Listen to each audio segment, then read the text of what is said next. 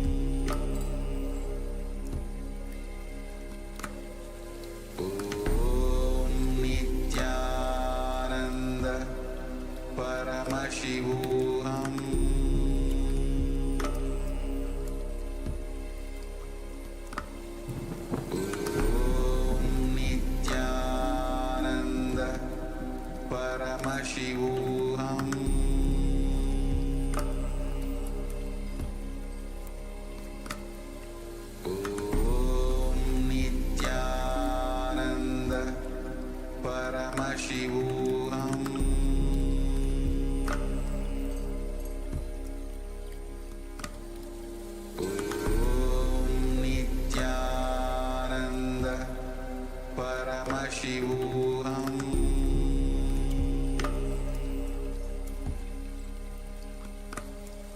Om Nithyananda Paramashivoham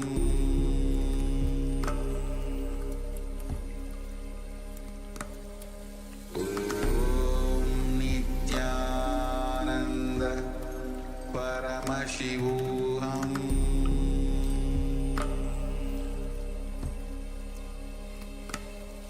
Om Nithyananda Paramashivoham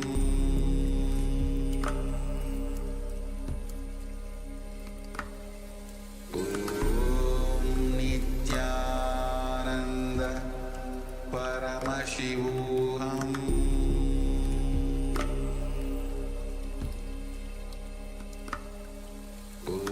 Om Nithyananda Paramashivoham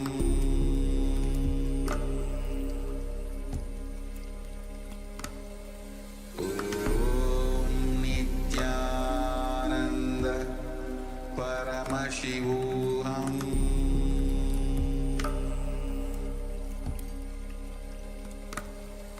Om Nithyananda Paramashivoham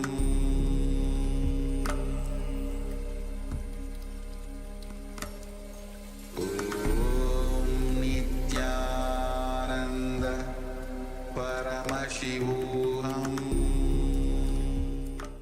Now, slowly return to your physical body.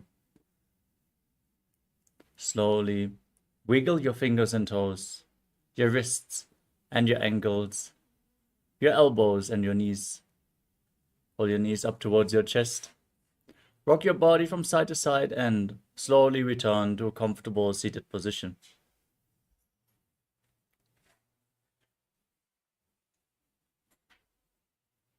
Congratulations, you completed the Pratama Vinyasa Krama 108 asana sequence. With this, we conclude today's Nithyananda Yoga session for all the Paramashivoham Level 1 participants. Thank you all so much for joining. The next Acharya is going to start the next session very soon. So stay tuned. Nithyanandam. For the Paramashivoham Level 2 and 3 participants, let us get ready for the next asana of the Dvitiya Vinyasa Krama. Nithyanandam, we are on a mission to revive the Enlightenment civilization. If you resonate with our message and want to be part of us, be sure to like, share, and subscribe. And don't forget to click the bell icon.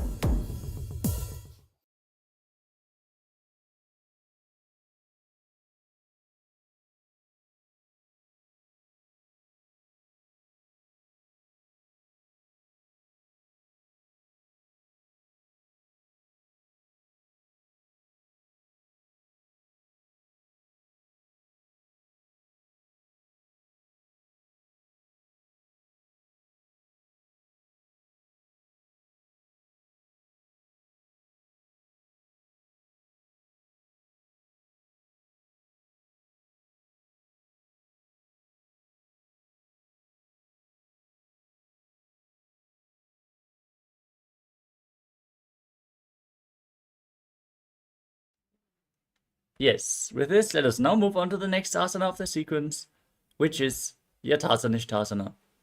Sit in a comfortable position with your head, neck, and spine in a straight line. Any comfortable position is fine. Place your hands on top of the knees in Bindu Mudra, index fingers and thumbs together. Visualize Swamiji in your inner space. Breathe in Samana Kumbhaka. Inhale into your stomach and hold the flame in your navel region as you internally chant Om Nithyananda Paramashivoham. पर्यङ्कं तत्समाख्यातं यत संस्थां यथा स्थितिः. Next up is Samasana. From a cross-legged position with your hands on the knees in Bindu Mudra, inhale and exhale deeply again and again as you visualize Swamiji in your inner space. इदानीं गर्भिणीनां योगाभ्यासो यथा लगौ सुखप्रसवलाभाय प्रोच्यते प्राक्तने पति. Next up is Muktasana. Now, keep the left heel against the perineum and the right foot on top of the left. Keep your hands flat on your knees, gaze to your nose, and visualize yourself as a sage liberated by the Supreme Pontiff of Hinduism. निपीड्य सेविनीं सूक्ष्मां दक्षिणेतरगुल्पतः वामं याम्येन गुल्पेन मुक्तासनमिदं भवेत्. Next up is Siddhasana. From the same posture, gaze up towards your third eye and visualize Swamiji in your inner space. स्थानुसंयमितेन्द्रियो चलदशा पश्यन् भ्रुवोरन्तरं चैतन्मोक्षकपातवेदजनकं सिद्धासनं प्रोच्यते. Next up is Siddhyasana. Now, gaze to the ground in front of you as you engage all three bandhas. Visualize Swamiji in your inner space. वामपादकी एडी जानो शिवनमति टासुको तानो दक्षिपादकी AD जोई मेदुमति लगावे सोई.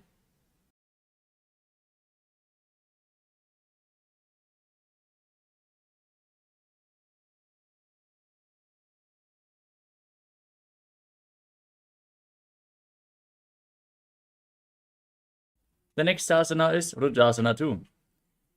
Maintain the posture, but rotate your hands on top of the knees into Bindu Mudra.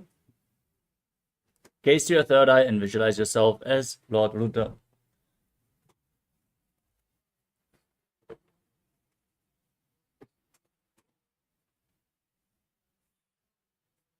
वामचरण परिदर्शन राके एक जुगति आसे विदिदाके.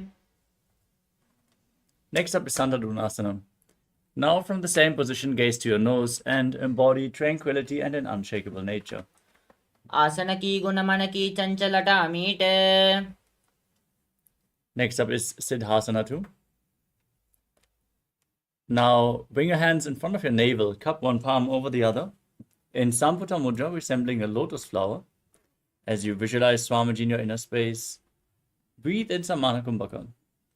ऋजुकाय समाशीनं सिद्धासनमुदीरितं प्रसार्य भुवि पादौ दोर्भ्यामङ्गुष्टमादरात्. Next up is Bandha Yoni Asana. Maintain your legs in the same position. Set the Sankapa to manifest through the womb of creation, and then lock all your senses with your hand.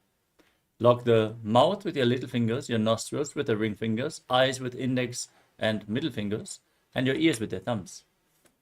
यत्र मध्ये महादेव बन्धयोन्यासने शृणौ यत्कृत्वा केचरो भूत्वा विचरेदीश्वरो यथा. Next up is Virasana. Now place the right foot onto the left thigh and the left foot below the right thigh. Now place your hands on top of the knees in Bindu Mudra and embody the state and space of bravery. एकं पादमतैकस्मिन् विन्यस्योरुनि संस्थितः इतरस्मिन् सदा चोरुं वीरासनमुदीरितम्. The next asana is Valmikasana. Now maintain the same posture but shift your gaze up towards your third eye. Visualize Sage Valmiki, the great poet and author of Ramayana. दावा पग की पगतली पुनि AD है जो ये पनांदिशी मेदरी दचना आनी लगावे सो ये. Next up is Joni Mudrasana. Now place your hands flat on your knees as you gaze to your nose and visualize Yoni Mandala, the visual representation of Devi Paramashiva Shakti herself. वामपाद की पगतली जाही माहिली core. Next up is Yoni Asana. Maintain the same posture, but shift your gaze up towards the third eye. Keep visualizing Yoni Mandala and breathe in Samana Kumbhaka. योन्यासनं पर्वतेन योगं योगफलेनिलं तत्कालफलदं तावत् केचरो यावदेव हि. Next up is Patrasana 3. Now join the soles of your feet together and interlock your fingers around the toes, intensely pushing your knees to the ground as you gaze to your third eye and perform the Udyana Bandha. Visualize yourself as Lord Virabhadra. गुल्पौ च वृषणस्यादः शीवन्त्यः पार्श्वयोक्षिपेत् सव्यगुल्पं तथा सव्ये दक्षगुल्पं तु दक्षिणे पादपार्श्वौ तु पाणिभ्यां दृढं बद्ध्वा सुनिश्चलं भद्रासनं भवेत् सर्वव्याधिविनाशनम्. Now keep the soles of the feet together. Place the left hand on the left knee. Cover your mouth and nose with your right hand, closing the left nostril. Inhaling through the right nostril. Then closing the right nostril, holding your breath. Exhale through the left nostril and then again inhale through the left nostril, Hold the breath, exhale through the right this time in Abhyanta Kumbhaka. As you press your tongue upwards in Kechari Mudra, gaze to your third eye and visualize yourself as an Agori in Agodasana. पूर्व कहो भिश्रिका जोई बाही विधि जोगी जे सोई. Next up is Kanari Pavasana. Now separate your heels, keep them close to your body. Rest your elbows on your heels as you rest your chin on your hands. Gaze to the nose and visualize yourself as a female elephant drinking water as you breathe in Rechaka Kumbhaka, exhaling all the way and holding your breath and performing Uddiyana Bandha. ग्वाली पावा आसन कह्यो है जैसे याहुम में जाने विदितै से दो वो गुल्पमा हिलौ जानो आरु ये द्या विचिका हुनितानो. Now bring your hands below the shins and interlock your fingers in front in Padusha Mudra. As you lift your feet and knees off the ground, gaze to your nose and visualize Swamiji in your inner space in Padasana. ततोर्ध्वं रेचयेद् वायुं मृडनिश्वास संयुतम्. Next up is Gopi Chandasana. Now interlock your fingers around the toes and pull your feet against your chest as you rest your chin on the soles of your feet. Gaze to the nose and embody the state and space of a king. पूर्व विधिपगा की अंगुट कंटकु परासे.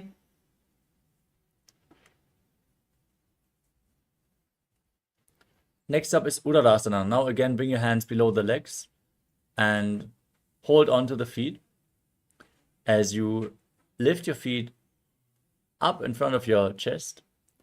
Gaze to your nose and visualize your body free from any defects. दोवो पगतली संपुटटाने उभे हस्तकरी ऊर्ध हिताने अंगुष्ठ दोवो समत हरावे चुबको नीचे ताहि लगावे. Next up is Pishishtasana. Now lift your feet even higher in front of your face. Bring the interlocked fingers in front of your forehead and visualize yourself excelling in everything.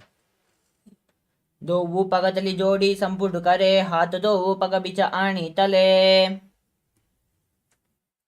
Next up is Bhujasana. Now bring your legs over your shoulders and bend your elbows upwards to interlock them around your neck. Visualize yourself as a cobra in Bhujasana. शिरासनं तु विज्ञेयं गक्षासनमतः परं ग्रीवासनं च परमं भुजासनमिहोच्यते.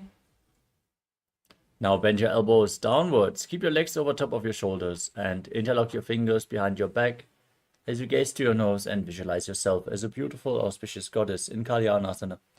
दोवो हाथ पगं बीच आने तिनको गोडानी चेडाने बहुरी पाक्यात बाहर ल्यावे पुनः युगति आसीत हरावे. Next up is Sankatasana. Now place the top of the left foot on the mat and sit on the left heel as you stack your right knee over top of the left. Keep your right heel outside of the hip. Place your hands on opposite knees and visualize yourself as an elegant swan as you gaze forward without focusing any external objects in Vaishnavi Mudra. Breathe in Ujjayi Pranayama. Make an ocean-like sound with your mouth in Sankatasana. वामपादं चितेर्मूलं संन्यस्य धरणीतले पाददण्डेन याम्येन वेष्टयेद्वामपादकम्. Now slide the left foot outside the hip and sit on the ground. Place your hands on the top knee as you perform Uddiyana Bandha and visualize a cow in Dhenukasana. अनुसागी नागर पंचदं वृचिरं दगल्यम्नि.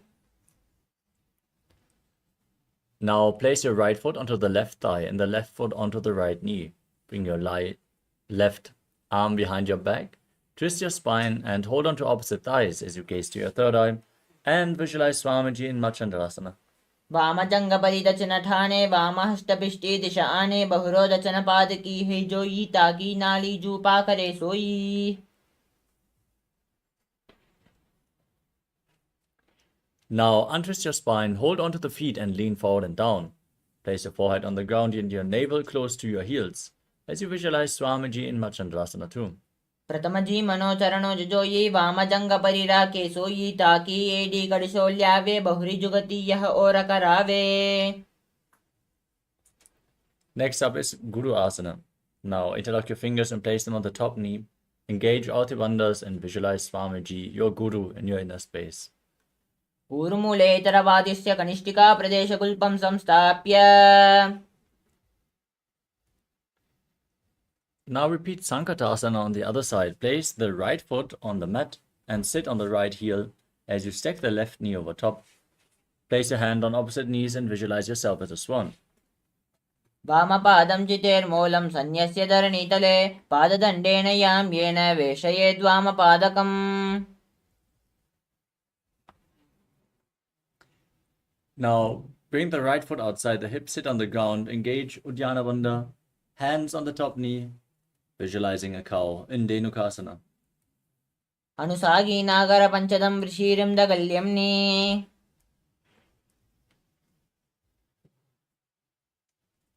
Now bring your left foot onto the right thigh and the right foot onto the left knee. As you twist your right arm behind your back, holding onto opposite thighs in Marchandasana on the other side. वामजंगपरिजसन Thane वामहस्तपिष्टे दिशा आने बहुरोदसन पादकी है जोई ताकि नाली जूपा करे सोई.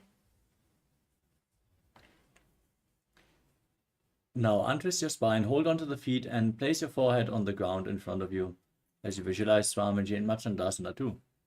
प्रथमजी मनोचरणो जोई वामजंगपरिराके सोई ताकि येडी कड़िसोल्यावे बहुरी जुगति यह और करावे. Now interlock your fingers, place them on the top knee and visualize Swamiji, your Guru, in your inner space as you perform Mahamudra Bandha in Guru Asana. ऊर्मूले इतरपादस्य कनिष्ठिका प्रदेशगुल्पं संस्थाप्य. Next up is Parshasana. Now place your feet on the ground in front of you, knees raised, cross your arms and pull opposite knees against your chest as you gaze up towards your third eye. Press your tongue up in Kechari Mudra and visualize Swamiji in your inner space. पादतले भूमौ निधाय जानुनी उरसिनिधाय विपरीत हस्ताभ्याम् उरुसहित जंगे निबध्य. Next up is Bodha Shukasana.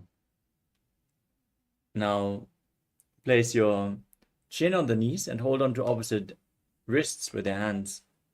Press your tongue upwards, gaze to your nose and visualize Swamiji in your inner space. दो पगतली भूपरिधरे कोरुमा हिली ऐसे करे कोरुमिलाई उकड़बे से जंगा चाटी अग्रनिवेशे. Now bring your hands underneath your legs and hold on to opposite elbows. Press your tongue up in Kechari Mudra, gaze to your nose and visualize Swamiji in Kurakatasana. दो हाथ पग बाहर ल्यावे गोड़ा नीचे लेता हरावे. Now cross the right ankle over top of the left, toes pointing up. Keep holding onto your elbows, gaze to your nose and visualize the great sage of Maharishi Sumati in Sumati Asana. मूलद्वारि तरति परिजाने दावा पग परिदर्शन पाद आने.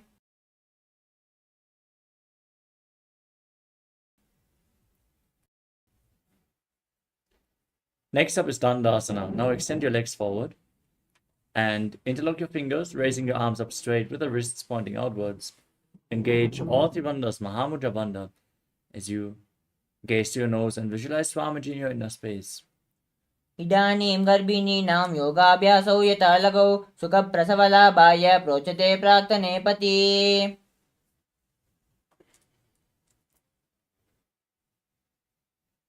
Next up is Adambasana.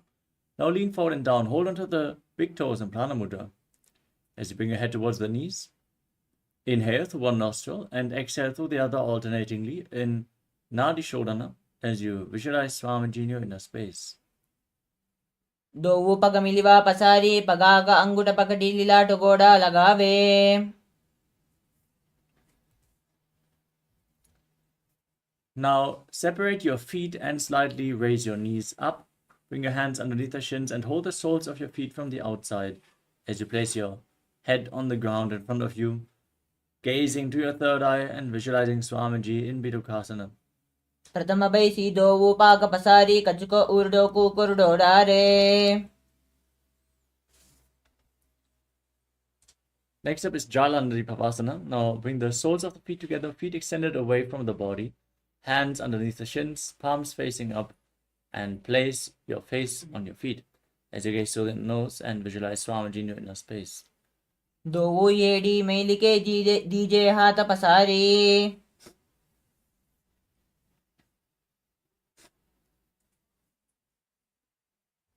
The next asana is Urdhva Paschimottanasana. As you keep your legs extended forward, lean forward and down and bring one leg behind your neck. Hold onto the front foot and breathe in Pratyahara Pranayama. Visualize the prana flowing through 9 points of your body. The soles of the feet, the regenerative organs, the navel, the heart, the throat, the uvula, the center of the eyebrows, the top of the forehead, and the Brahmaranda, the crown of your head. Visualize the prana flowing upwards in golden light as you visualize Swamiji in your inner space in Urdhva Paschimottanasana. पश्चिमतानवस्थितं कृतं एकं पादं ग्रीवायां धृत्वा तिष्ठेत्. Now lean back with the leg behind your neck. Hold onto the foot behind your head as you extend the opposite foot forward. Gaze to your nose and visualize you are infinite, endless, eternal, Ananta. उत्तानशयनी एकैकं पायी ग्रीवायां विन्यस्य. Now keep holding onto the foot but roll onto the side. Gaze to your nose and feel in complete control in Ankushasana. उत्तानशयित एकैकं पादं ग्रीवायां कुर्वन्. Now lay on your back in Durushasana as you pull your knees towards your chest and circle them with your hands, and then rock your body from side to side as you visualize Swamiji in your inner space. उत्तानशयनं जानुने हृदये वष्टम्ब जङ्घासहित ऊर्णि करद्वये बद्ध्वा सव्यापसव्यं लोडयेत् दृशासनं भवति.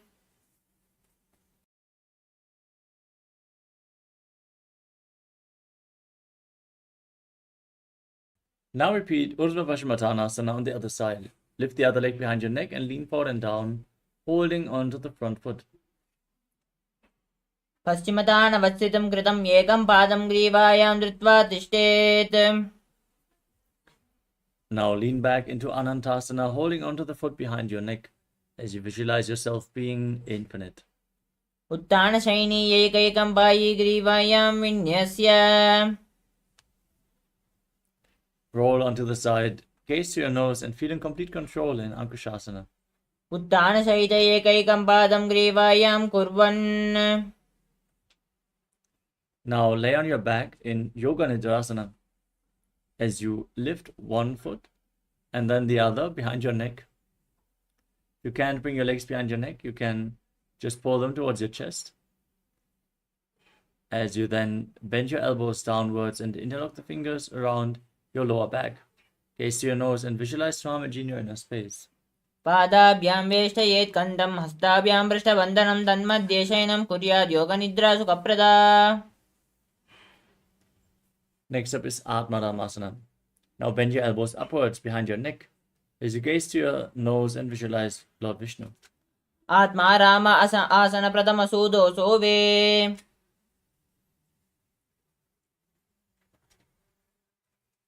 The next asana is Kochikasana. Now lay on your back and pull your knees up against your chest, soles facing upwards. Then extend your arms out to the side. As you gaze to your third eye, visualize Swamiji in your inner space. दो हाथ सीधा सा करे तीन सो उभय सपा करे. Next up is Jatala Parivritti. This asana has 3 separate steps. Let us perform all the steps and then repeat them on the other side. First, visualize Swamiji in your inner space. Breathe in Pratyahara Pranayama and perform the Mula Bandha. Then extend your arms out to the side at shoulder level and pull your knees up towards your chest. This is the neutral position for this asana. Then drop one knee to the side and extend the opposite leg straight down. Bend both your knees to the side. Extend both your legs out to the side, hold onto the feet and gaze in the opposite direction. Now return to the center. Then drop one leg to the side, extend the opposite leg down. Bend both your legs to the side. Extend the legs to the side, hold onto the feet and gaze in the opposite direction. परिवृत्ति कुक्षि भागे त्रिधा हि परिकीर्तितः बद्धकोणं सुप्तकोणं मूर्धकोणमतापि च.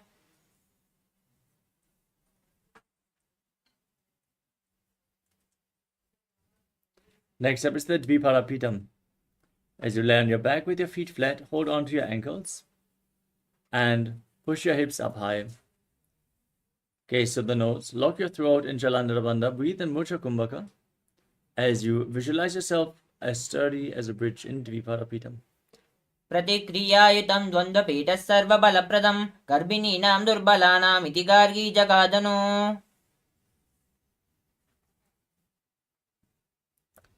Next up is Paryankasana.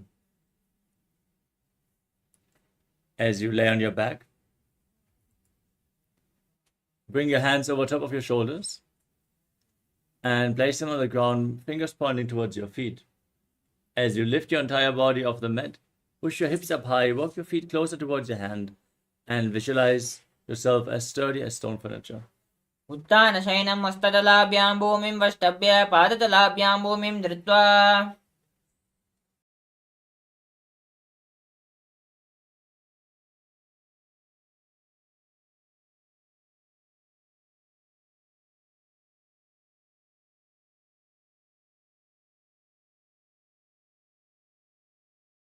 As you lay on your back, pull your knees up against your chest and place your hands on the respective shoulders. Then move your legs in a circular motion as you visualize yourself as a dog playfully rolling around on its back in Shvotanasana. शववच्छरीरं संस्थाप्य जानुनी सम्मील्य नाभोवाणीय हस्ताभ्यां गन्धरं बद्ध्वा भामयेत्. Next up is the Viparita Karani. As you lay flat on your back, place your arms on the ground and then lift your legs up, toes pointing to the sky, hips raised off the ground. Then move your legs in a circular motion and lock your throat. Visualize Swamiji in your inner space in Viparita Karani. करणी विपरीताख्य सर्वादिव्यादिनाशिनी नित्यम् अभ्यासयुक्तस्य जाठराग्निनिवर्धनी. Now stop the movement of your legs. Be stable and sturdy in Viparita Karani too as you visualize Swamiji. करणी विपरीताख्य सर्वादिव्यादिनाशिनी नित्यम् अभ्यासयुक्तस्य जाठराग्निनिवर्धनी. Now drop your toes down over top of your head and interlock your fingers behind your back, hands on the mat. Perform Mudra Kumbhaka. Keep Jalandhara Bandha engaged as you visualize yourself as a plow in Langalasana. ग्रीवाकण्ठेन भूमिं विष्टम्भ पादाग्रद्वयम् ऊर्ध्वमुन्नयेत् नरकासनं भवति. Now hold onto the feet over top of your head, toes on the mat. Perform Jalandhara Bandha. Internally chant Om Nithyananda Paramashivoham, as this is one of the 84 asanas revealed directly by Lord Paramashiva himself. Shaita Paschimottanasana. तानं शयित्वात् कुर्वीत शयितपश्चिमतानकम्.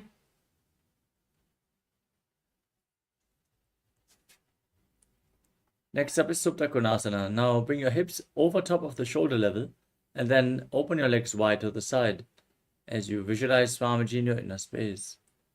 परिवृत्ते कुक्षिभागे त्रिधा हि परिकीर्तितः बद्धकोणं सुप्तकोणं मूर्धकोणमतापि च. Now join your feet back together. Hold onto your ankles and then roll on your back. Raise your legs. Keep the arms and legs straight as you visualize yourself as a chakra, a wheel in Chakrasana. शवासनस्त्वत्पादौ कुर्यान्मस्तकतौ परौ व्युत्क्रमेण ततः शीघ्रम् एतत्सर्वस्य साधनम्.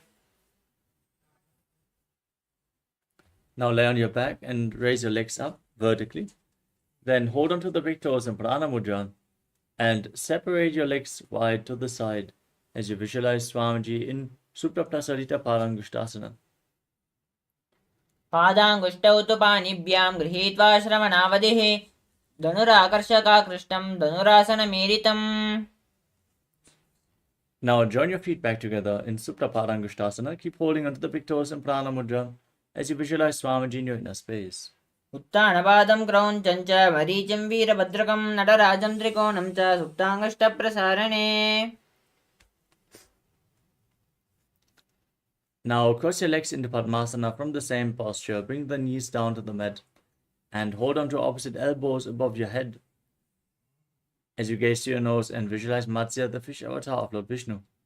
मुक्तपद्मासनं कृत्वा उत्थानशयनं चरेत् कूर्पराभ्यां शिरो वेष्ट्या मत्स्यासनं तु रोगः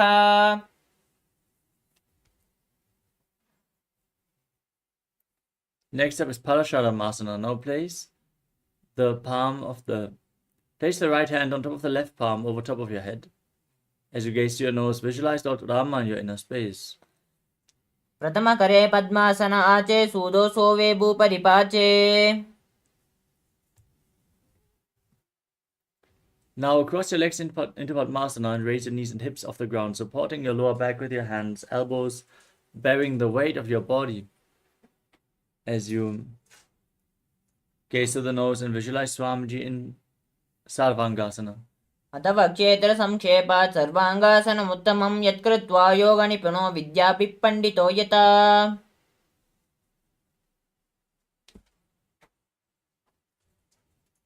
The next asana is Vrishikasana. Now bring one leg over top of the opposite thigh and pull the opposite knee towards your chest. Bring your arms up above your head, hook your fingers forward, and gaze to the third eye as you lock your throat to the chest and visualize yourself as a scorpion. प्रथमशयनो सुदोषी शकेशिकी सन्धि सुधाके.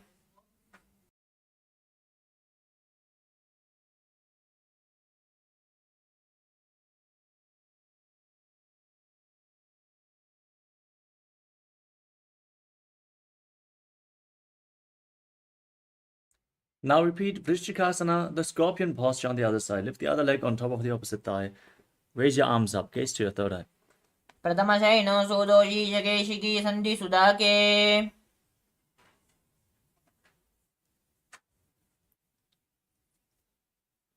Next up is the Vrishaparakshiposana. Lay down flat on your back and interlock your fingers around your neck in Parashamudra.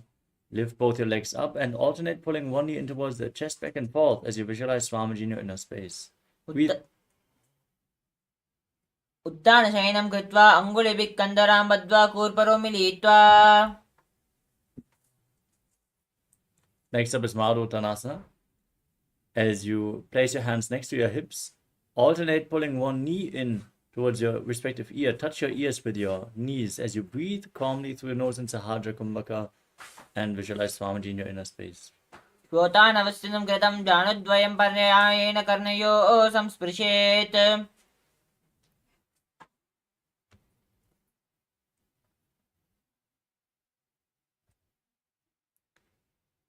Next up is Vrikasana. As you lay on your back, place your feet flat and then stand up and lay back down again and again as you visualize yourself as a wolf. उत्थानं शयनं कृत्वा पादतलाभ्यां भूमिं धृत्वा.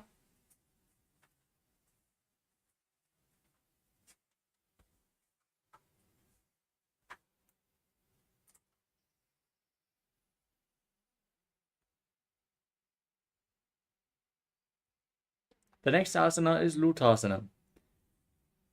As you lay down on your back, lift your legs up and roll over completely again and again as you visualize Swamiji in your inner space, and finally end this asana in a prone posture on your stomach. उत्थानशयनं पादौ शिरसंज्ञा भूमौ स्थापयित्वा. Next up is Saratasana. Now lay on your stomach with your hands next to the shoulders. Contract your lips, make a whistling sound like a flute whistling while inhaling. And visualize yourself as a chariot carrying warriors into a battle for Dharma on your chariot back in Saratasana. निब्जशयनं कृत्वा नाभिं भूमौ निधाय. Next up is Dehalyulanganasana. As you push your body back up into a plank position, jump your feet in between the hands back and forth as you visualize yourself transcend body and mind. हस्तद्वयं बद्ध्वा तन्मध्यचरणद्वयम् उद्दानैव बहिरानीय.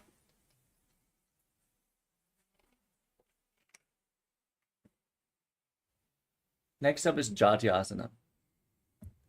Now from a standing position, lean forward and down. Place your hands on the mat and walk around on the mat, visualizing yourself as a wise 60-year-old elephant. अथ जाट्यासनं वक्ष्ये येन जाटिस्मरो भवेत्. हस्तान् त्रिभूमौ च गमनम् आगमनं ततः.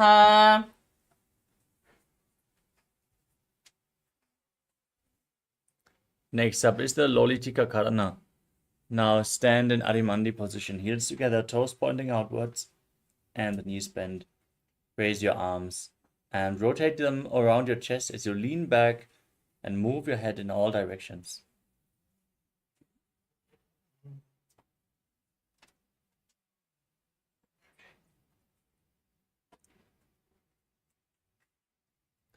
Next up is Sadapasana. Now tie your feet with a rope if you have a rope available, and then stand erect on the mat like a rod. Breathe deeply through your nose and visualize your Kundalini Devi is rising and curling upwards around your body. अथ सर्पासनं वक्षे वायुपानाय केवलं शरीरं दण्डवत्तिष्ठेत् रज्जुबन्धस्तु पादयोः. Next up is Ushtrasadhanasana. From a standing position, lean forward and down and hold onto the toes from the front as you clench your hands into fists and walk around like a camel, visualizing yourself as a camel. मुष्टिकनिष्ठिकाप्रदेशेन भूमौ निधाय उपरि पादतले संस्थाप्य अश्वावच्छरीयम् अश्वासनं भवति.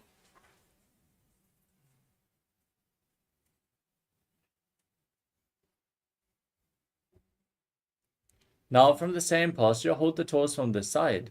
Walk around on the mat like a horse in Ashvasana. मुष्टिकनिष्ठिकाप्रदेशेन भूमौ निधाय उपरि पादतले संस्थाप्य. Next up is Kapota Nitakasana. Now bring your heels together and interlock your fingers behind in Bhadrasha Mudra. As you tilt your head back, open your chest up. Pull your hands down towards the thighs as you visualize yourself as a soaring bird diving. पादतले भूमौ निधाय पृष्ठभागेन हस्तौ जाङ्घापर्यन्तं नीत्वा.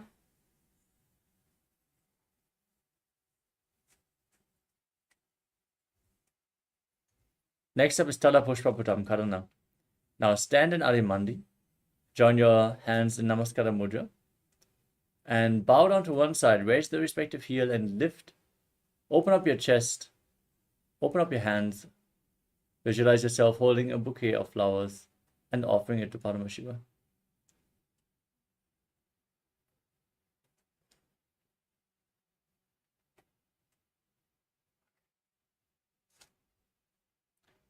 The next asana is Khadgasana. Now stand and gaze to your nose, then lay down on your stomach and immediately jump up again and join your hands in Namaskara Mudra, resembling the horn of the rhinoceros in Khadgasana. निजसरतमासनं कृत्वा पादतलाभ्यां भूमिं वष्टभ्य उत्तिष्ठेत् कड़ुगासनं भवति. Next up is the Uttanottanam. Now hold on to weights, then sit down and stand back up again and again as you gaze to your nose and visualize Swamiji in your inner space. पुनः पुनः उत्थातव्यम् असितव्यम् इति उत्थानोत्थानं भवति.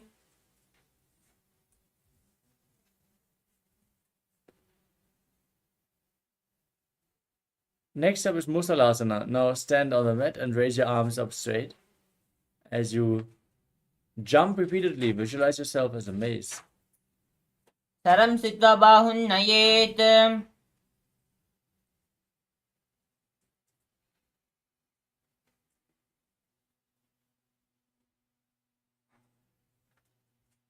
Next up is Utsheshakasana. Now hold one foot with both hands and pull it towards your chest.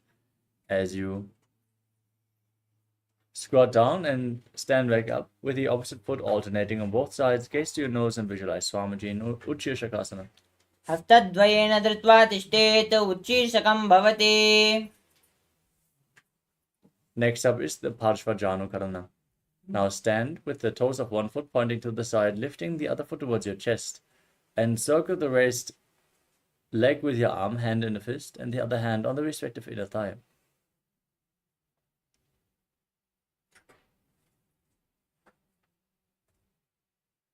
Next up is Tandavasana. Now hold on to weights. Then extend your arms and one leg forward and sit down and stand back up as you visualize yourself fiercely dancing as Lord Shiva. एकेन पादेन स्थातव्यं ताण्डवासनं भवति.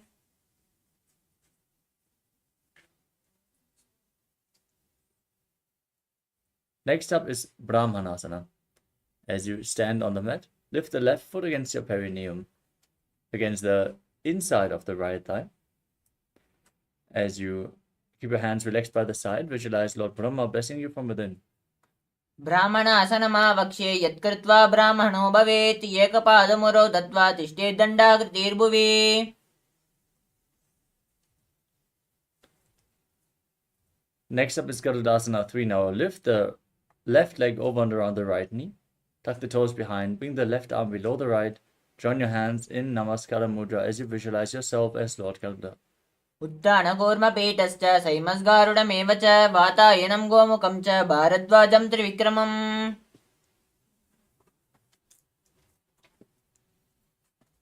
Next up is Ekapadasana. Now raise the left foot on top of the right thigh and stand straight. Keep your hands at the side and visualize Swamiji in your inner space.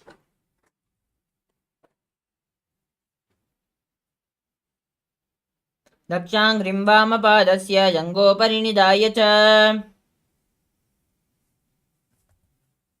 Next up is Dhruvasana, the post-up posture. Now stand on the right leg as you hold on to the left big toe in Prana Mudra and extend the left leg out to the side. Then rotate quickly on the standing leg as you visualize yourself as the North Pole star. एकेन हस्तेन दण्डरूपस्य एकस्य पादस्याग्रं धृत्वा.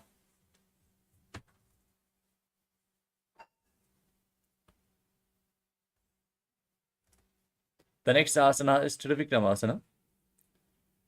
As you lift the left leg behind your neck, stand tall and sit down and stand back up. Perform 3 steps of Lord Vishnu as you visualize Lord Vishnu blessing you from within. ग्रीवायं पादं संस्थाप्य स्थातव्यम् उत्थातव्यं त्रिविक्रमासनं भवति. Next up is Parshvajanukarana on the other side. As you lift the other foot towards your chest, keep your hand in a fist, other hand on the inner respective thigh.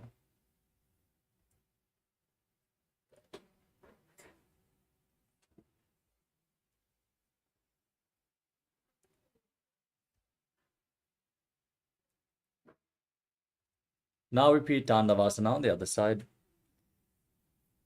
Lift the other leg up, extend your hands forward, sit down and stand back up, visualizing yourself fiercely dancing as Lord Shiva.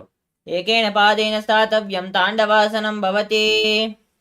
Now lift the right foot up towards the inner thigh, stand on the mat with the hands relaxed by the side. Visualize Lord Brahma blessing you from within in Brahmanasana on the other side. ब्राह्मणासनमावक्ष्ये यत्कृत्वा ब्राह्मणो भवेत् एकपादमुरौ बद्ध्वा तिष्ठेत् दण्डाकृतिर्भुवि.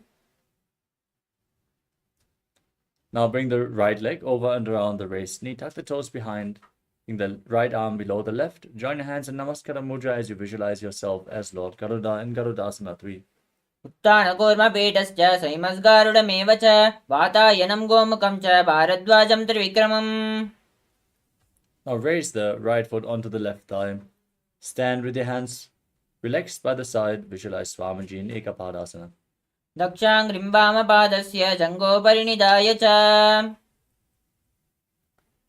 Now repeat Dhruvasana, the post-up posture on the other side. Hold on to the right big toe, extend the leg out to the side and rotate quickly on the standing leg, visualizing yourself as the North Pole star.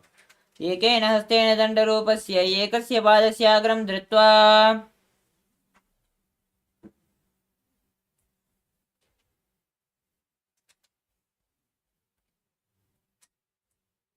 Now repeat Trivikramasana on the other side. Lift the other leg behind your neck.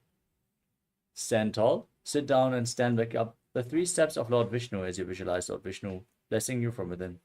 ग्रीवायं पादं संस्थाप्य स्थातव्यम् उत्थातव्यं त्रिविक्रमासनं भवति.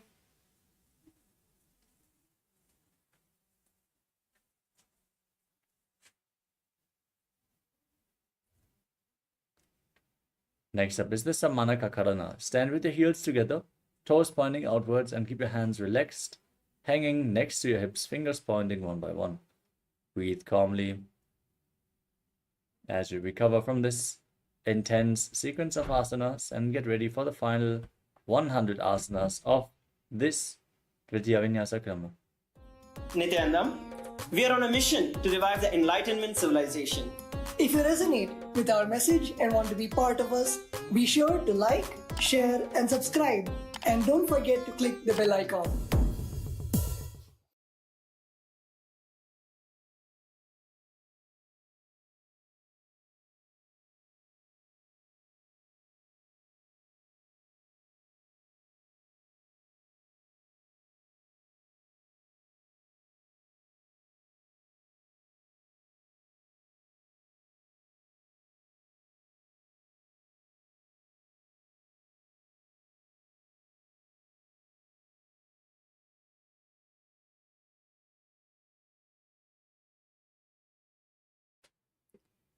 The next asana is Kodak Anjali Asana. Now squat down and bring your hands in between the legs from the outside in.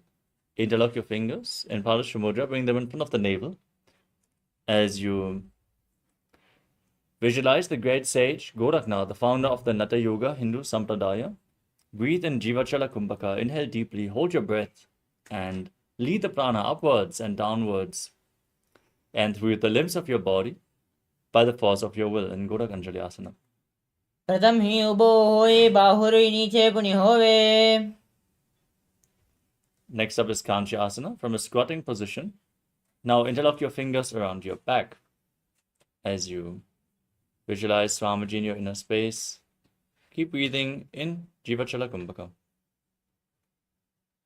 ऊर्मध्याधस्थो निवेश्य नितम्बं धृत्वा पादतलाभ्यां भूमिं वष्टभ्य तिष्ठेत् काञ्च्यासनं भवति. Next up is Baidu Asana.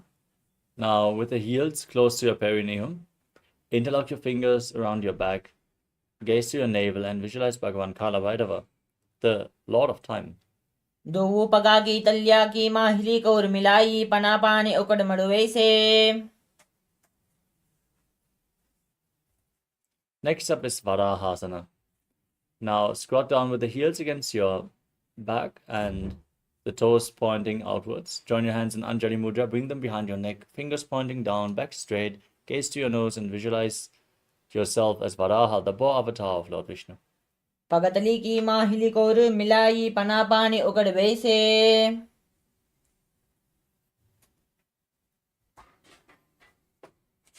Next up is Pripitasana. Hold on to the big toes and then raise your hips to the same level as your knees. Visualize Swamiji in your inner space in this posture. पाशिद्वय सम्मील्य स्थितौ नितम्बं दानुप्रदेशानीय तिष्ठेत् प्रिपियासनं भवति.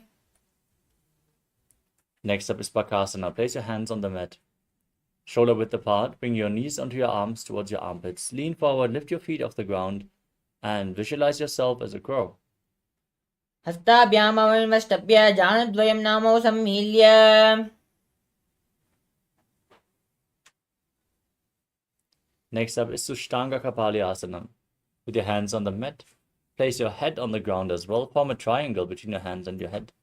Lift your legs up and cross them into Padmasana. As you gaze to the tip of your nose, visualize Swamiji in your inner space. Perform the Mula Bandha and keep breathing in Jivachala Kumbhaka. आसन कौगण कपाल आचो होई. Come to a kneeling posture. Keep your heels outside the hips and the toes touching behind your back. Place your hands on the knees, gaze to your nose. Internally chant the Mahavakya Om Nithyananda Paramashivoham as you visualize yourself sitting in the secret seat with Paramashiva and Guru in Guptasana. जानूर्वोरन्तरे पादौ प्रकृत्वा पादौ च गोपयेत्. The next asana is a Vrikshasana too. Now place your hands on the ground, shoulder width apart. Set yourself up in front of a wall as you raise your legs up into a handstand. This asana should be performed by everyone to purify all 7 chakras. As you visualize yourself as a tree with deep roots growing into the ground, breathe calmly through your nose in Sahaja Kumbhaka. सप्तचक्रक्षालनाय vrikshasana विशेषकान्. Next up is Shibha Asana in the handstand. Shift your gaze up towards your third eye. Visualize Tejas energy flowing towards your third eye, rejuvenating your body. दो पगा कीजी माहिली को गुल्प मिलाई.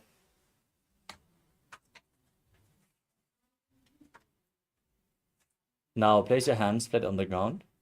Elbows shoulder width apart. Lower your body down to the mat. and push yourself back up again and again, visualizing yourself as a fish in Matsyasana too. Nibdyasainam korparo pashvavagam murdagritya hastatalabyam bhumimastamba. Next up is Sarvasana too. Now place your hands on the hips and lift your head and chest from left to right, moving and visualizing your body like a snake. Nibdyasainam kritva hasta nitambam samstapya.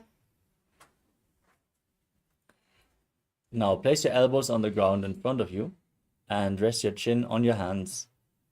As you keep your hands in the lotus mudra, Padma mudra, feel self-supported and completely independent in Nidhalambanasana. Karabhyam pankajam kritva tishtet kurparayashudi mukamunnamunucchaye niralambanamasanam. Now place your hands flat on the ground and straighten your arms. Bend your knees, bring your feet and your upper back upwards as you visualize yourself as an umbrella protecting your guru from the sun rays in Chaturasana. Ardhyasanavastitva hastatalabhyam bhumimashtabhyam nuya chatrasanam bhavati. Next up is Vajrasana. Now sit on your heels with the top of the feet flat on the ground. Extend your arms forward, place your forehead and your palms on the mat. Gaze to your nose and visualize yourself as Vajra, the weapon of Indra, symbolizing indestructibility. Idanim garbhininam yogabhyasau yatalakau sukha prasavalabhaya prochate praktane pati. Next up is Meshasana. Now raise your hips up into Gajasana position and alternate striking the ground with your hands as you visualize yourself as powerful as a ram. Gajasana samsitau ekaikam bahum bhumo tadayet. Next up is Ajasana. Now place your hands on the ground and lift your legs up. Then slowly lower your face down towards the ground as you visualize yourself as unborn, existing for all eternity. Gajasana samsitau padadvayam amtarale kritya. Now come to a kneeling posture and pull your toes towards your perineum as you then place your hands on top of the knees. Gaze to the nose and visualize Swamiji in Dhanantarasana. Purava vidhi parihata ki kakasi panasara modi. Now interlock your fingers in front and move your arms up, down, left, right in all directions. Give massage to different joints and muscles of your body. As you then repeat the movement behind your back, visualize Swamiji and breathe in Ujjayi Pranayama in the Angamottanam.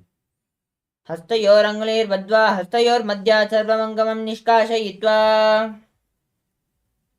Next up is Garudasana form. Now turn your feet so the toes are pointing outwards. Visualize yourself as Lord Garuda, flying Lord Vishnu and Lakshmi on his back in Garudasana form. Jangorubhyam jaram pedya sthirakayo dvijanuna janu parikaradvanda garudasana muchyate.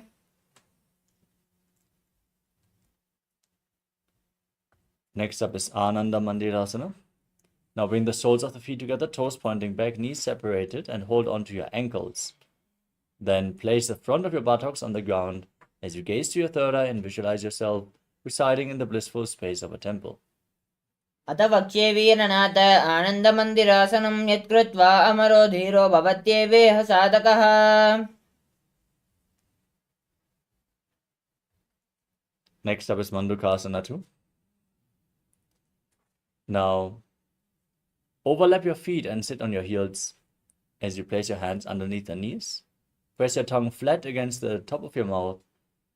Lock your stomach. Pull it in and up towards your spine as you visualize yourself as a frog in Mandukasana too. Gulpabhyam janvagme savalyakritihi hasto padatale kshipto mandukam pada doshahrite. Next up is Narasimhasana. Now tuck your toes, sit on raised heels. Place your hands on the ground, thumbs touching.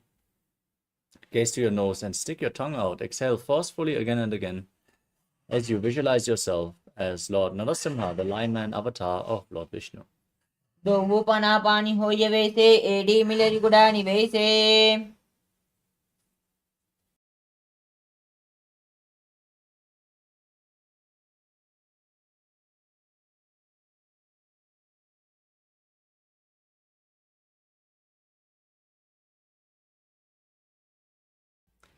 Next up is Bishtakasana. Now sit on raised heels and cup your mouth with both hands. Bring your thumbs underneath the teeth and close your mouth as you inhale through the right nostril, exhale through your mouth. In Bishtaka Pranayama, as you gaze to your nose and visualize yourself as Devi, victorious over all your fears. दो पगांकी ये D जोई घोड़ा पणवाणो पुनि होइए. Next up is Makadasana. Now join the soles of the feet together, toes pointing back, and sit on your heels as you raise your elbows. Bring your fingers towards your armpits. Imitate as if you are a monkey scratching itself as you visualize yourself as a playful monkey and gaze to your third eye in Makadasana. दो पगतली संपुट आने तिनकी पिष्टि भूमि पर जाने मूलद्वारी एड्यां परिल्यावे मूढ़ा हाटा ऊंचा तहरावे. Next up is Vajrasangadasana. Now stand on the knees. Bring the soles of the feet together and separate the knees as you hold on to opposite elbows behind your back. Gaze to the nose and embody diamond-like strength for you and your Sangha, your spiritual community. प्रथम पनापानी होय वैसे दो AD गुड़ा निवेसे गोड़ा उबारा के तीर आरे वाय पसारे धीरा.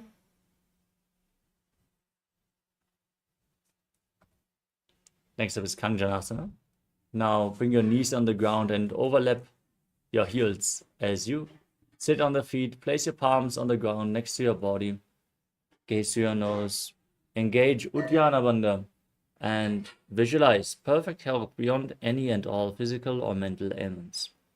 कञ्जनासनमावक्ष्ये यत्कृत्वा सृष्टिरो भवेत् पृष्ठे पादद्वयं बद्ध्वा हस्तौ भूमौ प्रधारयेत्. Now place your hands on the knees, maintain the posture, and gaze to your nose as you visualize yourself as a turtle with a stable body and mind to live for hundreds of years. Make your upper body and neck stiff like the shell of a turtle in Kurmasana. गुल्पौ च वृषणस्यादौ व्युत्क्रमेण समाहितौ ऋजुकाय शिरो ग्रीवं कूर्मासनमितीरितम्. Next up is Yogasana. Now maintain the posture, keep your hands on the knees, relax your upper back and neck as you gaze to your nose and visualize Swamiji in your inner space. गुडं नियम्य गुल्पाभ्यां व्युत्क्रमेण समाहितः योगासनं भवेत् एतदिति योगविदो विदुः.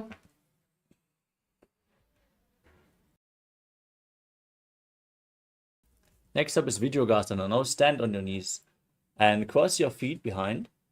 Bring the toes close to the opposite knees as you hold your calves with your fingers inside and your thumbs outside. Gaze to your third eye and visualize a space of eternal oneness, Advaita, with your Guru in Vijyogasana. घोड़ा मामनो उबो होई घोड़ा आडेरा के दोई दचपाद की पानी रहावे पनो वाम घोड़ा डिगिल्यावे. Next up is Ushtrasana 2. Now lean back. Hold on to your heels as you keep your feet flat. Push your hips forward. Tilt your head back and visualize yourself as a camel. मेरुदण्डग्रन्थिदार्द्या सम्पिपाद इषुपुमान् कपोतोष्ट्रासनाभ्यासं कुर्यान्मितहितासनः. Next up is Jatyasana 2. Now from the same position, lean back, place your elbows on the ground and the back of your head as well as you hold on to your feet. Gaze to your nose and visualize yourself as a lotus blooming. दो येडी संपुट करे सोले मूलद्वारी तरिदेरे पनापानी उकड़ होए वैसे बहुरो पिष्टि दिशी करे जो ऐसे. Rise back up and then lay back down. Place your back on the mat and rise up again and again. You can use the support of your hands if needed as you gaze to your nose and visualize the healing and liberation of your causal body in Viratasana. जंगा प्रतिभूमो निधाय जंगोदरयोः ऊर्णि संस्थाप्य.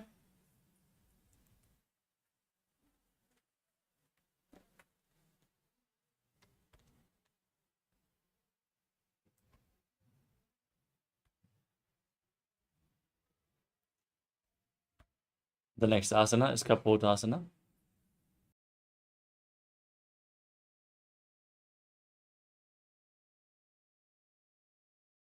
As you lean back, bring your hands over top of your shoulders.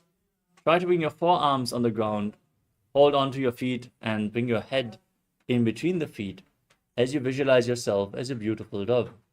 मेरुदण्डग्दण्डिदात्या सम्बिपादैषु पुमान् कपोतोष्ट्रासनाभ्यासं कुर्यान्मिदहितासनः. Now, rise up onto your knees. Stand on the knees and tuck the toes behind as you hold on to opposite arms.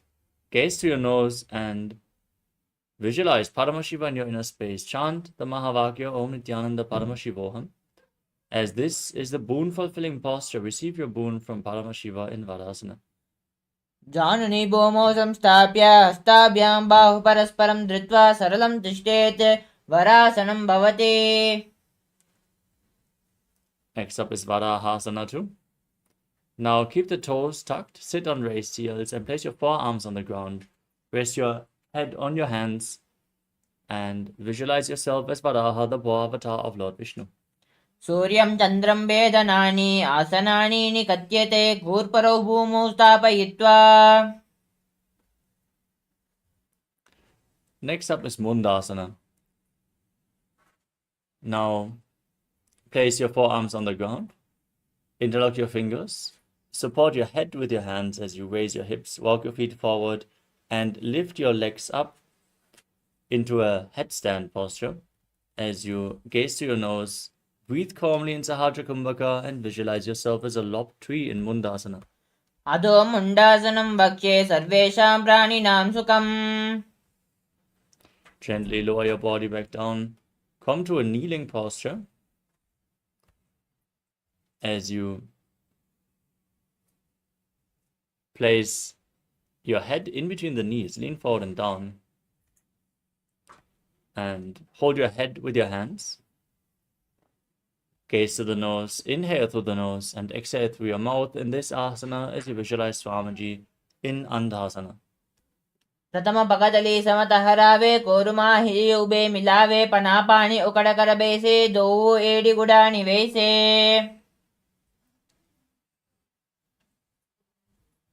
Now lay down on your stomach, raise your arms up above your head. Hold on to weights and then lift your arms and legs off the ground. Raise your chest up as well as you visualize yourself as a locust in Viparita Shalabhasana. शलभासन भेदश्च नटभेरुण्ड नामके गण्डभेरुण्ड सहिते शीर्षदण्डासनं तथा. Next up is Kapalasana.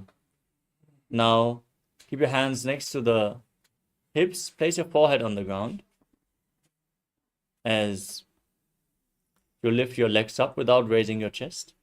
Visualize a skull representing the mind with purified thoughts and the strong will to attain enlightenment in Kapalasana, the skull posture. कपालं भूमौ निधाय ऊर्ध्वं पादौ नयेत् कपालासनं भवति. Next up is Akasha Kapotasana. Now push your hands into the mat, bend your knees and lift your legs up over top of your head. Place your feet on the ground in front of your face if you can, as you visualize yourself as a free and open dove in Akasha Kapotasana.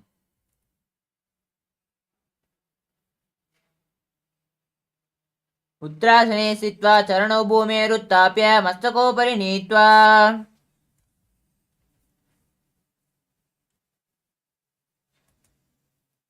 Next up is Chatakasana. From a kneeling position, place your forearms on the ground and bring your navel to the knees. Be sturdy as you visualize yourself as a sparrow.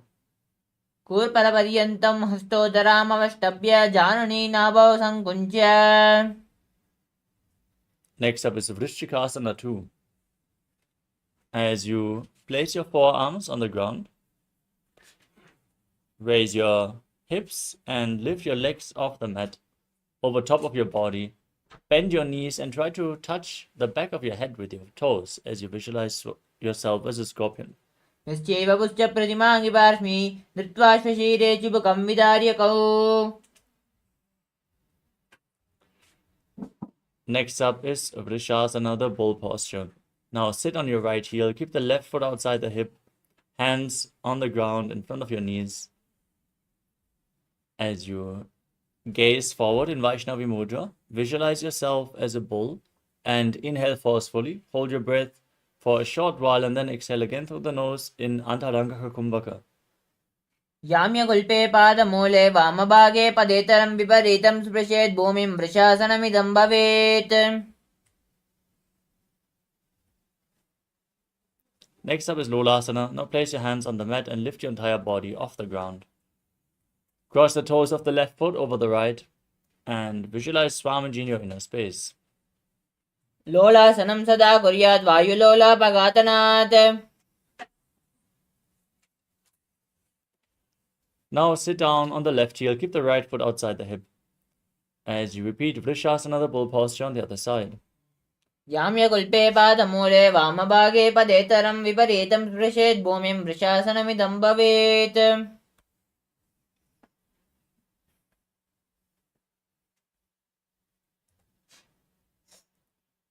Next up is Balagunasana. Now place the right foot flat and tuck the toes of the left foot as you sit on the left heel. Keep your hands on the respective knees and visualize Balagunahai, one of the 84 siddhas in your inner space in Balagunasana. आसन कौगुण जल विकार जायी. Next up is Grahasana. Stand up and squat down, bring your arms in and around the legs, holding onto the ankles from the outside. Visualize yourself as the entire planet in Grahasana. पादतले भूमौ संस्थाप्य जानुमध्ये कूर्परौ स्थाप्य. Now repeat Balagunasana on the other side. Now tuck the toes of the right foot, sit on the right heel. Visualize Balagunahai and breathe in Antaranga Kumbhaka. आसन कौगुण जल विकार जायी. Next up is Utkatasana. Step both the feet in. Keep your knees together. Hold on to weights as you place your hands on the knees and visualize Swamiji in your inner space. युजास् पिजोस्ति यथा ऊर्ध्वजान यत्राशने पादतलद्वयोपरि. We move on to Vajrasangarasana too. Now stand on the knees, bring the soles of the feet together, knees separated. Hold on to opposite elbows behind your back and visualize Swamiji in your inner space.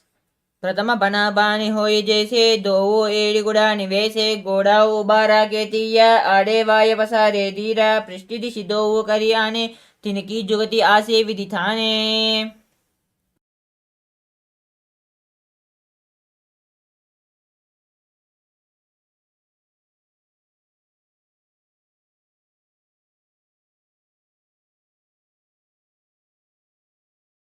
Next up is Anilasana. Now place your palms on the ground and step your heels onto the back of your hands as you keep your arms straight in a squatting posture, gaze to the nose, and visualize you are able to live off of air alone. दो हाथ भूम परिताने कहनी जाड़ी ना भी लगाने. Next up is Padukasana. Now stand tall, lean forward and down, place the back of your hands on the ground and step your feet onto your hands. Wrap your hands around the feet like shoes and walk around on the mat, visualizing yourself wearing padukas walking across India. हस्ततलयोः पादतले कृत्वा तिष्ठेत् पश्चेत् पादुकासनं भवति. Next up is Kukkutoddanasana. As you place your hands on the ground, kick your legs up into the air and let them fall back down again and again, visualizing yourself as a rooster. हस्ततले भूमौ कृत्वा पादतले च ऊर्ध्वमुड्डानं कृत्वा. Next up is Viparita Nityasana. As you place your hands on the ground and lift your legs up into a handstand, move around on two hands dancing as you feel yourself become free of all inhibitions. हस्ततलाभ्यां भूमिवष्टभ्य ऊर्ध्वं पादाग्रे कुर्वन्.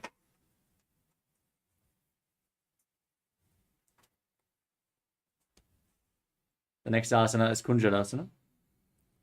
As you stand with the feet separated, place one hand on the ground in front of you and place the other hand on the respective ear. As you visualize Swamiji in your inner space.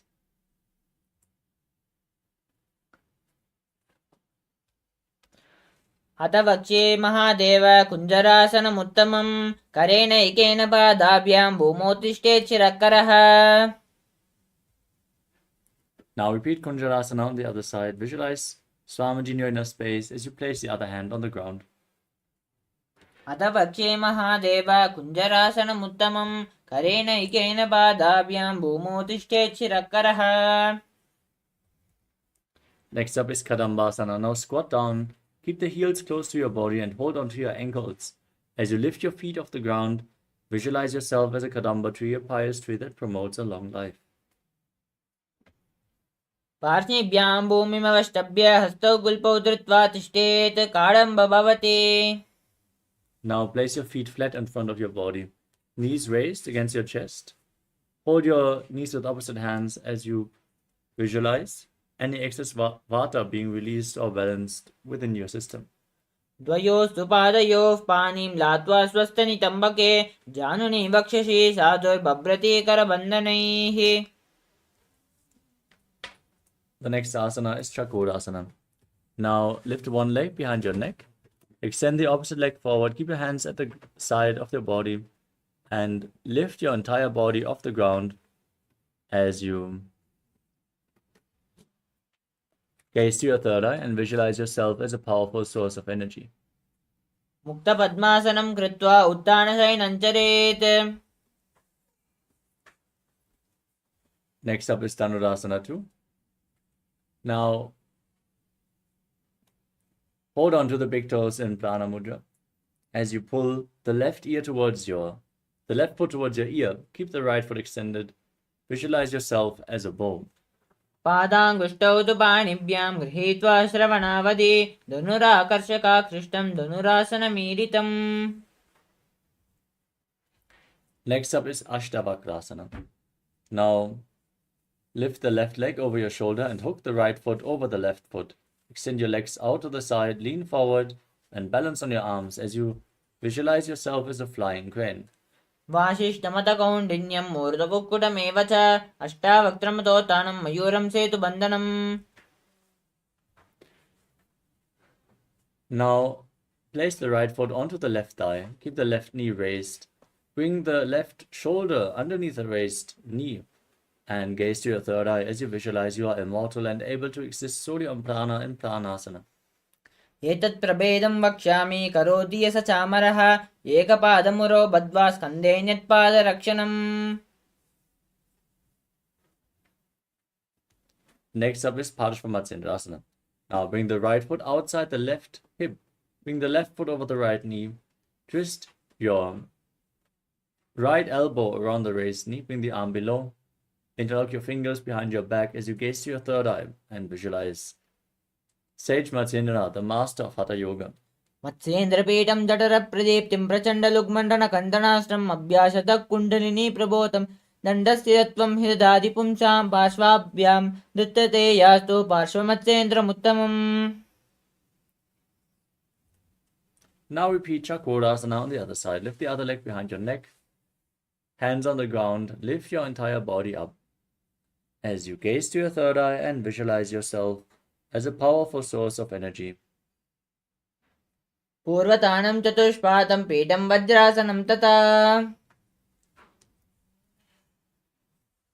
Now pull the right foot towards your ear as you keep holding onto the big toes of Prana Mudra, visualizing yourself as a bow in Dhanurasana 2.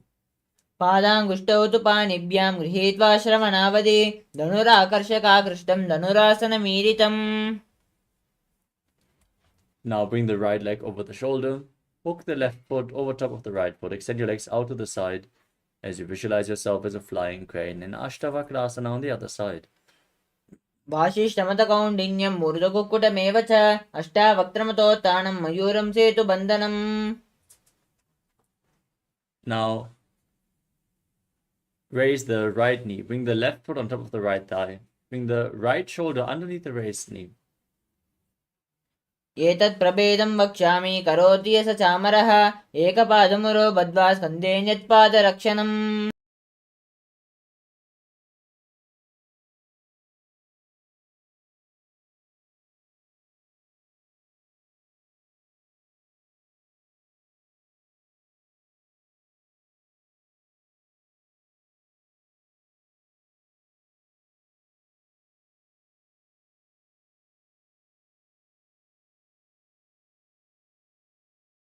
Now repeat Parshvamatsendrasana on the other side. Bring the left foot outside the right hip, step the right heel over top, bring the elbow outside the raised knee and the hand below to interlock your fingers behind your back. Gaze up towards your third eye and visualize Sage Matsena, the master of Hatha Yoga, in Paramashivoham. मत्स्येन्द्रपीठं जडरप्रदीप्तिं प्रचण्डरुग्मण्डलखण्डनाश्रम् अभ्यासतः kundalini प्रबोधं दण्डस्थितत्वं हि ददाति पुंसां पार्श्वाभ्यां धृतते यास्तु पार्श्वमत्स्येन्द्रमुत्तमम्. Next up is Ardha Paschimottanasana. Now bring the left foot towards the perineum with the right leg extended. Lean forward and down, hold onto the front foot as you visualize Swamiji in your inner space. एकं पादं प्रसार्य एकं पादस्य पार्श्वनाशीवनी सम्पीड्य. The next asana is Crown Chasana. Now bring the left foot outside the hip, the foot flat, hold onto the right foot and lift it up in front of your face. Keep the knees straight and visualize yourself as a crane. उत्तानपादं क्रौञ्चं च मरीचिं वीरभद्रकं नटराजं त्रिकोणं च सुप्ताङ्गष्टप्रसारणे. Now repeat Ardha Paschimottanasana on the other side. Bring the right heel against the perineum, the left leg extended, lean forward and down and visualize Swamiji in your inner space. एकं पादं प्रसार्य एकं पादस्य पार्श्वनाशीवनी सम्पीड्य. Now bring the right foot outside the hip, the top of the right foot on the mat. Hold on to the left as you extend it up in front of your face. Visualize yourself as a crane Krauncha in Crown Chasana on the other side. उत्तानपादं क्रौञ्चं च मरीचिं वीरभद्रकं नटराजं त्रिकोणं च सुप्ताङ्गष्टप्रसारणे. Next up is Swastikasana. Now sit in a cross-legged position and bring your feet in between the thighs and calves. Keep your hands on the knees, gaze to your nose and embody peace, well-being, good fortune and prosperity as you visualize a swastika. जानर्वोरन्तरे सम्यक् कृत्वा पादतले उभे ऋजुकाय समासीनं स्वस्तिकं तत्प्रचक्षते. Next up is Gorakshasana. Now cover your heels with your hands as you gaze to the nose and tuck your chin to the chest, visualizing the great sage Goraknath, the founder of the Natha Yoga Hindu Sampradaya. जानर्वोरन्तरे पादौ उत्तानौ व्यक्तसंस्थितौ गुल्पौ चाचात्य हस्ताभ्याम् उत्तानाभ्यां प्रयत्नतः. Next up is Bhagasana 2. Now bring your left heel against the perineum and the right foot on top of the left thigh. Gaze to your third eye, visualize Swamiji, meditate on Arihanta, the Lord, the Enlightened One. As you enter Shanmukhi Mudra, close your mouth with your little fingers, nostrils with the ring fingers, eyes with middle and index fingers, and your ears with their thumbs. वामपार्श्वगुडं स्तमप्य तक्षाङ्घ्रिं वामजगने. Now place your feet on top of opposite knees. Keep your hands at the side of your body, palms facing up, gaze to your nose, visualize Swamiji and breathe in Kakachancha Kumbhaka. Keep your mouth in the shape of the beak of a crow. Inhale through your mouth and exhale through your nose in Yogasana 2. उत्तानौ चरणौ कृत्वा संस्थाप्योपरि जानुनो आसनोपरि संस्थाप्य चोत्तानं करयुग्मकम्. Now rotate your hands, place your palms on the mat and lift your body up with your legs in Padmasana as you visualize yourself as a rooster in Urdhva Kukkutasana. वासिष्ठमदकौण्डिन्यं मूर्धकुक्कुटमेव च.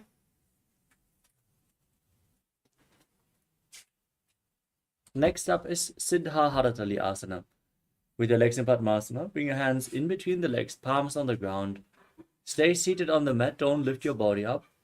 Gaze to the nose as you visualize Swamiji in your inner space. प्रथम पद्मासन को करे हस्तजो वा गोड़ा संधिदेरै. Next up is Hamsasana. Now lift your body off the mat with your hands in between the legs.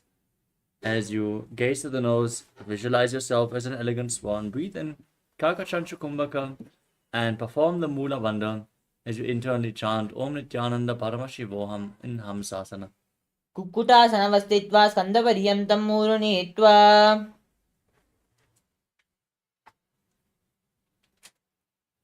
We move on to Karmukasana. Now raise your hips up and bring your hands in between the legs. Push your hands behind your back. Interlock the fingers in Padasha Mudra and place them on the ground. As you place your forehead on the mat, visualize yourself as Pinaka, Lord Shiva's bow.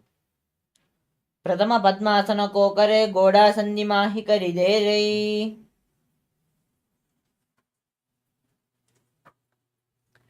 Next up is Kurmasana 2. From Padmasana, raise your knees up. Bring your hands in between the thighs and calves. As you bend your elbows up and visualize yourself as a turtle having a stable body and mind to live for centuries. बामी जंग परि दक्षिण भावा दाहिनी जंग परि बामिल्यावा. From the same posture, tuck your chin to the chest, gaze to your nose, and rejoice knowing you're sitting in Shiva's secret knot posture, Granthi Vedasana. अथ वक्ष्ये नीलकण्ठ ग्रन्थिवेदासनं शुभं ज्ञात्वा रुद्रो भवेत् क्षिप्रं सूक्ष्मायुनिषेवनात्. Now roll onto your back.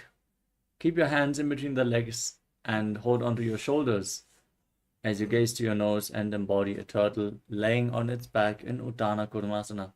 कुक्कुटासनबन्धस्थं कराभ्यां धृतकण्डरं पीठं कूर्मवदुत्थानम् एतदुत्थानकूर्मकम्. Now sit back up. Keep your legs in Padmasana. Your hands in between the legs, one palm on the mat. Hold its wrist as you lift your body off the ground on one arm. Balance and visualize yourself as a rooster in Pangu Kukkutasana. कुक्कुटासनवस्थित्वा एकेन हस्तेन अन्यस्य मणिबन्धं धृत्वा. Now repeat Pangu Kukkutasana on the other side. Visualize yourself as a rooster as you lift yourself up on the other arm. कुक्कुटासनवस्थित्वा एकेन हस्तेन अन्यस्य मणिबन्धं धृत्वा. Next up is Kritrasana. From Padmasana, place your elbows down on the toes, interlock your fingers, and rest your chin on your hands, thumbs against the throat. Visualize you have gone beyond all greed and covetous. जानुर्वोरन्तरे पादौ उत्थानौ व्यक्तसंस्थितौ गुल्पी चाचात्य हस्ताभ्याम् उत्थानाभ्यां प्रयत्नतः. Next up is Padmasana 3. As you sit in Padmasana, bring one hand over top of the other, palms facing up. Gaze to your nose as you engage all Trivandhas and visualize Swamiji in your inner space. उत्थानौ चरणौ विधाय विधिवक्षस्थितौ योगिरात्. Next up is Padmasana 4. As you keep your hands flat on the knees, gaze to your nose, chant Om Nithyananda Paramashivoham and visualize Paramashiva in your inner space. एतत् पद्मासनं कुर्यात् प्राणवायुप्रसिद्धये शुभासनं सदा ध्यायेत् पूरयित्वा पुनः पुनः ऊरुमूले वामपादं पुनस्तद्दक्षिणं पदं वामोरिस्थापयित्वा च पद्मासनमिति स्मृतम्.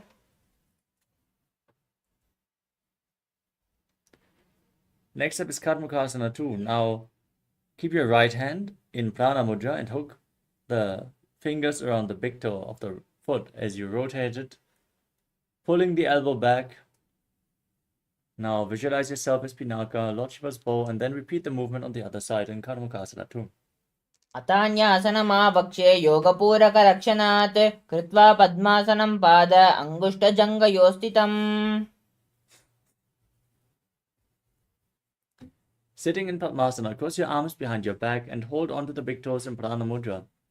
As you gaze to your nose, engage all Trivandhas and visualize yourself as Pinaka in Karmukasana 3.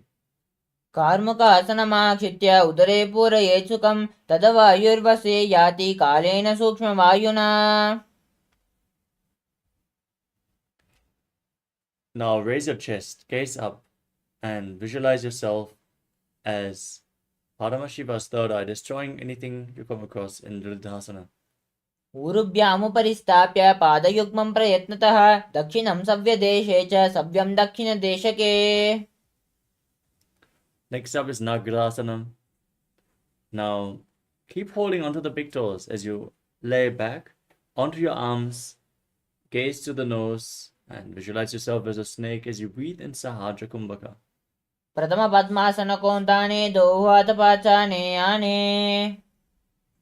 Now free your arms and legs, pull your knees towards your chest and circle them with your hands in Parashamudra as you bring your chin to the knee Squeeze your body into a ball in Kandukasana.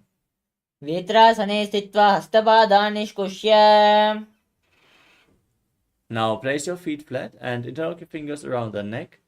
As you gaze to the nose, breathe calmly through the nose and visualize Swamiji in Urdhva Pavanasana. प्रथम सूदो से न करावे गोड़ा उबारा से मिलावे. Now bring your hands underneath the heels with the palms facing up. Push your hips off the ground. Engage Jalandhara Bandha and Mudra Bandha as you breathe in Murcha Kumbhaka. Visualize yourself as a powerful alpha ape in Marakata Pitasana. उत्तान शयनं पादतले उत्तान हस्तयोः स्थापयेत्. Next up is Uttana Shikipitakasana. Bring your hands to the lower back for support and raise your hips up. Extend your legs, point the toes, gaze to your nose, and lock your throat as you visualize Swamiji in your inner space. झंगोर बलहीनश्चेत् उत्तानशिखिपीठकम् अप्रमत्तप्रकुर्वीत भुक्ते प्राग्विजितेन्द्रियः. Now raise your legs up. Point your toes towards the sky as you place your hands flat on the mat for support. In Narakasana, visualizing yourself blissfully traversing through Naraka Loka unharmed. ग्रीवाकण्ठेन भूमिं विष्टम्ब पादाग्रद्वयमूर्धमुन्नयेत्. Now bring your hands to the lower back for support and lower your legs down. Engage your core as you visualize yourself as a boat crossing the ocean of samsara in Tiranaukasana. नौकावत् स्थित्वा ऊर्ध्वं पादाग्रद्वयं नयेत्. Now raise your legs back up, point the toes to the sky, keep your hands on the ground as you visualize yourself as the Kailasa flag, respected across all nations in Dvajasana. तिर्या नौकावत् ग्रीवा पृष्ठकूर्परैः भूमिं वष्टभ्य. Now lower your legs down to the ground. Lay flat on your back. Keep your hands at the side of your body, palms facing up. Forcefully pull the Kundalini Shakti up along your spine in Shakti Charan Mudra from the Muladhara all the way to the Brahmarandha, the crown of your head. Visualize your body is dead and Swamiji is liberating you as you internally chant Om Nithyananda Paramashivoham in Vriddhasana. अथ शवासनम् उत्तानं शववद्भूमौ शयनं तु शवासनं शवासनं श्रमहरं चित्तविश्रान्तिकारणम्.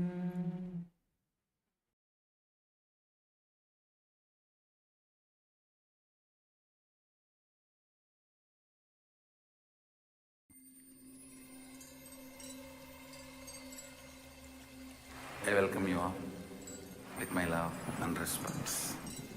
Let you all open all your three eyes. Om Nithyananda Paramashivoham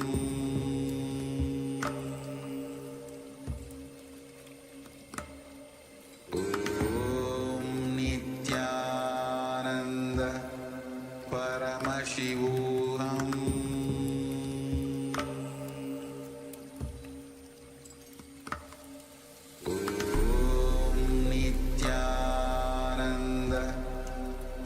Paramashivoham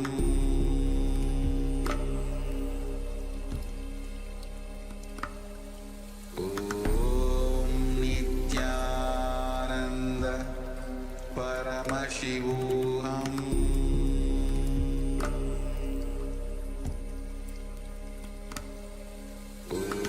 Om Nithyananda Paramashivoham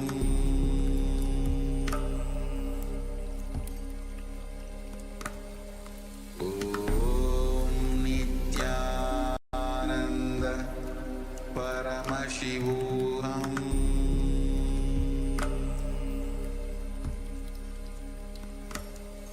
Om Nithyananda Paramashivoham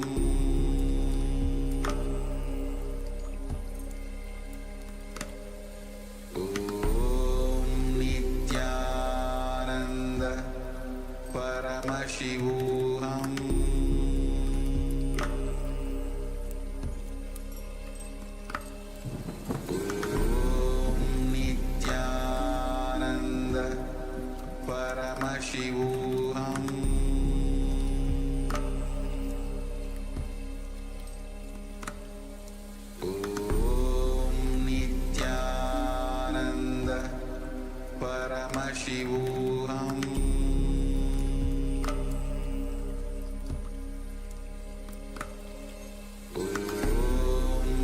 Nithyananda Paramashivoham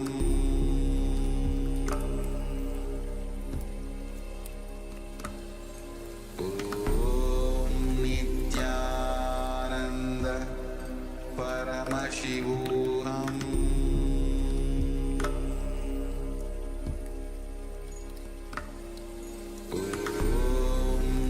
Nithyananda Paramashivoham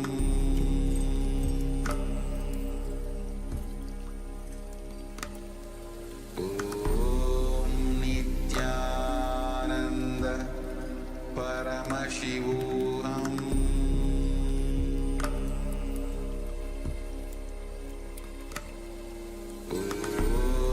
Nithyananda Paramashivoham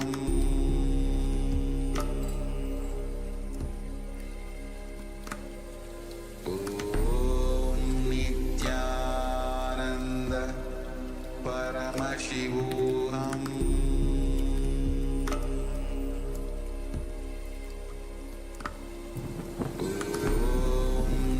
Nithyananda Paramashivoham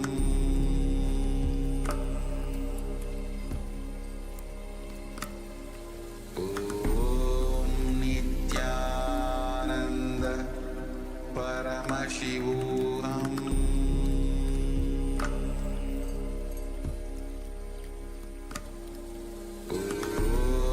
Nithyananda Paramashivoham Nithyananda Paramashivoham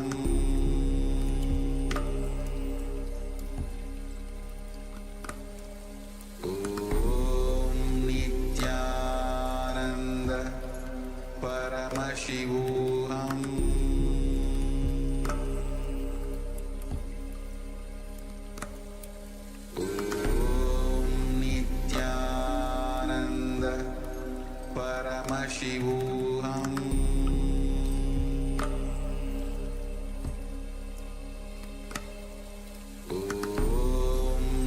Nithyananda Paramashivoham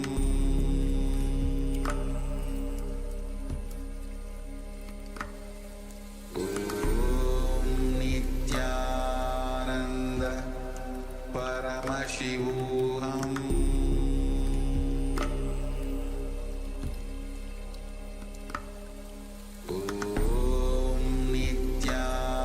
Nithyananda Paramashivoham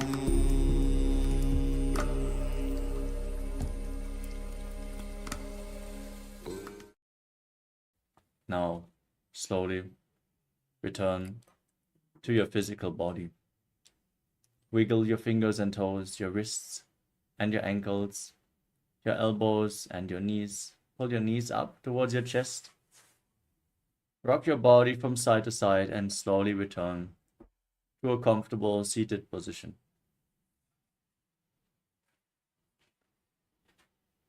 Congratulations, you completed the Dvitiya Vinyasa Krama 308 asana sequence.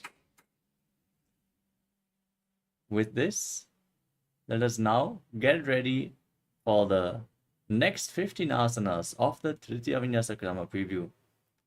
Let's all get ready, have a sip of water and settle down on your yoga mat. We are going to enter a few intense asanas today. Let's get ready. Nithyananda, we are on a mission to revive the Enlightenment civilization. If you resonate with our message and want to be part of us, be sure to like, share, and subscribe. And don't forget to click the bell icon.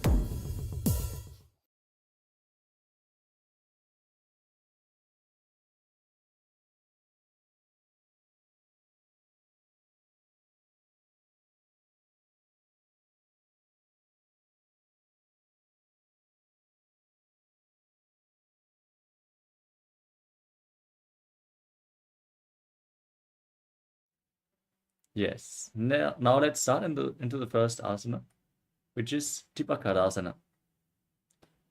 Now, spread your legs as far as possible and then stretch your hands to the sides.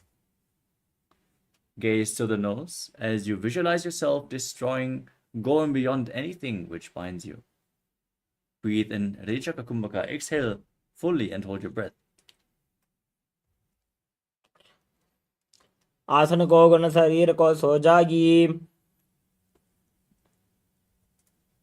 Next up is Parasana. As you extend one leg forward and the other leg back, place your hands on the respective knees, gaze to your nose, and visualize Swamiji while you recite in the ultimate posture, Parasana. पर आसन को गुण आसन को चौरसी वाजाई. Next up is Pinda Mayurasana. Now place your hands on the ground, fingers pointing backwards. Bring one leg over your shoulder and lift your body off the ground completely. Visualize yourself as a peacock as you do so. एकं पादं मयूराग्रे प्रसार्य एकं मयूरवत्. Now repeat Parasana on the other side. Extend the other leg forward. Keep your hands on the knees, gaze to your nose, and recite in the ultimate posture. पर आसन को गुण चौरसी वाजाई. Now repeat Pinda Mandalasana on the other side. As you lift the other leg over top of your shoulder, lift your body off the ground and visualize yourself as a peacock. एकं पादं मयूराग्रे प्रसार्य एकं मयूरवत्.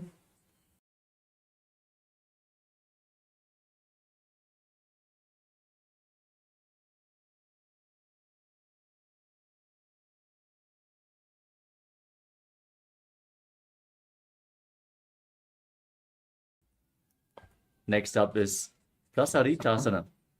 As you sit, stretch your legs out sideways. Come into the side split. Keep your chest and spine upright and rest your hands on the ground in front of your body. Gaze up towards your third eye and visualize Swamiji in your inner space. पादद्वयं प्रसार्य आत्मसुमुखं प्रसारितम्. Now, from the same posture, join your hands together in front of your chest in Anjali Mudra as you gaze forward and visualize Swamiji in your inner space. उत्तानपादं क्रौञ्चं च मरीचिं वीरभद्रकं नटराजं त्रिकोणं च सुप्ताङ्गुष्ठप्रसारणे. Next up is Upavishta Konasana. Now extend your arms out to the side, hold onto the feet and lean forward and down as low as you can. Gaze to your nose and visualize Swamiji in your inner space. सप्तचक्रक्षालनाय वृक्षासनविशेषकान्. Next up is Dhanurasana 3. Now, lift one leg over top of the respective shoulder, hold on to the big toe with the opposite hand, and then hold on to the other big toe as you keep the other leg straight, visualizing yourself as an arrow to Shiva's bow in Dhanurasana 3, breathing in Pratyahara Pranayama. Visualize the prana flowing upwards within your body through the 9 points as revealed by Mahadeva.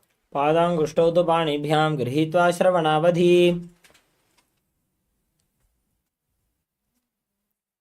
Next up is Virasana 3. As you sit and keep the right leg on the left thigh, let the palms rest on one another. Gaze to your nose and visualize and embody Vira, the state and space of bravery. द्विगुणं पतितं पादं वामं दक्षिणतोत्थितम्.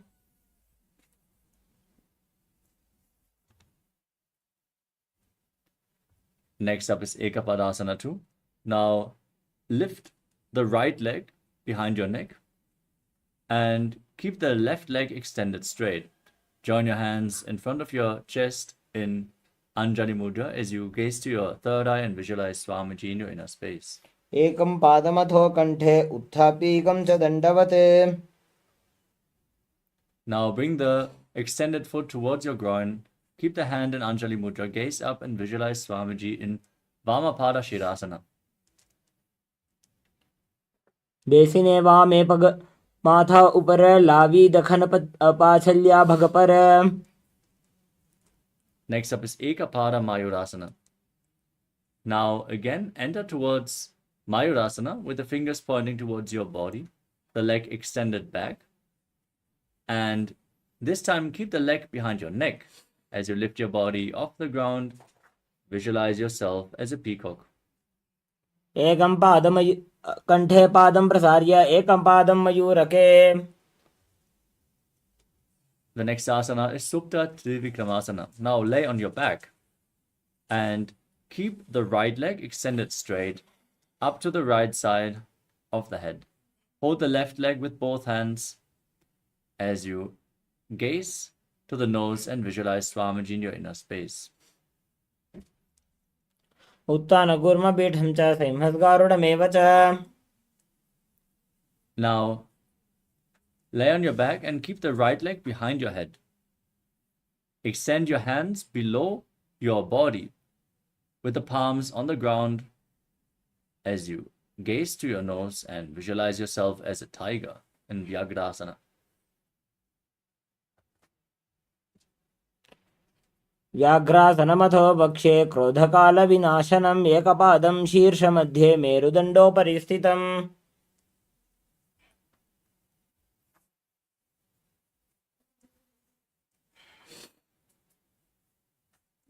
With this, we come to the conclusion for today's Tritiya Vinasa Krama preview. Thank you all so much for joining us today and participating in the yoga session. Let us all now sit straight with our head, neck, and spine in a straight line. Join our hands in Namaskara Mudra. Close your eyes. Take a deep breath. Visualize Swamiji as we chant the Purna mantra. ॐ पूर्णमदः पूर्णमिदं पूर्णात् पूर्णमुदच्यते पूर्णस्य पूर्णमादाय पूर्णमेवावशिष्यते. ॐ शान्ति शान्ति शान्तिः. हरि ओम तत्सत्. सर्वं भगवत् श्री नित्यानंद परमशिव पादुकार्पणमस्तु. ॐ नित्यानन्दम्. Thank you all. Let us now get ready for the power manifestation, which is happening immediately after this session. Have a sip of water, get ready, and manifest the Shaktis of Paramashiva. Thank you all. Nithyanandam.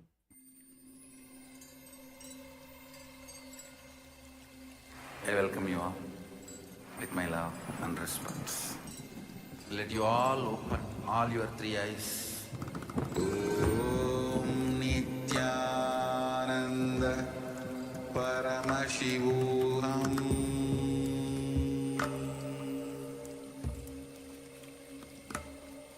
Om Nithyananda Paramashivoham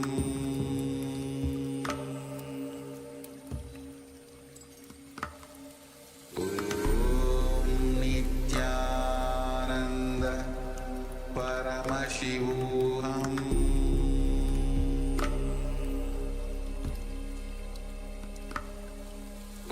Om Nithyananda Paramashivoham Om Nithyananda Paramashivoham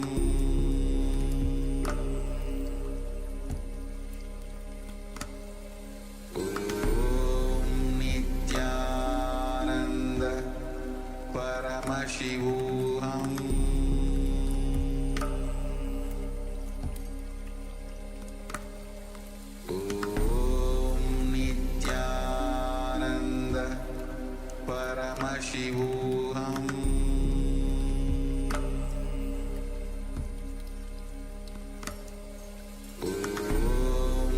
Nithyananda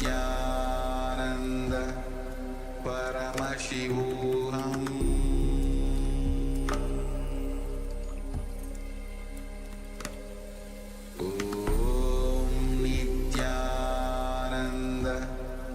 Paramashivoham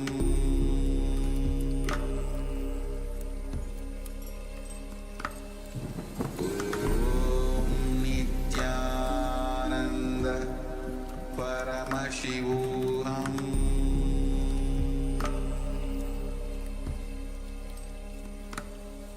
Om Nithyananda Paramashivoham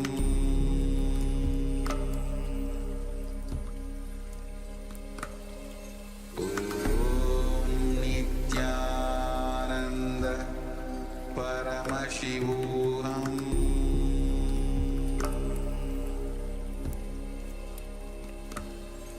Om Nithyananda Paramashivoham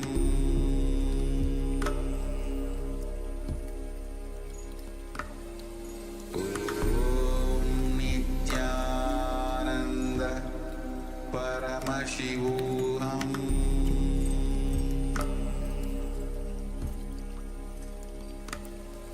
Om Nithyananda Paramashivoham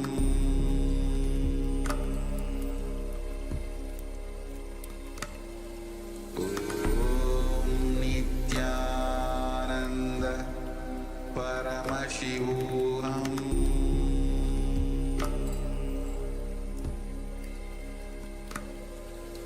Om Nithyananda Paramashivoham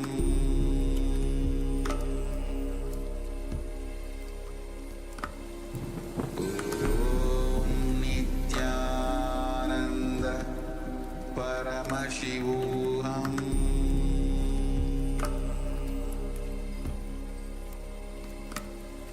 Om Nithyananda Paramashivoham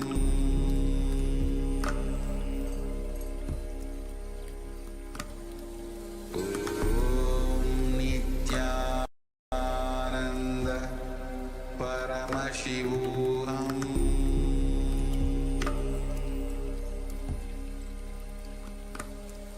Om Nithyananda Paramashivoham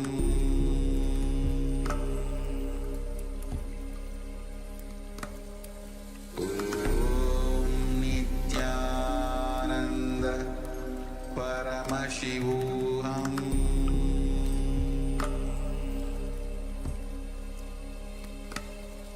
Om Nithyananda Paramashivoham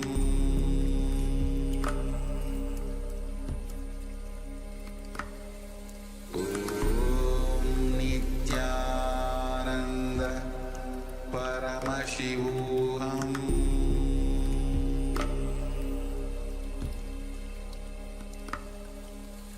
Om Nithyananda Paramashivoham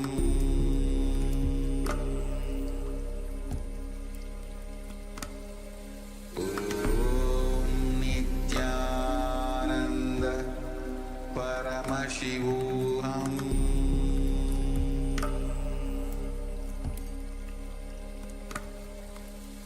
Om Nithyananda Paramashivoham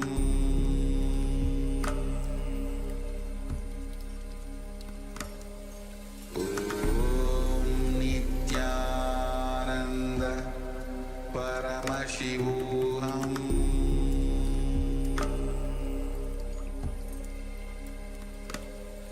Om Nithyananda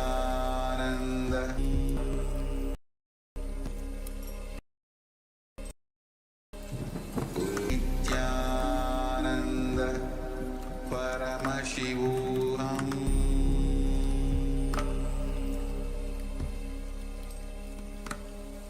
Om Nithyananda Paramashivoham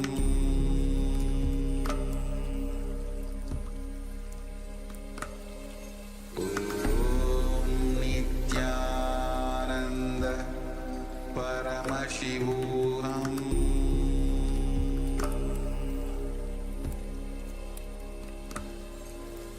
Om Nithyananda Paramashivoham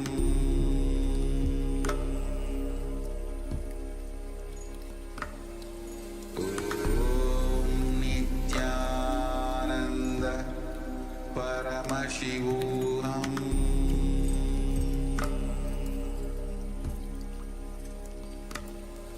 Om Nithyananda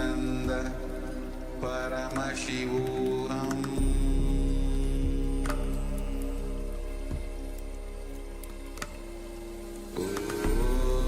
Nithyananda Paramashivoham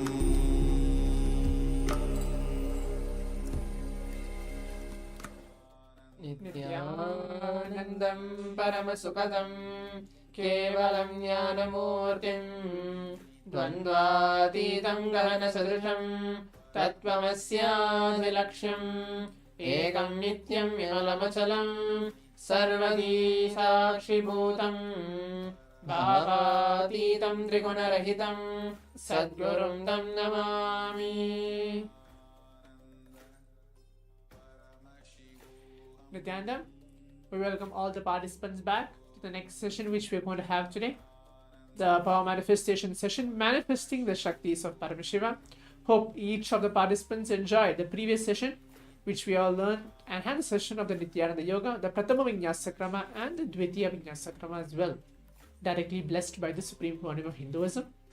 Now let's all get ready. Prepare yourself if you're going to manifest Shaktis. Keep your cameras turned on. If you're participating and watching us live from the YouTube, make yourself completely comfortable, seated, and you can get your eye bands, pen and paper as well, because today again we're going to manifest the power of third eye, but in a little more simpler way, coming down to earth and able to see just a very simple images blindfolded. Maybe it can be a drawing, but it can be very simple images, any one image, but it's going to be very simple. And you can even tell a color, or you can even describe how the image is going to be. And that's going to be the rounds of the power manifestation which we are going to play with. We are going to manifest today. So requesting each of the participants in whichever Zoom rooms with which we are sitting, please keep your cameras turned on and get your eye bands, pen and paper, get your Atmalinga, be seated. And in the meantime, let's all go through the Shastra Pramana, which are the scriptural reference to manifest the power of third eye, where Paramashiva tells that all the power manifestations, all initiation, blessings, everything which is blessed and given to all of us as a gifts or as a learning in this entire 21 days, free of cost of the Paramashivoham season 7, as today is day 8. It has been 1 week. We have completed the Paramashivoham program. I am sure each of the participants would have having many breakthroughs, learning the powerful cognition sessions, from Swamiji, getting the blessings of Swamiji directly, and then most probably the power manifestation as well, manifesting more than one power as it is. So now let's all take a few moments to bring your eye bands. If you already have your eye bands, that's wonderful. And let's listen to the Shastra Pramana to validate this very science to manifest the power of third eye as blessed by Swamiji and Paramashiva himself. Yes, let's now listen to the Shastra Pramana. Now, I request all the participants to be in the space of listening as we enter the Shastra Pramana. Now, I'm going to be first chanting the Shastra Pramana and then giving you the translation. This beautiful Shastra Pramana is from the Vijnana Bhairava Tantra, Sutra 34. In this verse, Paramashiva beautifully says, Kapalantarmano nasya tishtan milita lochanaha kramena manaso dadyat Lakshayet Lakshyamuttamam. The beautiful translation for this verse is, by fixing the mind on the inner space within the crown center. And this is the most important part of this entire verse. Continuing, sitting stably without any movement, having the eyes closed in succession. By that stability of the mind and the inner space, through the power of third eye, one directly sees the ultimate goal, Lakshyam, by having the vision beyond the sight that reveals any object or place, attaining the space of oneness with Paramashiva. This most important part that I mentioned during the entire translation was fixing the mind on the inner space within the crown center. The crown center is the seat of the Guru. As I've explained in previous days also, this technique is very, very powerful. Paramashiva here says, fix the mind on the crown center. So what is the crown center? It is the Sahasrara Chakra. The Sahasrara Chakra is the seat of the Guru, where the Guru sits. And this Sahasrara Chakra is the space where the Guru and the gratitude energy is. So when you visualize Swamiji in your third eye, in the Sahasrara Chakra, that is the technique to manifest the power of third eye reading. So with this, let's now enter the manifestation itself. Yes, so that was a wonderful explanation of the Shastra Pramana and the verse which is being recited. Again, before we enter, if you're already kept your cameras turned on, if you're participating with us in the Zoom rooms, that's wonderful. Now please put on your eye bands. You can close your eyes. Make yourself completely comfortable. You can either sit in the Padmasana, which is the best posture for the power manifestation. Or if you're not able to sit in Padmasana, that's not a problem. But make yourself completely comfortable sitting to receive Swamiji. Because in this entire power manifestation, it can be the first round we're going to do for 1 minute or 1.5 minutes, or any time, any different rounds as well. But every time when you manifest, Swamiji, who is the one who is flowing through each one of us in this entire manifestation and guiding us to manifest the power of third eye. So as I said earlier, in the first round, or in today's power manifestation, in the entire few rounds which we are going to manifest today, we are going to see very simple images. You can see either the color of it or the numbers, or even you can describe in detail what you are able to see in that image. It's a very simple, clear image which I'm going to project in this first round of the power manifestation. So hope all the participants are able to get along. Please put on your eye bands. Please close your eyes as we're entering to the first round now.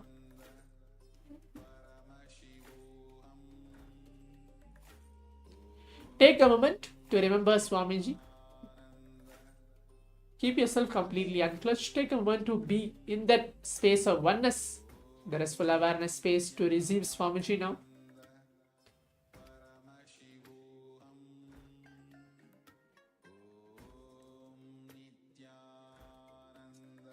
Start chanting the Mahavakya. Om Nithyananda Paramashivoham.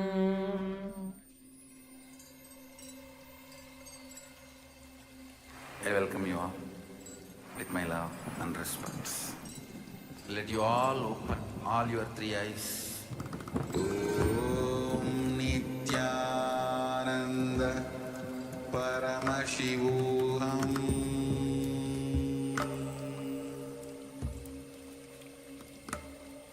Om Nithyananda Paramashivoham.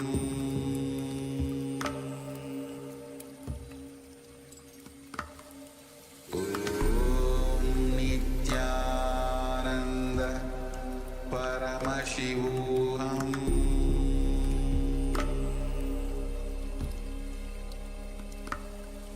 Om Nithyananda Paramashivoham.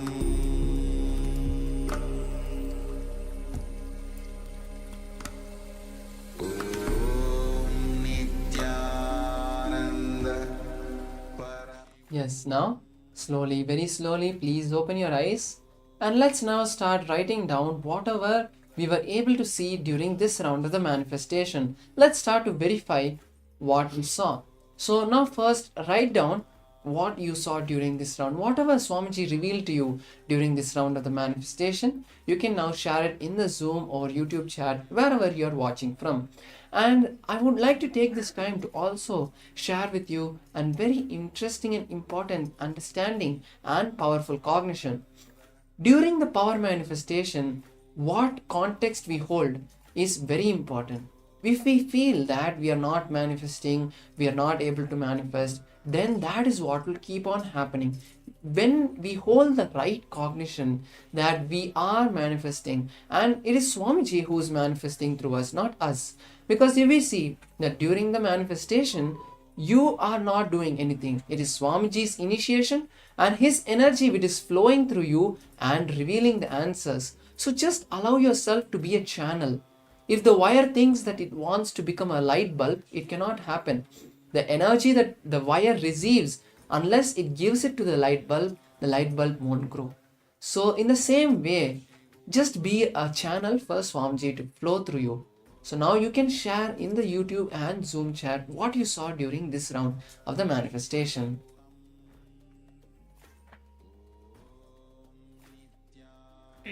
Yes, so now let's all move on to see the image, which is going to get projected in a few moments. In this first round of the power manifestation, as you can see, it's a very simple image where there is a 2 dice, which is there, and the background is brown, light brown in color, and there is a multiple black lines as well drawn across the dice, and there is like 2 dots, 3 dots, like mentioning of this 1, 2, 3, 5, 4, and yes, that's how the even dice is projected to all of us in this first round of the power manifestation. So if any one of the participants are able to get through the first round and able to get even colors or even able to see few numbers, maybe 5 you saw, but in this image it is just showing like 5 different dots, even that is exactly a manifestation which is happening. So now let's all prepare ourselves. We're going to go on to the second round of the power manifestation. In the second round as well, it's going to be similar to how you've seen the first round. It's going to be a very simple image. Do not expect any answers in the end, telling, oh, I'm not manifested the first round. I don't know how will I manifest in the second round. Is Swamiji really showing me? No. Drop all those thoughts at Swamiji right now. Keep your eyes closed. Blindfold yourself. Please put on your eye bands again.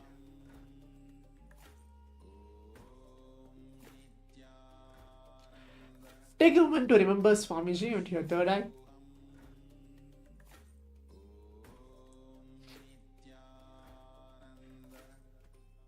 Start chanting the Mahavakya. Om Nithyananda Paramashivoham. I welcome you all with my love and respect. Let you all open all your 3 eyes. Om Nithyananda Paramashivoham.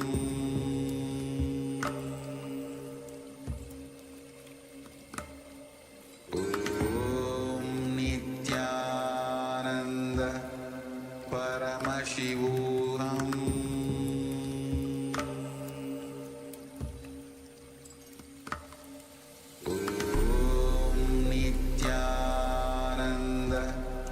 Paramashivoham.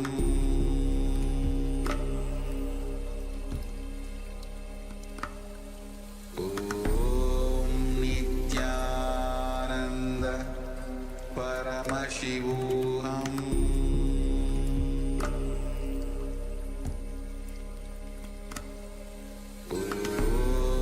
Nithyananda Paramashivoham.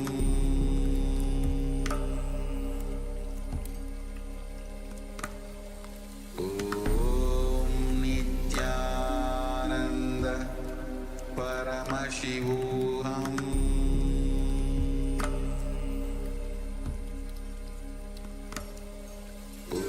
Om Nithyananda Paramashivoham.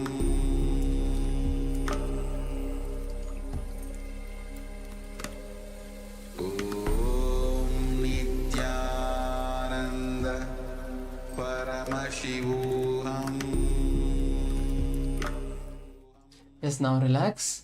Slowly, very slowly, please open your eyes. And now, once again, let us start to share what we saw during this round of the manifestation.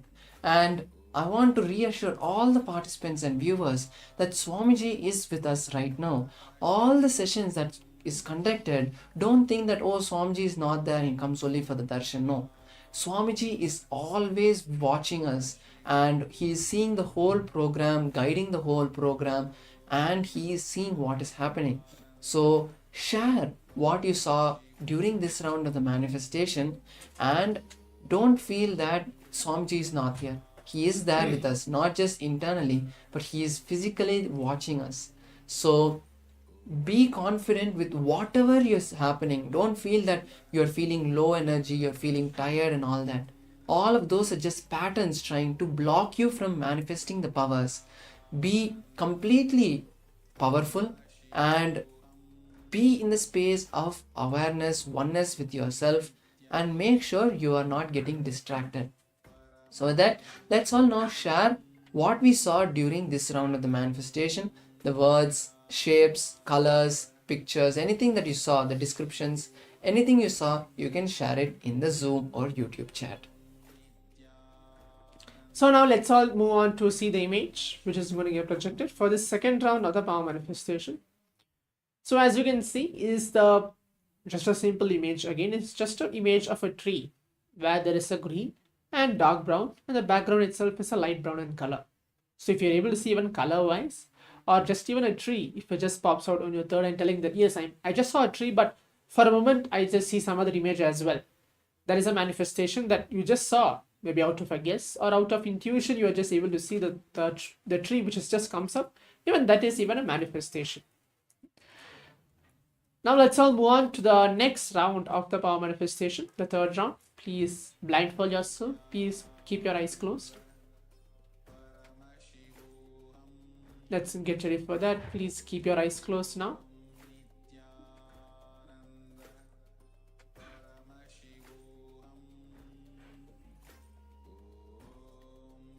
Take a moment to remember Swamiji as we are blindfolded.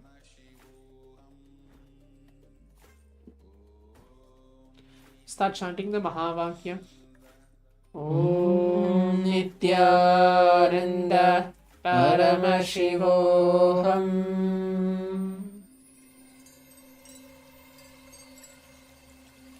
I welcome you all with my love and respect. Let you all open all your three eyes. Om Nithyananda Paramashivoham.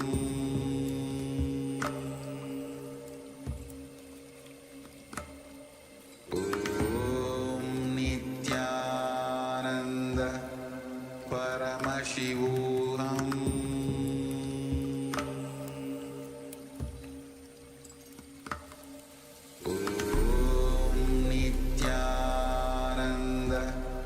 Paramashivoham.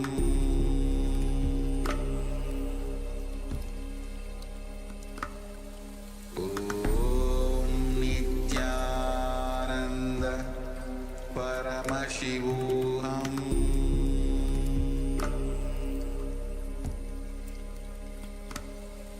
Om Nithyananda Paramashivoham.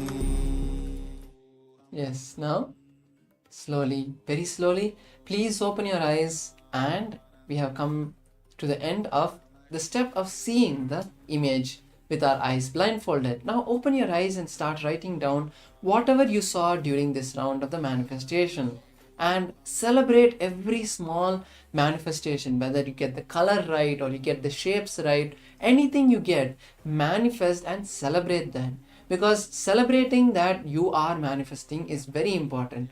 And if you have manifested, that is great. Swamiji, it is Swamiji's greatness. Swamiji has flown through you and he has expressed through you and you have manifested.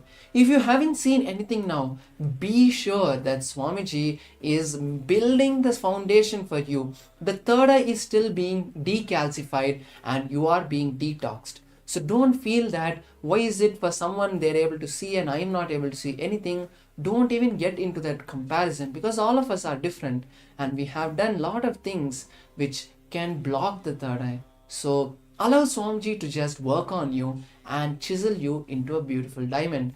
So now you can share what you saw during this round of the manifestation and post it in the Zoom or social media comment section. So now let's all move on to see which is the image which you're going to get projected now. So in this final round of the power manifestation, the third round which we are manifesting, it's an image of a squirrel which is there in this round. As well, it's similar to how we saw before. It has brown color and behind it, the background as well, it's light brown in color. So if any one of the participants able to get through this round of the power manifestation, the third round, that's good. Or any one of the rounds, the first, second and the third, if you're able to go through that, that's wonderful that we are able to manifest this. So now let's all prepare ourselves. We're going to move on to the next session in a few moments. And we're going to have multiple different powerful cognition sessions, learning about sounds, learning about how the science of sounds and lines, how it is actually affecting our system and how we can raise, how to awaken our biomemory. We're going to have a long day today to receive Swamiji as well. Not only this power manifestation, but we're going to have multiple power manifestation sessions throughout today, the day 8 of the Paramashivoham. So hope all the participants enjoyed this first session of the day of the power manifestation. Take a few moments to share your experience onto the social media. As we prepare ourselves, we're going to move on to the next session. Stay tuned. Thank you, Nithyananda. Nithyananda, we are on a mission to revive the Enlightenment civilization. If you resonate with our message and want to be part of us, be sure to like, share, and subscribe. And don't forget to click the bell icon.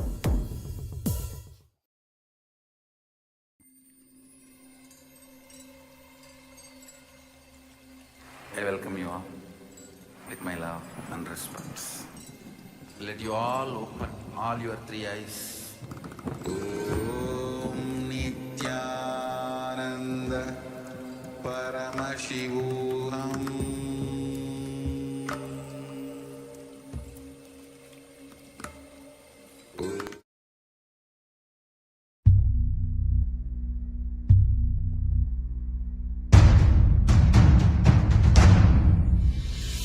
Sit as Paramashiva.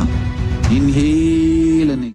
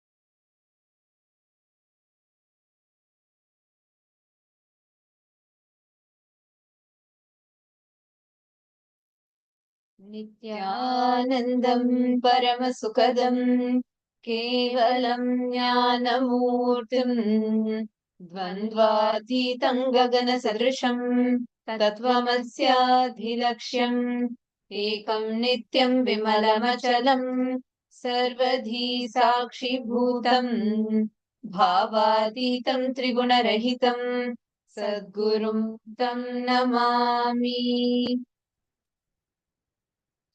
Nithyanandam, we welcome all the participants, every one of you that are here with us for this very, very special day today.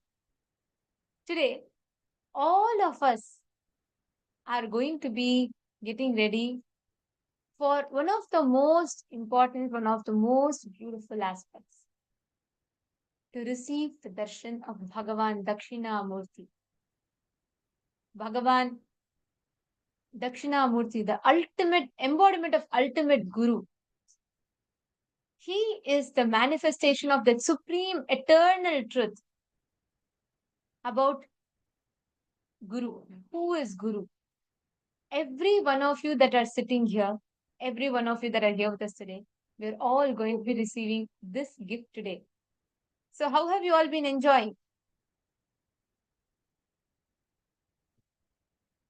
How has it been for each of you? How have you all been enjoying?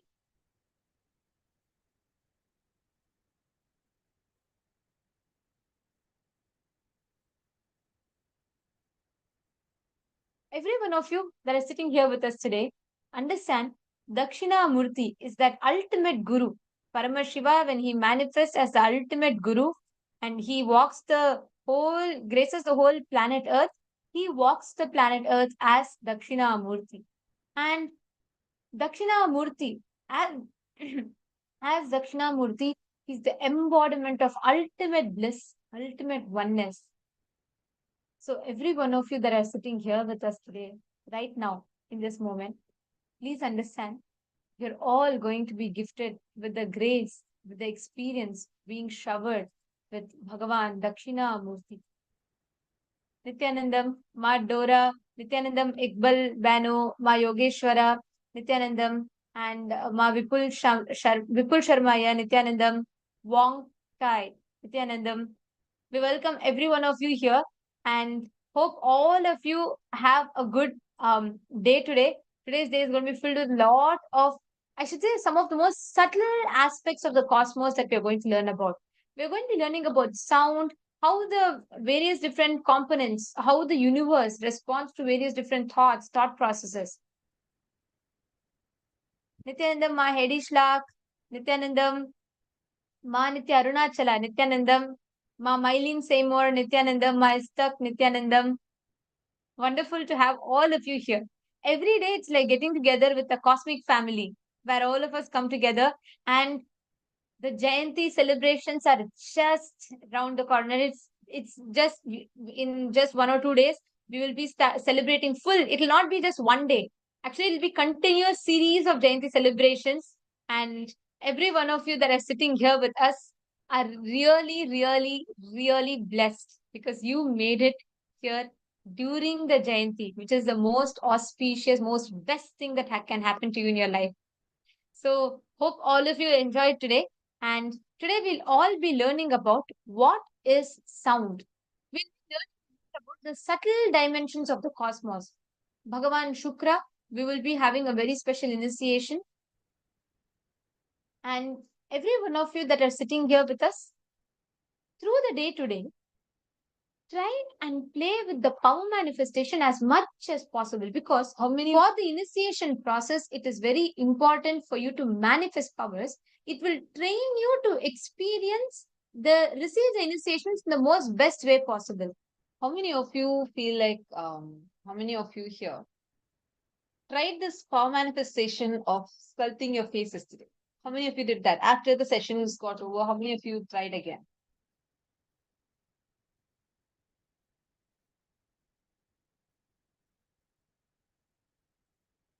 Great. You all should try every day. Even I understand it's quite late for many of you, but do try again and again, even after the program is over. Sit for some time and do the power manifestation. Play with the powers as much as possible. That will help you a lot in one, again, that powers just getting rooted inside of you more and more, getting inside of you. inside your system and manifesting intensely. All right. Very nice to see many participants here. Today is the day where we are going to have spiritual jackpot, literally.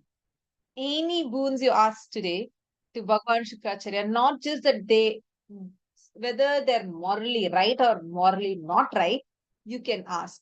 It can be anything, like any boons, the craziest boons you want, you can ask Bhagavan Shukracharya today. See, the best part is he himself will give you the right intelligence. He himself will shower his grace upon you. And even the things that you think, oh my God, socially this may not be acceptable, he will find a solution. He'll just break paths. He's a path breaker. He'll break paths to find a new path. And he will give you the solutions today. Today we are going to have the darshans of 3 dimensions of Paramashiva as Guru. 1, Deva Guru Brihaspati, Asura Guru Shukracharya, and Adi Guru Dakshinamurti himself. All these 3 are Paramashiva's own manifestations, and we are going to be having their very darshans today. So, all the participants, get ready. Any of you have any questions through the day, feel free to ask us. I request every participant, see, during the sessions that each of you are sitting in, I mean, you are internalizing, trying to understand, grasp these powerful cognitions. There might be, you might feel like, yes, I understand, but you need to internalize it a lot. So asking questions, interacting more and more will help you take these cognitions to the depths of you. For all of you understanding, there are many Zoom rooms here. So many participants sitting here. It's very nice to see all of you. Understand, today Swamiji is going to be showering us. I request all of you to take few minutes to go and invite as many people as possible to come and join you for today's darshan, because today we have a very special darshan, and I'm sure none of us would want to miss it. Share about how you enjoyed yesterday's darshan and what you're looking forward to today in your Facebook. I request every participant to take a few minutes and do this, and do put a word on all your WhatsApp groups and share it with your friends about how today you're going to have this Shukra Darshan, where Swamiji is Bhagavan Shukracharya is going to be showering you with boons left, right, and center. So with this, let's get started. The first session we are going to be entering into is the session on how we are made up of sound and light. We are going to learn this very powerful cognition in detail.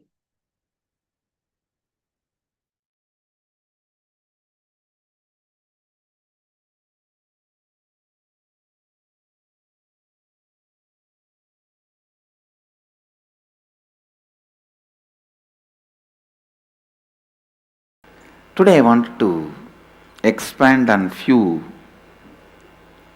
important truths. Actually, when I utter, I understand every word I utter is important. People say I speak so much. Later on you guys will understand I have not uttered a single extra word. Man who never uttered a single word which is not required means he is a Mauni. Later on, you guys will understand I lived in eternal Mauna and I am living in eternal Mauna because I have not uttered a single word which is not required, which is not important.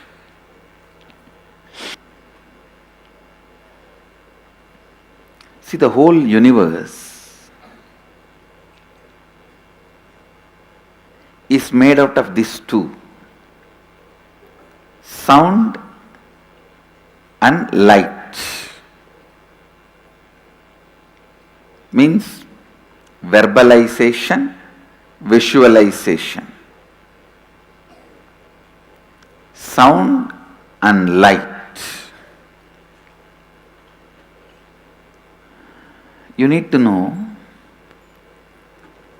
If there is some problem in you related to sound, you can't use verbalization to correct it. Visualization only can correct it. If there is some problem related to light in you, you can't use the visualization to correct it. Only verbalization, sounds can correct it. Please listen. Listen. The whole universe, including you, is made out of sound and light. When the sound and light meets, the universe happens. Mahadeva represents light, Devi represents sound. That is why the syllables we call it as Matrika, Mata.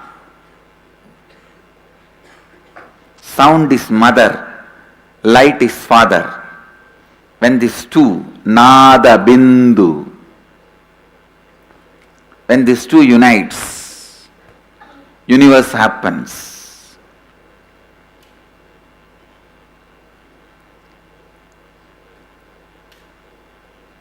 Science of Srividya, the ultimate knowledge,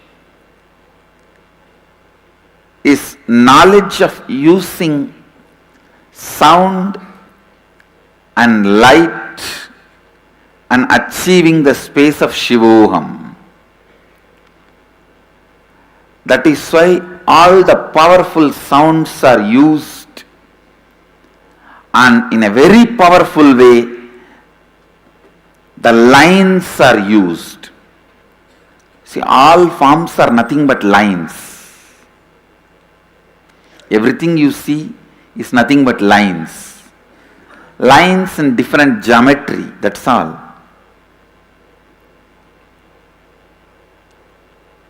If you draw the line straight, two line, and it looks like a ladder. If you put the same line like this, it looks like a snake. It is just different lines. And listen to this. One guy was trying to develop a therapy called art therapy. Means letting the mad people draw, scratch, paint whatever they want. By painting, drawing, so much of catharsis happens. They get healed. They become alright. By painting, in a month, they vomit all their madness and they become alright. The funny information is, the doctor who was doing research on all these paintings, he found a very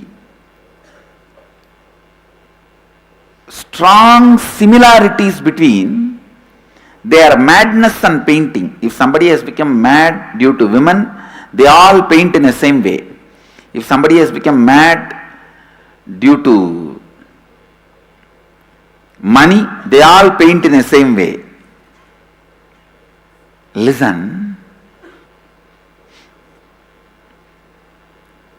The last bit of information is the most important. The doctor who was doing research on all this, he became mad. Now listen. It means your painting shows the inner space you carry. Understand the truths. First, your drawing shows the inner space you carry. Through drawing, you throw your inner space out. Whoever consumes that drawing receives that same inner space. Understand the triangle. You throw your inner space through a drawing. Whoever consumes that drawing receives the same inner space. Mahadeva has thrown open in his whatever is in his inner space in the form of drawing, that is Sri Yantra. Understand? Mahadeva has thrown what is in his inner space That is Sriyantra. That is Sriyantra. If you consume whatever as Mahadeva has revealed, Sadasiva is the Rishi for the Sri Vidya. If you consume whatever is revealed by Mahadeva, you achieve the same space, Shivoham. Shivoham. Shivoham. Sachidanandoham. Shivoham. Nithyanandoham. Shivoham. Understand? Shivoham.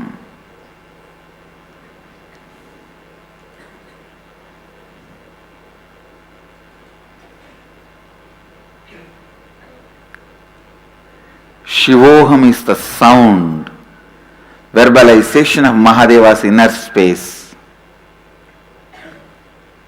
Sriyantra is the geometrical representation, visualization of Mahadeva's inner space.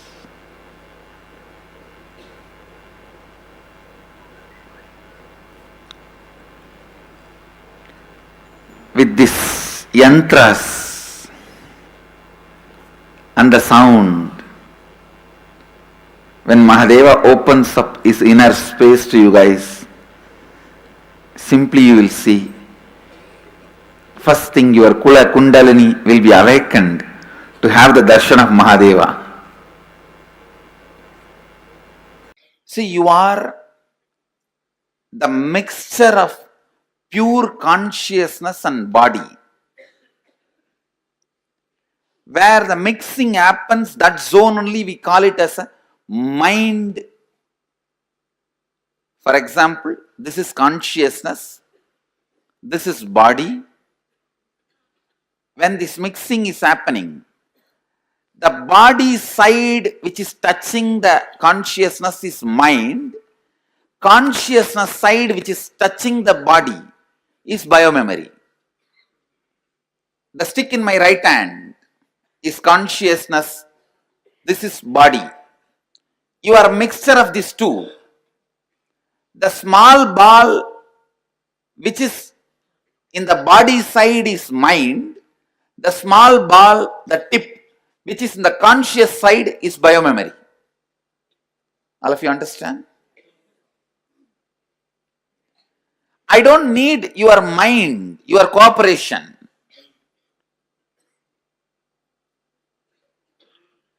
It is not necessary your mind needs to be controlled, any of which you can't do.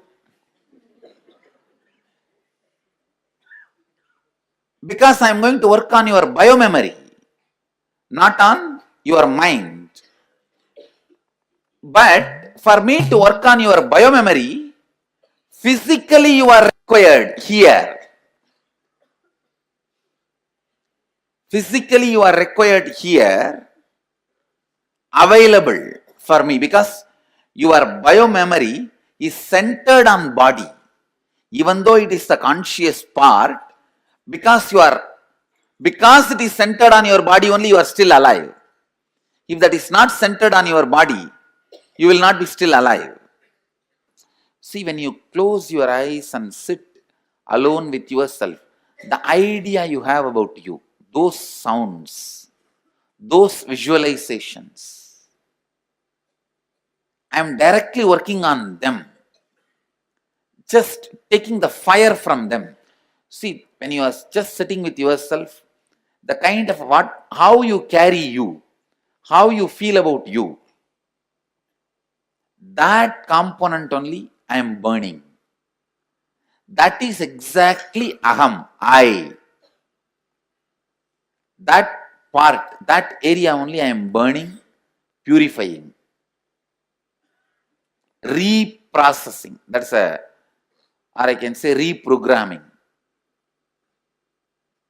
To be more and more conscious, to operate from the space of Shivoham. Please understand, the first thing I'll be releasing is that deep suffering you carry about you. When that gets released, the peace and joy you experience, that's what we call Shiva Bodha, ecstasy of being Shiva. Actually, you are nothing but just the words you believe about you and the visualizations you carry about you. Understand? The words you believe about you and the visualizations you carry about you.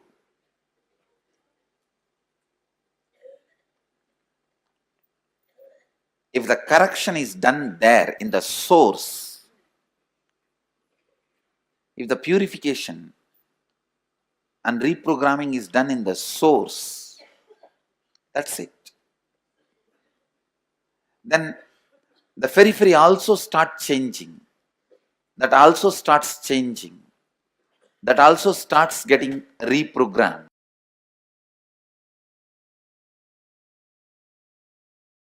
Shivoham.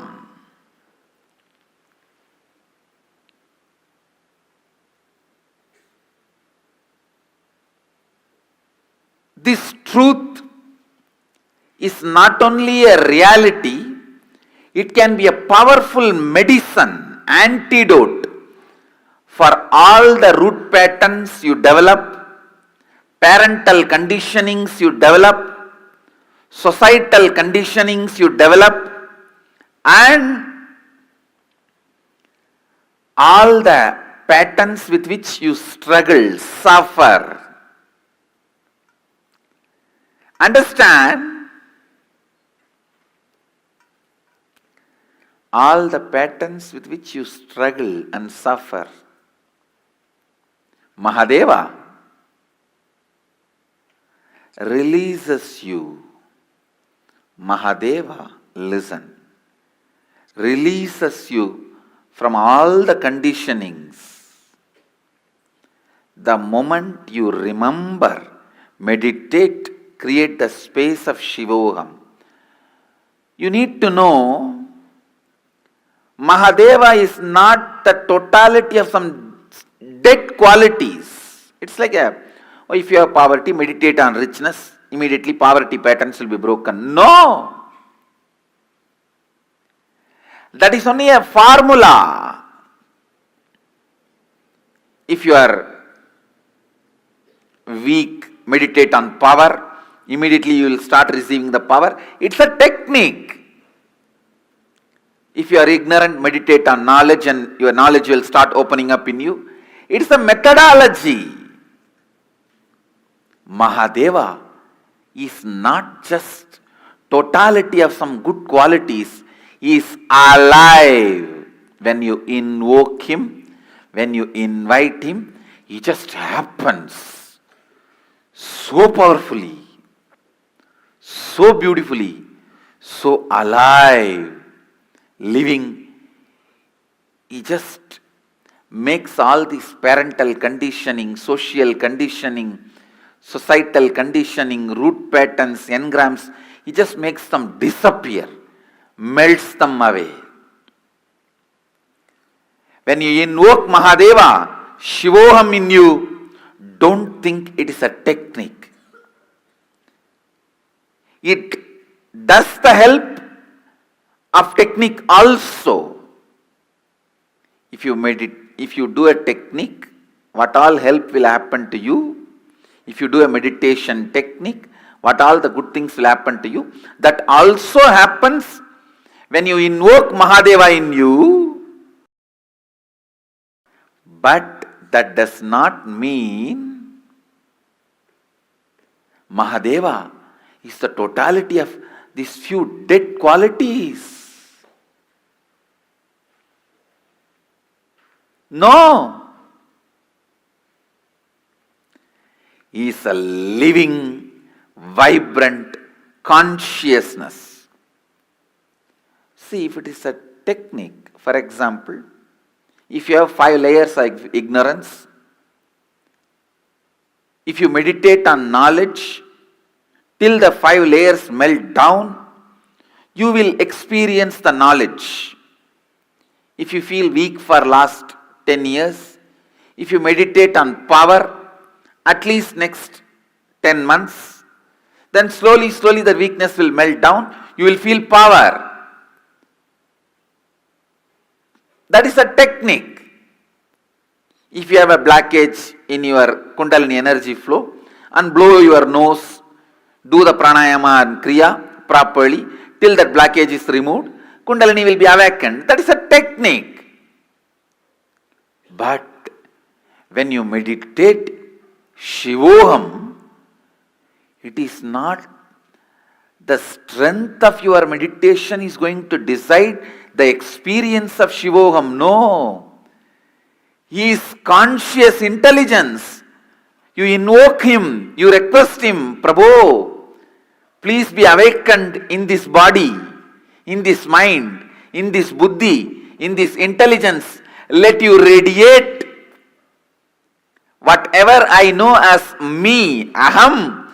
I am surrendering at your feet. I am completing it at your feet. Let you be.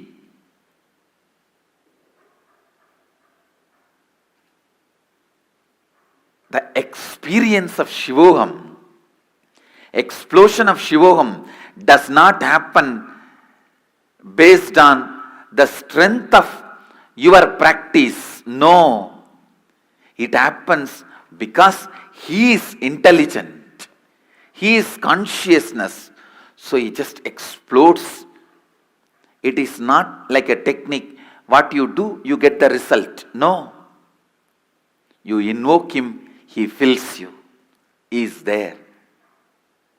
He is there. He is there.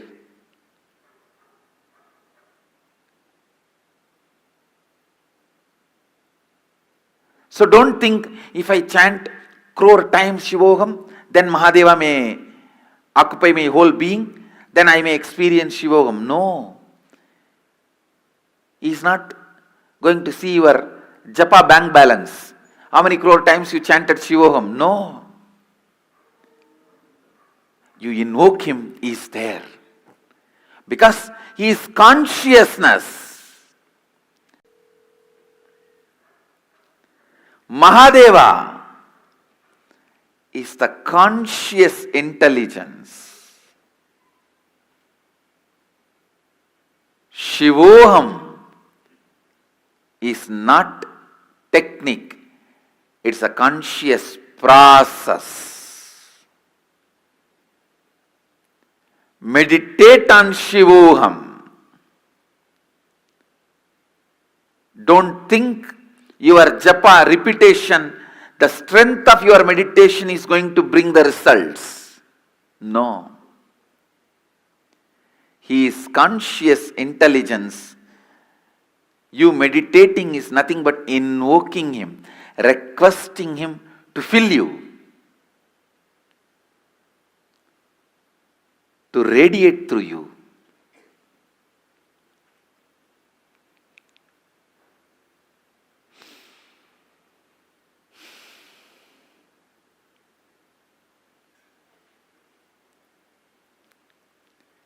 Mahadeva. Mahadeva is pure consciousness. Mahadeva is embodiment of purity. Mahadeva is alive.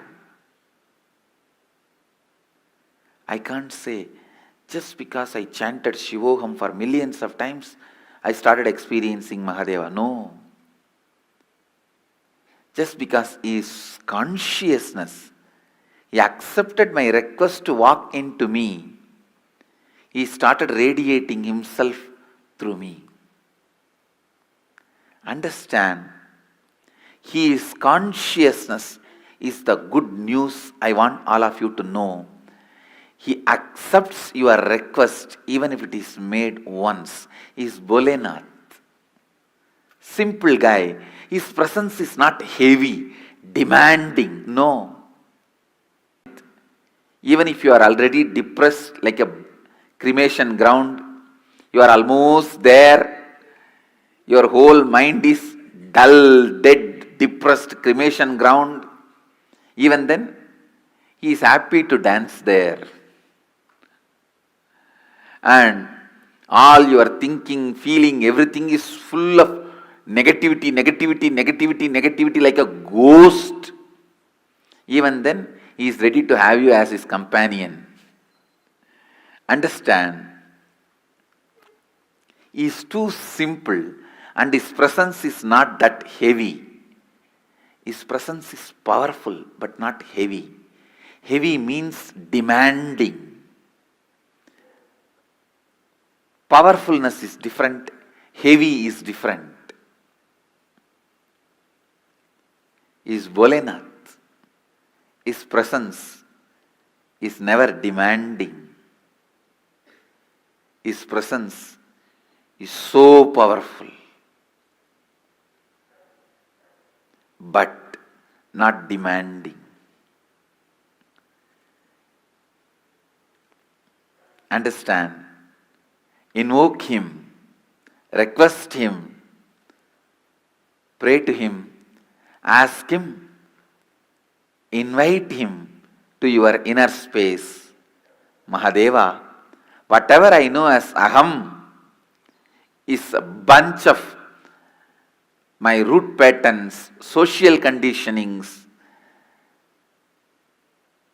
parental conditionings, layers and layers of patterns, samskaras, and the past life karmas. But this is not too big for you. You can burn all this, and this cannot be the reason why you are not happening through me. Can this stop you happening in me? I am completing this and surrendering at your feet. O Prabhu, happen in me. O Mahadeva, happen in whatever I feel as me. Let Aham become Shivoham. Let Aham become Shivoham. Invite him. Invoke him. Request him. Understand, he is conscious, alive, present. The ideas you develop, the concepts you develop, the cognition you develop based on your incompletions is concepts you develop, the ideas you develop based on your incompletions is my world. But the cognition you develop by the initiation from the master, Shivoham, which is based on complete completion, is subjective truth. What starts happening in you due to incompletion and changes, destroys you and your life outside is my world. What starts in you because of initiation and elevates your life internally and externally is subjective truth. I'll define subjective truth. Subjective truth is ultimate truth, which is truth even when you are not able to grasp, even when you are not able to perceive, even when you are not able to receive, but you start working on it like a seed. How the sand works on the seed, the land works on the seed, and the seed becomes tree. The initiation is given to you is like a seed. You work with that constantly, and the seed becomes tree. The seed becomes tree. understand,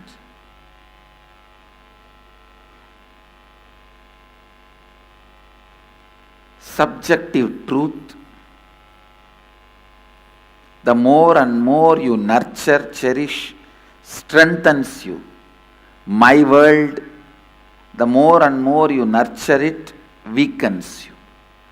Subjective truths create your reality. Incompletions moves you out of even the reality exists. Moving you out of even the shared reality is incompletions. Manifesting your ultimate reality is subjective truth. Subjective truth is manifesting your ultimate reality. Incompletions is the myth.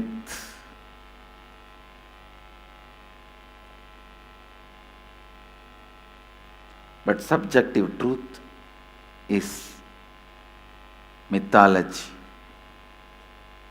Understand? When I use the word mythology, actually it is too poor word because there is no other word in English I am using it. I should use the word Purana. Purana is subjective truth. All the Hindu scriptures are subjective truth. They are not born out of incompletions. They are subjective truths. They are subjective truths. Subjective truths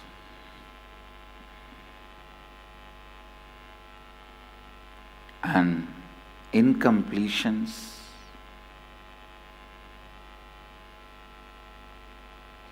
the difference between these two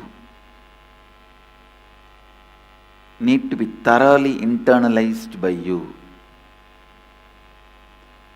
More and more you contemplate on incompletions, you will become weaker and weaker.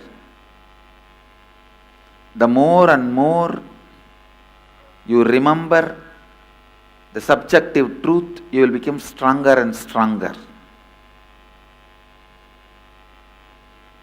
With incompletions, you will become weaker and weaker. With subjective truths, you will become stronger and stronger. Whatever weakens you by more remembrance is incompletion.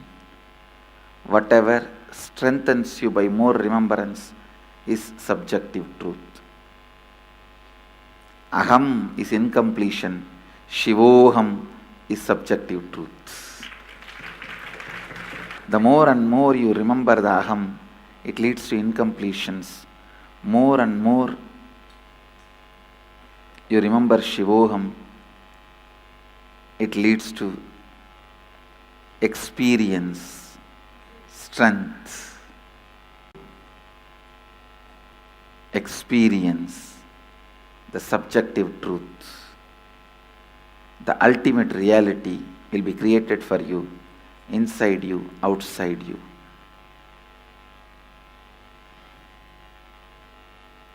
Shivoham.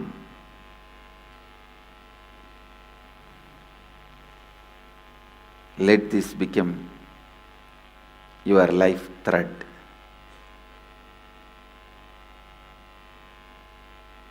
Aham is a life thread. Shivoham is the life thread. The inner image out of incompletions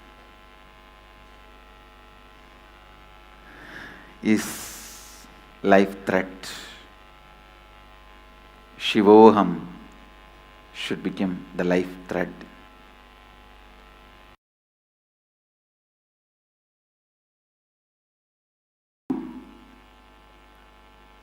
Master is a person in whom the subjective truth has become reality. Shivoham, the highest subjective truth, becomes reality, and whatever objects made that experience is reality in him, he can use that and make even your subjective reality awakened. He can give you also the same experience of Shivoham. Listen, whatever experience he achieved, he can awaken that same in you. Understand the subjective truth Shivoham can be awakened by the external help like yantras, mantras and Kundalini initiation. I am introducing this science to the world.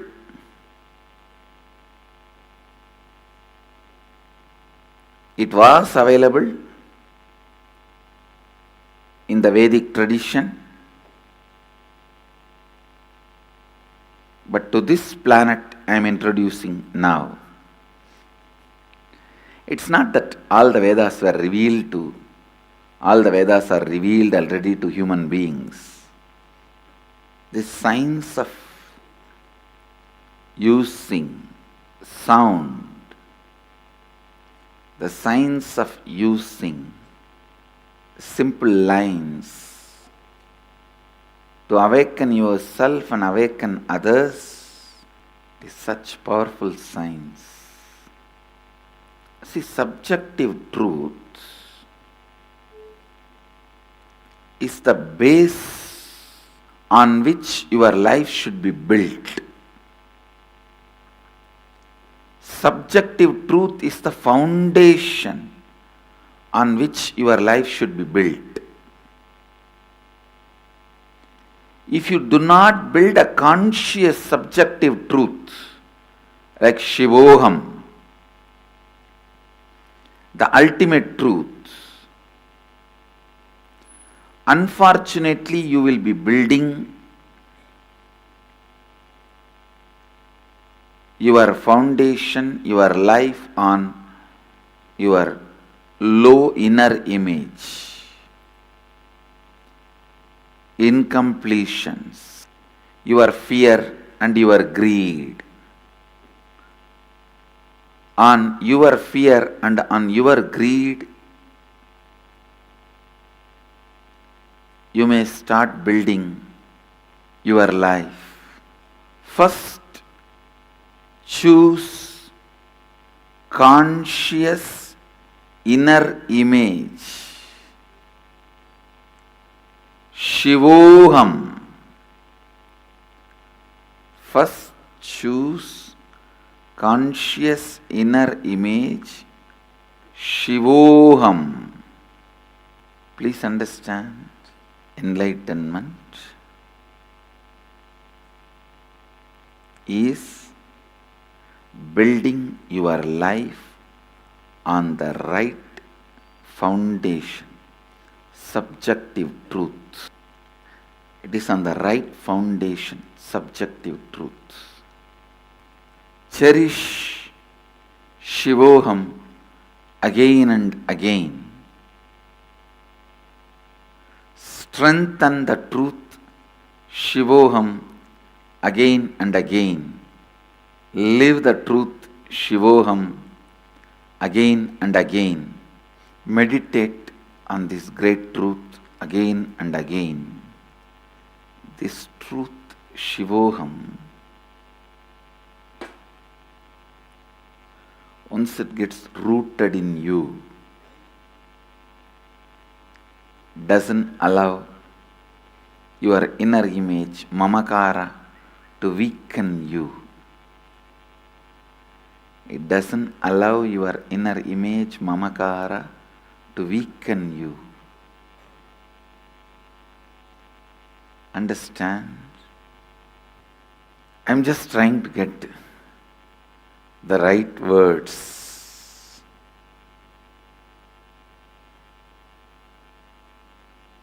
How this whole truth can be explained to all of you in simple terms in simple words, how the whole truth can be awakened in simple terms, in simple way.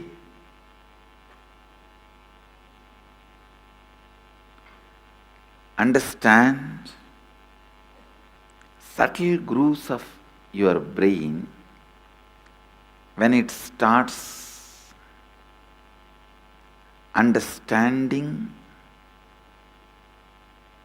the happenings inside you, it can understand any mathematics, any science, any chemistry, any geography, any history.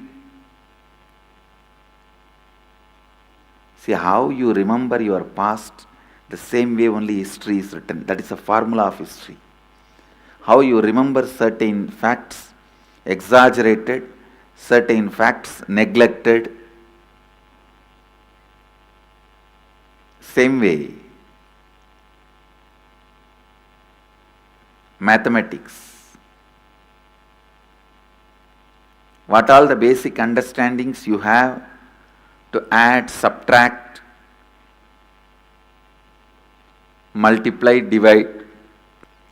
If you can grasp the happenings inside you with a subtle sensitivity, you can grasp any happening outside. As I said, whether it is geography or mathematics or history or science or chemistry, biology, everything in the outer world you can understand if you can grasp the subjective truth. That is why I am saying the subjective truth, you need to let it sink in you, get soaked in you. Let it be soaked in you. Let it sink in you. Just like how food, sex, all this becomes a bio-memory of ordinary man, this Shivoham, experience of enlightenment, should become bio-memory. Before Devi got married to Mahadeva, Nandi was his disciple. Nandi is a senior actually. So to Nandi, Mahadeva teaches how to achieve that space of Shivoham. So this yantra was taught by Mahadeva to Nandi. So God is Mahadeva, Rishi is Nandinatha, Nandi. Nandi is the Rishi for this yantra, and God is each yantra as a God and Rishi. For example, Gayatri mantra and Gayatri yantra. Gayatri is the God, goddess. Vishwamitra is the Rishi because he received it and shared it with the world. So this yantra, Nandi received it and shared it with all of us, with the world. So it's called Tirukkailaya Parampara Yantra. This yantra is called Tirukkailaya Parampara Yantra, and originally it is described in Upanishads, which is in Prakrita language. Actually, don't think it is Tamil or Sanskrit. If you know Tamil or Sanskrit, you can't read this. It is Prakrit. It's Tamil, Sanskrit before Tamil or Sanskrit, it's a Prakrit. It's a powerful mandala to invoke the energy of Shivoham. In the center, Om Shivoham is written. The center, what is Om Shivoham. That is what is written in Prakrit. Om Shivoham. Om you can read, but Shivoham you can't read. Swamiji, you earlier in India, when lectures were going on, you had said Shri Yantra is the inner space of Mahadeva. Then this is Mahadeva Yantra. So how I am in this? See what I am saying? It is not that something is higher or lower. Mahadeva, when he taught the process to Devi, he gave Sri Yantra. When he taught to Nandi, he gave this yantra. That's all. And in that yantra, both Mahadeva and Devi, both energies work. Here it becomes like almost one with Shiva. And here that specifically Mahadeva uses the word Shivoham in this yantra. The specifically when he teaches this, he uses the word Shivoham and the signs of Shivoham, and in the yantra itself the center word is Shivoham. Om Shivoham. It's Prakrit, that's why you are not able to read. Om Shivoham. Om Shivoham. It's a yantra itself is centered on the concept Shivoham. I can say this can be called as essence of Sri Chakra. Oh. Because this was prior, see, as per the record, it is after the Mahadeva's marriage, he teaches the Sri Yantra to Devi. But this is much before the marriage. What is the difference between Soham and Shivoham? Is there any difference? In Soham, you experience as you understand the cosmos. In Shivoham, you experience as it is. Swamiji, when you say he gave the yantra, what does it mean exactly? I mean, not like this. So what, when Shiva... Now when I am doing the process, I will be putting this yantra itself in your brain and realigning your brains to this yantra. That's all. This line will become your biomemory. That Shivoham will become your muscle memory. Sound gets stored in muscle, line gets stored in biomemory. So this yantra and Shivoham both will be inserted into your biomemory and muscle memory. That's all. Thank you, sir. And for that, it will be very useful for me if I energize and give it to you and you hold it. That's all. See, because I am not working with your mind, I am automatically telling whatever is in the yantra, let it get into the biomemory. If I ask you to visualize, you will visualize one triangle, not the other, one letter, not the other, and you will mess up off, and you will tell one is lighting, another one is black, all this confusion. So straight I print it and give it to you and enter it inside the system. Enter, tuck. Thank you, sir. Swamiji, decision by mind and decision by being, what is the difference? Decision by being, if I take next birth, will... Those things are decision by being.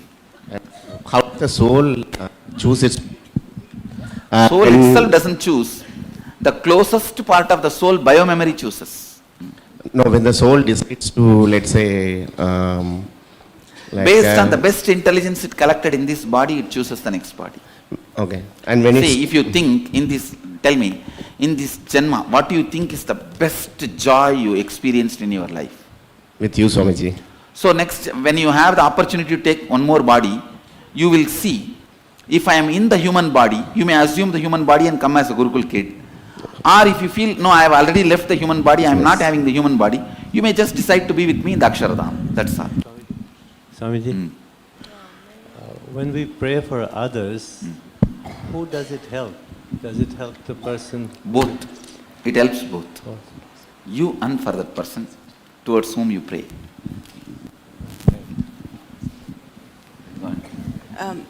Swamiji, you use the words vibrant stillness.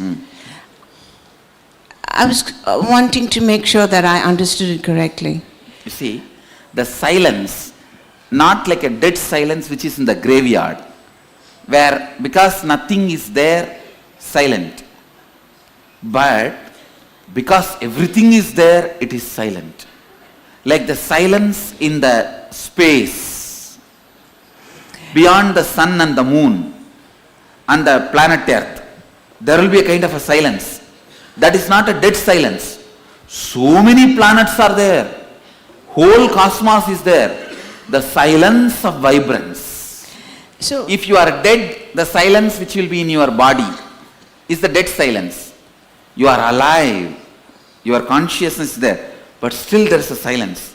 That is vibrant silence. What is the method to access the Akashic record? It is just purify. See, during this whole process, do you feel your eyes are getting pressured? How many of you feel the pressure in the eyes have increased. So when that pressure in the eyes increases and heals, means the eyes will be purified, then you will be able to have access to the Akashic records.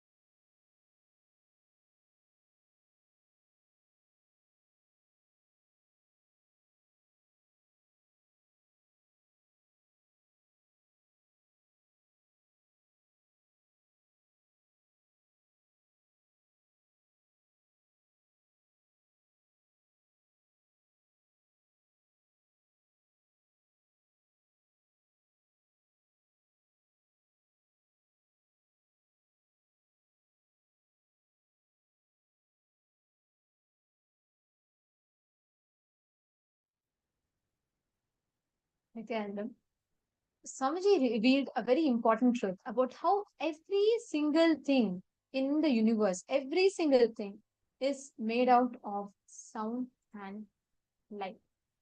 Every single thing that we have.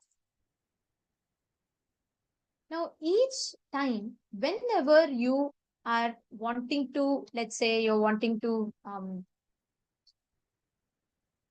create something in life, if you just understand the various permutation combination of the sound and light that it is made up of, you will start manifesting that as your reality.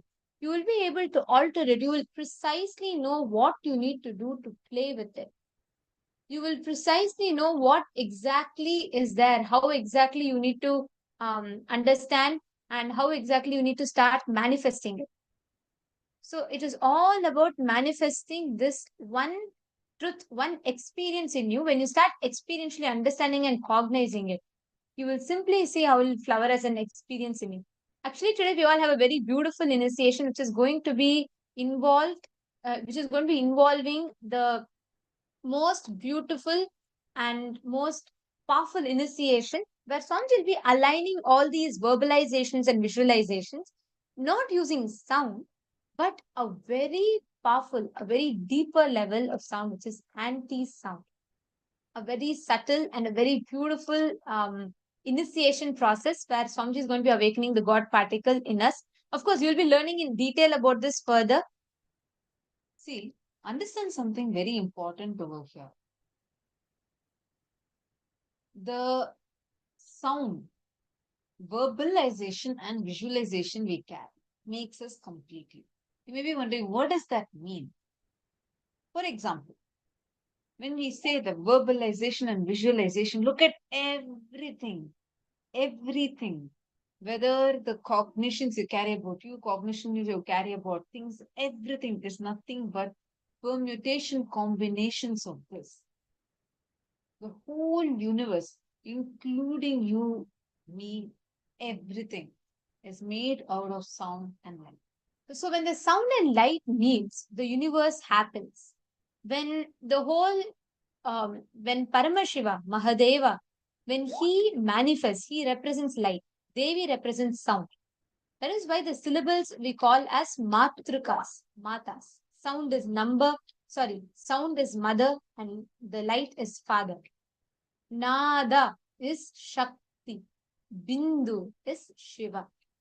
When Nada and Bindu merge together, they start creating the whole universe. Every one of you that are here with us, sitting here with us today, you're all going to be mastering, realigning all the permutation combinations of Nada and Bindu in you to manifest the best experience. So, understand this very clearly. Sound and light. Sound is mother, light is father. You, like as Swamiji said, we are nothing but just a bunch of words that we carry inside of us, that we believe about us inside of us. The visualization that we carry about us inside of us. Just take a moment, look in. Isn't that how you experience you? It's all about what you carry inside about you, deep inside you, in your very core. Even the decision to what body you need to assume in the next birth is only taken from what visualization you're holding inside. If the source, if the correction is done there in the source, the purification, reprogramming is done to the source, then the periphery also starts changing. That also starts getting reprogrammed. So we need to understand how we are made up of the sounds, verbalizations, and visualizations. Like, you need to look in and address what kind of words, sounds are you actually carrying inside. There's something called as subjective truths and incompletions. Both are completely different. Incompletions, the difference between these two needs to be thoroughly internalized. More and more you contemplate on incompletions, you become weaker and weaker. The more and more you remember the subjective truth, you become stronger and stronger. Look into the ideas you developed, the concepts you developed, the cognitions you developed, and classify them as whether they're subjective truth or as incompletion. Let's take a few minutes and let's please do this now. Please open your notebooks and make 2 columns. Actually, you can just start writing, make a list, look in, make a list of what all are the cognitions you carry inside you. How much of this is subjective truth? How much of this is incompletions? Please start.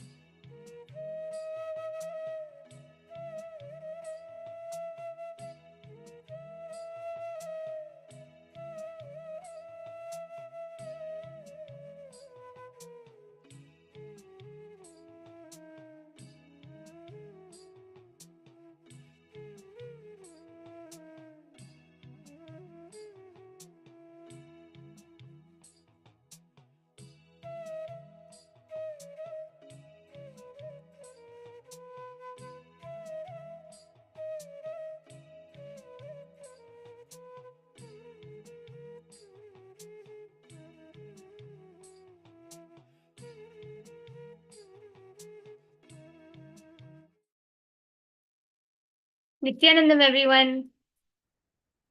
Welcome to another exciting power manifestation session. How are all of you doing today? I can see so many familiar faces. Ma Heidi Schlack, Ma Istak, Ma Gokila Devi, Ma Irene Limos, Nithyanandam, Ma Mylene, Ma Priyatma Swarupani, Ma Sonal Chauhan, Ma Eva Anderson. Yes, Ma Ratna Prabha. So nice to see so many familiar faces. I welcome all of you to this power manifestation session. And yet again, today we are going to manifest another very exciting power, which all of us have been initiated into. And that is the power of Dura Shruti, being able to hear far off distances. So before we enter into the power, let us understand a little bit about it and let us have a little bit of powerful cognition. See, right now, if you're in a crowded room full of people and you want to, and everyone is talking around you, there is loud music playing in the speaker, and there's a lot of noise around, and you want to talk to your friend. Sometimes you'll find it hard to concentrate, right? Even if the friend is right in front of you or next to you, you'll find it hard to concentrate with all of the noise around you. So just imagine you having to be able to listen to your friend at a far off distance. It'll be literally impossible, right?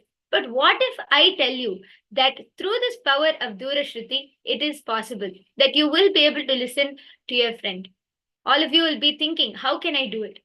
See, there is so much of chaos, there's so much of inner chaos going on within us, and we don't have listening to even our own selves. That is why we are very insensitive to everything which is happening around us. How many of you are able to relate to this? Can I see a quick thumbs up if you're able to relate to this?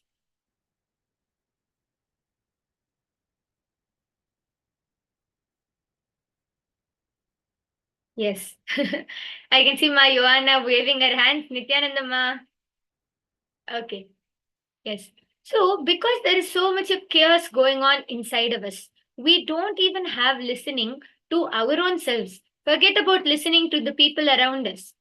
That is why we're so insensitive. Naturally, we're insensitive to everything around us. Just by unclutching, we can start bringing listening to ourselves and everything around us. Just with the space of unclutching. When we unclutch from all of our thoughts, the chaos inside of us starts settling down. See, even now, even while you're listening to me, if you just bring awareness to yourself, something else will be going on in your mind. Is it not? Can I see if you're able to relate to this? Even now, as you're listening to me, there'll be something else going on in your mind. Yes or no? I can see many people smiling on the camera. Yes. So, just by unclutching, when we bring awareness to our thoughts, when we start becoming aware of everything which is happening within ourselves, automatically we will bring listening to everything which is happening around us. So, the powerful cognition which we need to hold in today's session, in today's power manifestation session, is unclutching. Just when we unclutch, even far off distances, you will be able to hear just through your third eye. And one more thing, all of you remember that even though the third eye is called the third eye, it is not limited to the sense of sight. Third eye is not limited to any of the five senses. See, now our sense organs, our ears, eyes, nose, mouth, hands, our senses are limited to the sense organs. We can't hear through our nose, we can't taste through our ears, can we? But the third eye is not limited to any of these senses. You can hear, you can taste, you can touch, you can do anything here, even just through your third eye. You can do all of these five actions. So today's power, we are going to be hearing a sound, any audio or sound which is being played. All of you will be able to connect to the space of listening, come into the space of listening and be able to identify what is being played. So are all of you ready and excited for this? Can I see a quick wave of hands if all of you are excited for this power of Dura Shruti?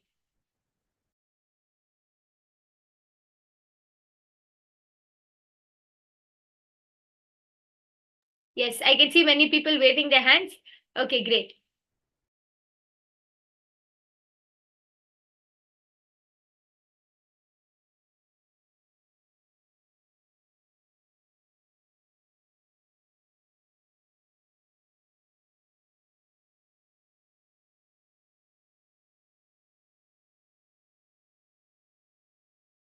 Okay.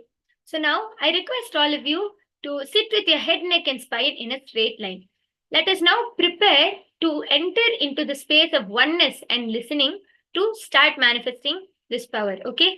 So all of you sit with your head, neck, and spine in a straight line. Ma Mylene, is it your first time, ma, joining the session? Is it your first time?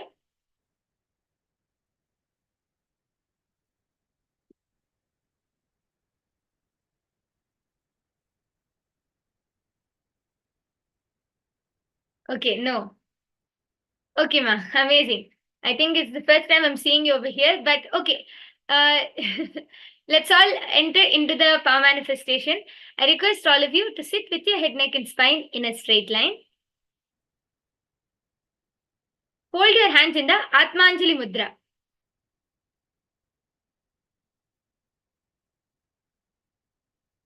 Oh, it's okay, ma, no problem. As long as you're able to understand and manifest the power, that's all is needed. And you will be able to manifest these extraordinary Shaktis throughout this program. So just be prepared. You don't need, there's no restrictions to join this Paramashivoham program. Any one of you can join and enjoy these powers and all of the gifts which Swamiji is giving us through this program. Okay.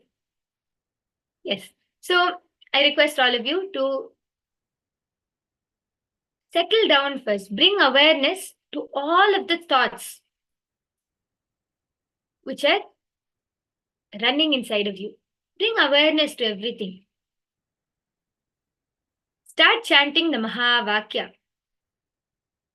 Let's prepare ourselves. I request all of you to chant the Mahavakya intensely.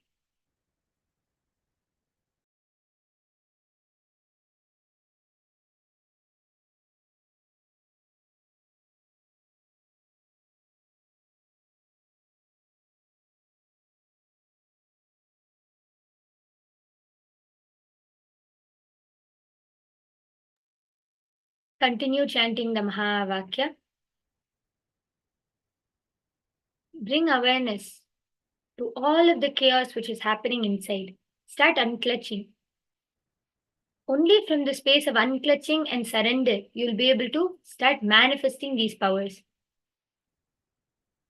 When all of the chaos going on inside starts settling down, we'll start being aware of anything which is going on outside of us.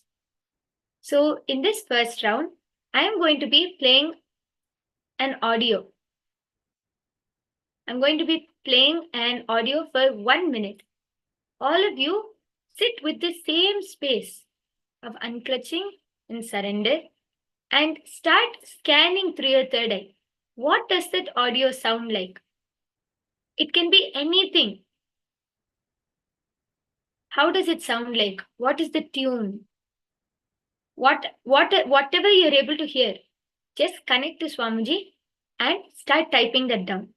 So we're going to start the first round in just a few seconds.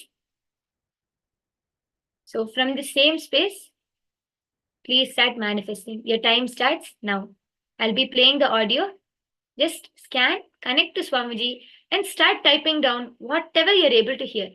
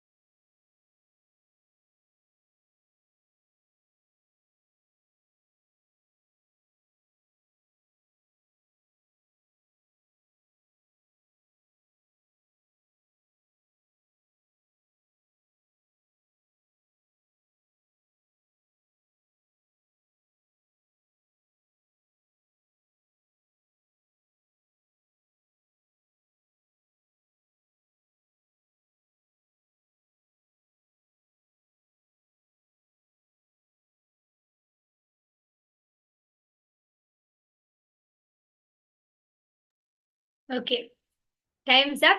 I can see many people have already started posting whatever you were able to hear. I request all of you to continue posting. See, remember, whatever you're able to hear, any sound, the tune, whatever you're able to hear, please start typing it down in the chat section and we are going to be verifying it soon. Okay, so I'm going to start reading out few of the comments. Ma Sonal Chauhan has put sound of a train. Okay, Ma Estak, hands, air balloon, air flute, whirling sound, wind bells. Ma Heidi Shlak, birds. Ma Joanna Selena has posted electronic fluid. Ma Istak has posted metallic high notes or high tune. Ma Priyatma Swarupini has posted hearing sound of a bird with open sky. And my Joanna has again posted dingling, dingling, dingling. Okay. Ma Anandeshwari is able to hear the drum sounds. Ma Vasanta is able to hear the mantra's bell. Okay, anyone else has anything to post? Is there anyone else left? And then soon we'll be verifying the sound which was playing. Ma Susan Solider has posted bells. Okay. Yes, thank you all for sharing. Now we'll be verifying. Okay. So all of you be in the space of listening. I'll be playing the song now. The sound now.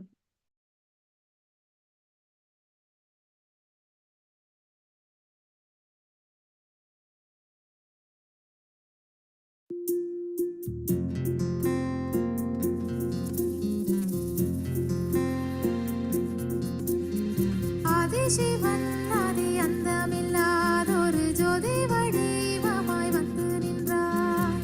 Adhisivan ஆதி அந்தமில்லாதொரு ஜோதி வடிவமாய் வந்து நின்றார். ஐந்தோழில் செய்தொழித்தான் அந்த வருத்தம் தீர்த்திட உலகம் வந்தார்.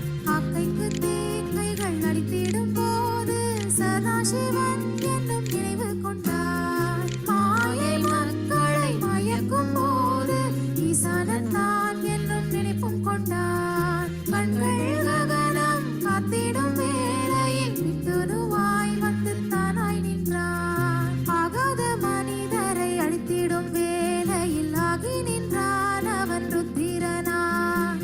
ஆதிசிவன் ஆதி அந்தமில்லாதொரு ஜோதி வடிவமாய் வந்து நின்றான்.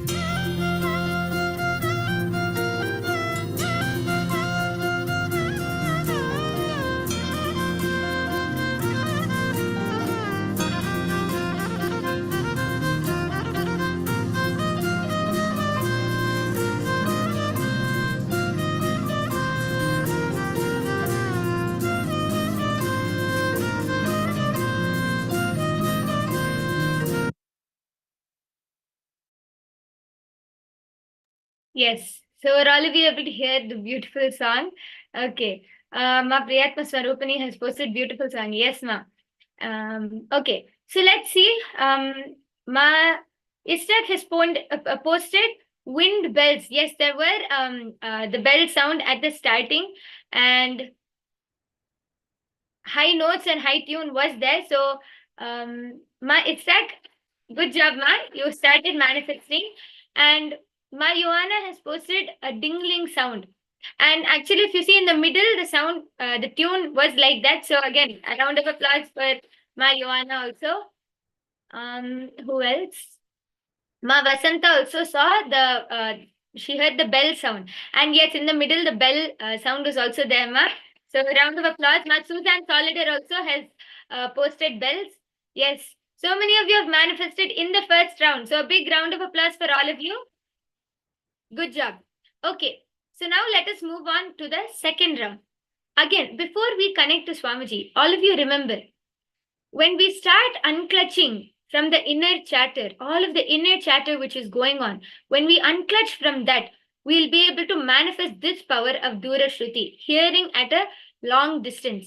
Because only when we bring awareness and stop the chaos and the inner chatter which is going on within, we will be sensitive to what is happening outside.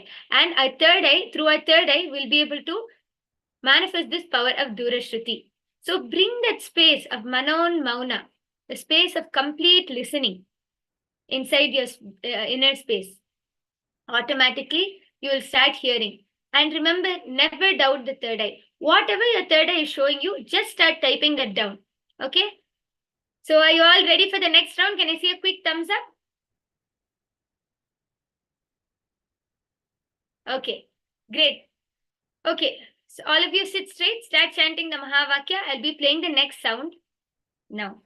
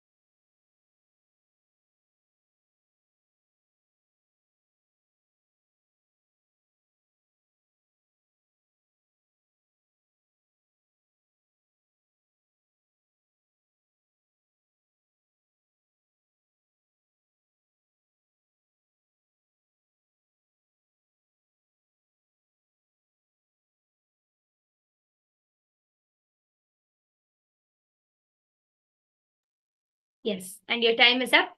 Please start posting whatever you were able to see in the chat section, whatever you were able to hear, whatever your third eye revealed to you.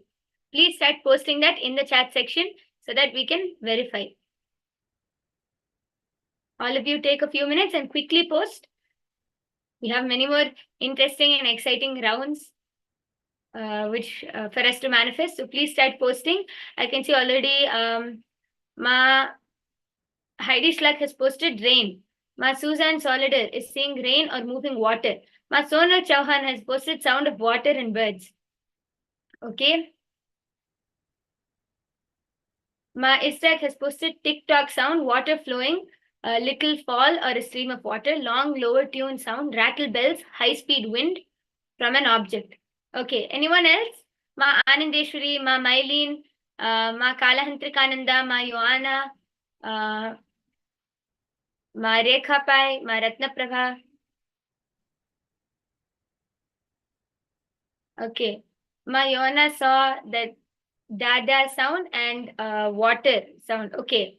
Ma Anandeshwari saw Mahavakya sound. Okay. Anyone else?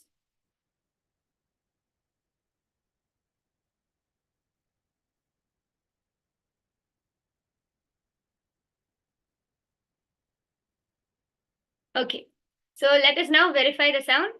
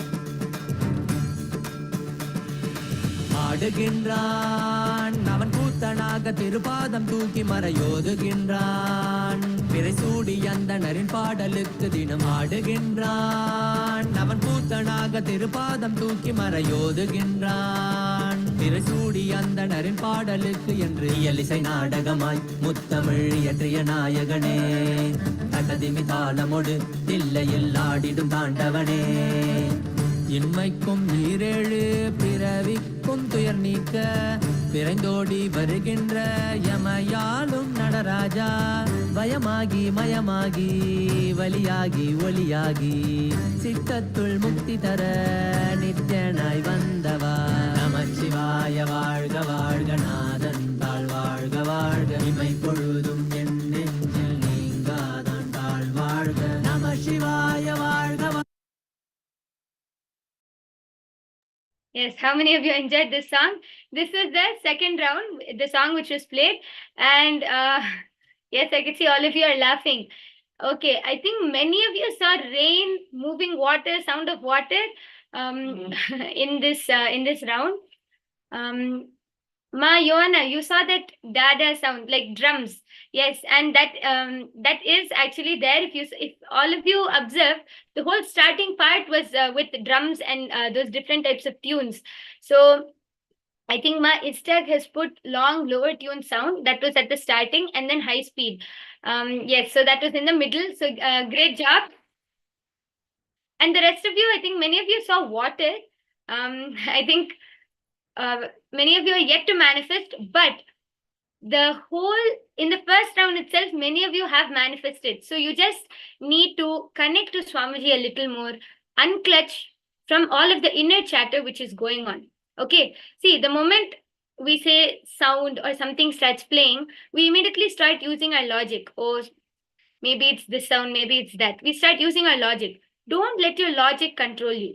The moment you just unclutch from all of the inner chatter and bring the space of Manon Mauna, bring the space of listening into your inner space, you will start manifesting and you will be able to hear at a far off distance. So how many of you are ready for the third round now? Can I see a quick thumbs up? Third round. How many of you are excited for the third round? Okay. Okay, so sit straight. Start chanting the Mahavakya. Connect to Swamiji. Remember, bring awareness to everything which is happening inside. Bring that space of Manon Mauna, intense and complete listening into your inner space. Don't let any of the inner chatter or your logic control you. So continue chanting the Mahavakya and the third round starts now.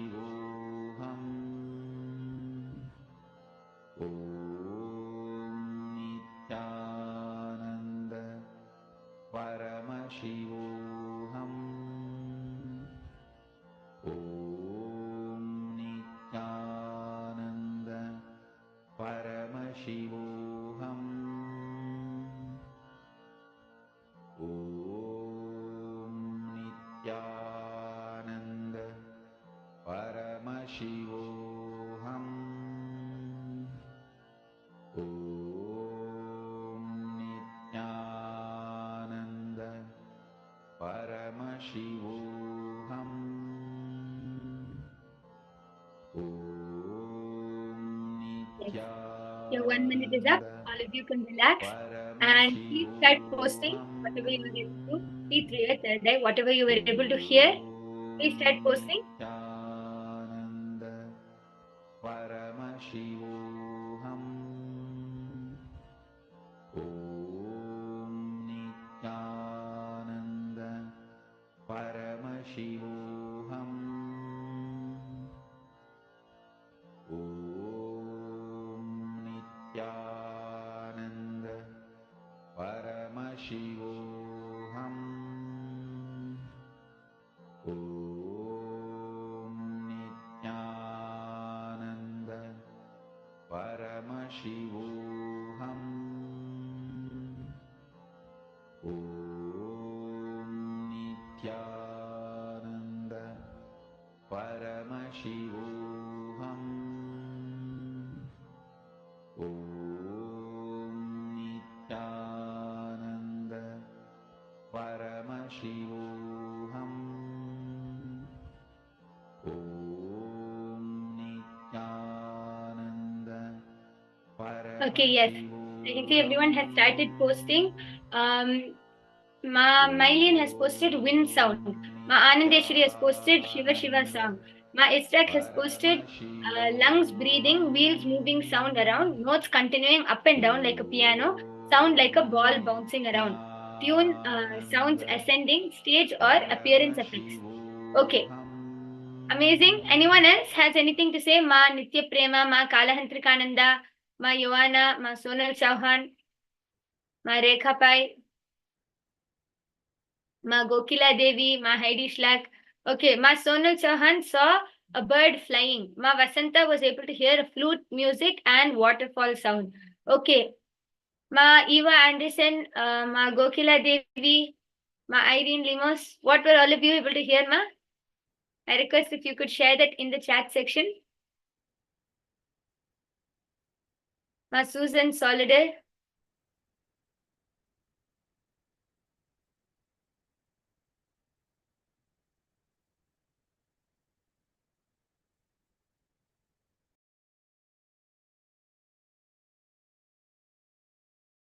My Joanna heard a weng weng sound and a tuning fork. Okay. Anything else, everyone? Ma Susan Solider saw heard birds high pitched sound like flute on wind chimes. Okay, Ma, thank you. What about everyone else? Is that all? Okay. So let us now verify what was the sound which was playing.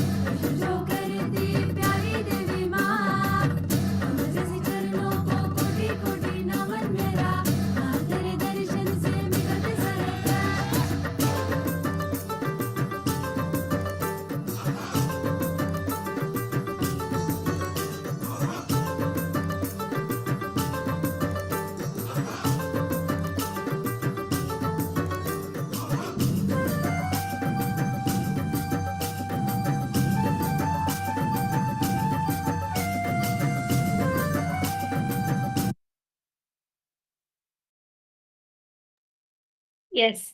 How many of you enjoyed this song? So this is what was playing, and I can see few of you have posted high pitch sound, flute music, and wind chimes.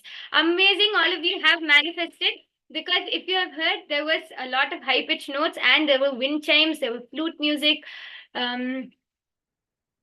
So many of you have posted that, I can see. Yes, beautiful. So another big round of applause for all of you who have manifested in this round. Okay, so let's now move on to the next round. Okay, are all of you ready? Sit with your head, neck, and spine in a straight line. Close your eyes. Connect to Swamiji. Bring awareness to the inner chatter inside of you. Just unclutch from all of the thoughts which are going on inside your mind. Unclutch from everything. Bring that space of listening and unclutching in your mind. And automatically, you will start being able to connect in the space of oneness to Swamiji, and you'll be able to scan and hear the sound which is going to be played. And the next round starts now.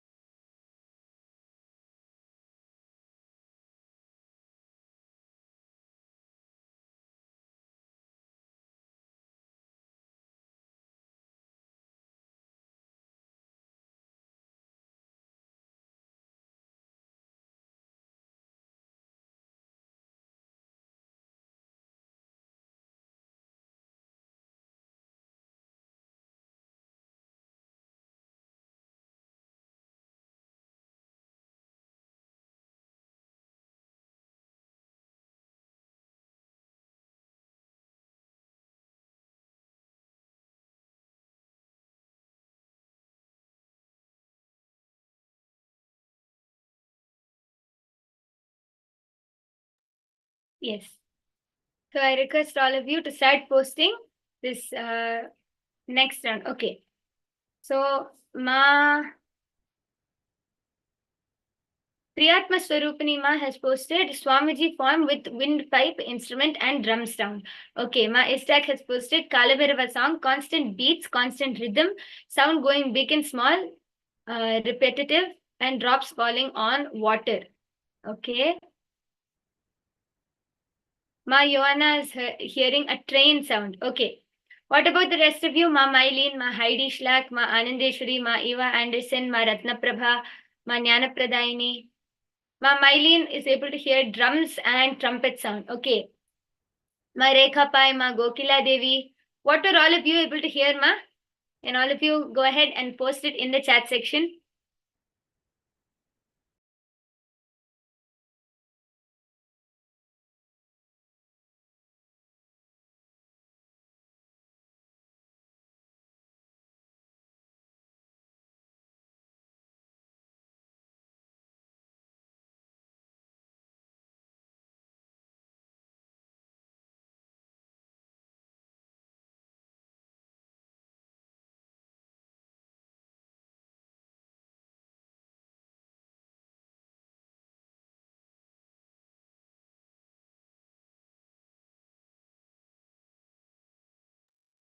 Okay, Ma Ratnaprabha is able to hear anklet sound. Ma Vasanta is able to hear drum sound and strong winds. Okay, so are all of you done? Okay, Ma Anandeshwari is able to hear a very quiet song. I think, do you mean it's a very peaceful song, Ma? Peaceful and melodious song?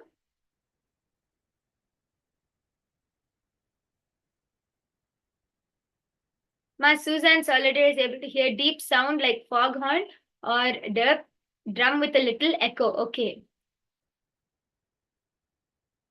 Okay, are all of you done? Let us now verify the next, let's verify the song for this round.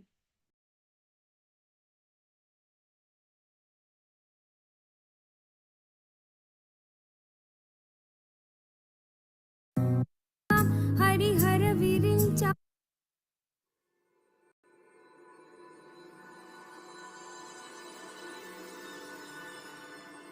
शिवशक्त्या युक्तो यदि भवति शक्तप्रभवितुं न चेदेवं देवो न खलु कुशलः स्पन्दितुमपि हतस्त्वामाराध्यां हरिहरविरिञ्चादिभिरपि प्रणन्तुं स्तोतुं वा कथमकृतपुण्यप्रभवति तनीयां सम्पांसुं तव चरणपङ्केरुहभवं विरिञ्चि सञ्चिन्वन् विरचयति लोकानविकलम् वहत्येनं Shauri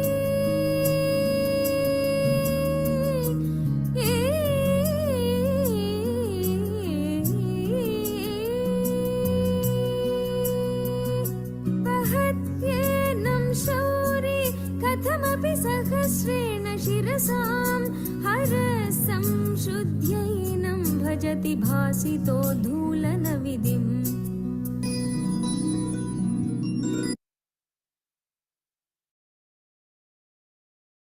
Yes. So this is a song. It was Soundarya Lahari, a composition by Adi Shankaracharya. I can see my Instagram has posted that does not sound like Kalabhairava. Yes, ma. Okay, so many of you were able to hear drums, trumpets, and strong sounds, strong winds, drums, trumpets, with a little echo. Okay, Ma Susan Soliday has heard a little echo. At the starting, it was there, Ma. But Ma Anandeshwari, I think, manifested because Ma, you have put very quiet song. So I think you mean it's a very melodious song, which it is. So a big round of applause for you. Yes. And okay. What's the name of it? My Joanna is asking. This is Soundarya Lahari, Ma. It is there in KAILASA's MM2 studio. Okay. So let us now move on to the last round. The next and the last round for this session. Are all of you excited? So let's all sit with our head, neck, and spine in a straight line. Start chanting the Mahavakya.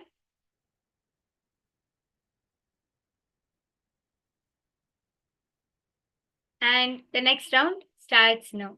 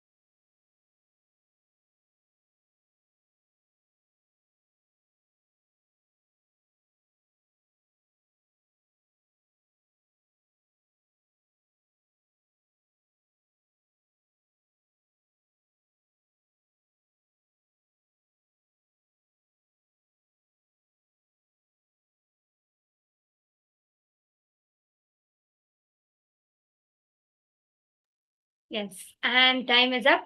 I can see few people have already started posting. Ma Anandeshwari heard a very powerful boom boom sound. Ma Priyatma Swarupini has heard windpipe instrument and drum sound. Okay, yes.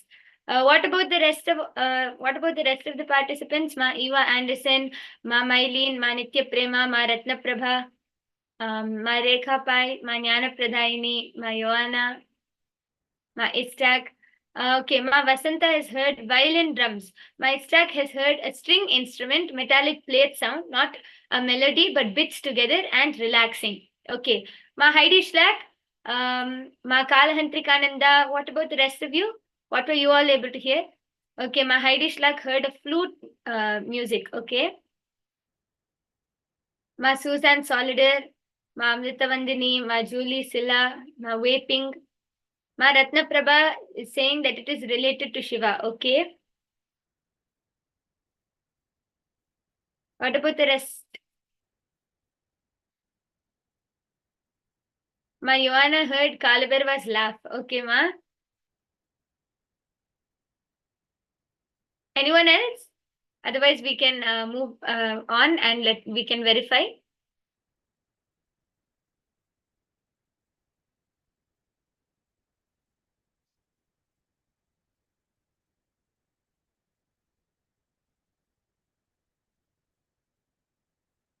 Okay, Ma Rekha Pai has heard some dancing song, and Ma Jnana Pradayini has posted that there are several instruments. Okay, Ma Mylene has posted, it is difficult for me to unclutch. And you heard the fire, you heard fire, sound and rains. See, Ma, it is actually very simple. All you have to do, the first thing which you should do is sit straight and bring awareness to what is happening. See, even now, when you're listening to me, there'll be some thoughts which is going on inside of your mind. Bring awareness to everything, because there is so much of chaos continuously. Like even when the other person is talking, if like let's say we're in a conversation, even while the other person is talking to us, we're already thinking of what to answer, what to reply to that person. So there is so much of chaos going on inside of us. We're always thinking about something. We're never in the space of listening to ourselves.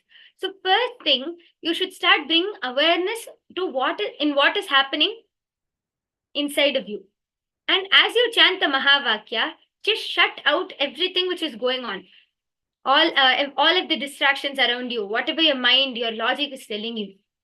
So when you chant the Mahavakya and let it reverberate through your entire being, through your entire system, slowly you will start coming into the space of listening. You'll see your inner chatter will start settling down. You'll bring the space of Manon Mauna, the ultimate listening. Then you'll start being able to hear what is happening around you, Ma. Are you able to understand this, Ma? Can I see? Okay, yes, I can see you nodding your head. Thank you, Ma. Okay. So then Ma Susan Soliday has posted swishing sound of water or wind. Okay, now let us verify what sound was being played.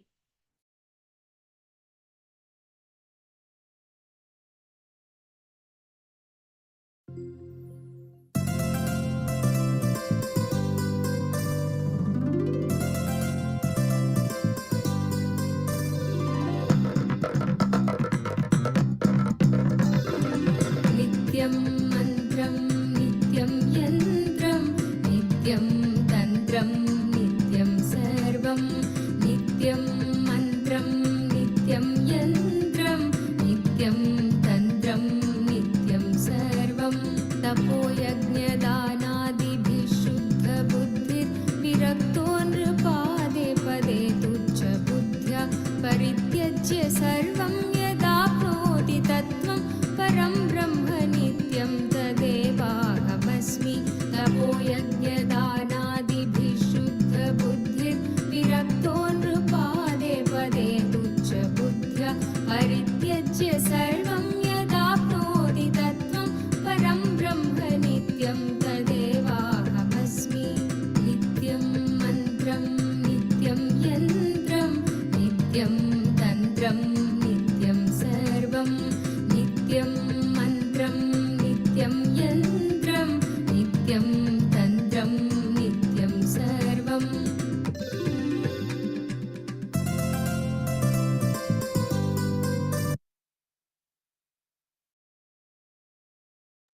Yes. So that was the song which is being played. Yes, Ma Priyatma Swarupani has posted such a sweet song. Yes. Ma Joanna has posted some sound, then chanting Mahavakya, then hear of the world, then you saw Swamiji's smile. Yes, ma'am. I can see many of you have posted. Ma Jnana Pradayini has posted there are several instruments. Yes, you heard the instruments in the middle. All of those tunes are there are drums, flute, and even piano. I think someone has posted piano sound, or was that in the previous round? Okay. Ma Vasanta has posted violin drums. Yes, Ma, you have heard these instruments. Ma Istak has posted string instrument. Yes, there is a string instrument, and you have posted not a melody, but it's relaxing. It is a very relaxing song and a very melodious song. And Ma Ratna Prabha has posted related to Shiva. Ma Priyatma Swarupani has heard drum sound and the windpipe sound. Yes, so many of you are able to manifest this round. I think most of you caught the instruments which was playing in this song. So a big round of applause for all of you. Yes, amazing. So many of you have manifested in this round. It's nice to see all of you involving, participating, and all of you are very intensely sitting and manifesting the powers. So a very good job and a big round of applause for all of you who have manifested today and all of you who participated in the power manifestation session. And with this, we come to the conclusion of this exciting session. The next session, we will be learning about Nirvikalpa Samadhi. So all of you stay tuned and be ready.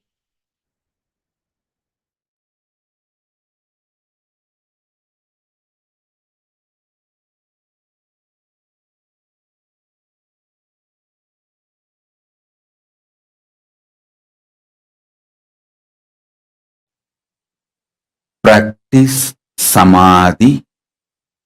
Enrich the world with Samadhi. Listen. Whether the individual problems you are facing, your personal health related issues, or the whole world health related issues,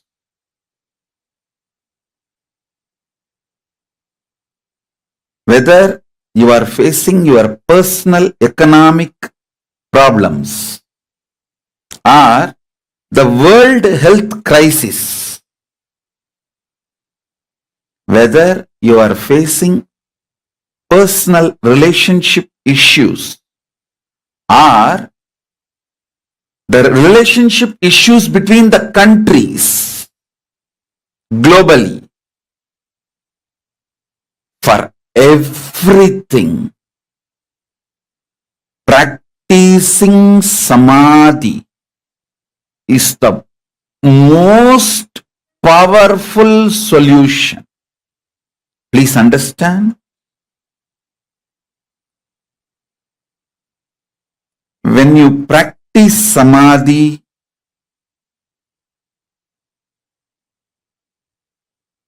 everything in your control becomes conscious, powerful, right, and best for you and for the world.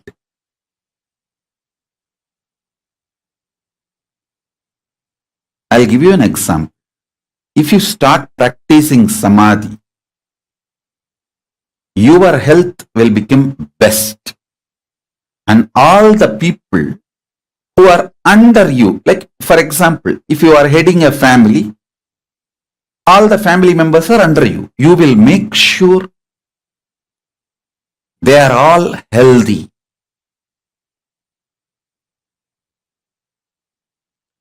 If you practice Samadhi, you will keep your relationship with you best, and everyone who is under you, around you, all their relationships best.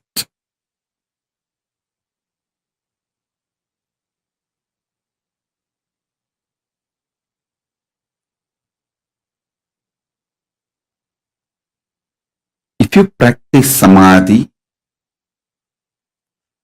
you will keep yourself highly conscious. See, unconscious blind spots, which is responsible for almost all the problems in our life, will be eliminated. I tell you, if the decision makers of the world start practicing samadhi, if the decision makers of the world start practicing samadhi, not only their people will be peaceful, world will become peaceful. I am not selling the dreams of utopia. I am giving you the plan for utopia. Understand? Elaborately I have spoken about how to practice Nirvikalpa Samadhi, unclutching. Practice just 21 minutes a day. That's enough. I am not asking you more than that. Just 21 minutes a day is enough.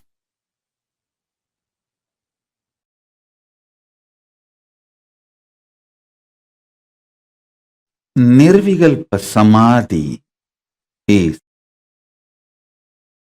silence, soaked in silence, soaked inside the silence.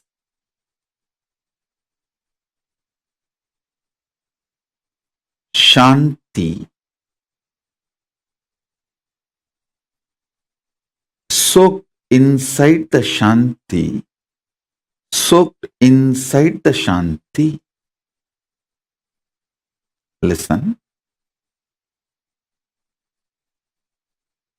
I'll repeat. Nirvikalpa Samadhi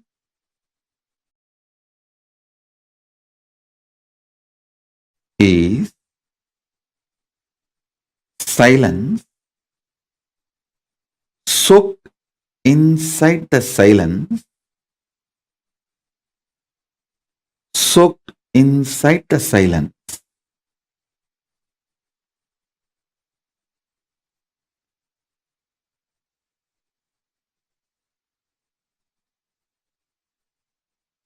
Contemplate on it.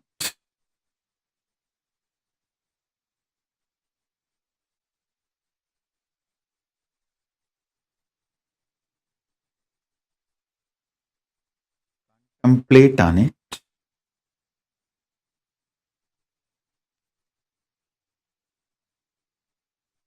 I'll initiate all of you into Nirvikalpa Samadhi as a living experience today.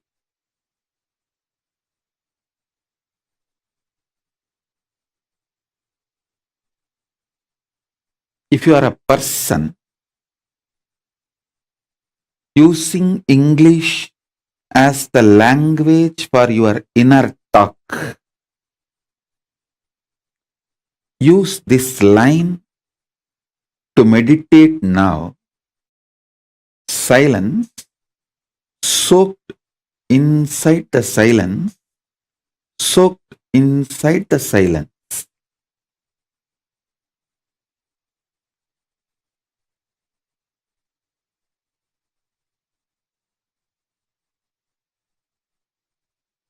Understand?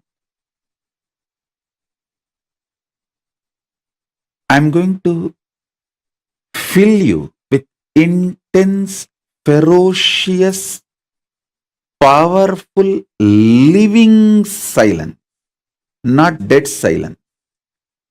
living silence.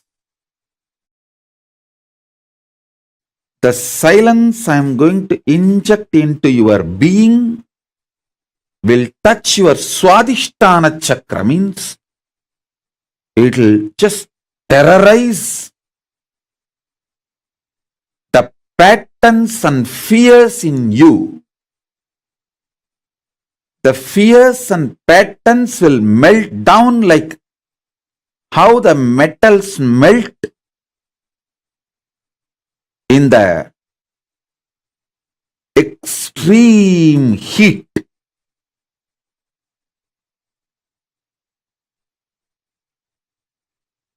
In that absolute heat, how the metal melts, same way all your patterns will melt. So it is not dead silence. So listen carefully. It is not dead silence. It's a living silence. I'll initiate you into this living silence. So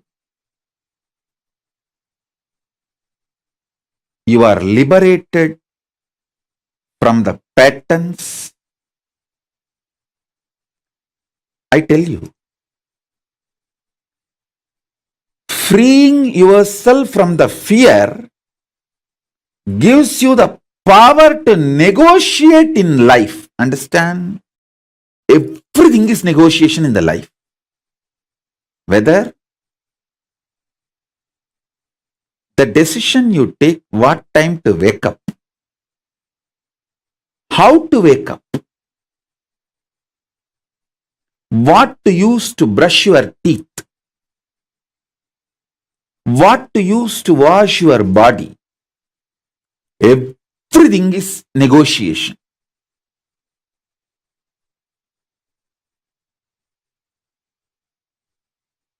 Whether you talk to yourself and convince yourself for some activity, or convince your spouse for something, convince your team,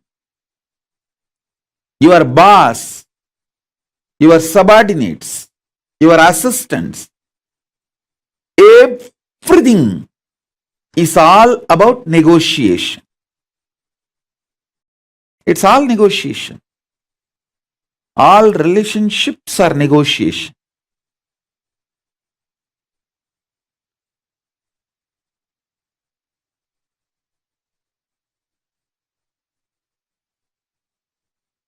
When your fear patterns melts away, you will be so clear about the negotiation with life. You will create such blissful, happy, powerful ambience around you. And you will know very clearly with whom you should negotiate, what, how. You will be the boss of your life if you master your fears and ability to negotiate. That's all. That's all is life. So with this infusing Nirvikalpa Samadhi in you, melting down your fears, I will empower you with the negotiation power. Negotiation skills.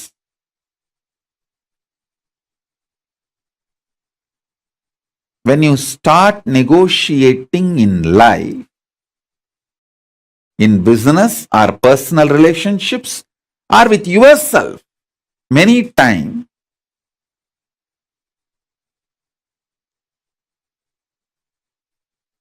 even what time to sleep, what time to wake up, If you learn how to negotiate with yourself, you will be successful in all the lifestyle I am teaching.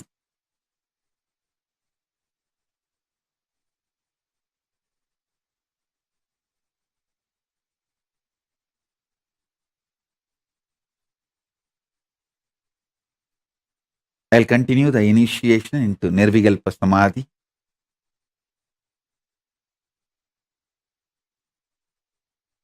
Sit straight. Remember this one line. Silence. Soaked in silence. Soaked in silence. Silence. Soaked in silence. Soaked in silence.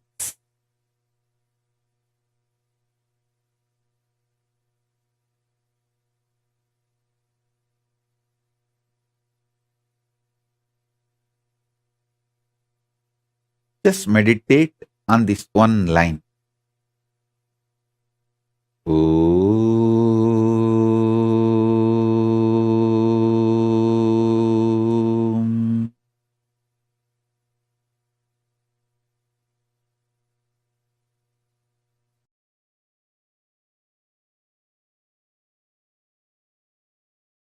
Listen.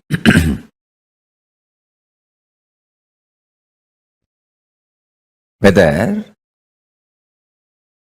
the knowledge about the cosmology or astrology, astronomy, physics, chemistry, biology, any level, any knowledge, I tell you,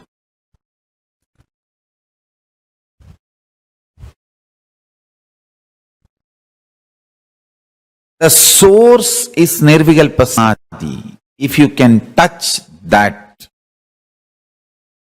you will have something original in your life. Maybe you can nicely cook and arrange others' vomit. That ability cannot be called as your contribution. My every Gurukul kid will have original contribution because I am grooming them, growing them up with the Nirvikalpa Samadhi. Understand? Paramashanta Swarupa, and living with no reactionary assumptions. Fully awakened non-mechanical parts. Fully awakened including non-mechanical parts of the brain. Understand? Nirvikalpa Samadhi. Paramashiva resides in Nirvikalpa Samadhi and radiates it in the form of Dakshinamurti.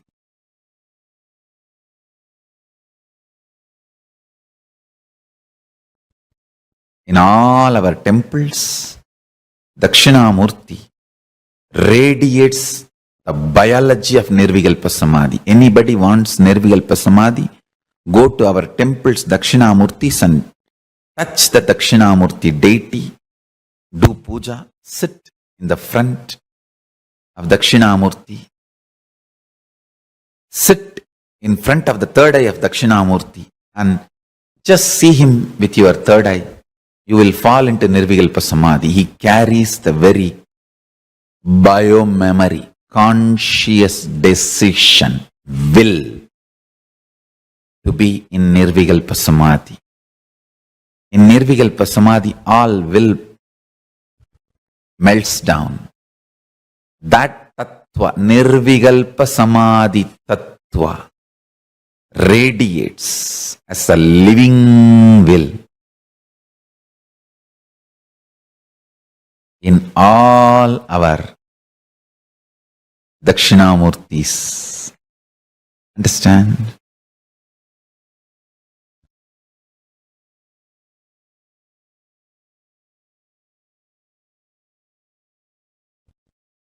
Whether you are a kid studying for your school examination, or an adult studying for some interview or presentation, or a CEO studying to present something to your team, or an enlightened being teaching to your disciples, or incarnation wanted to reveal the Paramashiva's message every day.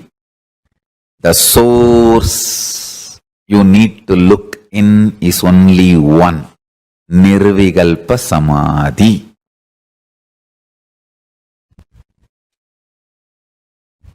Nirvikalpa Samadhi makes a tireless inner space. So, it's an amazing combination of ultimate memory power, ultimate usefulness, stability, and pure power of enlightenment. Understand? How much ever attacks happen, injustice done,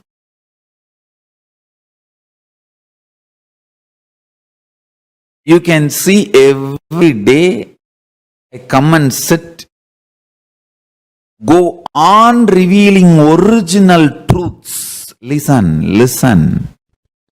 Every satsang is I am opening my inner space, Kailasa, for all of you to taste. You can see very clearly all the assassination attempts, or lawfare, injustice, defamation, abuse, done in every level. Nothing touches that inner space. Tirelessly go on downloading the highest truths and go on radiating and manifesting.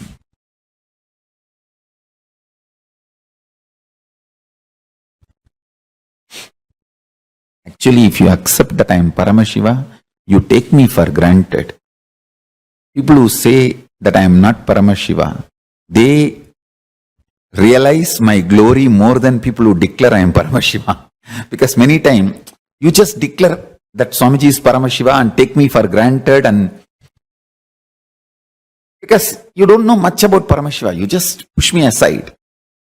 But people who think that I am not Paramashiva, they only, oh God, if he is not enlightened, if he is not an incarnation, what kind of a metal he is made? Nothing could be done to him. He is just going on and on and on.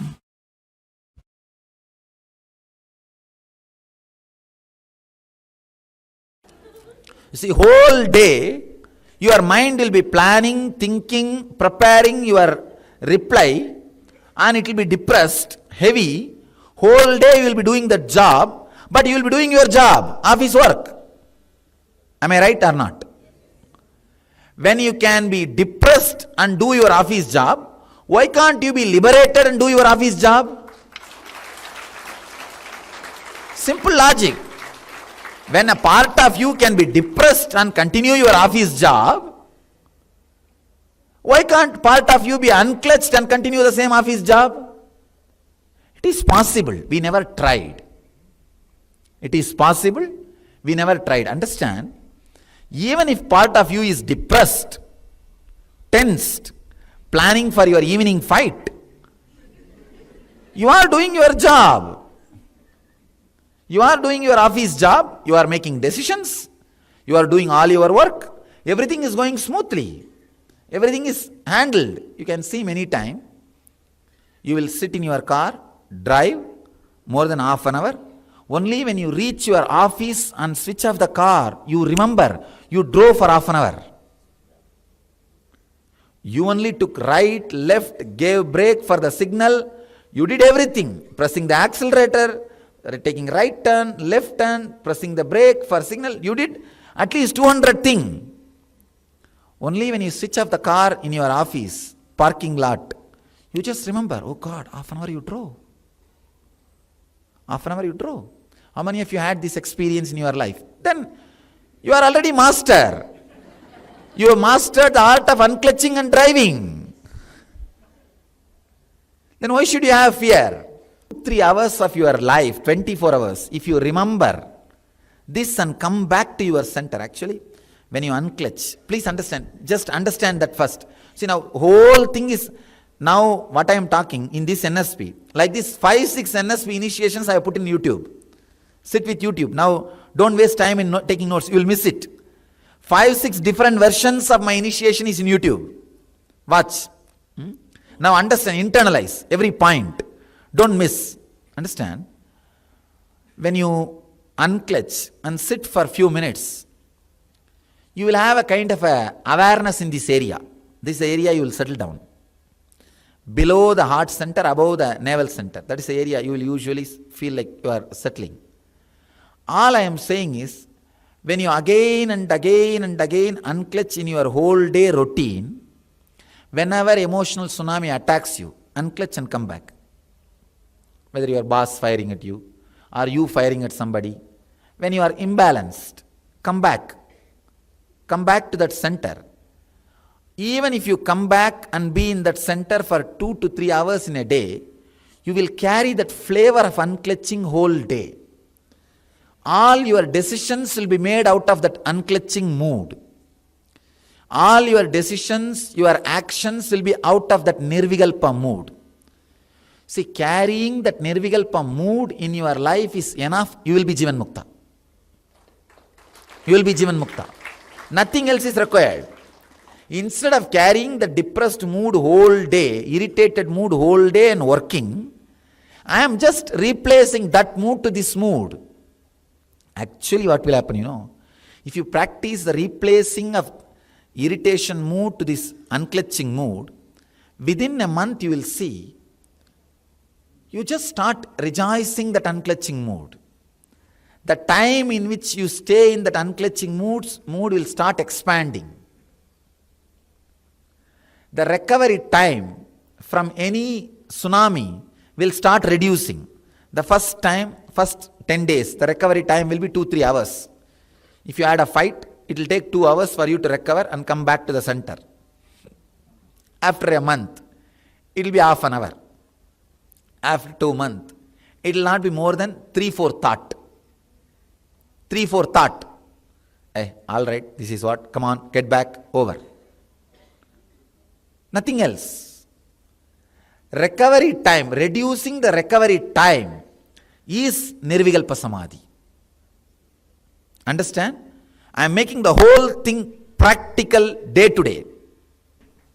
If you lose something, think it is a Guru Dakshina given to me. Forget about it. I tell you, just the simple process.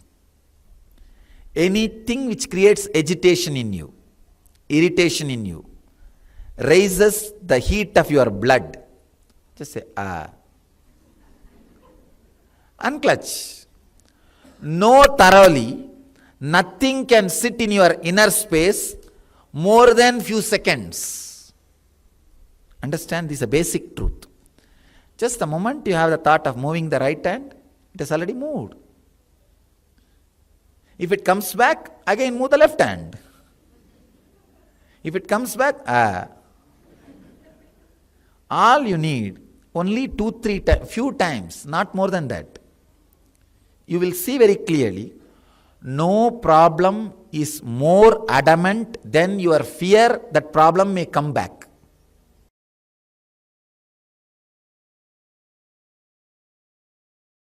One of the biggest enemy stopping you experience Nirvikalpa Samadhi is your self-criticizing pattern.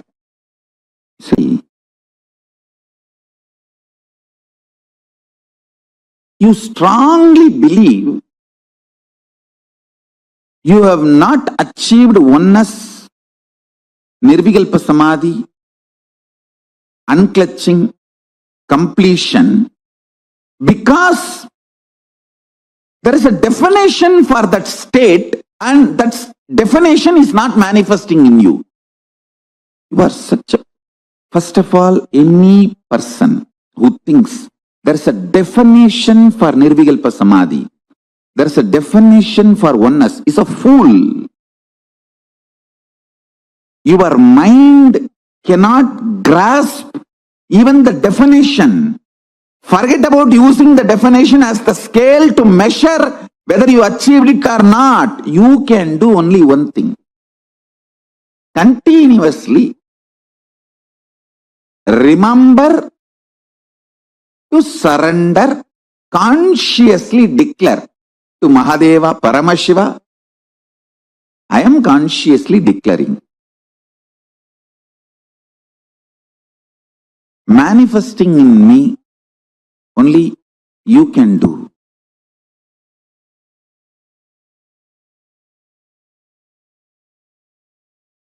I'll tell you precisely, exactly right attitude. Declare to Paramashiva, Prabhu, really, I personally do not know much about the way you exist. But as per your declaration in Vedas and Agamas and my Guru's confirmation, I have some idea about how you exist. Whether that idea is complete or not, I do not know. But what I know as me, I surrender unto you. I offer me to you. Please, you take away me in you. You radiate. Let you alone exist. Let me experience absolute oneness, Nirvikalpa Samadhi, unclutching, complete completion, or whatever the highest state. I may not know the name or words to describe. Let me experience that. Declare it consciously. Remember one thing. Even if you are consciously enjoying somebody swimming, his brain activity, his neuron activity is mirrored in you. Even ordinary swimming, his neuron activities are mirrored in your brain. Can't you understand the great cosmic experience, existence, Paramashiva, when you surrender to him? Will his neuron activity not mirror in you? Don't you understand?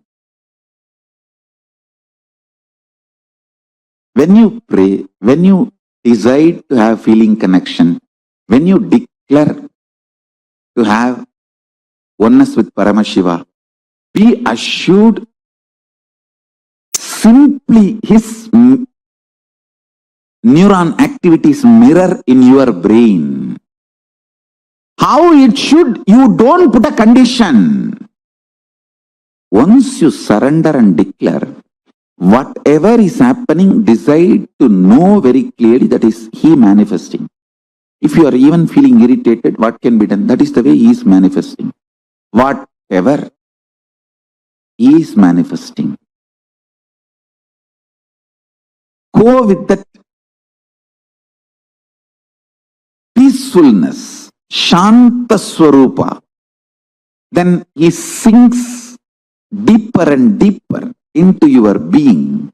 Your being sinks deeper and deeper into his existence.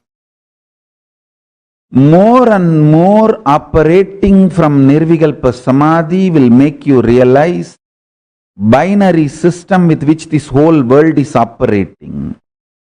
Whatever you call as science, logic, rational, good, bad, right, wrong,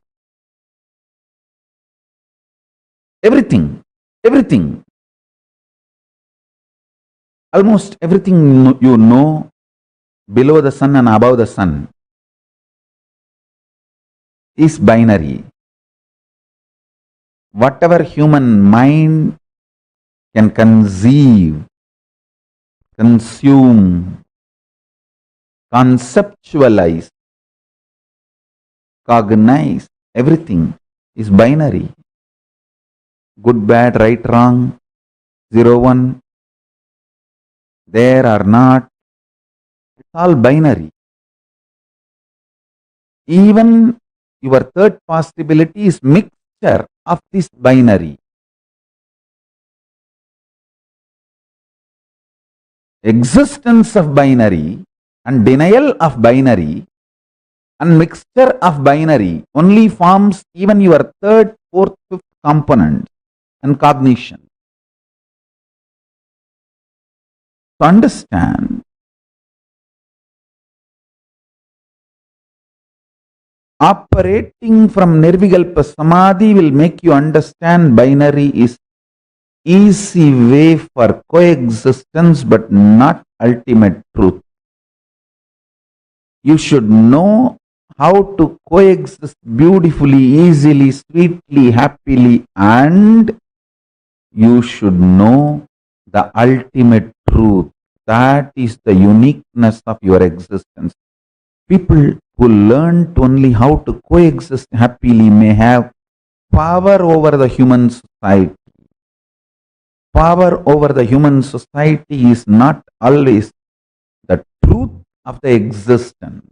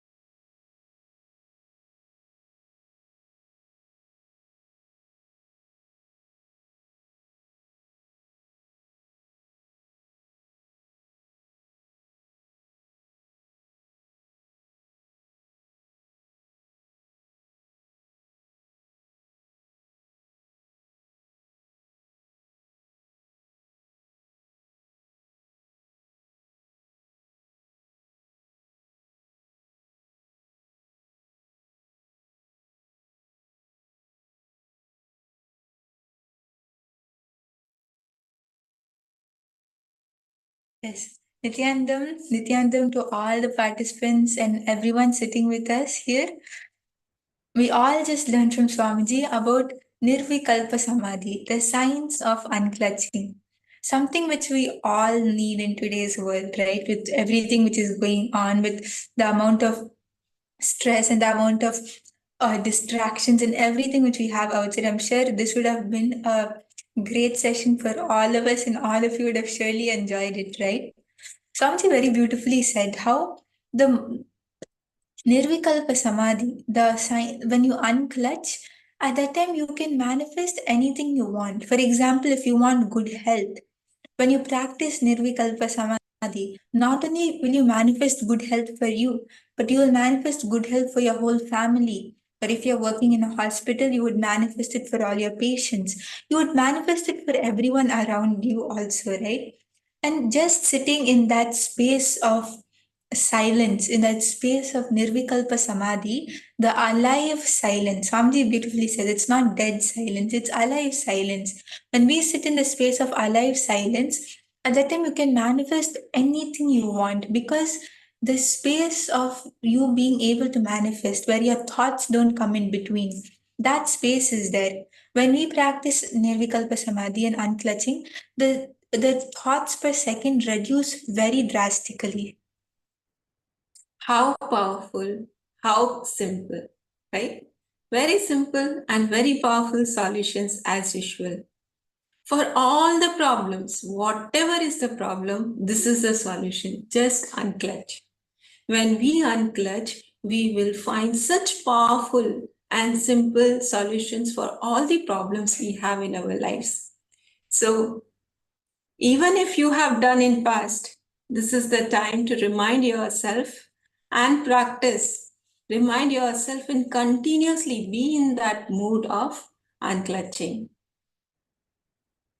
So, all of you, please post in the chat what was your powerful click What was the cognition with which you clicked with? And you were saying, wow, I want to put this in practice. I want to manifest this in my life. Please share with us. Actually, Swamiji told, right, that for example, when we practice unclutching, at that time, whenever we have something which affects our space, for example, we get into a fight or face a tsunami, or something which might imbalance our inner space, at that time, the recovery time which we take, the time which we take to recover from that reduces a lot. For example, at the starting, when you get into to a fight, it takes a few hours for you to recover. Then in few weeks time, it takes like maybe half an hour for you to recover.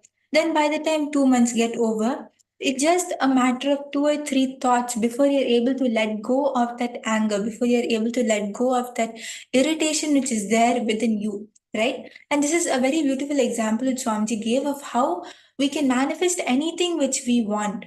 How when we practice this samadhi, this nirvikalpa samadhi, you can everything becomes in your control. You become the boss of your life, right? Whatever, and you're able to manifest whatever is best for you and for the whole world. Swamiji very beautifully said this. Yes, so all of you, please post in the chat. What is your cognition? What is your powerful click? Please share.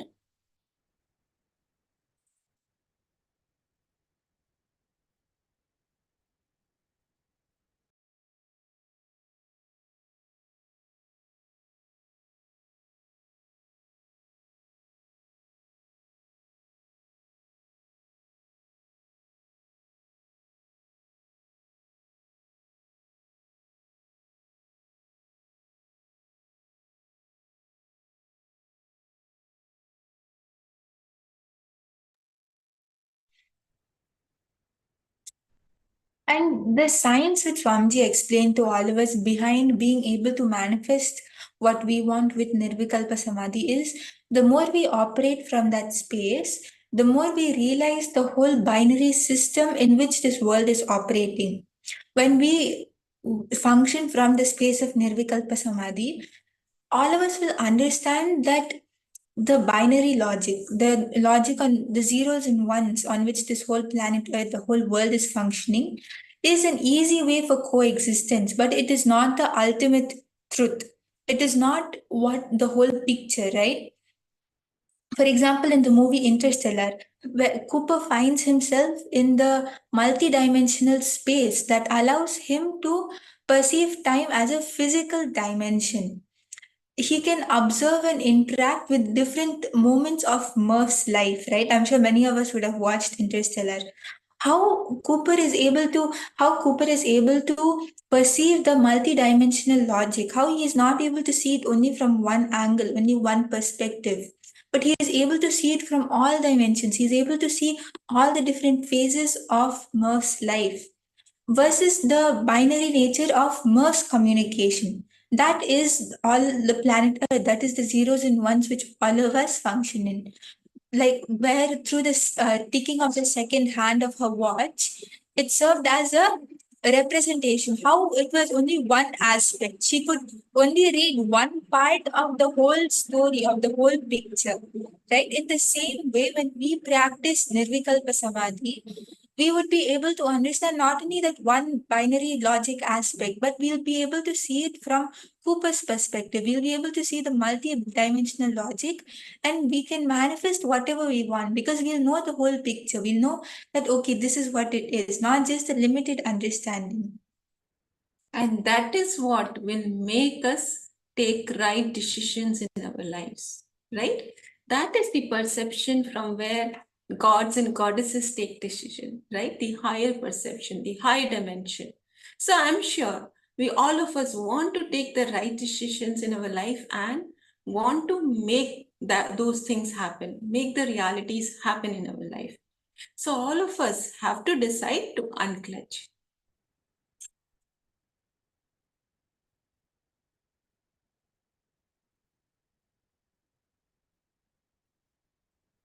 Yes, Ma Heidi has posted deep sleep and samadhi, only one difference. In deep sleep, you do not remember you exist. In samadhi, you will remember you exist. That is absolutely correct, ma. In fact, in samadhi, not only will remember you exist, but we are more conscious than our waking state. Now, when all of us are awake, we have a certain level of consciousness. But in samadhi, not only we are at this level of consciousness, but we are at a higher level of consciousness.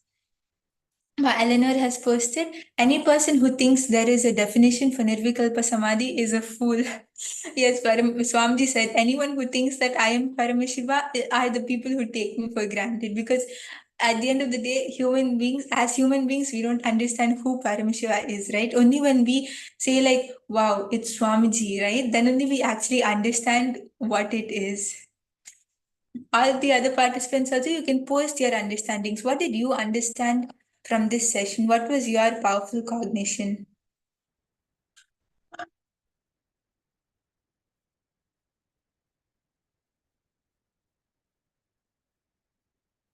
Ma Somya Prabhala, Ma Ananda Shakti, Ma Lucy. It will be nice to hear from all of you. Yes, Ma Jyoti Kanda has posted, I want to be unclutched in all dimensions. Nirvikalpa Samadhi is silence soaked inside the silence, soaked inside the silence. Absolutely correct, Ma. And now when Swamiji just utters this word, silence soaked in silence, soaked in silence, just as we listen to this itself, we land into such a powerful space. So powerful these words and initiations are. Yes, bless me to take control of my inner space, make it free from inner chattering and all fears and all confusions.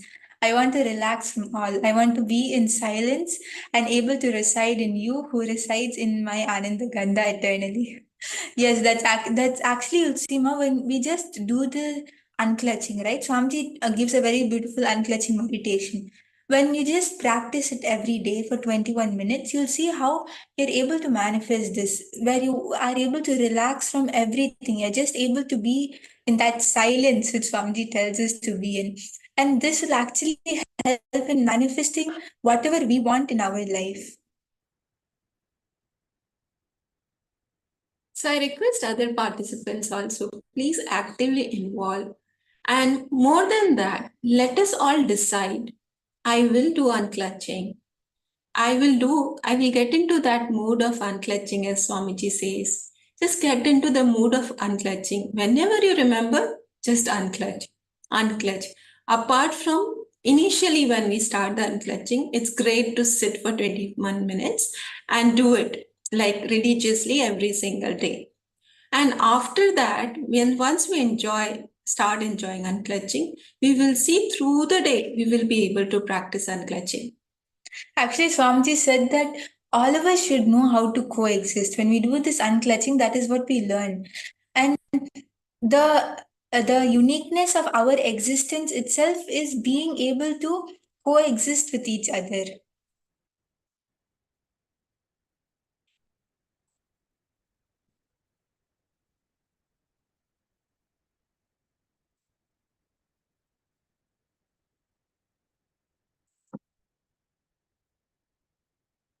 Yes.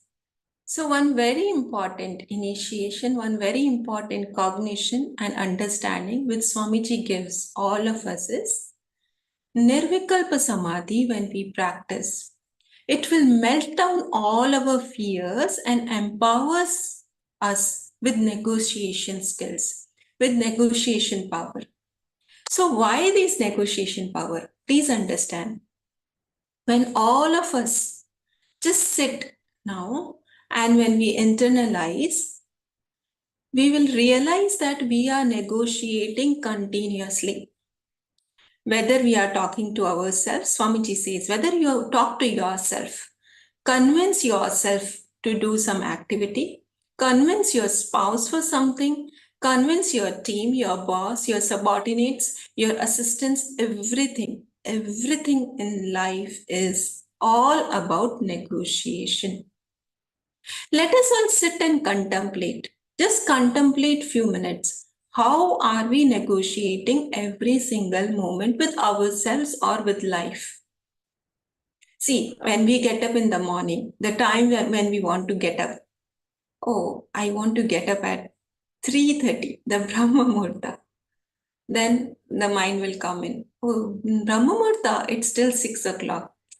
I think even by 5:30 or 5:55, I get up, I'm getting up in Brahma Muhurta, right? So that is negotiation. We are negotiating. But we know the right thing to do. That I let's me get up at 3:15, 3:30. Let me take my shower, do yoga. So negotiation there. Then what to eat, what to wear. Like that, like this, we constantly negotiate with ourselves, convince ourselves.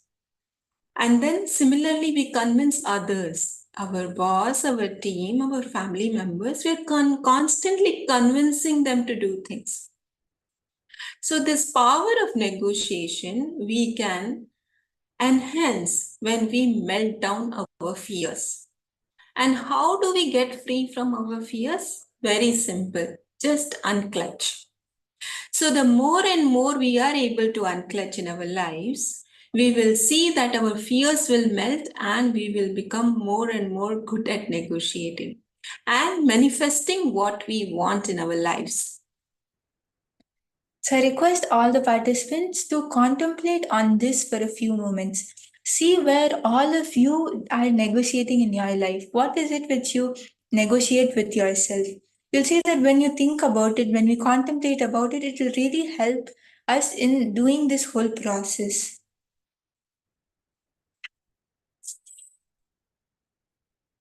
If anybody has any doubts, please do post in the chat.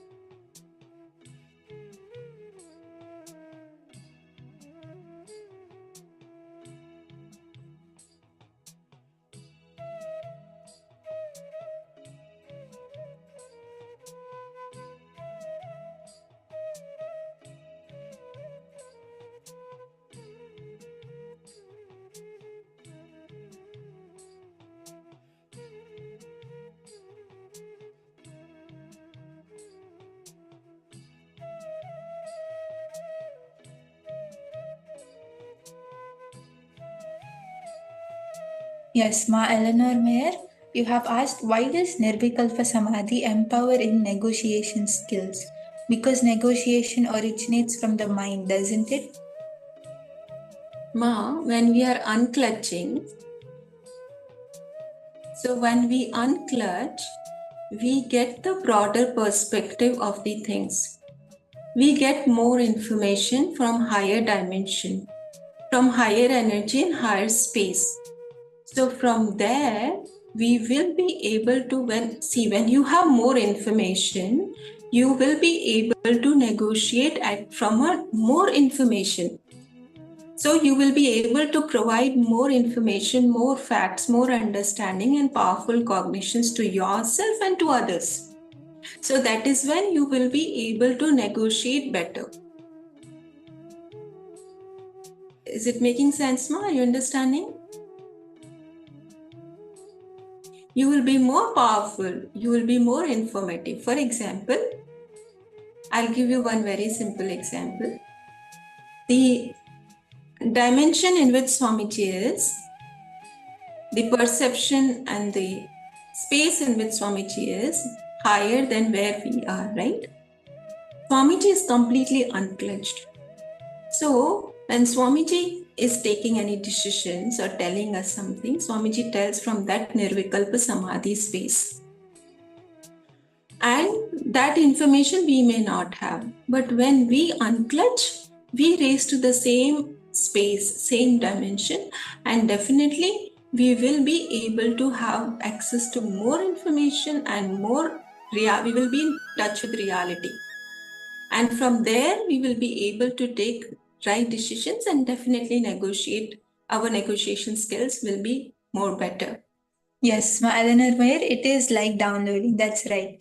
Actually, Swamiji says that none of my disciples, none of my devotees can manifest powers without touching that space of Nirvikalpa Samadhi. Every single one of us here who's sitting, who's doing the power manifestation, all of us have touched that space of Nirvikalpa Samadhi. From there only can will we even be able to manifest Swamiji through us. From there only can Swamiji even manifest powers through us. For example, Ma, I'll give you one very simple example. When we are crossing the road, when we are on one side of the road, we have some information from that space where we are. Okay, there is nothing I can't see as far as I am. I can't see anything and it is safe for me to cross the road.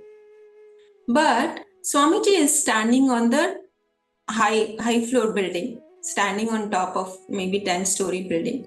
From there, Swamiji can see a truck coming at a very fast speed.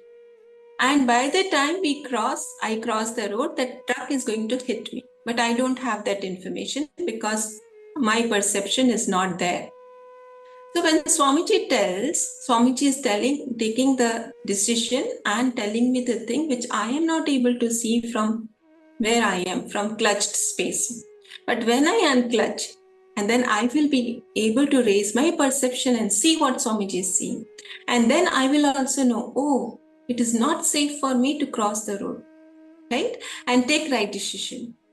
So that is one example that the way we perceive things, the way we are in touch with reality, that will be very different when we are in unclutched space.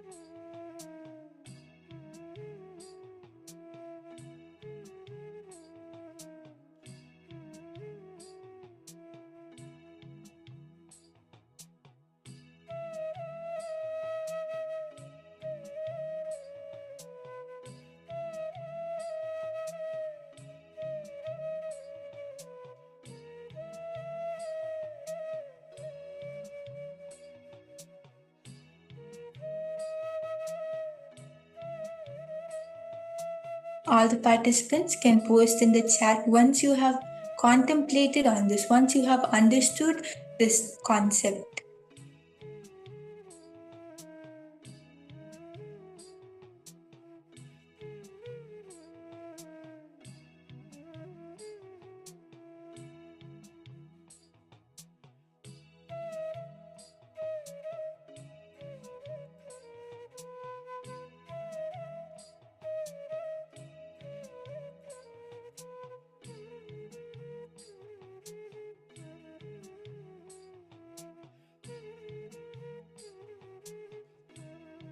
Now we are going to be moving on to the next step, where we will be practicing, we'll be doing a 2-minute activity, and you'll be practicing the space of unclutching. Swami gives us a very interesting activity which we have to do. It's a simple process. Anything which creates agitation inside of you, anything which creates irritation inside of you, basically anything which changes your emotion and literally like raises the heat in your blood. For example, you have a fight, or you don't like a certain sound, or you don't like to hear something, or you don't like to talk about something, whatever it is, which changes, which affects your inner space, just unclutch from that. Just say and just unclutch from that. Know thoroughly that nothing can sit inside your inner space for more than a few seconds. As Swamiji said, right? Whether it is a simple fight to a big tsunami, within the third thought, the whole feeling, the whole thing which affected your inner space should be gone. Nothing can affect your inner space more than a few seconds. For example, when we think that, okay, I want to, like if you're eating, you just think that your right hand has to come, or if you're writing down something in your notebook, you're like, okay, my right hand has to come. The moment you think about it, in fact, like before the thought even gets fully processed, your right hand is there. You're able to move it, right? Because at the end of the day, you're able to control it. In the same way, we should be able to control what we feel inside us, what we manifest. Nothing should be able to affect our inner space. We should be able to understand it and have control of how we have control of our hands, right? So you can, I request all the participants, take 2 minutes now and recall everything which creates that irritation inside of you, which raises the heat of your blood, or affects our inner space, and unclutch from that. For example, I'm sure there might be some things, right? When we just remember them, it creates irritation inside of us. The moment that irritation is getting created, the moment you see that it's starting to affect your inner space, just unclutch, just drop the thought. I hope all the participants are able to understand. I request everyone, please take a few minutes and do this. It will really help you in your power manifestation, because only when we are in that space of unclutching can we manifest powers. That is only when we have space inside us for Swamiji to come and manifest. Especially this power of Durashruti which we are manifesting, right? We have to be in that space of unclutching. There should be zero thoughts inside.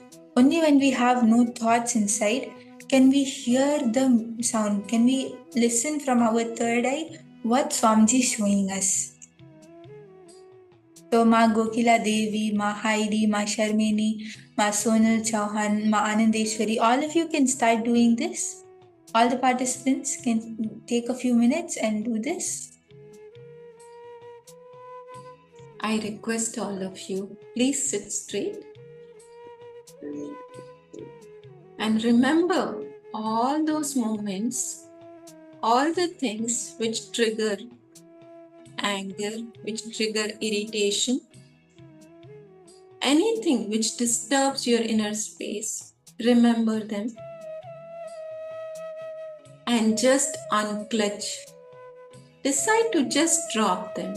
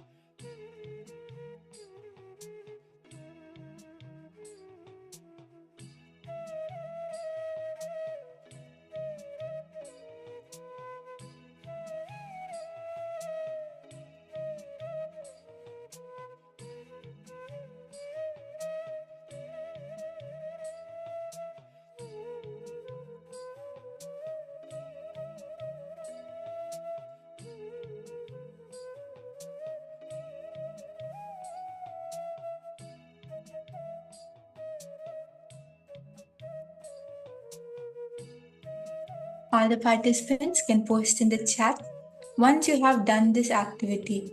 Once you have found all the incidents, all the thoughts, everything, the minutest and the biggest things which irritate you, which cause that it shakes your inner space, right? Which affects our inner space. You'll see that this will really help in the power manifestation. So I request everyone, please please don't miss this activity. And all of you can post in the chat once you have finished this, and we can move to the power manifestation. Majoti Konda, Malarita, all of you can post once you have finished this activity. Ma Priya Darshini, Ma Ahajendra, all of you can post.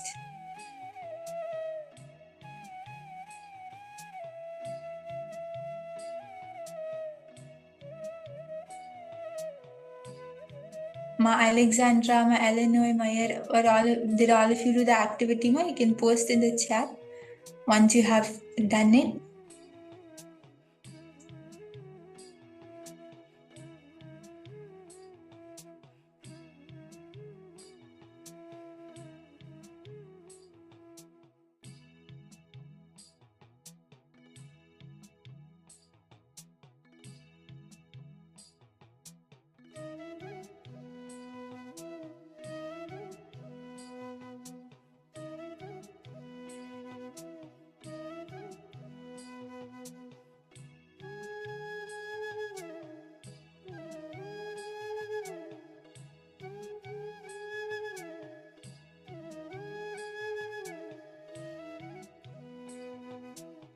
I request all the participants to please relax and share in the chat.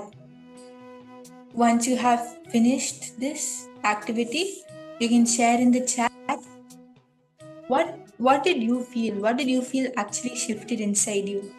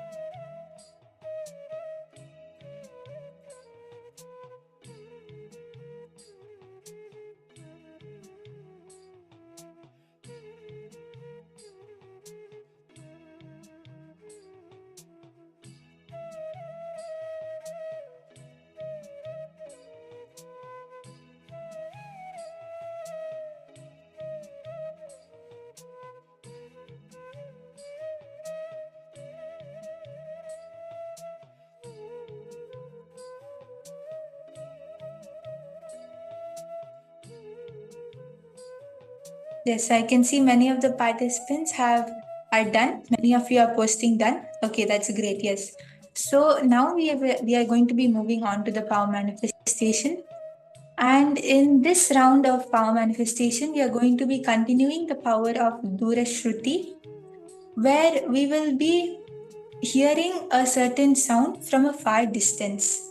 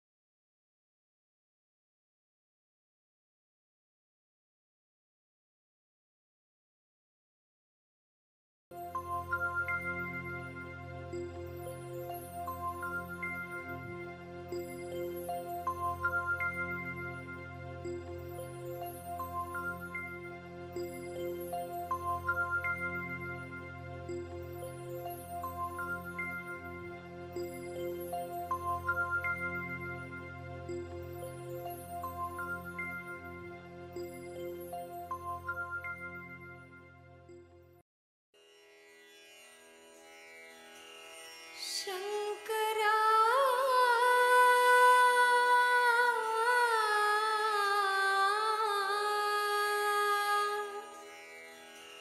Shankara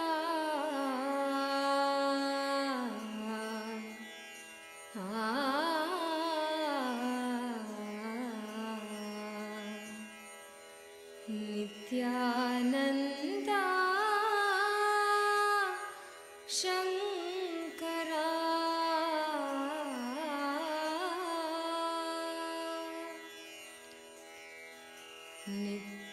Nithyananda Shankara Anandeshwara Shankara Nithyananda Shankara Anandeshwara Shankara Nithyananda Shankara Anandeshwara Shankara Nithyananda Shankara Anandeshwara Shankara Shankara Bhayankara Shankara Bhayankara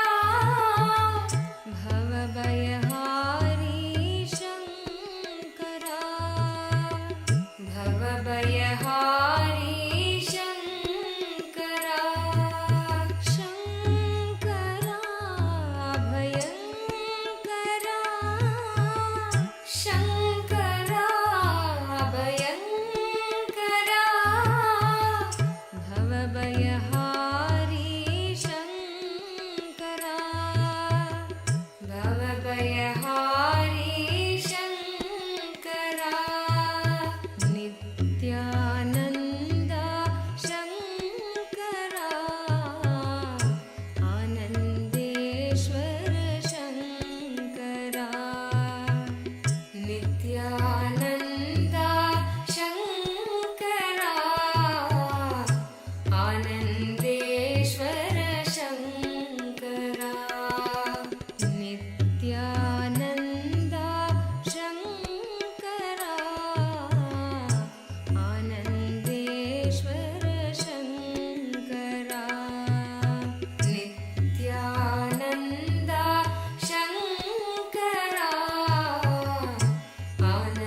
Anandeshwara Shankara Shankara Bhayankara Shankara Bhayankara Bhavabhayahari Shankara Bhavabhayahari Shankara Nithyananda Shankara Anandeshwara Shankara Nithyananda Shankara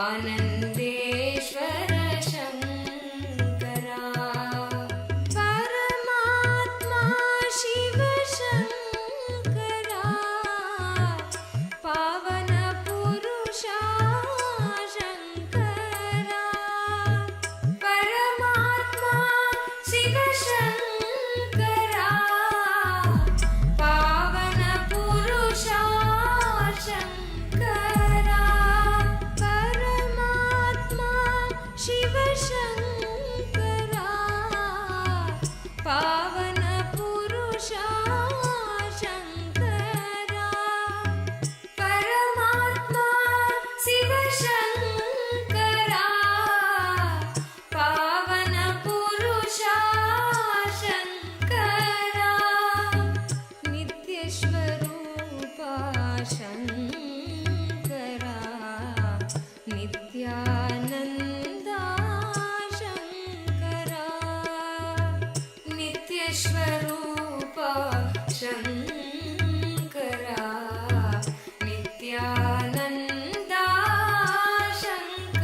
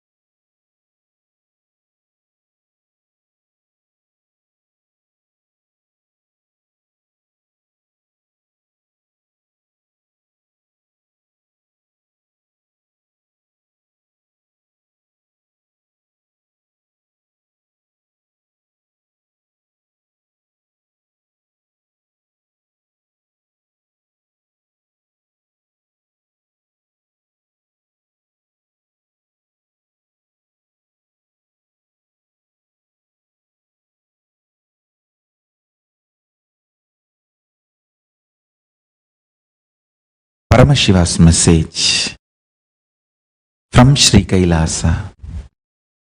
Directly listen.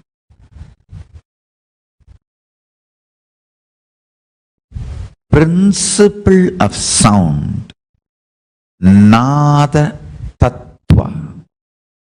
Nada Tattva. Principle of sound, Nada Kala, is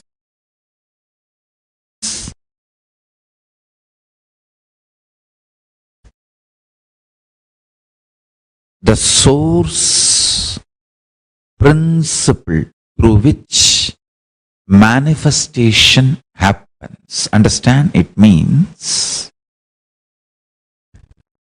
manifestation of manifestation, manifestation of sustenance, manifestation of rejuvenation, and manifestation of pulling out of delusion, manifestation of liberation. So, Srishti of Srishti, Srishti of Sthiti, Srishti of Samhara, Srishti of Trobhava, Srishti of Anugraha. Understand? All the 5 sacred actions of Paramashiva manifests from the principle of sound, Nada Kala. Understand? The importance of Nada Kala, the principle of sound.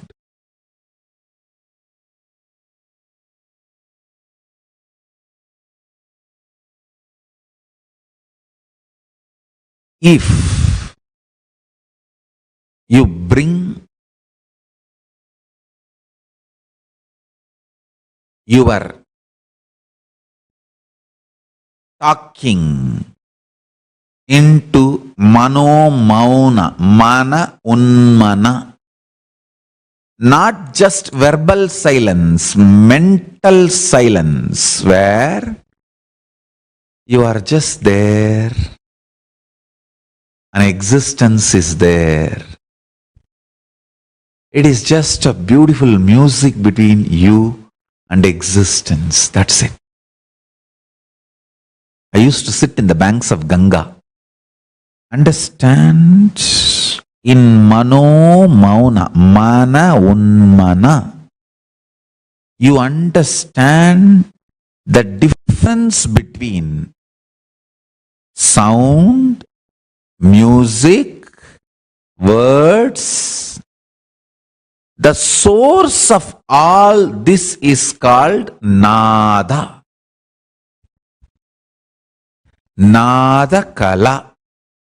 I tell you, if you can rest Nada Kala, not only you will understand all languages, you will know you can manifest anything you want just by creating the right sound.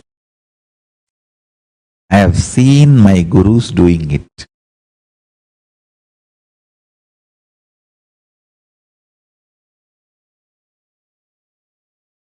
Raghupati Yogi, he will sit next to a mango tree and hold the mango leaf in front of my eyes. I have seen.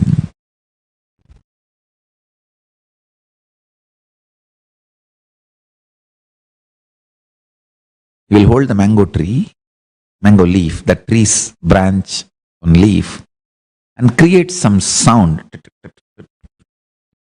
Like a, it will be like a, in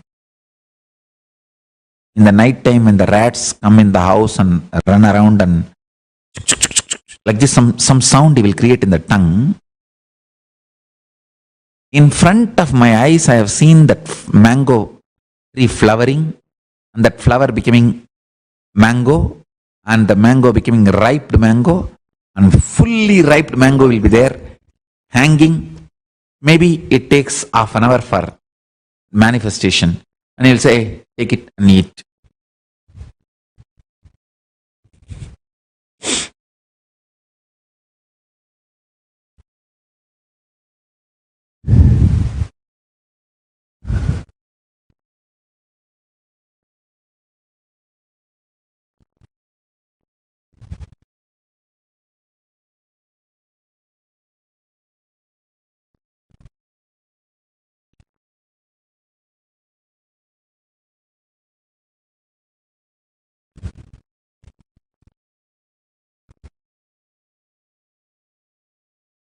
I'll offer to him. He will eat little and then give the remaining share to me. Not once, I can say at least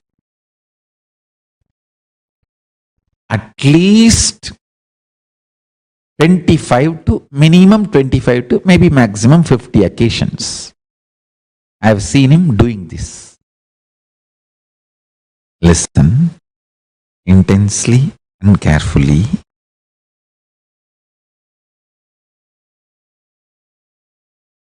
More and more practice of mana unmana, which I say, just completely being inside your inner space with the principle of sound, the source of manifestation, srishti. Paramashiva's Damaru.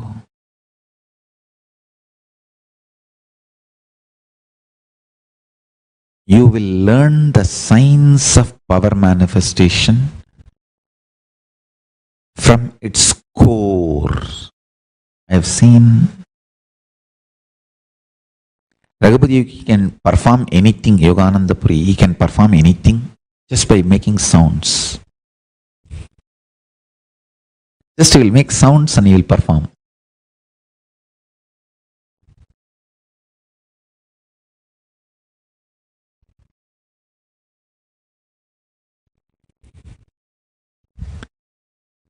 Extremely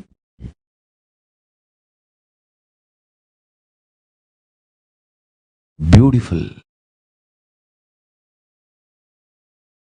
Extremely beautiful.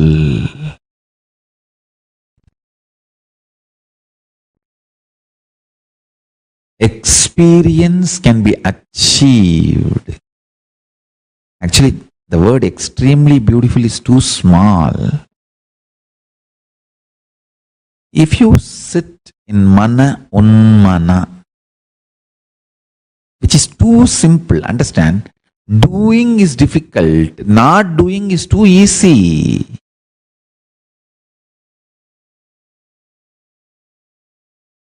Only thing, for not doing, you need will persistence, because of your patterns, you can again and again forget that you have to sit in non-doing and start doing.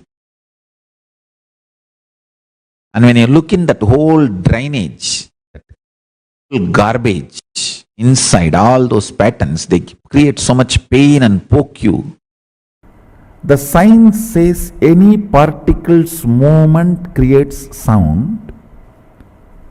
Sadashiva says very clearly, if the particle moves only in the length, breadth, depth, sound is generated. If it moves only from length to length, no sound is generated. Listen. You may say, oh, my hand, if I move like this, sound is generated. Very subtle. It is generated because your hand has a depth. This or this does not generate sound. Yeah. Atom, molecule moving this way or just this way does not generate sound. If it moves only this way or that way or this way, where the depth is involved, sound is generated. In the depth starts happening sound. How many of you are grasping what I am saying? You see, you need to understand this, because when you explore you will manifest so much. I tell you, all values come when you know you are a valuable person. That is why it is value. In Tamil, Nanayam Tan Nanayam Therindaldan Varum. If you know your value, your worth, only then you will manifest values in life.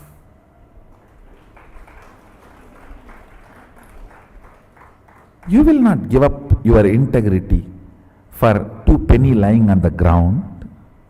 No. You know your integrity is much more valuable than that penny lying on the ground. So you need to understand. Listen. Now, length, the first head. Second head, breadth. Third head, depth. Fourth head, time. But it is not just like how we moved from 1 to 2, 2 to 3. It is not same 3 to 4. Because in the 3, suddenly one thing is added, one head on the top, that is nada, sound. And sound cannot come just in y-axis travel or x-axis travel. All sound is generated only in z-axis travel.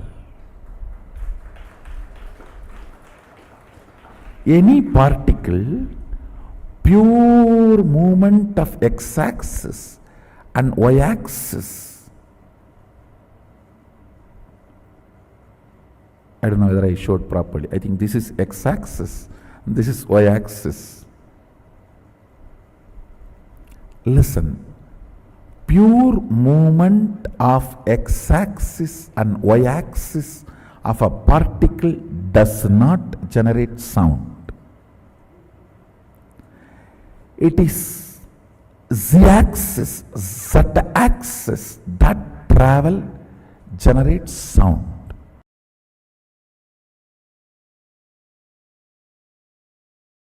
Paramashiva's direct message from KAILASA.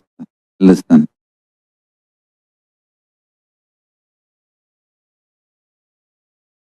Universe, cosmos is not only expanding,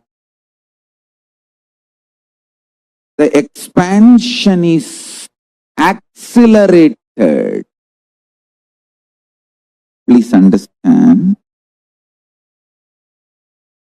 I am revealing as Paramashiva, Mahadeva is revealing to me.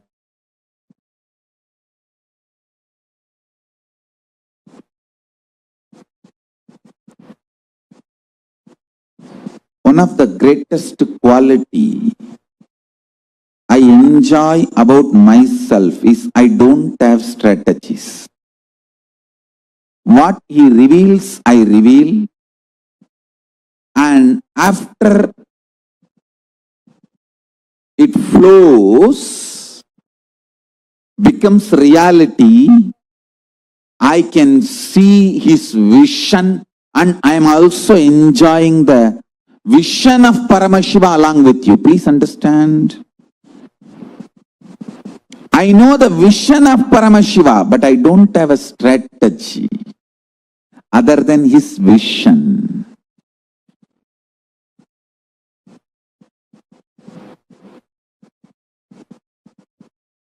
So I can be absolutely complete, sincere to these two statements. One, I love you all sincerely. I lived, living, will live just as a pure, transparent manifestation of Paramashiva without having any addition, deletion, strategies, nothing. Just simple Paramashiva straight away. Simple Paramashiva straight forward. I can stand between you and Paramashiva and declare my integrity to both of you at a time. I can look at the side of Paramashiva and say, yes, I am absolutely integrated to you. I can look at all yours, your side, and say, I am absolutely integrated to you. Please understand, strategy-less visionary is the definition of me. Visionary without a strategy. I'll just reveal what Paramashiva reveals. Paramashiva is very clearly expressing now means this pralaya. Now, not only universe is expanding, the expansion is accelerated. Understand? He also showed me the verbal manifestation, how the expansion is accelerated. Om is the expansion. The sound of the universe is Om. Om. Om. Om.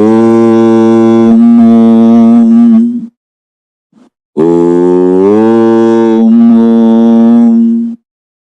And the acceleration of this expansion is Shiva, Shiva, Shiva, Shiva, Shiva, Shiva,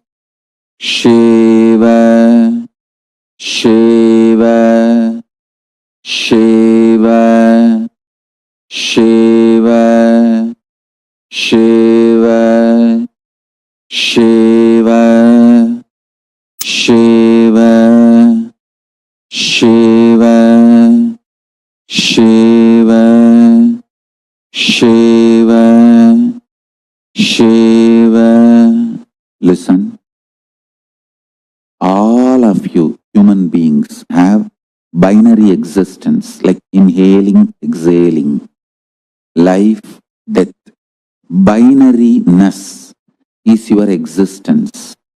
Let Shiva be your binariness. She inhaling, Va exhaling, She life, Va death. This prana samana, inhaling, exhaling, life and death, everything, the binary happening in you, masculine and feminine, the binary happening in you, be Shiva, Shiva, Shiva, Shiva, Shiva, Shiva, Shiva, Shiva, Shiva, Shiva, Shiva. Listen. This is the sound of the cosmos happening now, at present. Om is the physics, the existential reality of the universe by its natural expanding quality, tendency. Please recite along with me.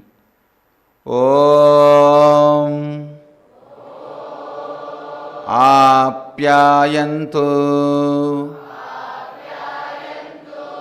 Mamangani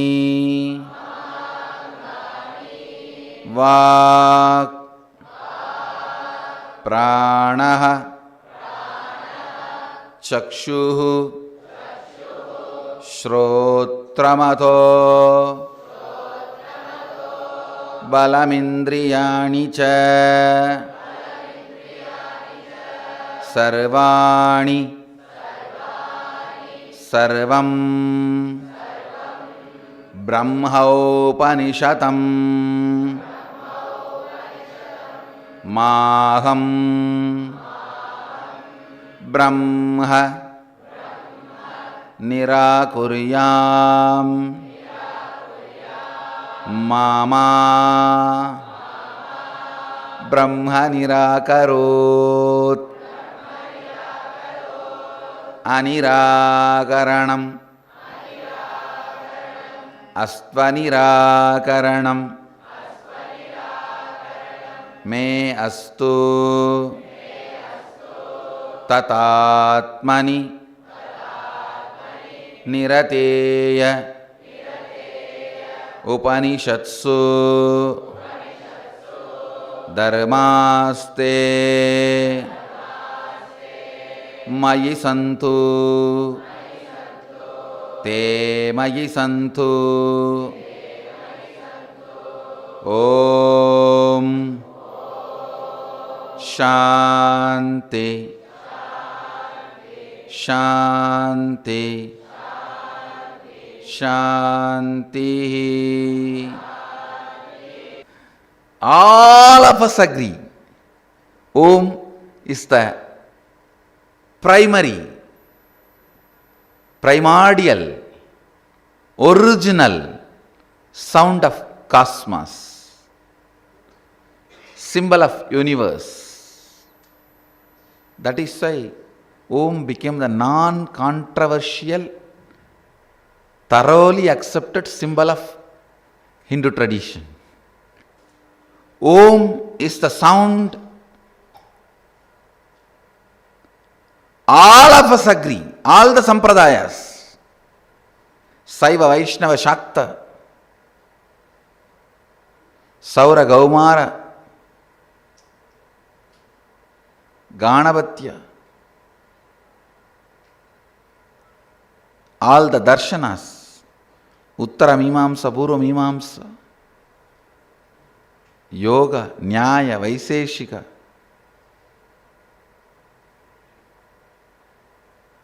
all the sampradayas,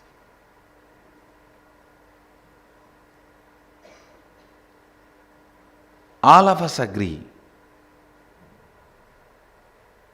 with this one truth. Om is the symbol of the universe.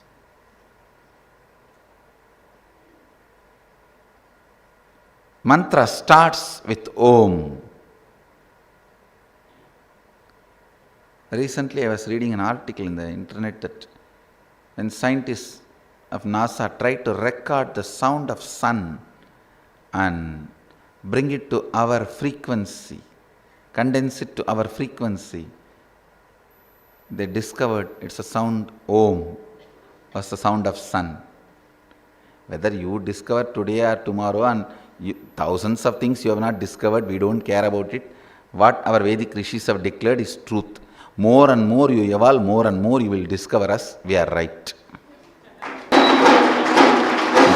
That's all is the truth. Earlier I used to quote all these names. Nowadays I decided, one thing I can be sure, the fellows who discover the truths declared by Upanishads and Hindu tradition true, they are evolving.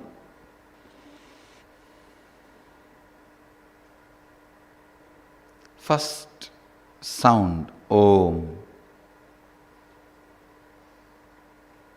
which is accepted by all of us as a cosmic sound. Next word, Apyayantu mamangani. Let me give you the translation. May my limbs, speech, vital life energy, prana, eyes, ears, and all the senses be fully matured and be enriched with strength and energy. Listen. The first will, the first declaration rishis make, limbs, that's the external part of us, hands, legs, that's the most outward part of us. Let my limbs, speech, vital life energy, prana, life, eyes, ears, all the senses be fully matured. Understand? The word matured need to be understood here. Matured means integrated to your goal. Integrated to your goal. Omkara. When it is mapped to communicate with all the cosmic beings, it manifested as the language called Samskrita. And the same sound, vibration, principle, when it mapped to relate with human beings, it manifested as Tamil. Listen, both languages are just different dialect of the same sound. Same source sound developed for various fields is these two languages. Of course, from this many other languages got developed. Especially for the art and poetry, Telugu was developed.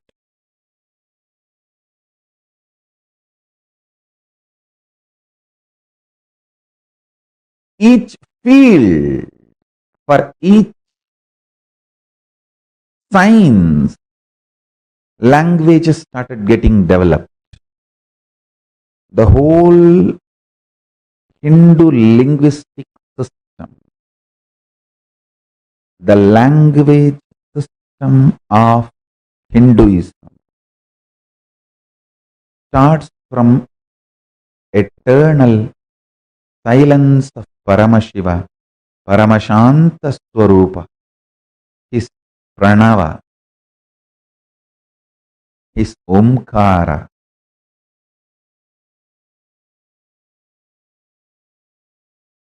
The cosmic soundless sound, the vibration of the eternal silence, the intense vibration, aliveness of the eternal silence, Paramashanta Swarupa.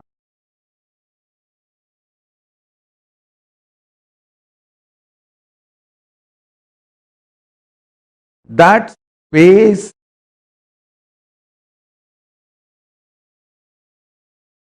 mapped to establish communication with higher level vertical zone, vertical time zone beings, Atala, Vitala, Sutala, Talatala, Batala.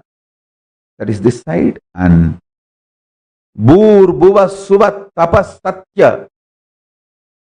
This side. Listen carefully. The up, Bur, Bhuva, Suva, Tapa, Satya, this higher loka. Atala, Vitala, Tula, the down lokas. Atala, Vitala, Sutala, Talatala, Mahatala, Batala, the down. the down and high, this vertical time zone beings, the sound map to communicate with this vertical time zone beings is Sanskrit. The language evolved is Sanskrit. The language evolved to communicate with human beings, the human sciences like medicine, Siddha, other branches. That is called Tamil later on. Please understand, when they evolved, there was no two separate languages. Different dialects for different departments.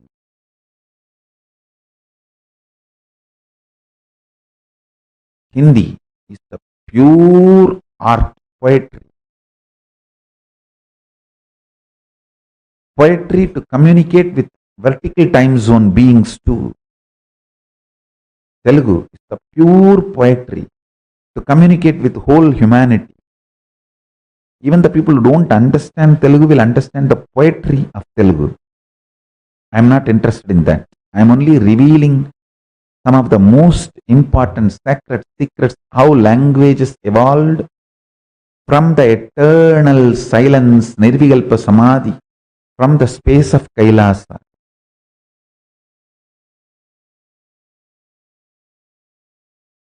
I can give you 5 options.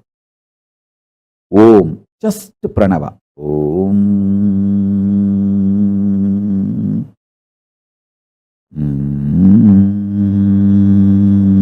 Om. You don't even need to make noise. Om. Mandukya Upanishad declares this is the most powerful sadhana.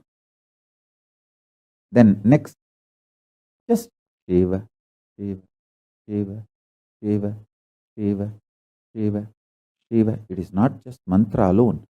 Paramashiva himself. Third, Shivaya Nama or Shivoham. Shivaya Nama or Shivoham. Shivaya Nama, Shivaya Nama, Shivaya Nama, Shivaya Nama. Shivoham, Shivoham, Shivoham, Shivoham. Fourth, Paramashivoham, Paramashivoham, Paramashivoham. Fifth, Om Nithyananda Paramashivoham, Om Nithyananda Paramashivoham. Any of this, you can go on be doing ajapa ajapa. Sometimes you can use Om, sometimes even Shiva, sometimes Paramashivoham. You can mix all these 5 at different times and practice also. It's not wrong. All 5 of this. Actually 6 mantra, because I added Shivaya Nama and Shivoham both. All 6 of this are in same frequency. Any one of these or mixture of this you can do for ajapa ajapa.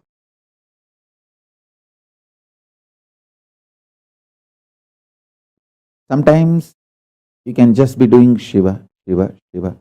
Sometimes Om Nithyananda Paramashivoham. See, the longer the mantra will keep you more aware. But at one time when you become deeply silent, you may not need so many syllables.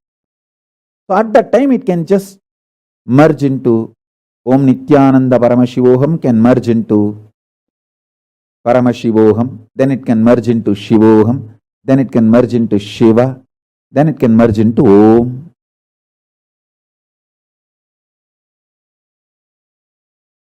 Nothing wrong.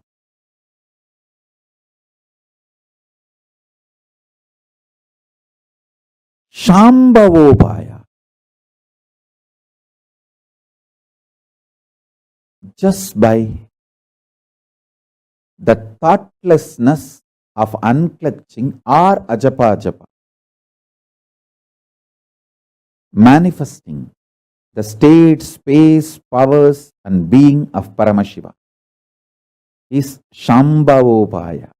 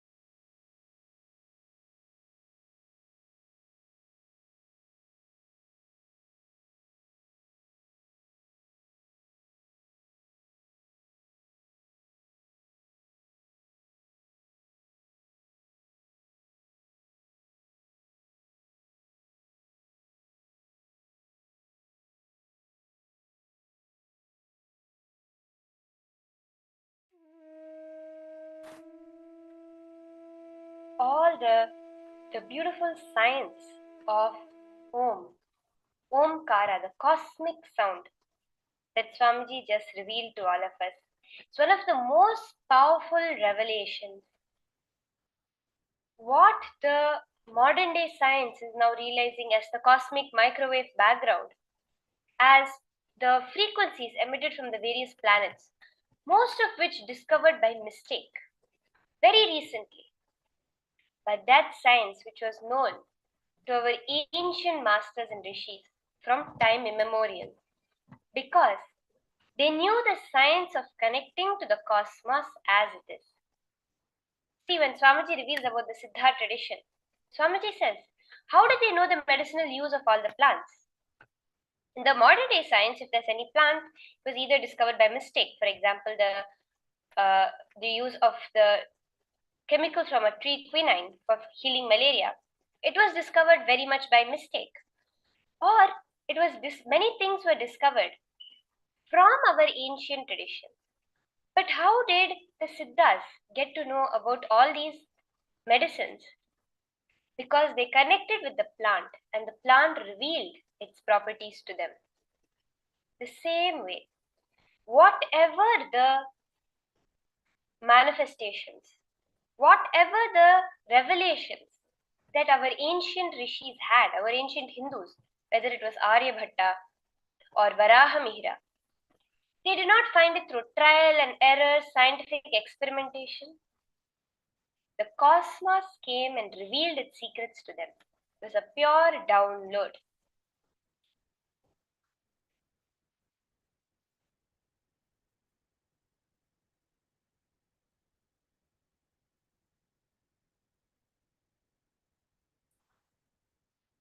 Very beautifully, when we tune ourselves to this vibration that pervades every point in space and time in this cosmos, the Om, the Pranava mantra, that which is the most original sound, the primordial sound of existence, through which Brahma did the creation, we very beautifully understand that every sound is derived from that. So when you are in tune with that frequency, any sound is revealed to you.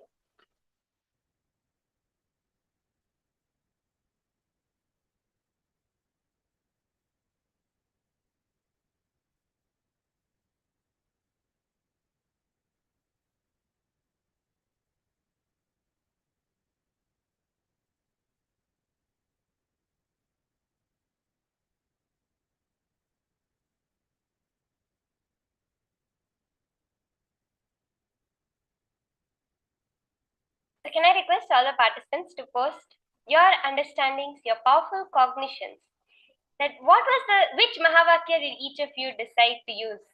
Which Mahavakya clicked with you the most? Can I request all of you to post? Ma Anjalika, Ma Soni Rao.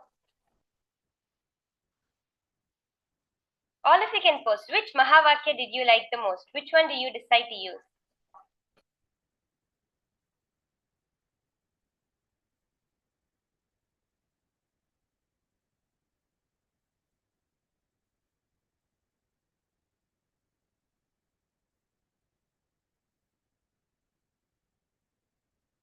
Okay, Ma Soni Rao is the first one. Om.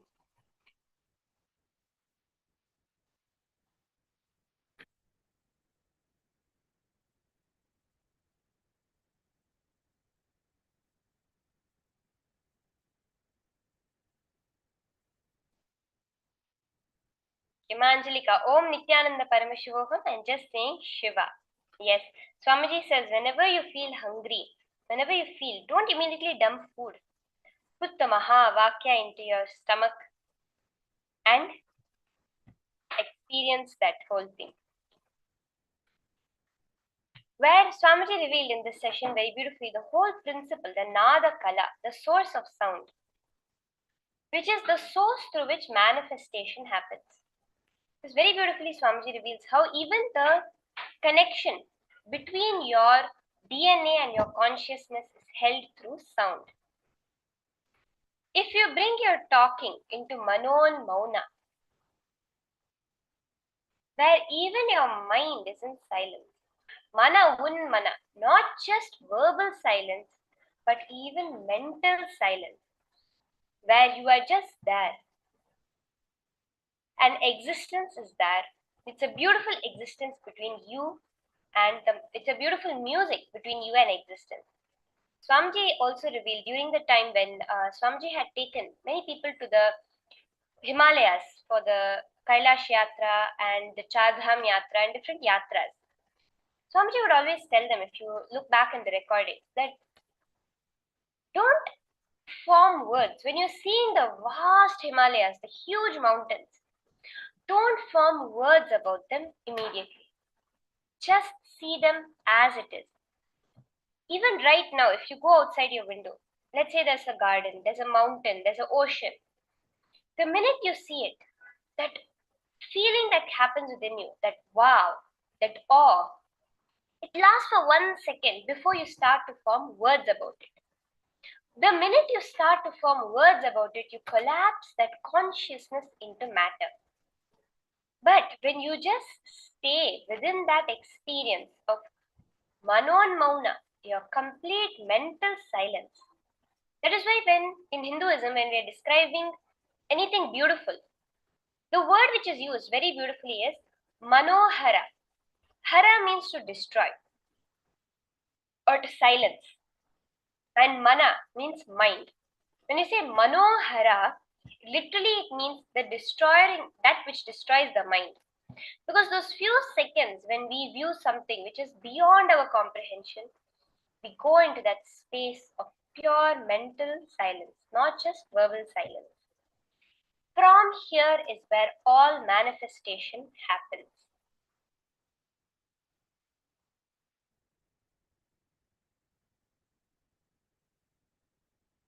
How many of you are understanding this principle, this Nada Kala? What Swamiji reveals about having the silence within your being.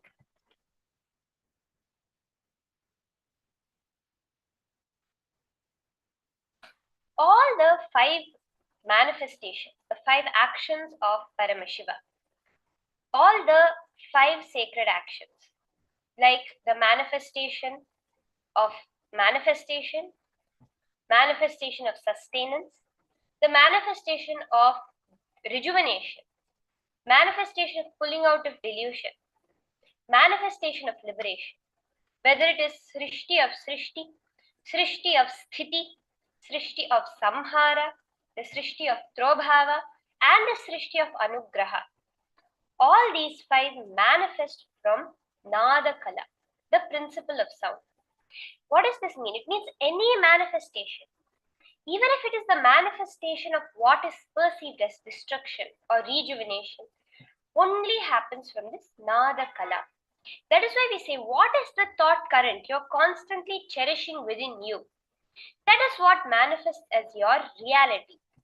Because that is the sound that you are constantly releasing into the cosmos for the creation of creation, the creation of sustenance, the creation of destruction or rejuvenation, the creation of delusion, and the creation of liberation. Happens through whatever sound, whatever thought currents you are cherishing within you.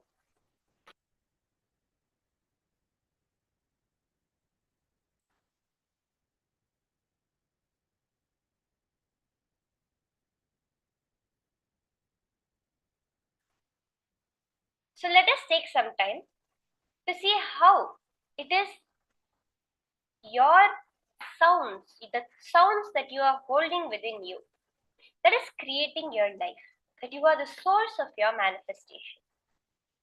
Whatever Swamiji has revealed, whatever the ancient Siddhas have revealed about Kaya Kalpa Yoga is based on this one principle of Nada Kala, of sound. So you can all take a few minutes and just look in and see. That's why Swamiji said we did just a few days back, we did the process of how, for all those who were participating, we saw the process of how just by the thought which we created or the word we created, we manifested that in our life. At first, it would have just been a word we used because we heard it. But the constant repetition of that word made that manifestation as permanent in the life, whether it is the constant repetition of a positive word or a negative word. See, like this, look at it. How is it that your sounds, that you are the source of the manifestation which is happening all around you?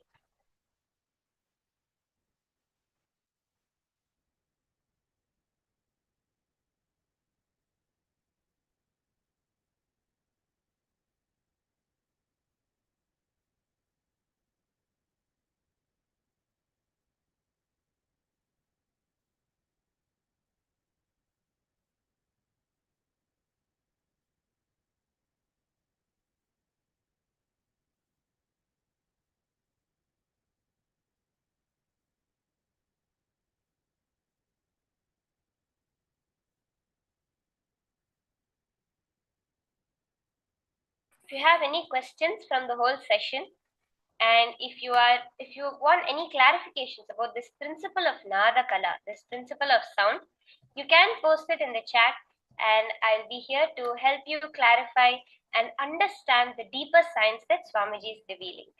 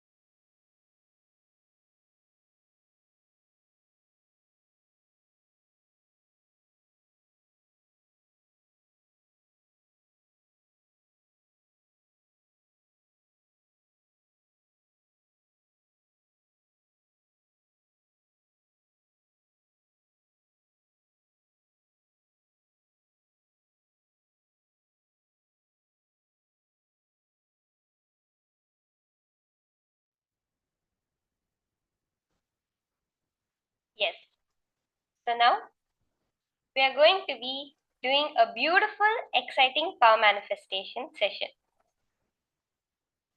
As right now, me sitting here, I'm going to be playing a certain music for you. And each of you, all of you are going to be through your third eye, listening to that music. So this is the power of Dura Shruti, being able to listen to a sound played at a distance. So that is the power we are all going to be manifesting. Can I have a yes if we are all ready for this power manifestation? In the chat, can I have a yes from everybody? See, when you understand this cosmic sound, and it's nothing but a frequency. Sound is nothing but frequency. A certain frequency of the cosmos. When you tune yourself into the higher frequency, you're no longer caught with your inner chatter, the lower frequency. At that moment, the cosmic sound becomes available to you, which contains within it all the sounds which are happening in the universe. Swamiji says that the human body's capability is in a room with 50 people talking, music playing, instruments going, chatting. You can listen to, in the corner of the hall, a small whispered conversation going on. That is Dura Shruti power. That same way, just by going into your inner space, no longer trying to listen from the outer space, but listening from your inner space, you're going to be able to listen to a sound which I will be playing. So I'm going to mute my mic and play a certain sound. It can be any type of sound. It could be music, it could be singing, it could be noise, it could be some kind of sound. And you are going to look within and through your third eye reveal what exactly that sound which I am listening to is. So I see my Alejandra's yes and my Jenny Tran's yes in the chat. So let us begin now. Okay? I'm going to be muting my mic and starting the music for myself to listen to. And after that, all of you are also going to be posting whatever Swamiji is revealing to you right now. As you're listening, you can post it in the chat. So let us start now. I'll be muting and playing the music.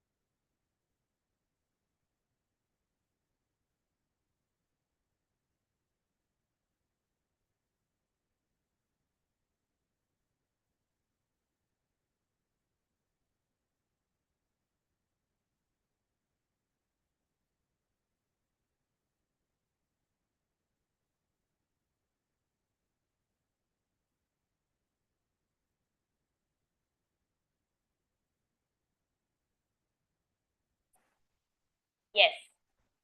So now, all of you can start posting in the chat whatever did Swamiji reveal to you as the music I was listening to. My Alejandra, my Jenny, my Angelica, my Sonira, all of you can post. My Maluhia, Mauna. I request all of you to post in the chat. What was that music, that sound, that vibration, the frequency created that you were able to hear? My Alejandra, you were able to hear a woman singing, violin and peaceful. Okay? More? Can I have in detail? Post whatever you are able to hear.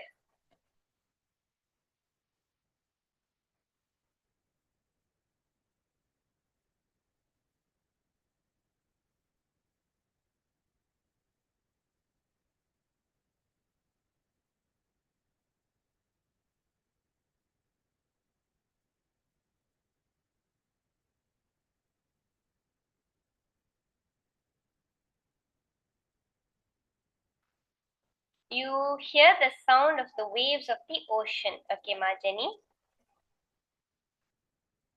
And others, what sounds, what music, whatever thing did Swamiji play for you? Okay, Ma Lalita, you are not able to watch the video, but you need to gain this cognition. Yes, Ma, Swamiji very beautifully revealed the sound of the cosmos is the Om, the Pranava mantra, and initiated us into 5 different Mahavakyas. Om, Shiva, Namah Shivaya or Shivoham, Paramashivoham, and Om Nithyananda Paramashivoham. And Swamiji said you can use any of these Mahavakyas in your inner space. Okay, Ma Angelica, sitar instrument, Nataraja, piano.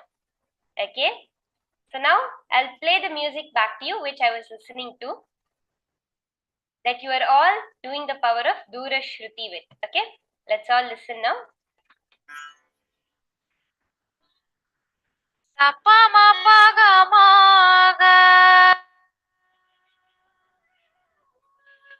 Hari ni sa ni sa ma ga re. Sa pa ma pa ga ma ga. Hari ni sa ma ga re. Ni re sa. நினைவை கேட்டாய் நிறைவை தந்து நினைவை கேட்டாய் நிறைவை தந்து அகமது கேட்டாய் சுகமது தந்து அகமது கேட்டாய் சுகமது தந்து நிறைவை கேட்டாய் நிறைவை தந்து அகமது கேட்டாய் சுகமது தந்து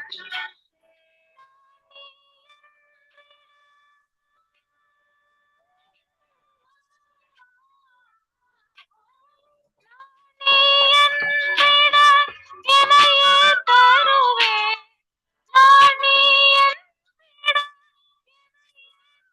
தருவேன் நான் நீ என்னிட எனையே தருவேன் நினைவை K. Yes, so this was the music that I had played for all of us to listen to. So I saw, actually, Ma Alejandra, you got it very accurately. You saw women singing violin and peaceful. So this is a very smooth song and it is a woman singing. Sitar instrument, Ma Angelica, as you can hear in the background, there is a sitar music that is going on in the background. So nice. So the next round, we'll do one more round before we end. I want you to all post in detail. See, whatever Swamiji is showing it to you, post it in more details. What type of, is it high pitch, is it low pitch? What are all the instruments you are hearing? It can be any type of sound. So I want you all to post in very much detail. Okay? So are we ready now? We'll be shortly starting the next round.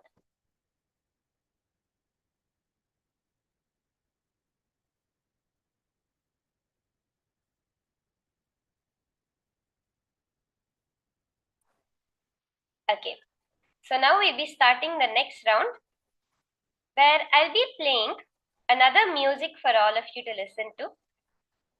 It can be a music sound, it can be just someone talking, it can be a random sound, maybe a spoon tapping, it could be anything, mantras, chanting, a bell sound, anything it can be.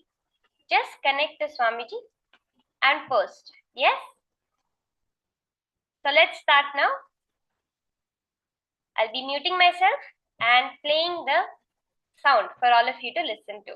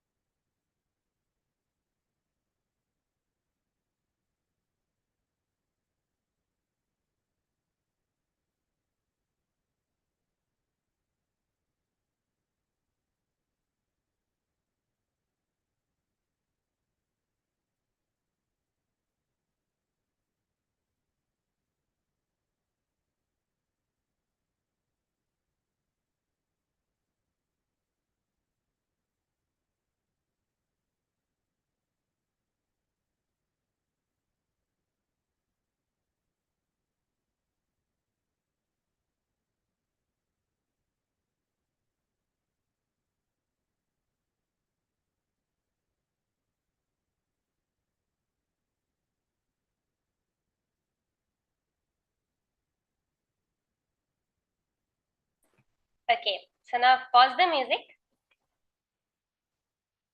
The sound, whatever was playing. All of you can start posting now in the chat whatever Swamiji revealed to you as the sound I was listening to. Okay, Malahandra, Venkateshwara Stotram chanted by a male. Okay, furthermore, what did others see? Malahandra, can you put in some more detail, like what kinds of sounds, what kind of anything that was Swamiji was revealing to you?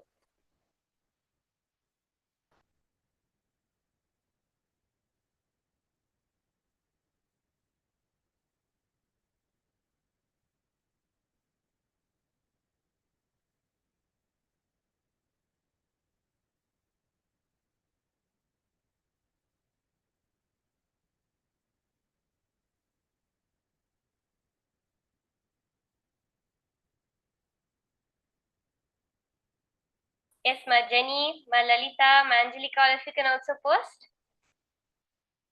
Birds and bells. Okay, Ma Alejandra. Ma Lalita heard wind sound, mantra, and female. Give a few more seconds for everyone to finish posting.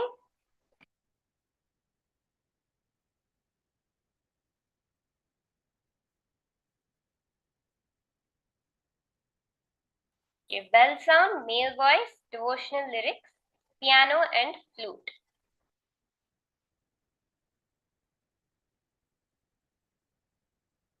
Okay, let's listen now, okay, to what was that sound which I was listening to as you were all manifesting.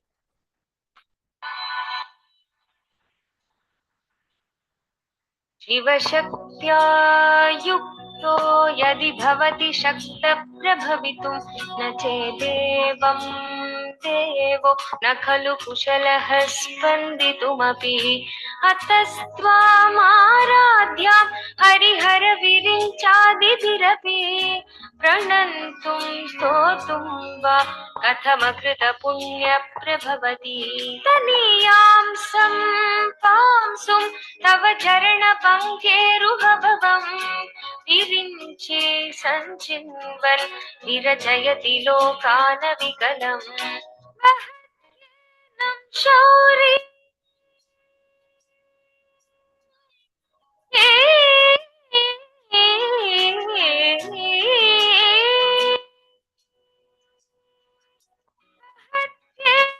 Shauri कथमपि सहस्रेण शिरसां हरसंशुद्ध्यैनं भजति भासितो धूलनविधिम्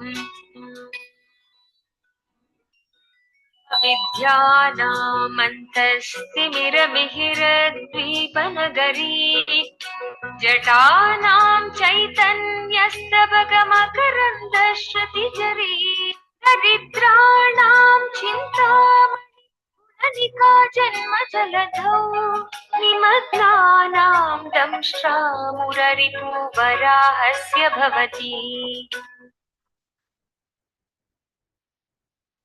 So this was the music that I had played. It's actually a very beautiful rendition of the powerful Saundarya Lahari. Ma Lalita, it is about Devi. It is about the form of Devi, which as darshan was given to Adi Shankaracharya. Okay, I see a lot of devotional lyrics. Ma Lalita, you posted female sound, you posted mantra. Both are exactly right. I am talking about Lalita Devi. So very beautiful, ma. It is a devotional lyrics, Ma Angelika and Ma Alejandra. For both of you, it was a devotional lyrics. Yes, Ma Lalita, so beautiful. Ma, I want to just ask you one thing. As you were doing the power manifestation, what was the feeling inside you? What were you experiencing within your being when you were doing this power manifestation? Could you share?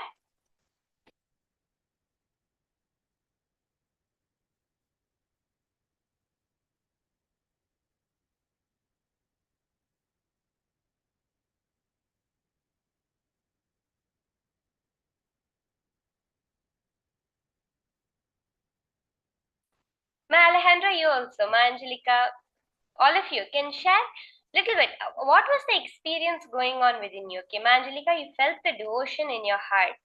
That is very nice.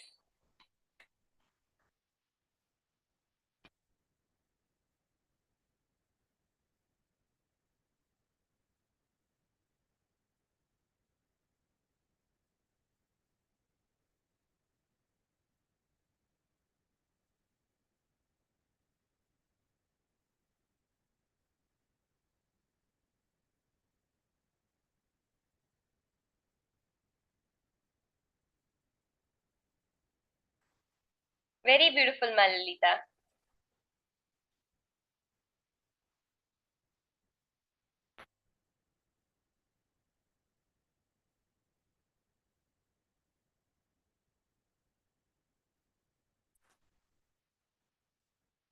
Yes, so after this beautiful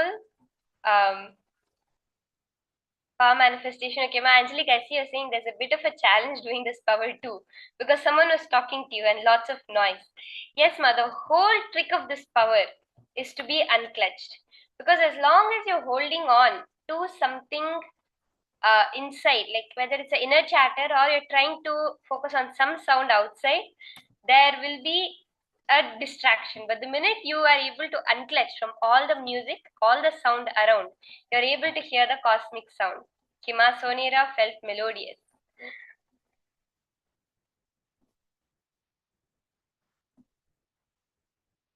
See, one important cognition to hold when doing any power manifestation is Swamiji is doing it. I am not doing anything. Actually, there's one beautiful story that Swamiji shares, which I always like to repeat, which is one time all the gopikas of Krishna, they go and ask Krishna's flute. So, as if you all know, like Krishna will always be having a flute with him. So, all the gopikas go and ask Krishna's flute, what is it that you have done? You're always in Krishna's hands. You're always on Krishna's hip. You're always around Krishna. Okay, so they all go and ask the flute, what is it that you have done that you can always be around Krishna?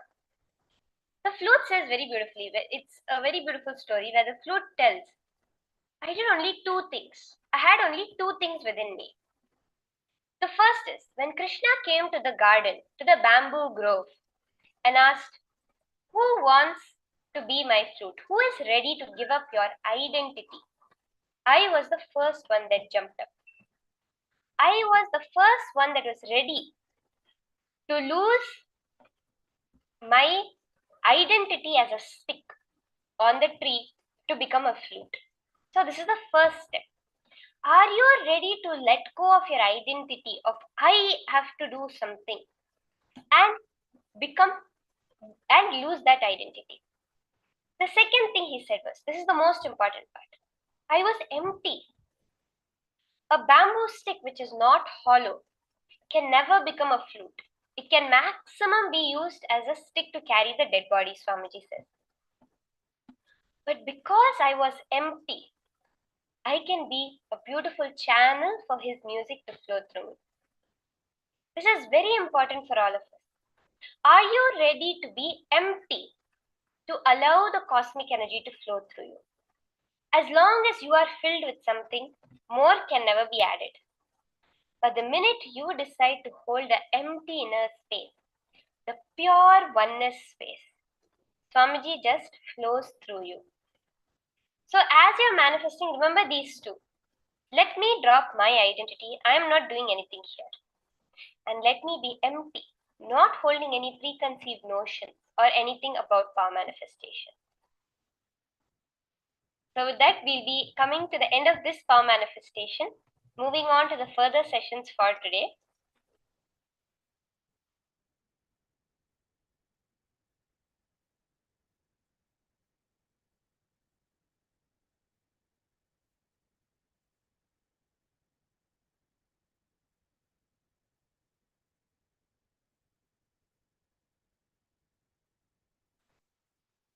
That is what is the space of power manifestation.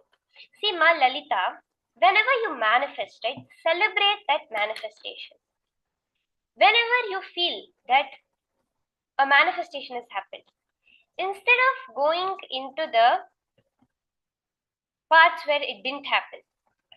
Clutch strongly onto the parts where it happened. That is the beautiful thing about power manifestation. When you celebrate, it happens more. Okay, Ma Angelica, you've posted, you feel like I reset a lot. Drop a lot, then wonder if I'm dropping the downloads too, and ask Swamiji to show me like 5 times. Ma, don't doubt yourself. It's very important, ma. Don't doubt yourself. See, yes, in the beginning, there will be like the mind. And actually asking Swamiji to show you 5 times is not wrong, because Swamiji says one of the thing how do you know you have manifested powers? One of the things Swamiji says is that when you think of something else or look somewhere else and come back to it, it will still remain. So that is one way to know that you are manifesting. That even if you try to go away from it, it will remain. And the second thing is what comes first in your inner space. Ma Angelica, just remember this. What comes first in your inner space? Many times it will even be before you process what you are doing. That will be always the manifestation. Before the mind has time to enter. Sometimes, if you download these app locks, the minute you open the app, it will take like a lag time of 2 seconds before the app lock comes up. And in those 2 seconds, you can actually access the app even though you have set an app lock without putting in the password. Same way, that first few seconds before your mind comes in, the manifestation happens. Yes, ma. Ma Angelica, remember this. Now consciously remember this. You'll be able to do it. You just put whatever comes first. Yes, ma? Okay. So now we'll be entering into the next session where we are going to be having a very exciting understanding of the God particle within us. There is one particle of us. That is God. That is the part of us that is universal. Every being has it, including Swamiji. When you are able to access that God particle within you, you get that ultimate experience of Nithyanandoham. I am Nithyananda. I am Swamiji. This initiation is what we are going to be receiving from Swamiji in this next session. So let us listen to and get initiated into these higher powerful cognitions from Swamiji about Nithyanandoham, awakening the God particle within you.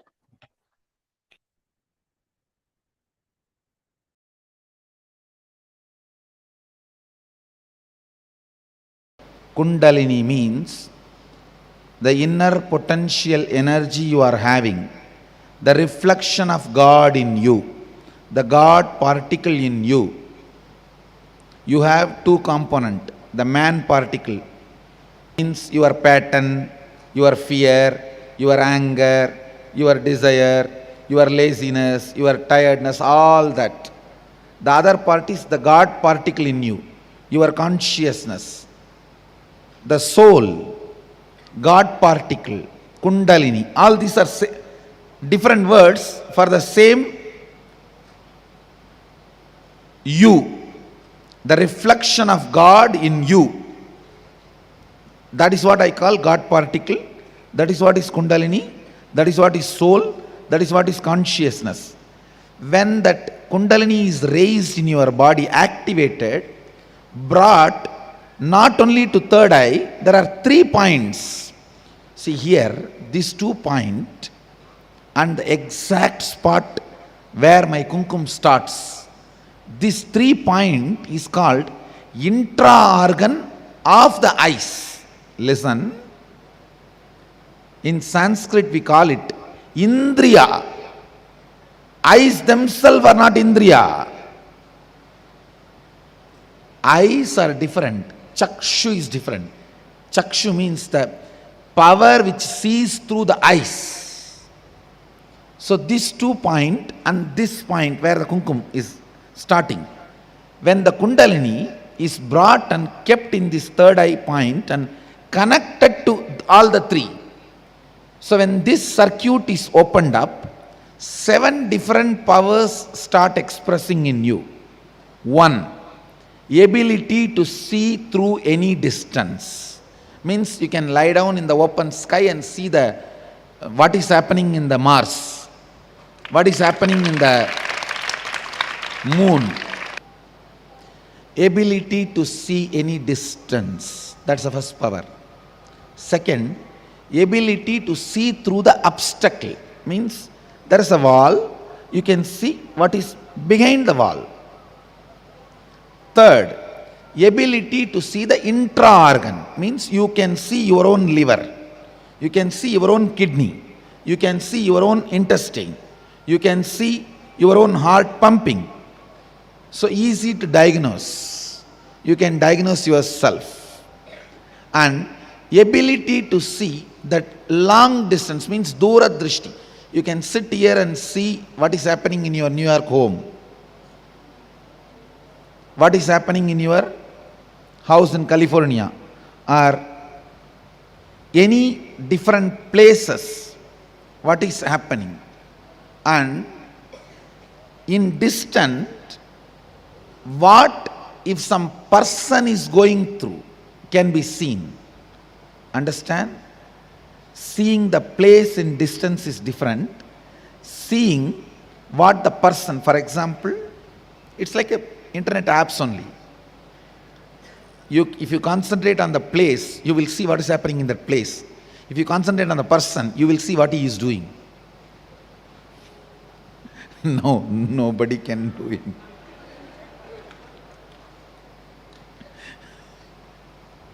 I think I am creating a lot of solutions and a lot of problems for a lot of people.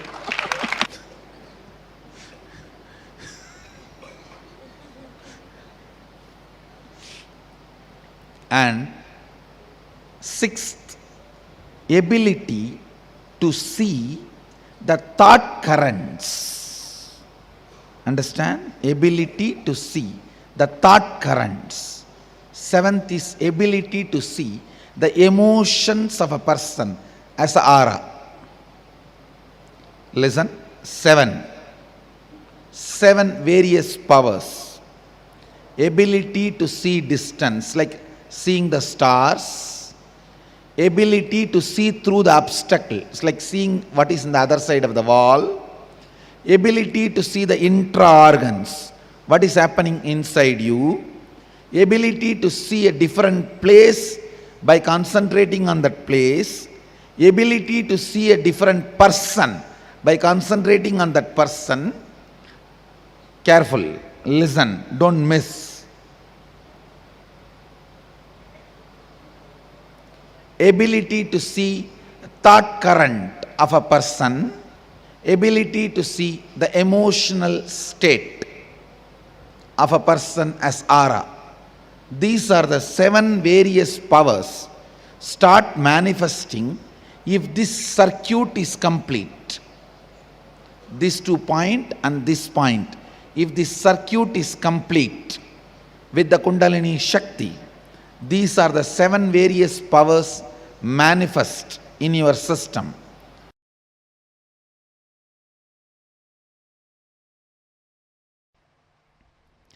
Seeking is the way God in you wakes up. Understand? Seeking is the way the God in you wakes up.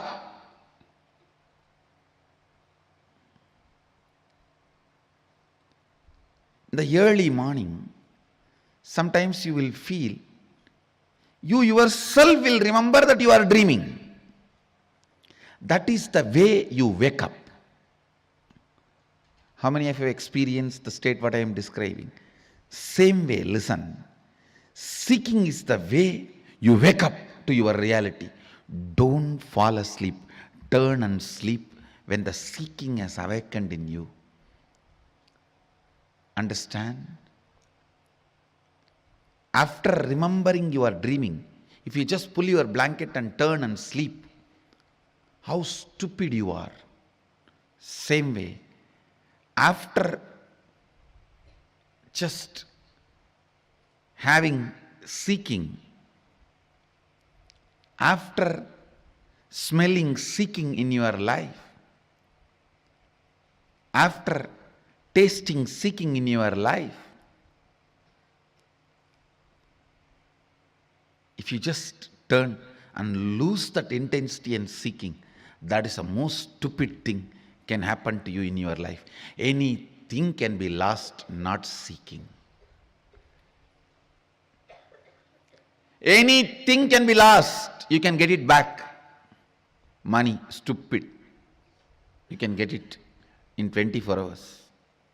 Health, you can get it within next few weeks, even if you lose it. Character, there is nothing called character. It is just your understanding, ideas. If you alter it, you will get it immediately back. Anything can be lost, you can get it back. Not seeking, because seeking is not something to do with mind.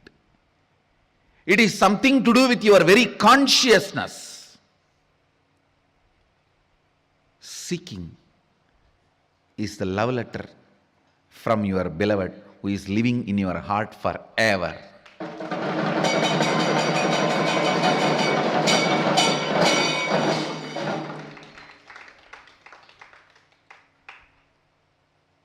If you miss that, you may have to wait for ever and ever to get the second letter. Understand, it's a message from your beloved who is residing in your heart forever. Anything can be lost, not seeking. Body can be lost, you can have immediately another one, because tons are there in the planet Earth. Billions of bodies are there. Mind can be lost, immediately you can make another one. Understand, anything can be lost, you can get it, not seeking. Constantly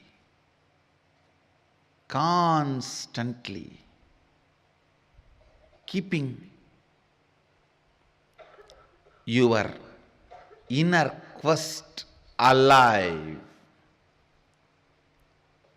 keeping the basic questions alive till they become experiential answers, not intellectual, experiential answers.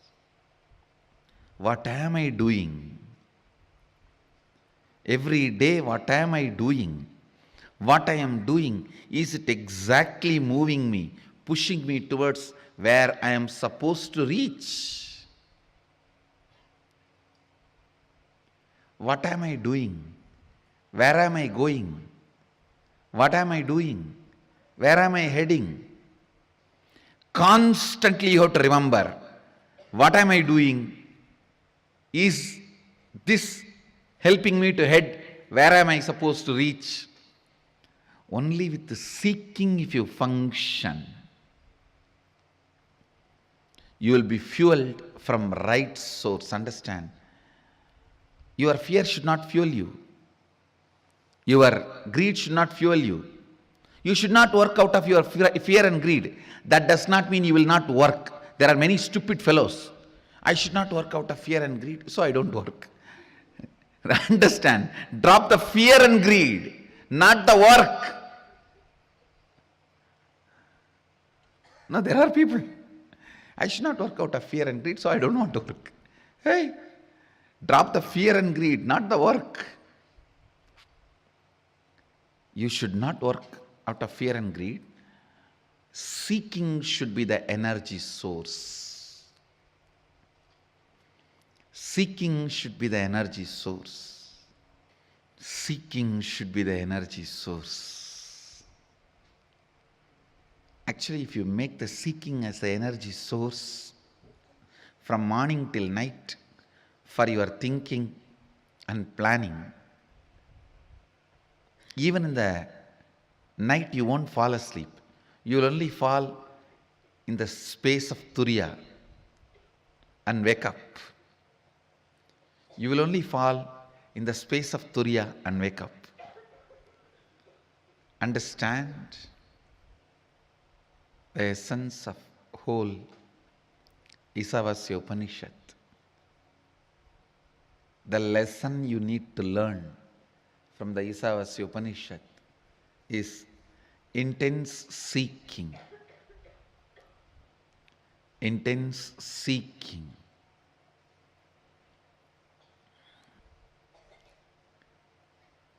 The 18th verse emphasizes on praying and surrendering. Ultimately, man cannot make it. Only God has to make it. Only He has to make it for you. So that is why, O God, consciousness, may you remove all our incompletions that are obstacles on our good path of completion beyond coming and going, birth and death. Unto you we surrender with many reverential words, bowing down again and again. Bowing down again and again. Agnenaya Subhataraye Asman Vishwani Deva Vayunani Vidvan Yoyotyas Majjuhuranamena Bhuyishtam Dama Bhuyishtam Denama Uktim Videma. The surrender, the devotion. Actually,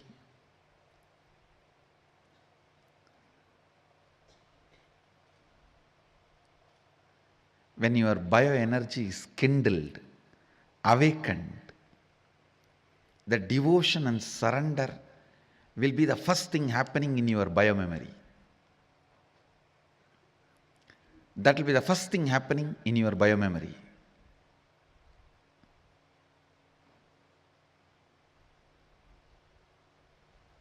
Your whole body and mind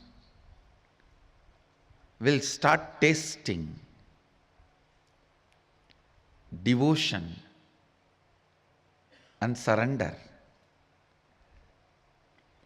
Agnenaya Subhadaraye Asman Vishwani Deva Vayunani Vidvan Yotyasmajjuhuranamena Bhuyishtam Denama Vuktim Videma. Every time when I chant this verse, throat feels so sweet.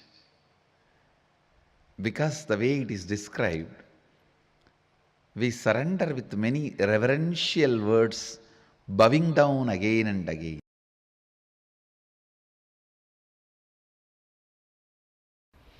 Only when the seeking enters, the life itself starts in you. Till then, whatever you may have may be style, but not life. Understand? Maybe style, but not life. Don't call that as lifestyle. Seeking integrates you. Seeking evolves you. Seeking awakens you.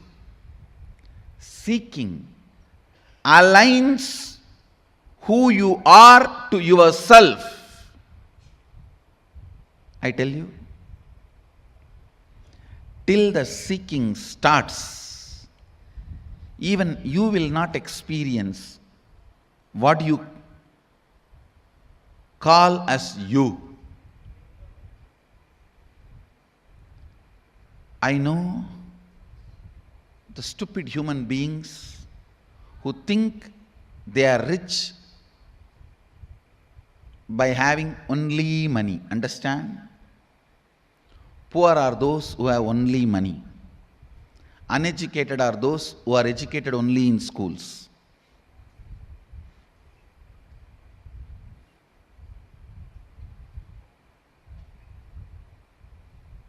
Seeking sets the right standard, right expectation about life. All these words have no meaning till seeking enters into you. Till you start questioning your very existence.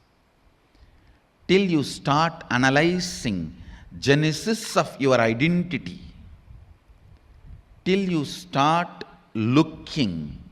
Please understand, I am not saying till you find answers, no. Because seeking can never find answer, it can only find experience. A seeking, please understand, seeker never finds answers, he finds only experience. Seeking actually awakens the seeker to his original state. Seeker never finds answer, he only finds his nature. Sadashivatva.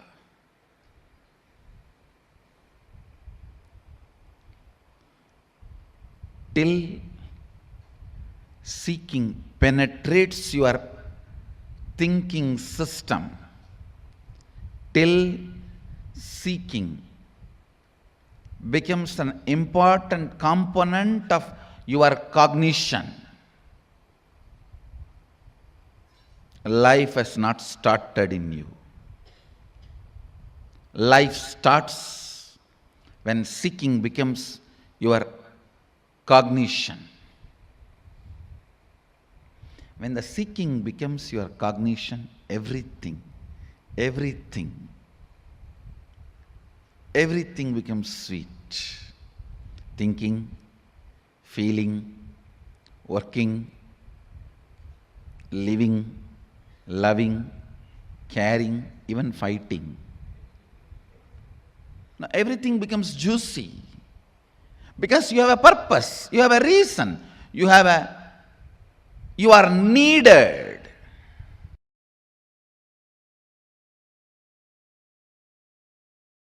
Please understand, when I awaken your bio-memory, all your possibilities will be awakened. When I awaken your bio-energy, all my possibilities will be awakened. The key point is your possibility and my possibility. You, me. The difference between Shivoham and Nithyanandoham is you, me. Shivoham is your possibilities, Nithyanandoham is my possibilities. That's all is the difference. In Shivoham, I awaken your possibilities to you. In Nithyanandoham, I awaken all my possibilities in you.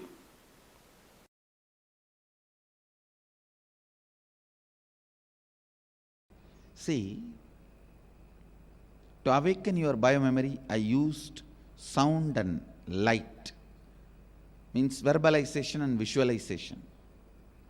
Now to awaken your bio-energy, I am going to use silence and unclutching. Silence is absence of sound, unclutching is absence of light. Silence is absence of verbalization, unclutching is absence of visualization. Actually, Mahadeva's Damaru is not only power of sound, it is power of silence also. His Agni is not only power of visualization, it is power of unclutching also. He can create any visualization and he can just unclutch from anything. He can create and he can be without it. He can create any sound and he can create any silence. That's a Damaru. Just like sound is a power, silence is also power. Just like visualization is a power, unclutching is also a power. Understand, ordinary people and enlightened beings can use power and sound, but only an incarnation can use silence and unclutching.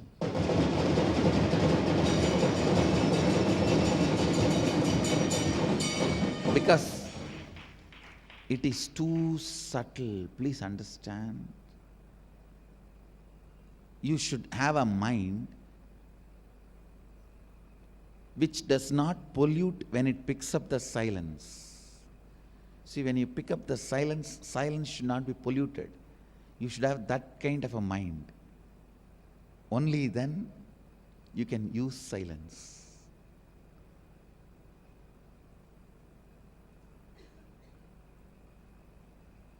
Try to understand.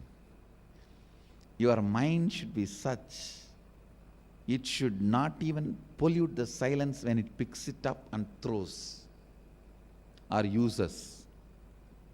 Means your mind should be in utter silence.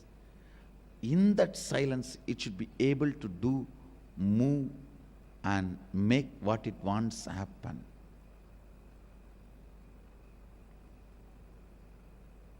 Same way unclutching. You should be in such an unclutched space. The visualization.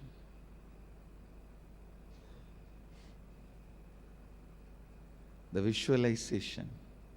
Any visualization, just you can unclutch. And your mind should be so pure, it doesn't even pollute unclutching when it is picking up the unclutching. Even if you visualize unclutching, it is polluted. Even if you think about silence, silence is polluted. The moment you use the word silence, it is no more silence. The moment you use the word unclutching, it is no more unclutching. Person who is able to be silent without using the word silent only can use silence. Person who is unclutched without using the word unclutched only can use unclutching.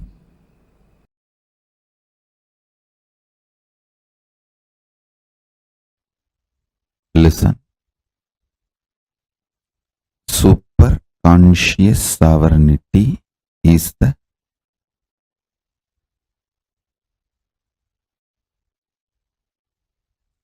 principle, superconscious DNA of Paramashiva will be manifesting today in all of you. Listen. Superconscious sovereignty. Let me explain. Listen intensely. What I am going to say now, the superconscious sovereignty, you don't need to practice. I'm just going to put this like a golden light ball inside you. It will just start manifesting. Listen to this. Your super consciousness is the most supreme, and your super consciousness makes all the patterns, the self-doubt, hatred, denials, or anything restrictive in you, makes all of that irrelevant. Your superconscious sovereignty does not fight with your problems. It just makes your problems irrelevant. Declare your superconscious supremacy over everything. Not just what you think as problem, even what you think as your plus points, your strengths. Declare your superconscious supremacy.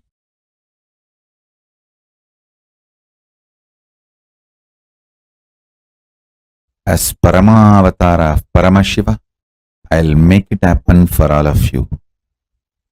You just declare. Understand?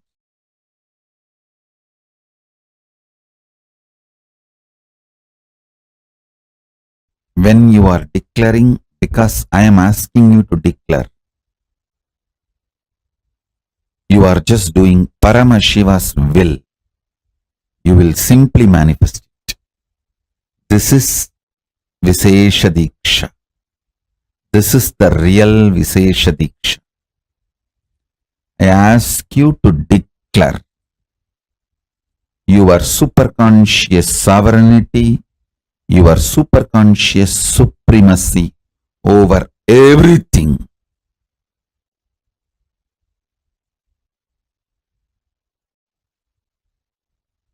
You will see your problems and solutions all become irrelevant.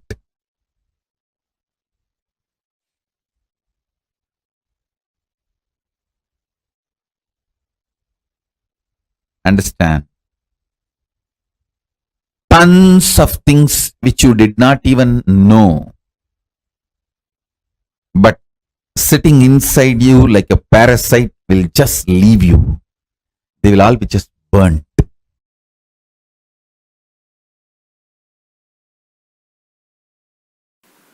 Without using any sound. Today I am not going to use any sound. I am not going to use any silence, any sound. Listen. If I hand over million unit Kundalini energy to the sound and ask the sound to hand it over to you, it will give you only 10 unit. Because sound is capable of only that. If I give the same million unit Kundalini to the silence and reach it to you, it will hand over the whole million unit. Only problem with silence is you may fall asleep. That is, I can say that, that cannot happen during the process. For example, as an enlightened ethics, I cannot enter into a space when you are sleeping. There is a clear rule. Even if it is your initiated disciple, you cannot enter where a married couple are staying or where the other gender disciple is resting. Where you sleep, I have no right to enter. It is ethics of enlightenment. It is also given as a standard instruction. If a child is sleeping and when they bring for the Annaprashanam, I cannot, I should not. Healing I can do while this sleeping is going on. When the child is sleeping, I can heal. If the child is autistic, I can tell the parents, let him sleep, I'll heal. But I cannot initiate. It's a ethics of enlightenment. It's not that I can't, I should not. Your sleep is too thin layer for me. I can just blow and it will disappear. But as ethics, I am not supposed to enter into you while you are asleep. That is the reason I use the sound. But sound is a very poor medium. Understand? Best medium is unclutched space. Where you are also unclutched, I am also unclutched. Then I don't even need to give you. You are like my balasans. My balasans just know everything I have is theirs. I don't need to give. The integrity to the love is so strong. Anything I have, they know it is theirs. I don't need to give them. If they know I have some power, they know it is theirs. Understand? That is the best medium. The next best medium is the silence. The only risk in this medium is you can't sleep.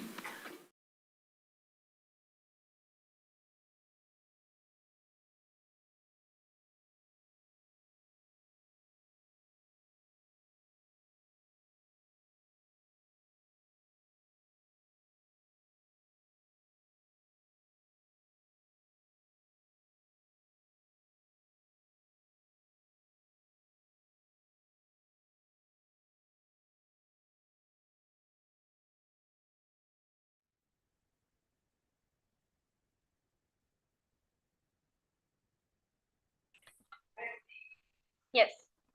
Nithyanandam to all the participants. Nithyanandam, Angelica, Ma Priyadarshini, Ma Margarita. Nithyanandam, all of you. That was a beautiful revelation. Swamiji spoke on the God particle. How this God particle, which is sitting in each and every one of us, can be awakened only through the power of silence and unclutching. This whole process is called Nithyanandoham.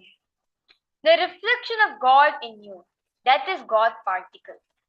That is what is Kundalini, soul, consciousness. When the Kundalini is raised in your body and brought up to the third eye and connected to the two eye points, which is kept on your temples. This circuit is opened up and 7 different powers starts expressing through you. There is understanding. When this God particle, understand God particle means what? The form of Paramashiva in you, that's it.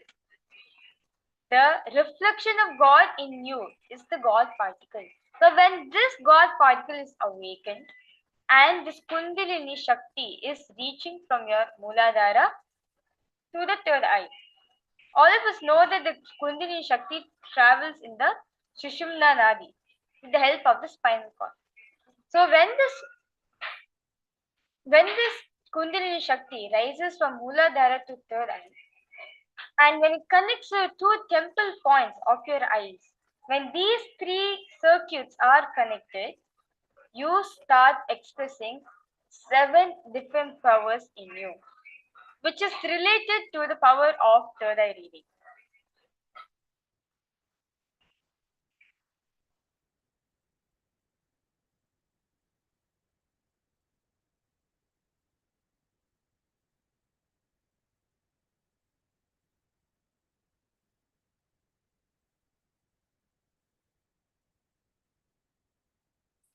Yes. Is everyone understanding? I request all the participants to post your questions, your doubts, your any questions, doubts, clarification you want to have. I request all of you to post in the chat section. Please feel free to post in the chat section. So understand this God particle which is there in each and every one of us can be awakened through the power of silence and untouching. All of us learned today that the whole cosmos is nothing but the combination of sound and light. You are also made up of sound and light.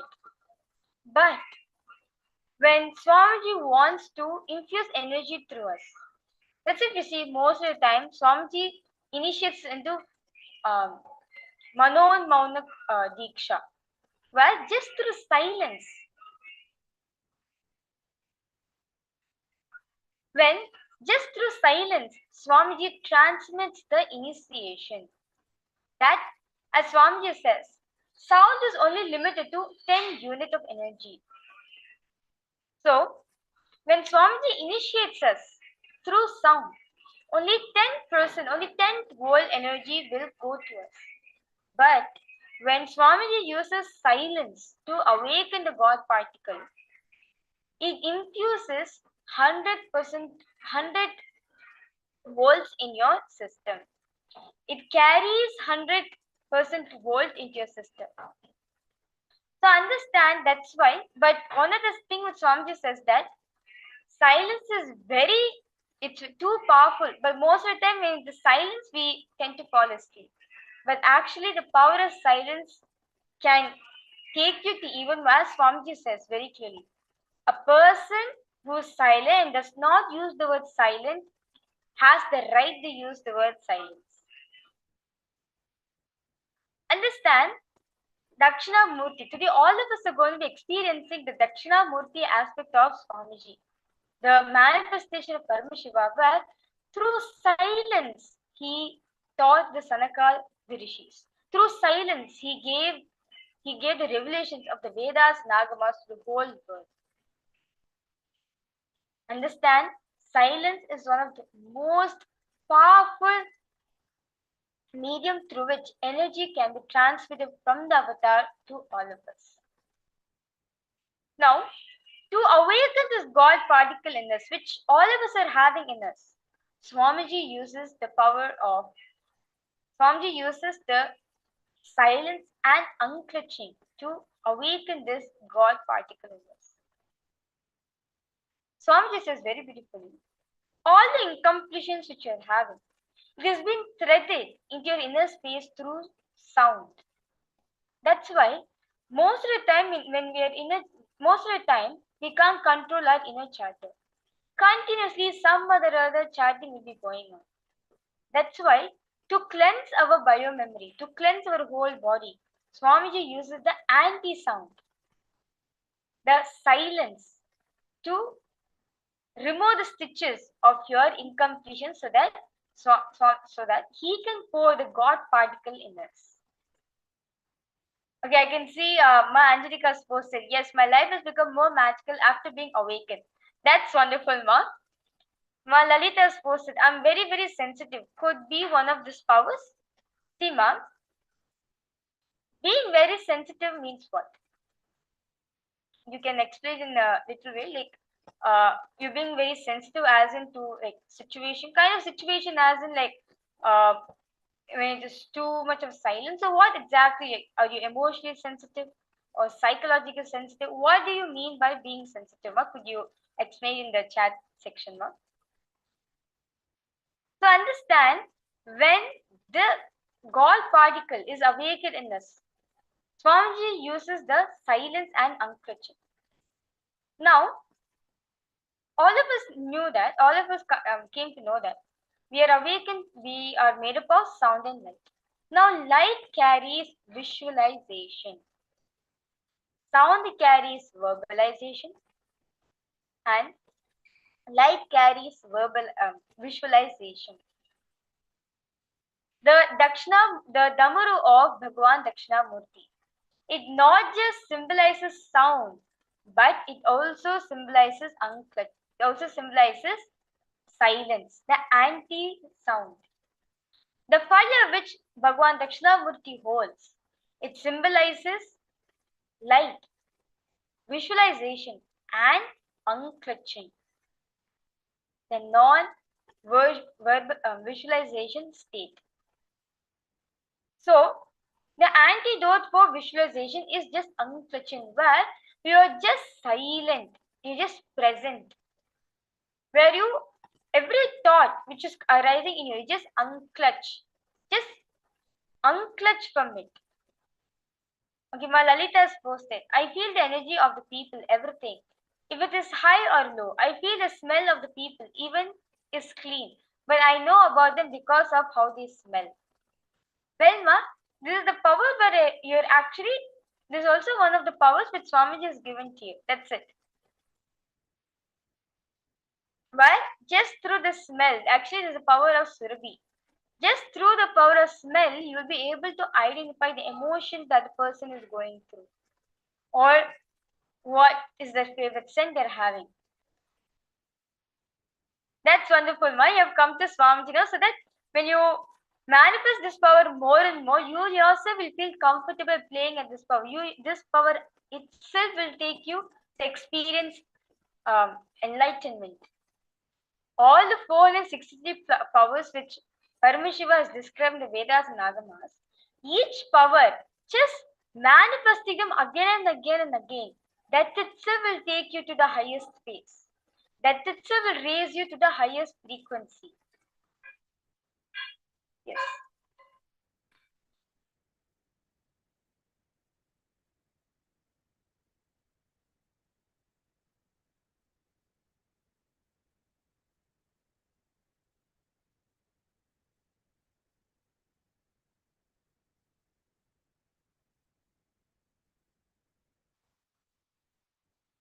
Yes, so now,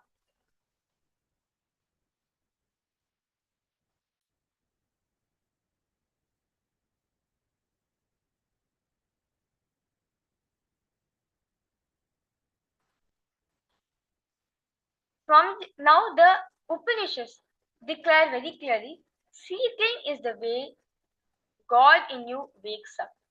Just through seeking the truth, the God in you wakes up. The Upanishads declare very beautifully, Agne Naya Supataraye Asman Vishwani Deva Vainani Vidwan Yodyasmajjuhuranameno Bhuyishthamte Nama Uktim Vidhema. The translation goes, O God, consciousness, you remove all our incompletions and obstacles on our good path of completion. beyond coming and going, birth and death, onto you. We surrender and have again and again boiled down to you again and again. So, when we seek the God in you starts awakening in you. The God in you wakes up. When you surrender your incompletion to seeking, the God in you wakes up. Okay, my Lalita is posted. Because of that, I always be a bit antisocial because the vibration makes me feel incompatible.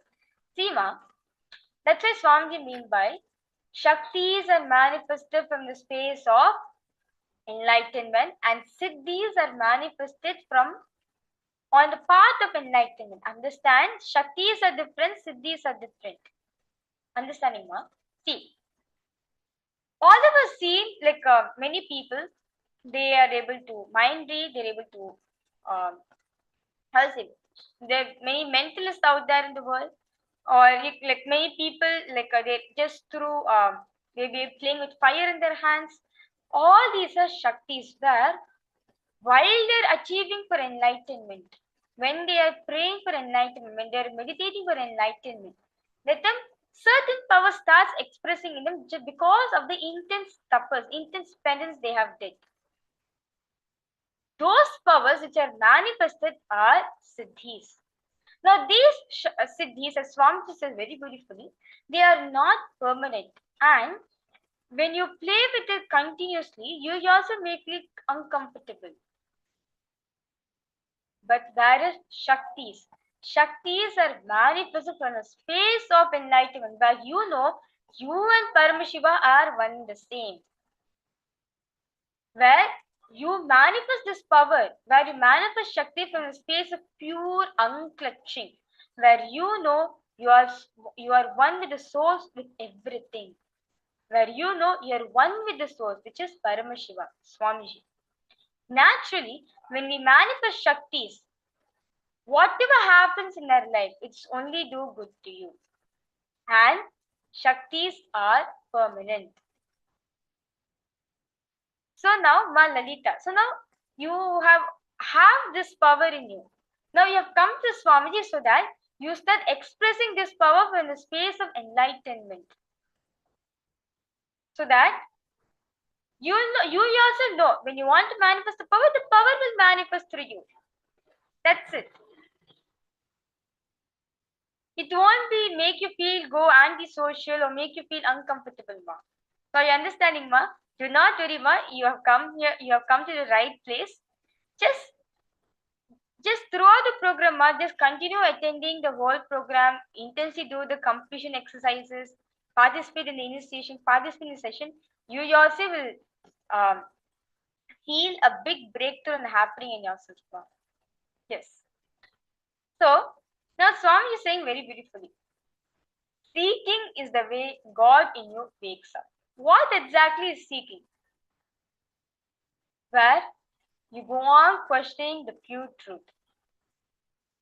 Always in Gurukul, whenever Swamiji reveals something, for example, we have been taught the first main condition, the first truth. Swamiji teaches us that we are beyond this body. So and pain is a lie. This body which I'm having cannot experience pain. So we go on questioning why pain. And even if we, for example, hurt ourselves by mistakenly, even at the time we'll ask, okay, am I experiencing pain or what is it? What is the cause which is making me experience pain?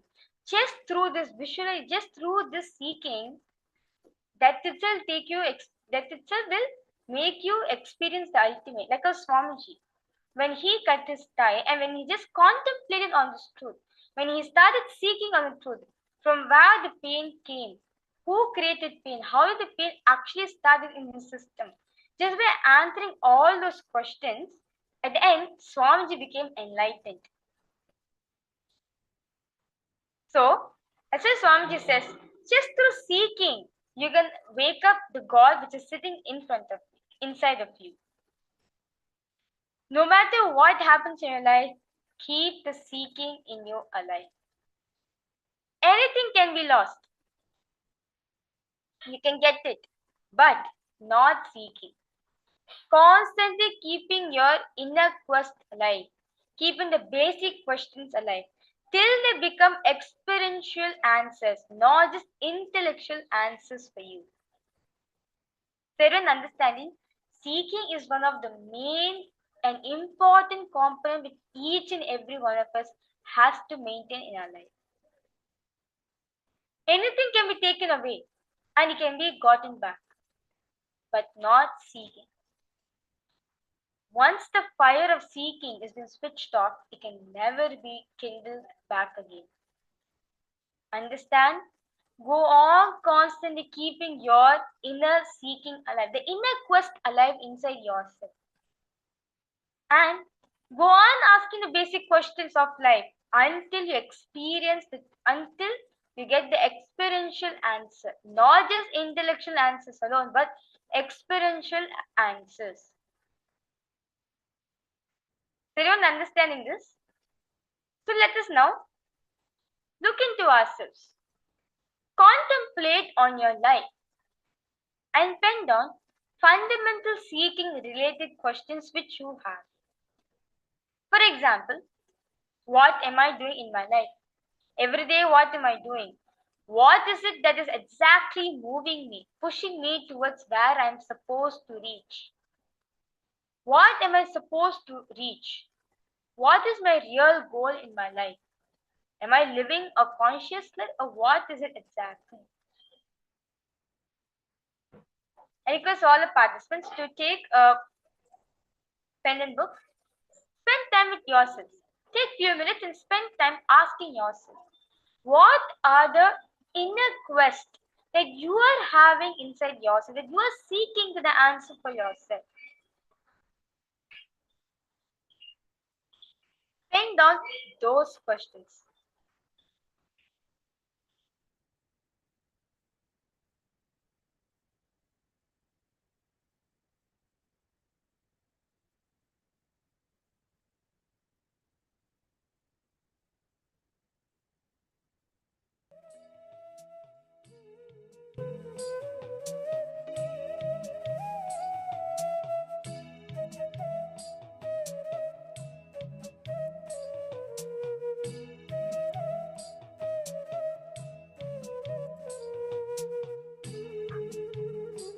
Ask yourself, what are these fundamental questions in my life which I am seeking the answer for? So write down those questions.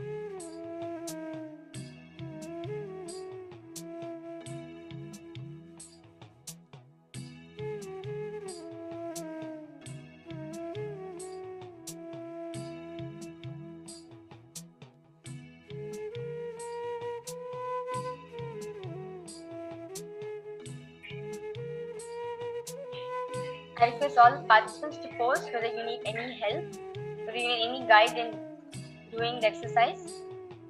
And if you feel you need any help, I request you to post in the chat section and I'll guide you on doing the exercise.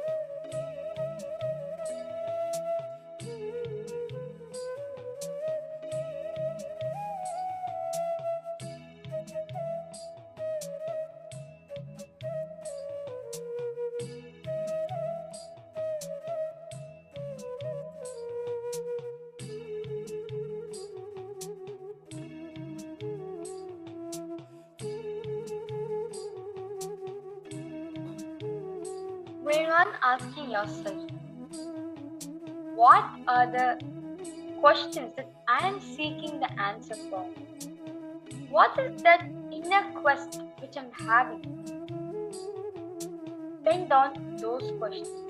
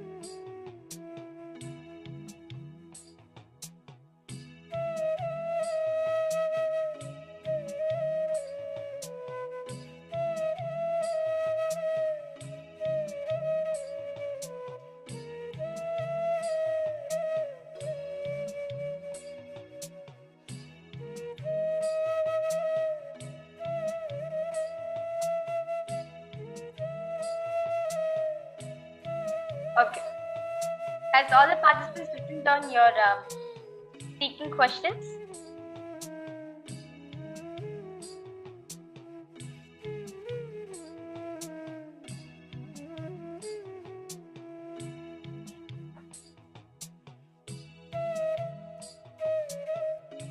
Ma Alejandra, Ma Angelica, Ma Jenny Tran, Ma Mahama, Ma Wangkaili. Okay. So now, all of you have beautifully written down your seeking questions. That's wonderful. Just continue to keep the seeking alive. Go on, keep the seeking within yourself. Every day, spend time. As soon as you wake up from the bed, maybe like 50 minutes, ask these seeking questions. And before you go to bed, ask these same questions before you go to bed. You will see these seeking questions will directly take you to experience Paramashivam. These seeking questions itself will make you awaken, make you experience the God particle which each and every one of us are having within ourselves.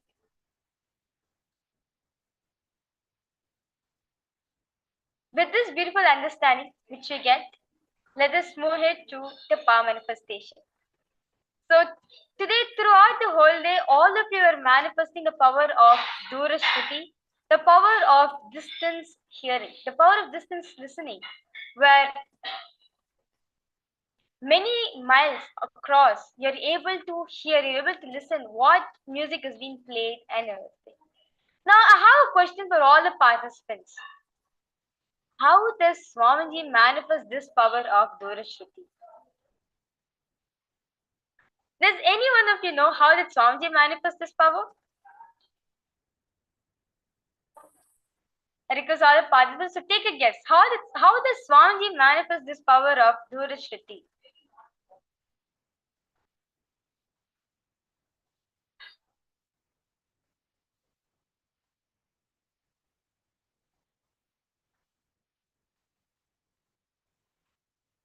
Ma Alejandra, Ma Angelica, Ma Jenny Trent, Ma Lalita. I request all of you to post. You can post your answers. How does Swamiji manifest this power of Durashruti? To give a clue, Swamiji manifests this power every single day.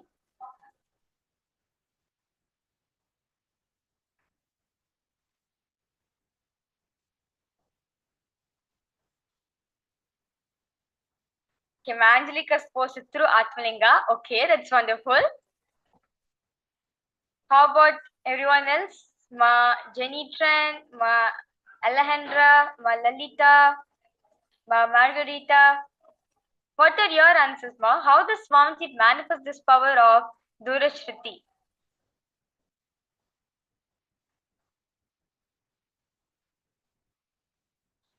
Ma Lalita has posted unclutching and asking through third eye. Okay, Ma Angelica has posted Samadhi.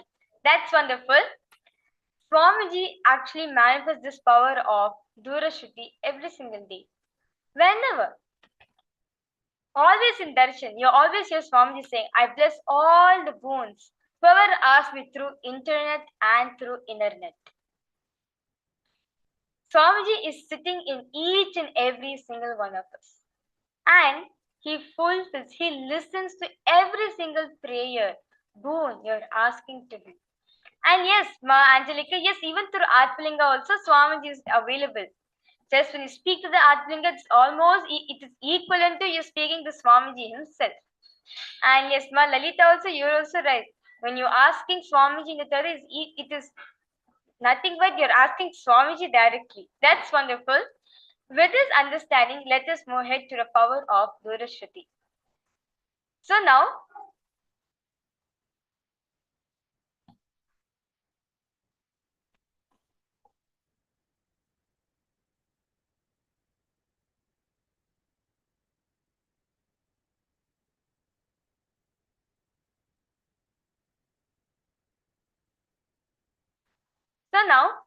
I'll be playing a specific. No, not Durashruti. It is Durashruti. Durashruti. Durashruti. Dura in Sanskrit means distance. Shruti means listening, like hearing. So Durashruti means having the power of distance hearing, distance listening. Okay. Now, I request all the participants to sit with your head and spine in straight line. As Swamiji says very beautifully, just by chanting the Mahavakya, you raise your frequency to the cosmic frequency. Just through Mahavakya, you will raise the frequency. You will raise yourself to a higher frequency. Now, because all participants remember Swamiji in a right? The form of Swamiji were mostly cherished. I'm pretty much so sure the past few days the darshans are the most intimate darshans as all of us could ever have. Visualize, remember any form of Swamiji, either Swamiji in blue, Swamiji in yellow, or Swamiji in white. Any form of Swamiji that you connected to. Connect to that form of Swamiji.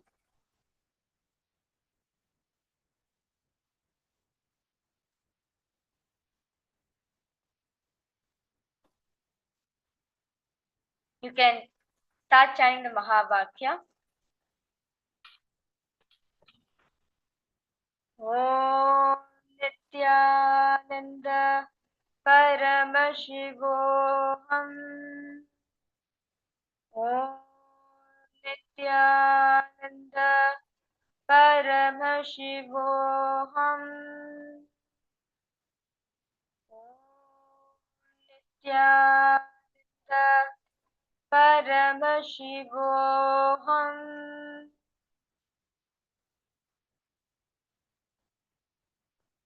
Now, in the same space of oneness with Swamiji, now I'll be playing music. I'll be unmuting myself. I'll be muting myself and I'll be playing a music. Just connect to Swamiji. You'll see Swamiji will reveal you the exact sound. You yourself be able to listen to the sound, to the music which I am listening. Continue being in the same space. Now I'll be playing music. Continue being in oneness with Swamiji.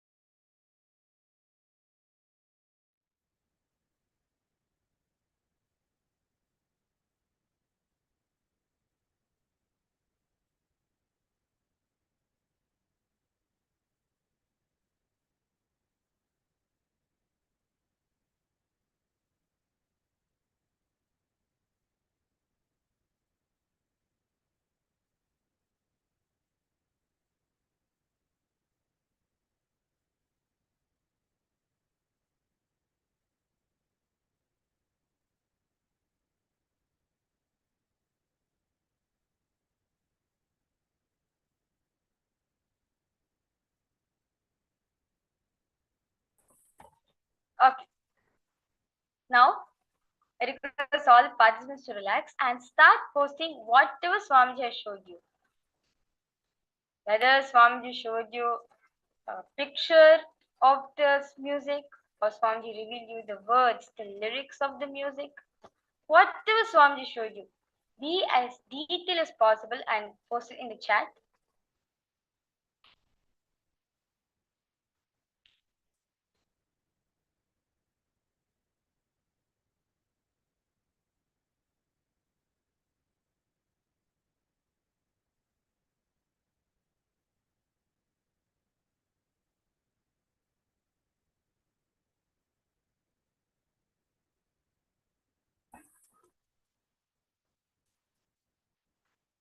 I request all participants to start writing down whatever Swamiji showed you.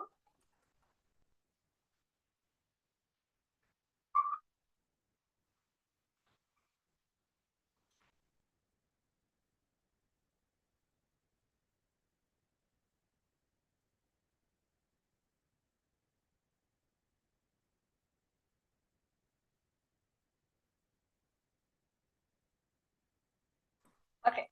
Malalita's posted. He showed me Shiva like white waterfalls, something like healing effects or darshans. That's wonderful. Okay, my Angelica's posted. I saw green vibration, horn, sound like out of a conch, flute, ambient, but also little energetic like Krishna. Okay, that's wonderful. Ma Alejandra, Ma Jenitren, Ma Margarita, Ma Wankaili, Ma Hadish, like I request all of you to post your answers, what your Swami has revealed to you.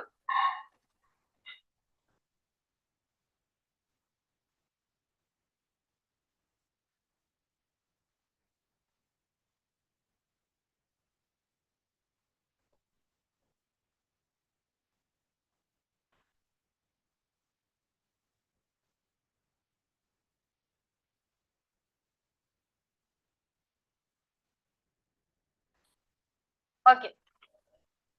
So now I will reveal the answers and I'll be playing the music now. What exactly I was playing for all of you?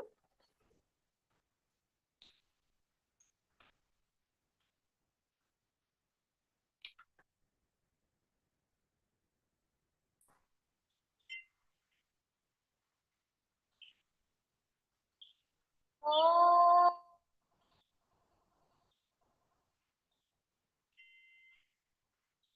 विश्वस्य धाता पुरुषस्त्वमाज्ञो यत्तेन रूपेण ततं त्वयेदम् कटाक्षं कुरु देव नित्यम्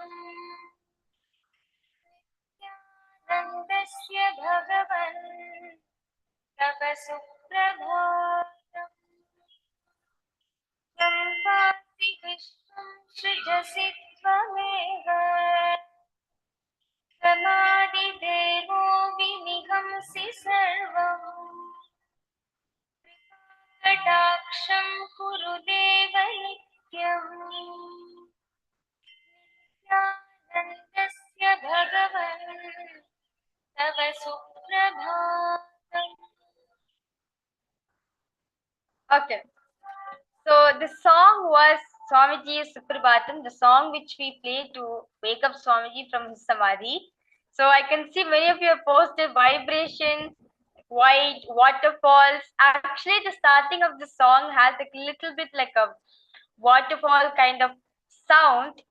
And yeah, this is like basically the Suprabhatam song where like when we play the song, like we tell Swamiji to wake up from his samadhi. That's wonderful. And Angelica's posted some flute music, ambient, but also like little energetic like Krishna. That's wonderful. Okay. So, and also my Lalita's posted some healing, like something like healing effect. Actually, ma, when you listen to the song, the deep meaning the song has is actually there's really a lots of healing effects to you. Because this is a song we tell Swamiji to wake up from his samadhi. So just by listening to it itself, it gives a deep healing and deep feeling connection with Swamiji. That's wonderful, Malalita. That's wonderful. Okay. So let us now do one more round of this manifestation. So now I request all of you to sit with your head, neck and spine straight line. Continue to be in the same space with Swamiji. Understand? To awaken in the God particle in us, you just need to keep the seeking alive. Just through seeking alive, just to keeping the seeking alive, you will not just awaken the God particle in you, you will also start radiating the powers of Paramashiva. So now I request all participants to continue chanting the Mahavakya. Now I'll be playing the music. Just intensely connect to Swamiji. You will see Swamiji will reveal the answer to you. You can continue chanting the Mahavakya.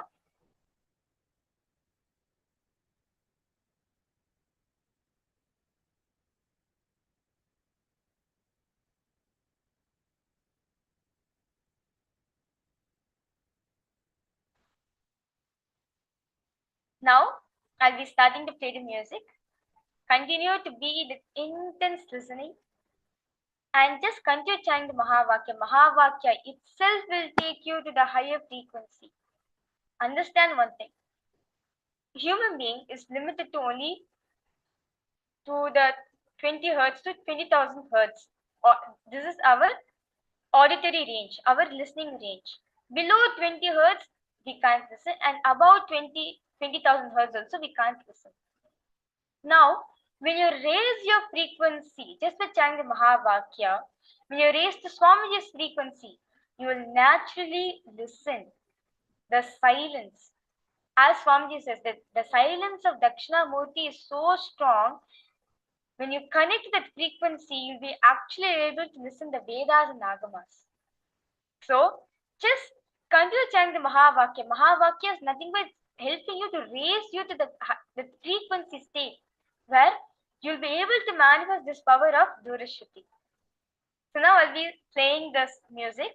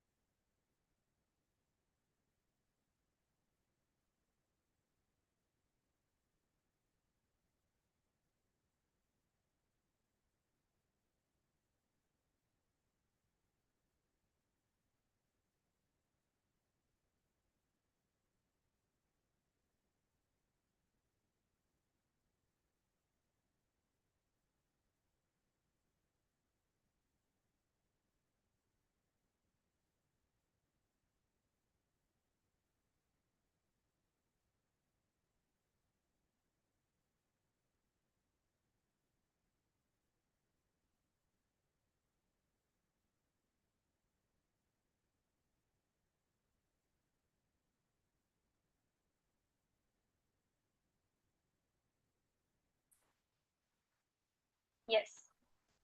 So now I request all the participants to relax. and start posting whatever Swamiji showed you. Whatever Swamiji showed you. Whatever Swamiji made you hear. Exactly post it in the chat. Whether you saw visuals, or whether you saw colors, or whether you saw the person who was singing, or whether you saw the lyrics of the music. Be as detailed as possible and post in the chat section.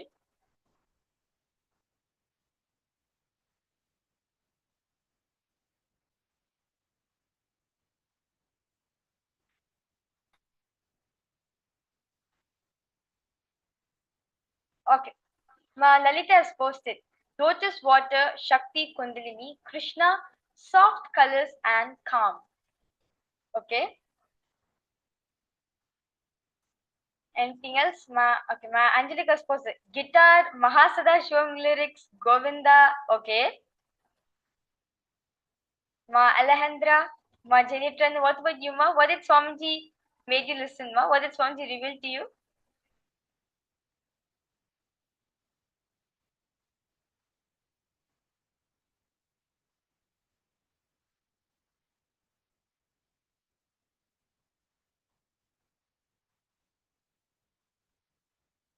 Okay, Ma Alejandra has posted. It's related to Venkateshwara. Okay, wonderful.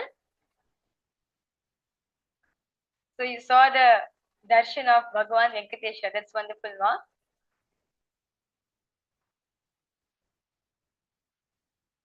Okay. So let me now reveal the answer. What is the exact music I was listening to, which I was playing for all of you? மாணிக்கம் கட்டி முத்துப்பவளம் கட்டி ஆனி பொன்னாலான வண்ணத்து ஊஞ்சல் நித்யானந்தமாயாடிடையா நித்யானந்தாடிடையா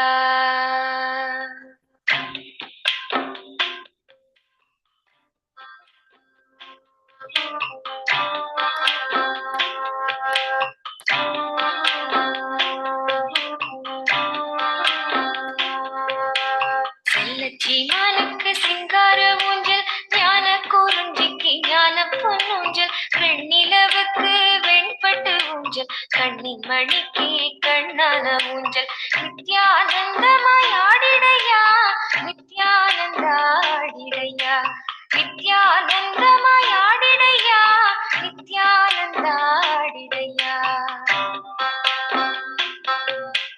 தேக்கு உடலுக்கு தேக்கு ஊஞ்சல் மணக்கும் சொல்லுக்கு சந்தன ஊஞ்சல் வார்த்தைகள் ஒத்த வேங்க ஊஞ்சல் செய்திட எமக்கு இச்சையா நித்யானந்தமாய் ஆடிடையா நித்யானந்தாடிடையா நித்யானந்தமாய் ஆடிடையா நித்யானந்தாடிடையா. Okay.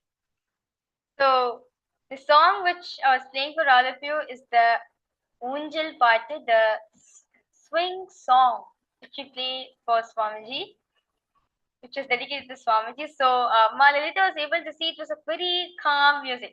That's wonderful, Ma, because usually we play this music when we are going to put Swamiji to bed, and it's actually such a calm and relaxing music to listen to. That's wonderful. Okay. So now I request all the participants to go ahead and post in Facebook your experiences, your understandings, your powerful cognitions, your clicks, which you got from the amazing revelation Swamiji spoke on God particle. And how was your experience during the power manifestation session? What powerful cognition helped you in manifesting the power? I request all of you to post your experiences in the Paramashivoham Facebook group.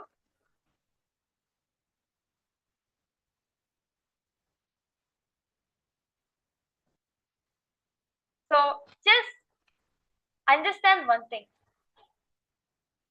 Now, throughout the whole day, all of us were listening to various revelations. Swamiji spoke on sound, silence, God particle, how these can awaken the God particle which is there in us. Now we'll be listening directly from Swamiji, the Adi Guru, Bhagavan Dakshinamurti, who is the embodiment of pure silence. Although with pure silence, he delivers the Vedas and Agamas to the whole humanity. Let us directly listen from Swamiji.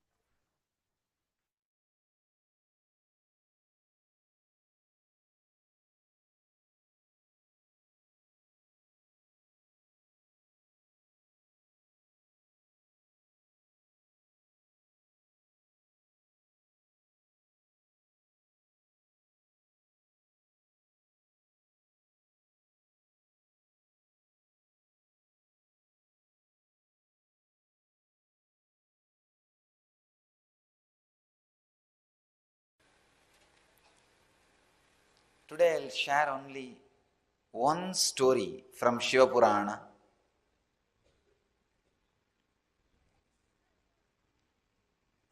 Story of Dakshinamurti.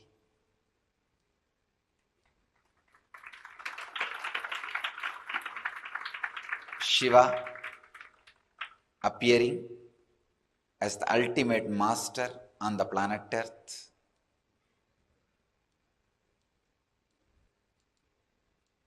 Long, long ago, once upon a time,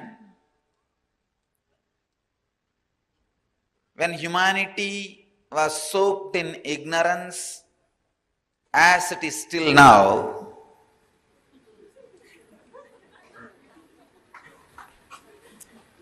there were a group of people who were very successful in whatever they want to do through different powers. They had almost all powers. Anything they want, they can make it happen. These group of great intellectuals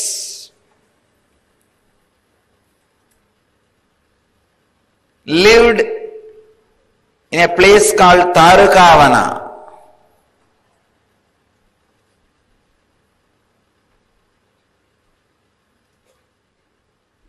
It is the area between the Madurai and Chennai.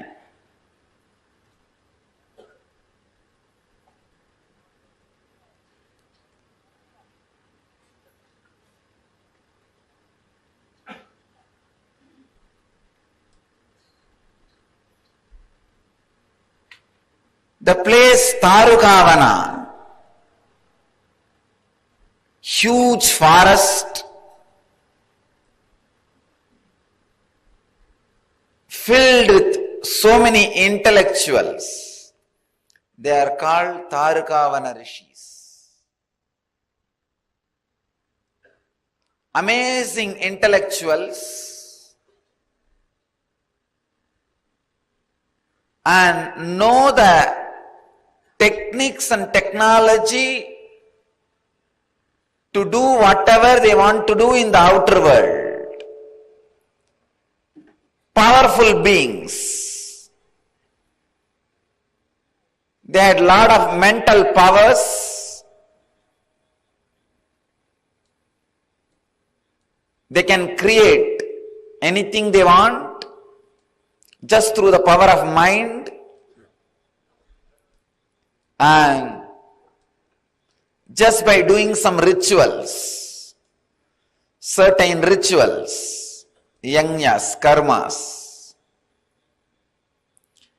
One of the biggest problem happens when you get these extraordinary powers, when things go smoothly in your life, you start thinking you are everything, or there is nothing higher than you. These Tarukavana Rishis some of the great intellectuals, because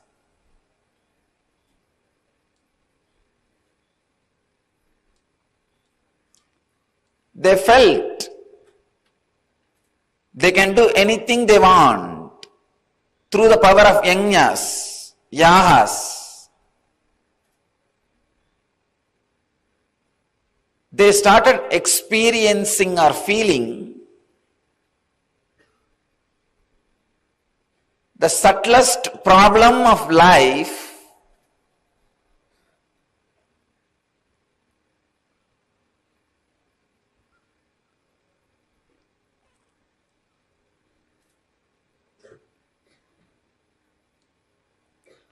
pseudo-ego asserting itself as ultimate.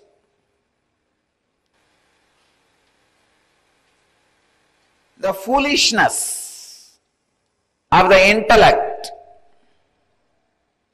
or arrogance of this atheism has gone to the extreme, and they started becoming arrogant and a threat to the society. Usually, when atheism settles in you, when you are not ready to respect anything higher than you, your intellect, you are a threat to society.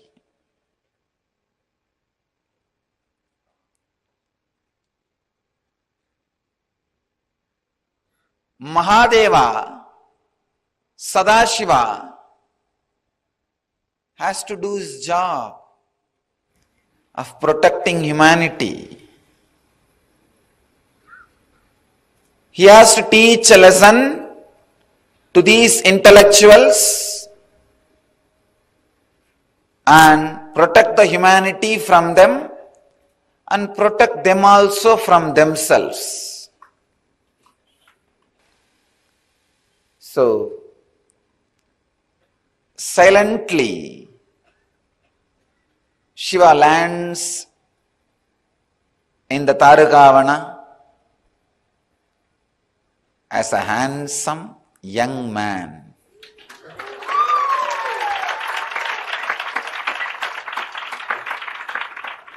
And the extraordinary glow and the energy which is beyond skin, the extraordinary radiance, tejas, beyond the skin color, extraordinary attraction beyond the size of the body, he manifested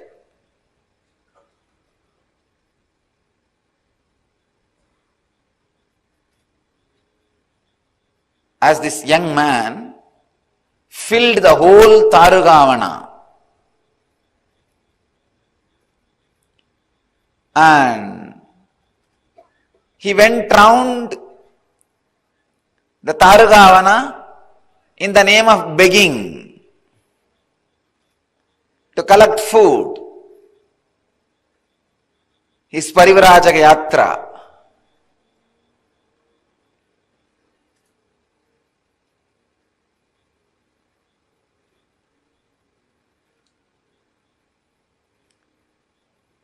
All the wives of the rishis saw this extraordinary charismatic energy expression.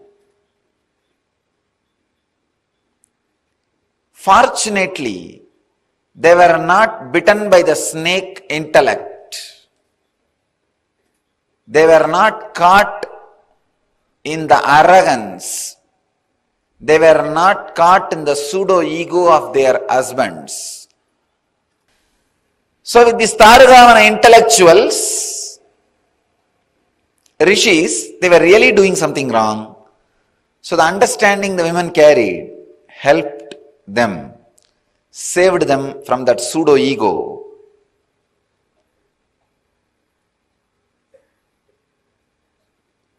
They saw this young man, ascetic, a sadhu, walking in the streets, asking for alms. Not only they gave food, they just lost themselves in his presence and glory.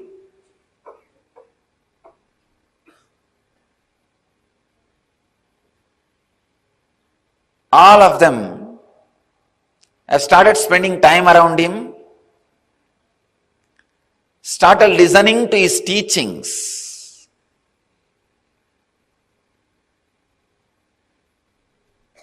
Imbibing those ideas. Just within a few days, problems started in the house. When they started living these ideas in the house, the ego of these intellectuals was really hurt. What? We are leaders of the society. Everybody respects us.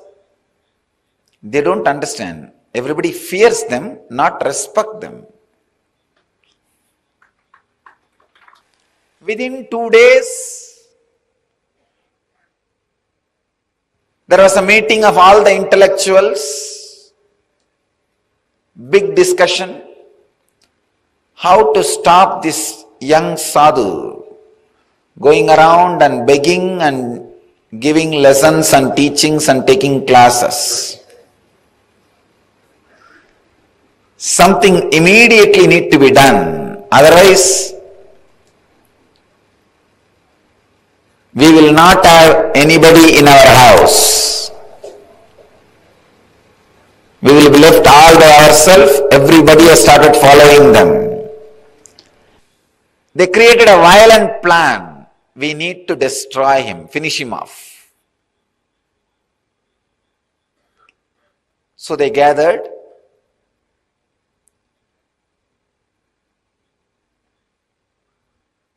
Started spreading waves.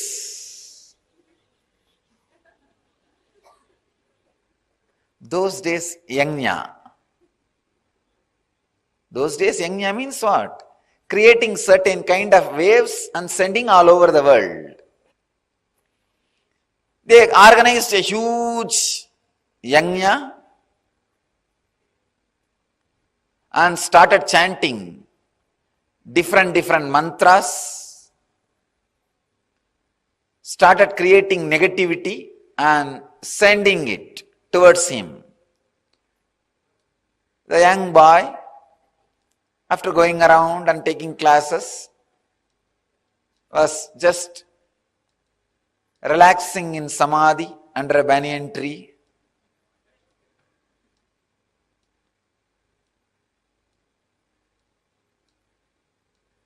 First, those intellectuals created a damaru, which was creating an intense sound. Just through sound, it was destroying anything which comes in its presence. Those intellectuals commanded the damaru, go and kill that man and come, kill that sadhu. Damaru came with all its speed.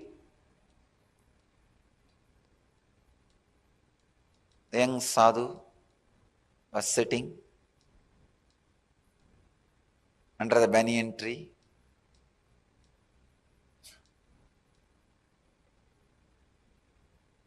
The light smile, opened his eyes and saw what is coming. The damaru with all the vigor and power was trying to come near to destroy. All this young sadhu did, he just caught it and kept in his hand to play whenever he wants.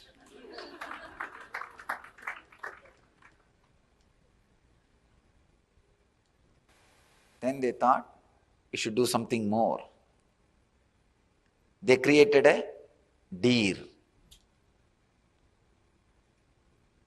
and said, go and destroy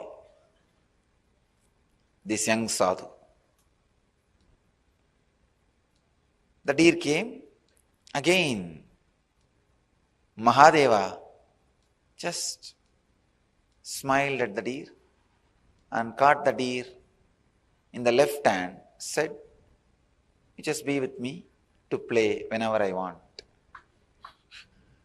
Still he is having it in his left hand. He's playing with it. Then they created another huge weapon.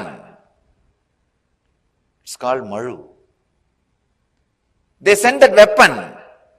All right, at least you go and destroy him and come back.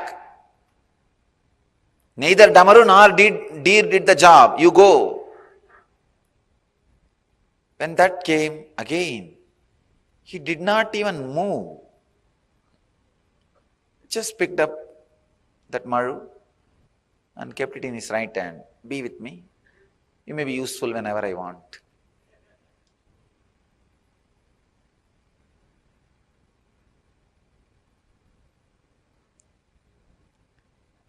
It's too much. Then they created a tiger out of that fire and sent. Mahadeva not only killed the tiger, took out that skin, started wearing it as dress.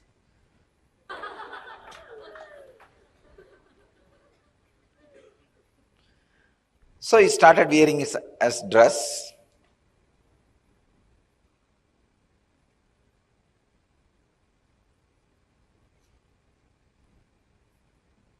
Then they created an elephant.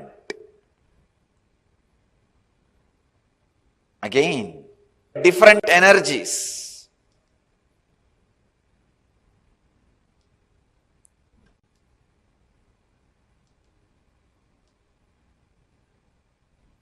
Finally created a asura, dark,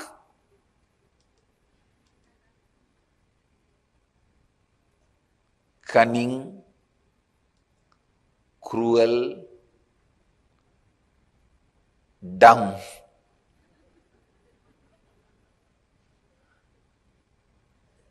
Muyalaka. They said, you go and do some conspiracy, create some problem, destroy this young sadhu. Shiva did not even bother. He just picked him up and put him at the feet. He was dead. But these asuras are dangerous. Even if they are dead, you have to always keep 1 foot on them so that they don't come back. He puts his feet.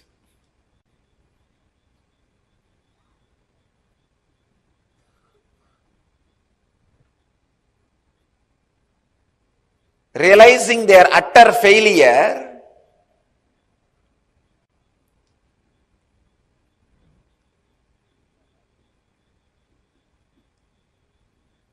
they tried to do all possible things.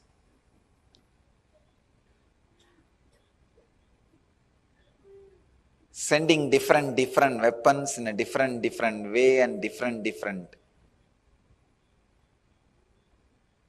negative energies. But nothing could hurt Mahadeva. Nothing could hurt that young sadhu. Everything goes and just surrenders itself at his feet. They were shocked, surprised, unable to understand what is going on, confused, completely disturbed. Mahadeva feels the deep compassion. It is time to teach lesson to these fellows. All he does is sits in his intense silence.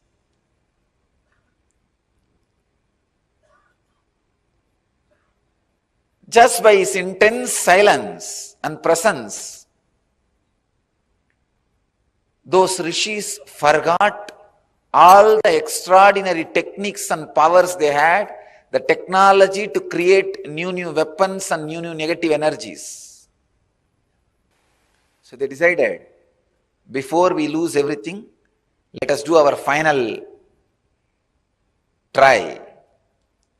The very fire, Agni, in which they do the homa and create anything they want, that very fire they commanded, come on, it is time, you go and destroy him, or we will be destroyed. The fire comes in full speed. That's the last weapon they had.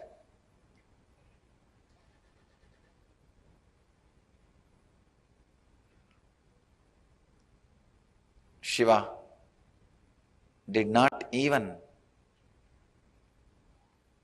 move his body, just opened his eyes, picked up that fire in the left hand, still he is holding in the left hand. You can see as Dakshinamurti, he will be holding it in the left hand.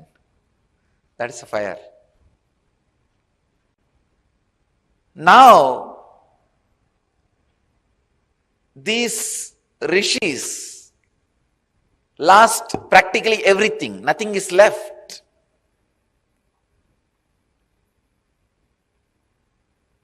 It is too much, too strong lesson for them.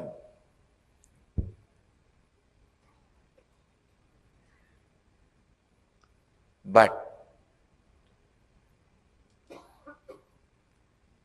even though they were thinking about this young sadhu to destroy him, but continuous thinking about him has brought some good things to them.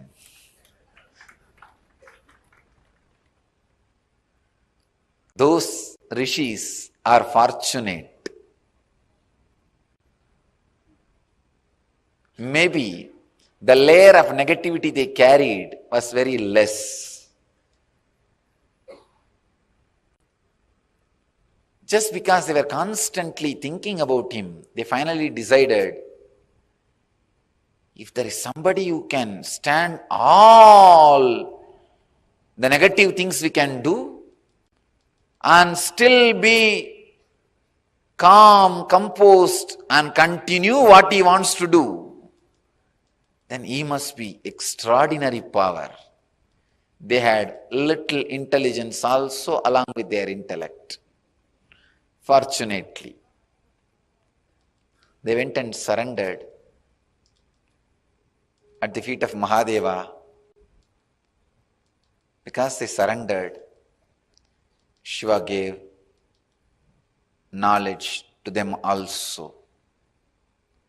Not only he saved humanity from these atheistic intellectuals, because they also surrendered, he saved them also from themselves. Understand this story.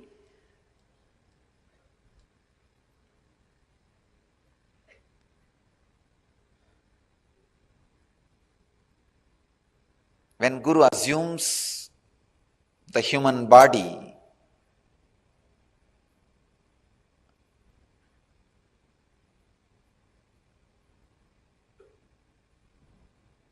when he comes down to the human frequency to save humanity from atheistic intellectuals and save themselves from themselves, save them also from themselves. The extraordinary silence he radiates itself is power.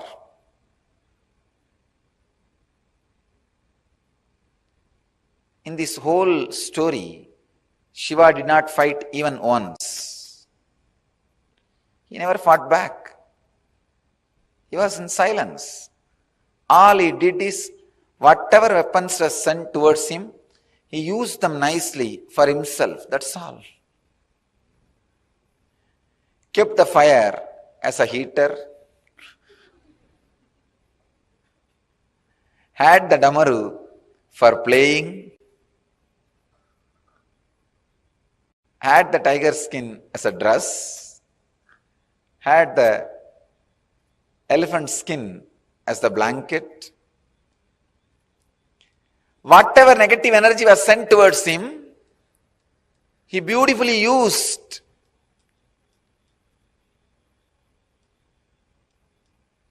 For his life. He knows how to use any negativity, turn it into positive and use it for his life.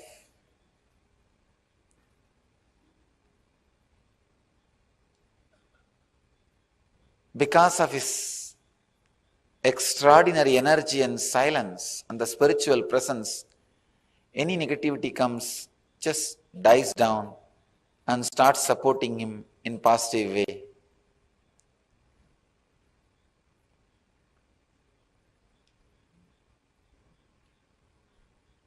After all that, after all this attack, still he is sitting silently in the banyan tree, radiating his presence.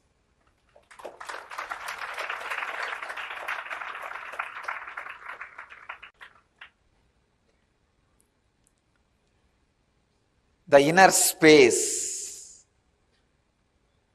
continues to radiate the extraordinary silence. An intense presence goes on inspiring everybody to transform themselves. First, he destroys all the negativity thrown towards him and turns them into positive energy. Then he transforms the very people who are trying to throw negativity towards him.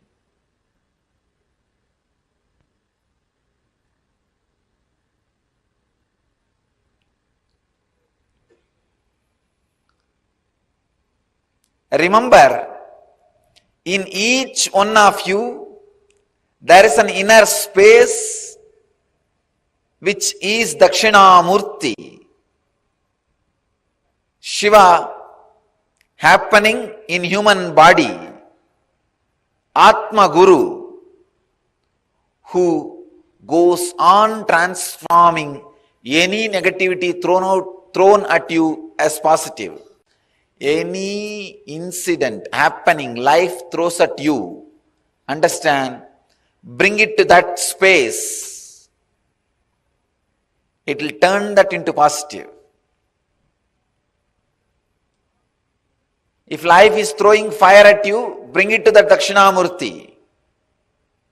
He will turn that into positive. Anything brought to him turns positive.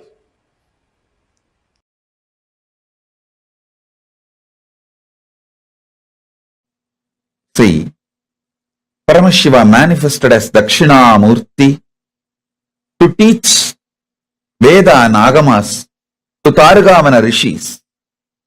It's not that it was a past. If you become silent to free yourself from the past, present, future, through unclutching, you can see he is teaching even now in that huge cosmic sound. Om, even recorded by NASA. That soundless sound, Anahata Dhvani. Om.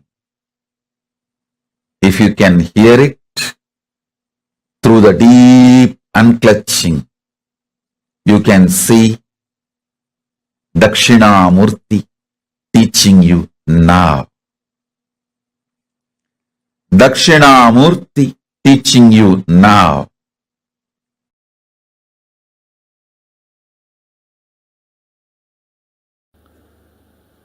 Then Mahadeva withdraws Adi Shakti into himself. He sits as Sadashiva and Adi Shakti together. That is what is Dakshinamurti form. That is why in all Rajeshwari temples there will not be Shiva. In all Dakshinamurti temples there will not be Devi. Because in Dakshinamurti form he is both. In Rajeshwari form he is both. When the male component is sucked into the female component, he is Rajeshwari. When the female component is sucked into the male component, he is Dakshinamurti. In no Dakshinamurti temple, there will be Devi.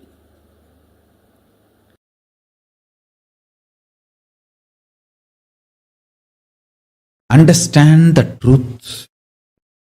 Dakshinamurti is from the face, from the Mahasadashiva's, Paramashiva's face of Ahora, destruction, rejuvenation. From that face, Dakshinamurti comes out. Meaning, all the great truths are ferocious. It will just purify you. It will just burn all your non-chastity, cheating, silly patterns and conversations with your life. It looks very paradoxical.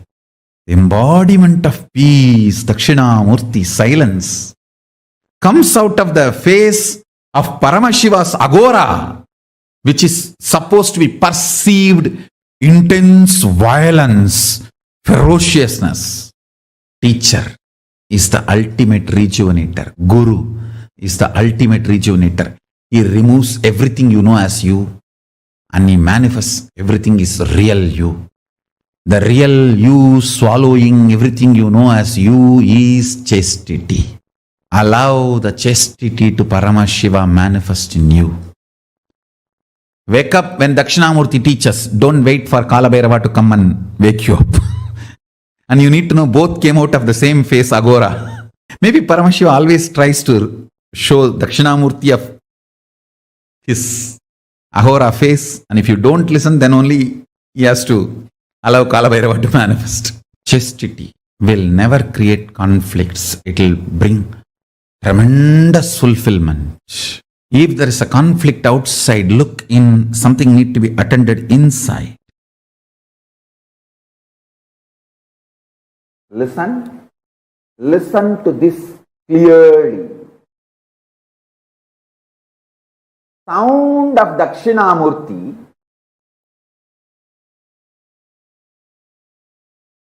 and silence of Dakshinamurti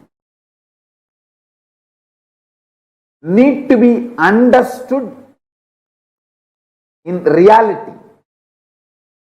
See, the silence of Dakshinamurti is not the soundlessness. Any sound you can only hear in certain decibel. If it goes below that decibel, you can't hear. If it goes above that decibel, you can't hear. Dakshinamurti's silence is above decibel. That decibel which you can't hear, beyond your capability of hearing, that decibel sound is Dakshinamurti's silence. So Dakshinamurti's silence is not soundlessness. It is beyond the sound you can hear. Same way. Listen carefully.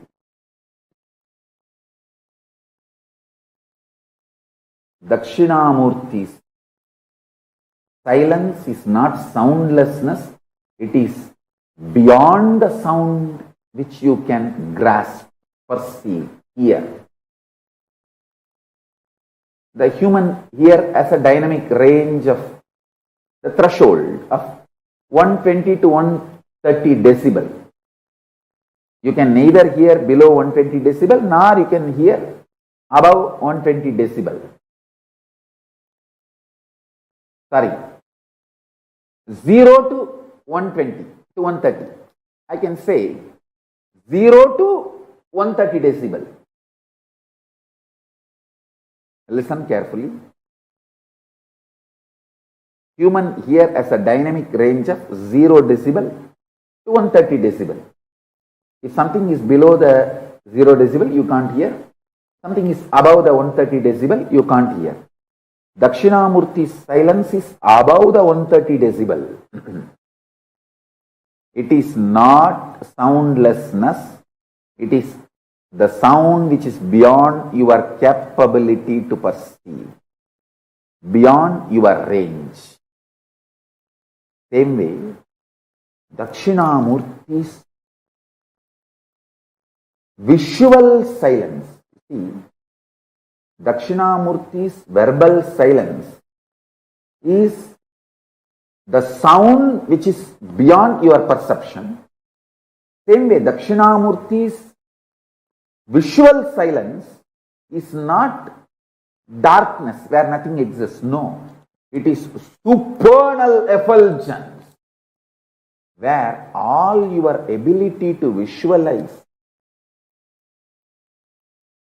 disappears into a supernal effulgence, like 7 colors of the rainbow disappear into the sun's bright shining.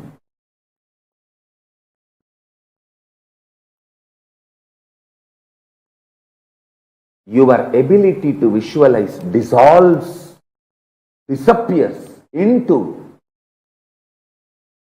the supernal effulgence of Dakshinamurti. Understand? The supernal effulgence of Dakshinamurti and supernal silence of Dakshinamurti. Then you will understand the right knowledge, right clue about the existence of Paramashivatva. If you understand this one truth, today you can manifest powers. The common frequency the human ear can hear is like a 20 to 2000 hertz. 0 decibel to 130 decibel maximum. 20 to 20,000 hertz or 0 to 130 decibel. That's it. If it is below 20 hertz, you can't hear. If it is above 20,000 hertz, you can't hear. Dakshinamurti's silence is above 20,000 hertz.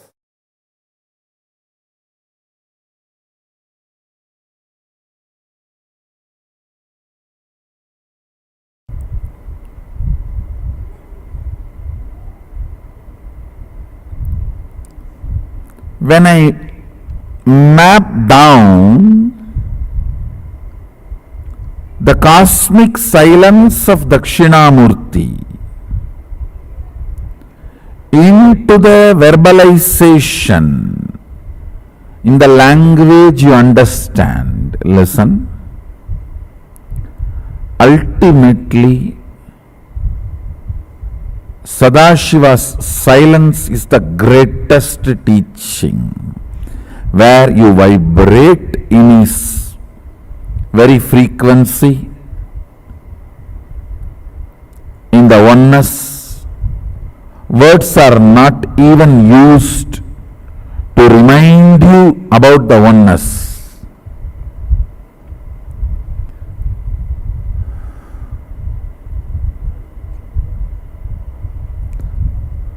Words used to remind you about the oneness and to put you in oneness also is only plan B, not plan A. Understand?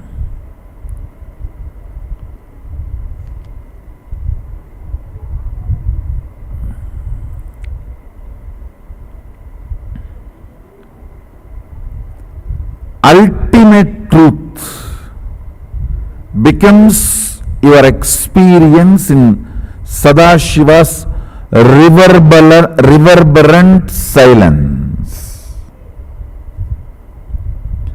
where the cosmic sound and the cosmic silence becomes one and the same.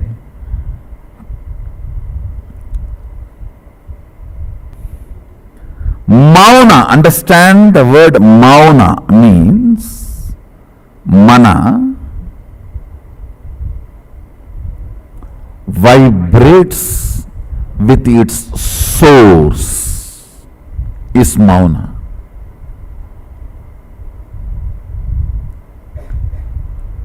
Your frequency is so high, so intense, so alive to the cosmic frequency.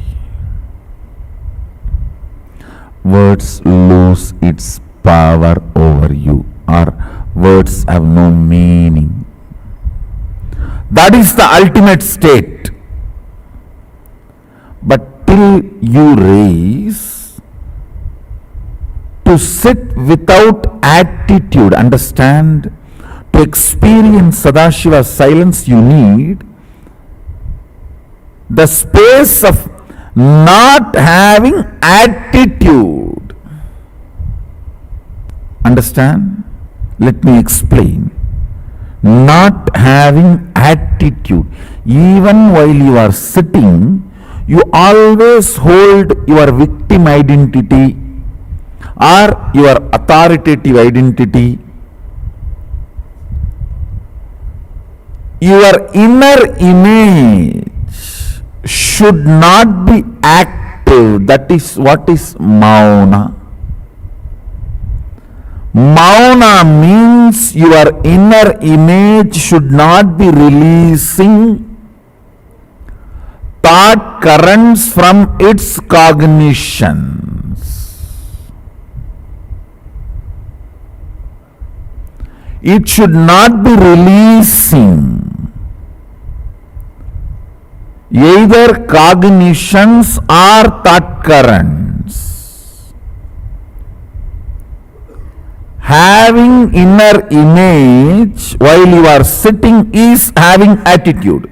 You always think attitude means you behave style, drr, brr, brr, and you behave weird. The attitude queens who think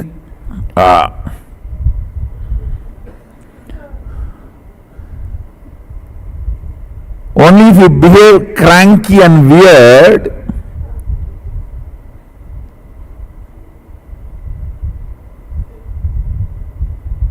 to get attention or because you got attention. To get attention or because you got attention. You think only if you behave weird and stupid, it is attitude. No. Even if you are sitting, if your inner image is active, it is having attitude. To taste Sadashiva's silence, you should drop attitude, inner image. Your inner image should not be active. I tell you, that is simply possible. You just go and sit with our banyan tree, breathe along with banyan tree, that's all. Decide Mahadeva. See, understand, our banyan tree is literally Mahadeva, alive. Mahadeva, I'll breathe along with you, that's all, nothing else.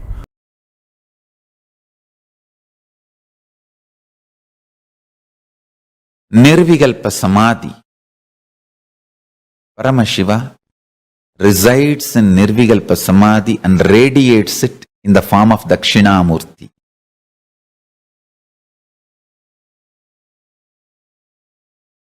See him with your third eye.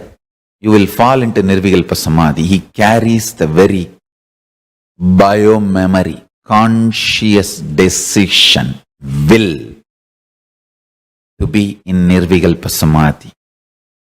In Nirvikalpa Samadhi, all will melts down. That tattva, Nirvikalpa Samadhi tattva, radiates as a living will.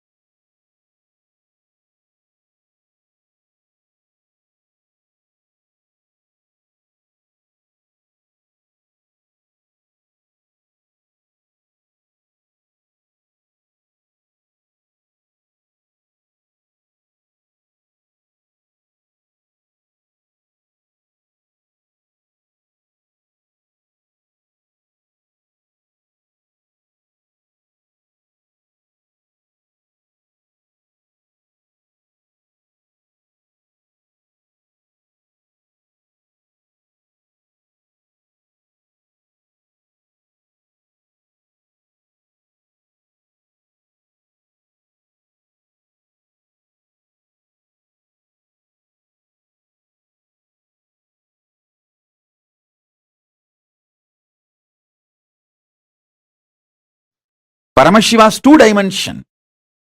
Devaguru Brihaspati, Asura Guru Shukracharya. For example, if you try to get a second wife, second girl, keep without the knowledge of the first girl, by secretly hiding, Brihaspati will not help for all that. He will say, no, no, no, no. But if you go to Shukracharya, he will say, all right, okay, don't worry, I'll do what need to be done. Go. And he will even give you some tips. I'll take care. The Brihaspati is very socially polite relationship. Shukracharya, only integrity. If you are integrated to him, that's all. The social norms, rules, regulations, being organized, all that does not matter. If you go to Brihaspati, he will bless you for the wealth for which you need to work through the society, social form and achieve. But Shukracharya will simply give lottery. Everything I say, if you understand, you will understand the whole astrology. When you have the Brihaspati Guru Dasa, how the life goes, when Shukra is in your, is gracing you, how the life goes, you can see very clearly. With Shukra, if you are just integrated to him, that's all. He will do anything you want. He'll say, all right, come on. You just go and tell him, I'm planning for a third girl. He will just look this side and that side. Hey, come in the evening when I am alone. I'll tell you what to do. Go. Now too many people are around. Go. If you go to Brihaspati, hey, I'll inform your mother and wife. Go. So Brihaspati is more socially accepted relationship. And Shukra is, I'll take care, go. Be integrated, that's all. Go. If you maintain the integrity with Shukra, that's enough. He will grant you everything you want. And it's like he doesn't judge. Of course, Cosmos needs all types of people and all types. That is why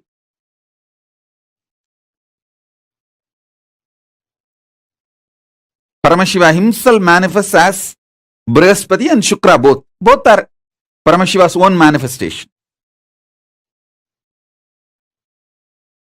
It's not that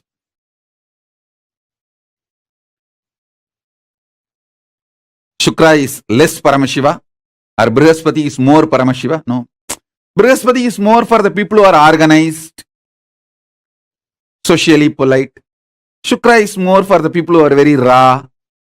And that is the way people are. And he accepts everyone.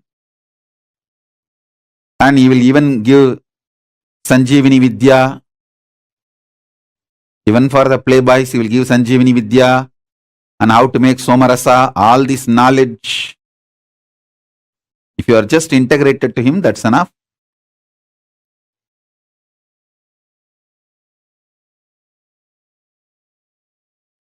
Deva Guru, Asura Guru.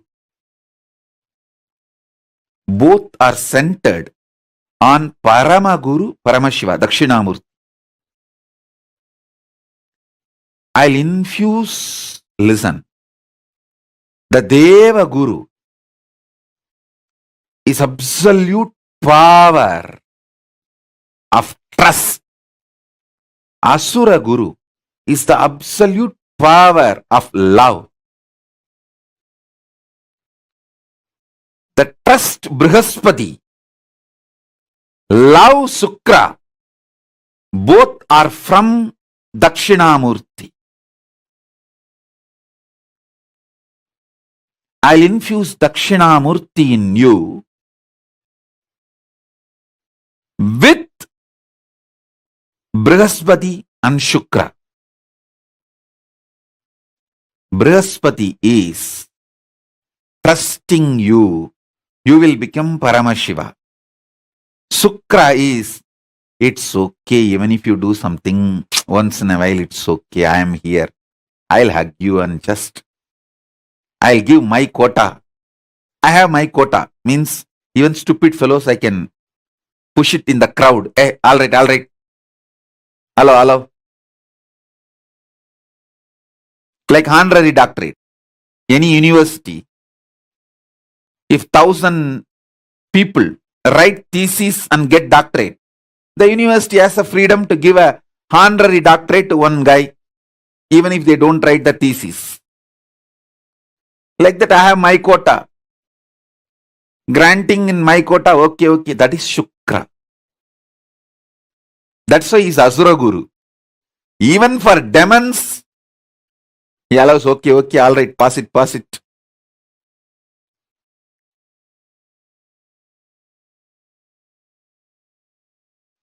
Shukra.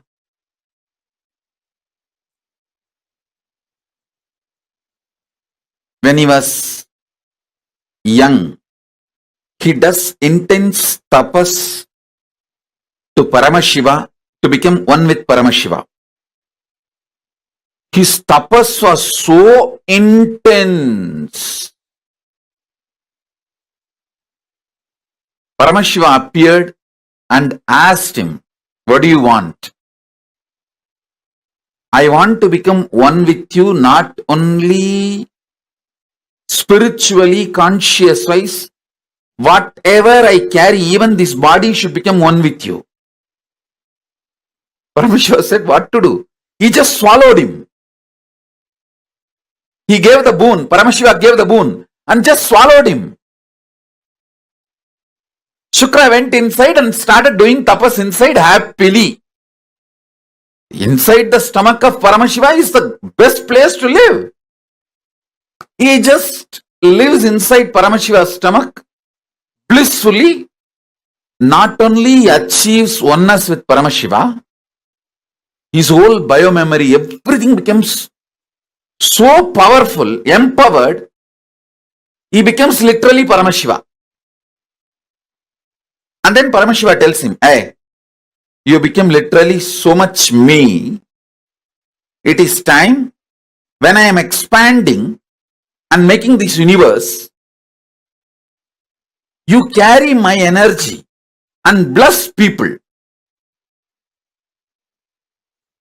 Listen carefully. In India, we have temples for each of these planets. All of you should know, in Sun temple, the statue of Sun, deity of Sun will be there. As per Agama, how the Sun looks, that deity will be there. In the Brihaspati temple, the Brihaspati will be there. In Shani temple, the Shani will be there. In Shukra temple, only Shiva deity is worshipped as Shukra. Shukra has no separate deity. Kanjanur is the temple which is under Madhurayadinam. The Kanjanur temple is under Madhurayadinam. That is the Shukrastalam. There, the Shukran deity, there is no separate deity for Shukra. Paramashiva will be hugging Parvati in union and he is manifesting the universe. That form is Shukra. Then understand the power of Shukra. And Paramashiva says,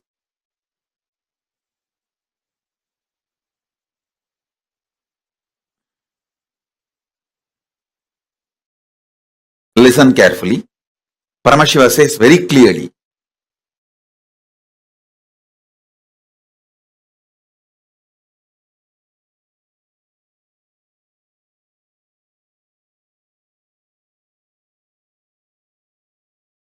listen, these words are too important. He says, when I decide to expand,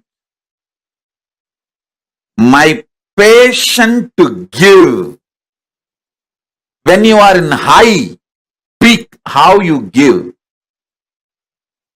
Paramashiva If he is in high, that's the time he manifests this universe. So he doesn't see logic, he just gives. This is the Shukra. You can see very clearly, it is Shiva and Parvati. Shiva and Parvati, Shiva actually keeps his hand on the hip of the Parvati. This form is called Anaittandanadar. This is the Shukra deity.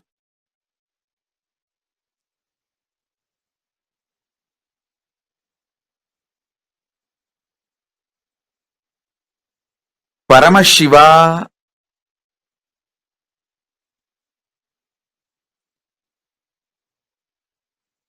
when he just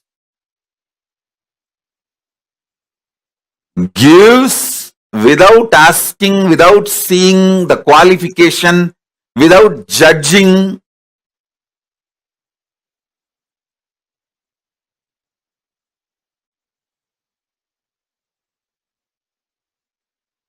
that energy of Paramashiva is Shukra.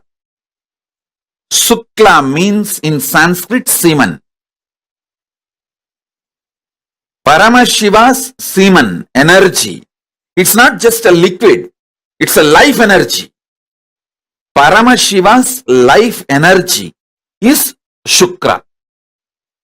He tells Shukra from inside his body, come on, you come out and represent me, my passionate giving. You represent my passionate giving. See, Paramashiva's ferociousness is represented by the Kalabhairava. Paramashiva's knowledge is represented by Dakshinamurti. Paramashiva's ecstatic cosmic dance is represented by Nataraja. So Paramashiva's various energies are represented by various forms. His Shukla, the semen energy, which creates this universe, is represented by Shukra. So through the Paramashiva's Shukra comes out and plays the same role as Paramashiva. Listen. In the beginning, when Shukra came out, he was not guru of demons. He just started giving everything to everyone without judging. Brihaspati, on the other hand, Brihaspati is the another guru in the Navagraha. Navagraha, there are only two gurus, Brihaspati and Shukra. Brihaspati is very strict, very integrated, very perfect. He was giving only for gods, very organized people, integrated people. So all the people he refused, whom he will not initiate, he will not give boons, he will not give the powers, all of them went to Shukracharya. All those who are rejected by Brihaspati went to Shukracharya. Naturally, the demons were the larger number who went to Shukracharya. So Shukracharya came to be known as Guru of the demons. Otherwise, Indra many times went to Shukracharya and got blessed. It's not that Shukracharya does not bless Indra or gods. Actually, many gods went to Shukracharya and got many benefits.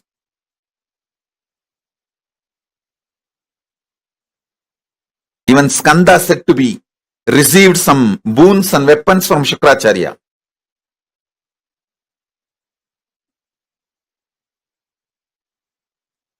So listen, Shukracharya is a unique energy.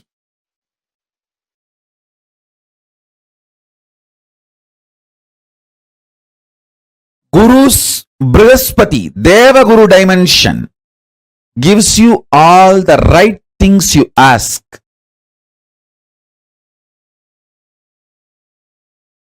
Guru's Brihaspati, Asura Guru dimension, Sukracharya dimension gives all the left things you ask. Listen, right or left, good or bad, socially accepted or not accepted. Whatever you ask,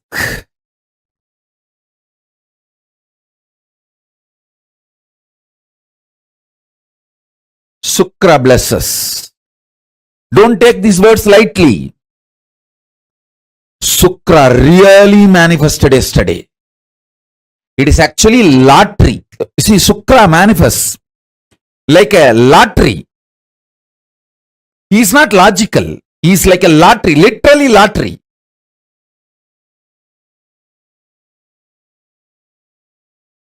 Many times people ask me, oh Swamiji, I am so sincere. I follow everything you say, but I don't get blessed for money. This fellow is a drug addict and he does all the wrong things, bad things, but he is showered with wealth by you. He gets a Shukra's grace. What can be done? Shukra is like a lottery. He doesn't bother about good, bad, right, wrong. You are integrated, you are showered over. Everything you asked yesterday is done. Because Sukra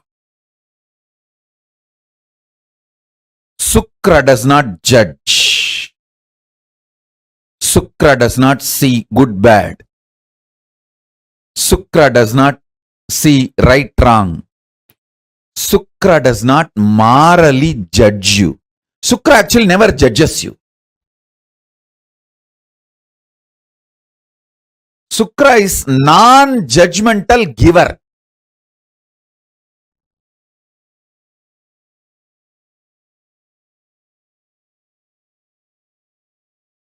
If you go to Brihaspati saying that you are addicted to alcohol and that is causing a lot of problem, Brihaspati will give you guidance how to get out of the addiction, how to clean up that addiction pattern, to become healthy, all that. If you go to the Sukra with the same problem, hey, I'll give you Somapanam. Drink, you will enjoy, but your health will never be disturbed. Even if you die, you will be revived again because the Somapanam has that Sanjeevani DNA. Even if you are dead, simply you will come back to life. The Sanjeevani DNA does not let your body without life more than 3 seconds. You will be back. So the way Sukra deals things are totally different. Even if you die due to overdosage, in 3 seconds you will be back to life. Sukra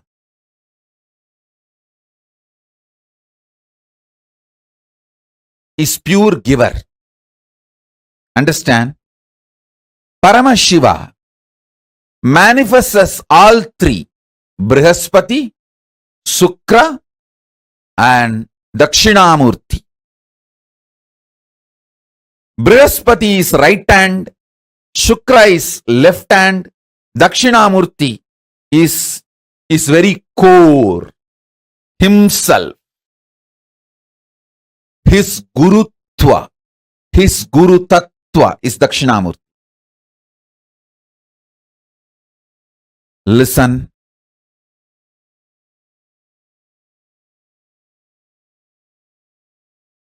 Don't take Sukra lightly. Sukra is too powerful. Good, bad, right, wrong. He doesn't look at anything. He doesn't judge. Go to Sukra with any problem. He will have a unique solutions.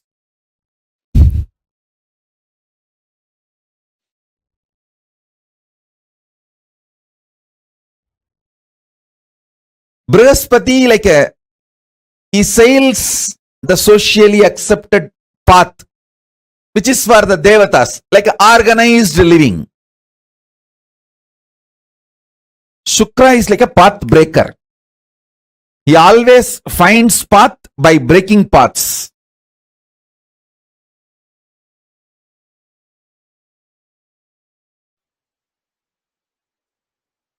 Paramashiva does 5 action: creation, sustenance, rejuvenation, putting in delusion, and liberation. First 4, creation, he does by sitting in Brahmaloka. As a Brahma, he manifests and creates. Maintenance, he does by lying down in Paramapada as Parandama. Rejuvenation he does as Maharudra in Kailasa, from Kailasa itself. Putting in delusion he does through many of his forms like Bhikshadana. All those forms he took just to put people in delusion. Liberation. For liberation, he always comes down to planet Earth. He has to assume human form. The form he assumes for liberation is Guru. Keeping liberation as a predominant activity, the form he assumes is Guru.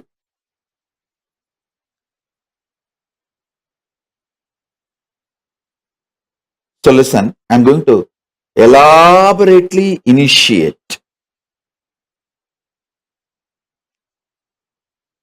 Attend intensely.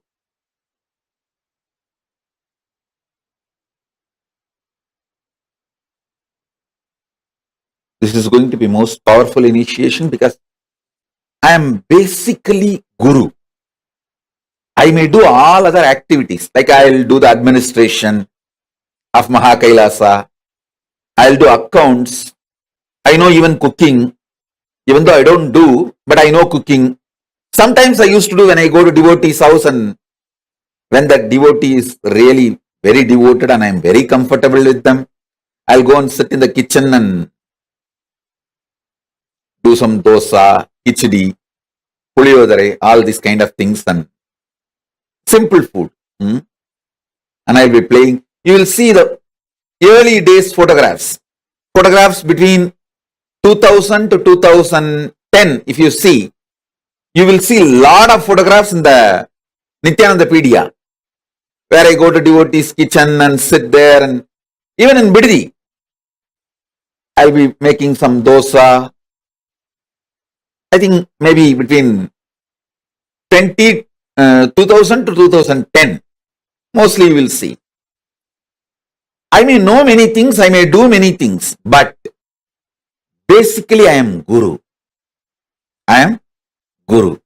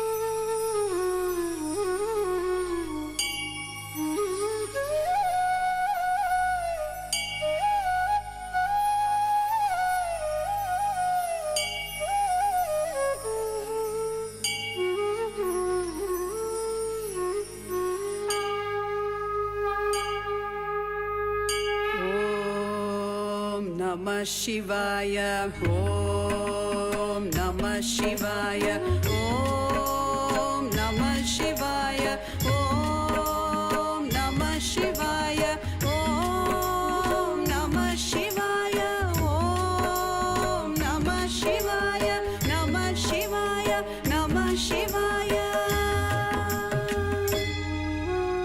Gangadhara Lingeshwara Shambho Mahadeva, Gangadhara Lingeshwara Shambho Mahadeva, Gangadhara Lingeshwara Shambho Mahadeva, Gangadhara Lingeshwara Shambho Mahadeva, Jatadhara Jambulingeshwara Om Namah Shivaya, Jatadhara Jambulingeshwara Om Namah Shivaya.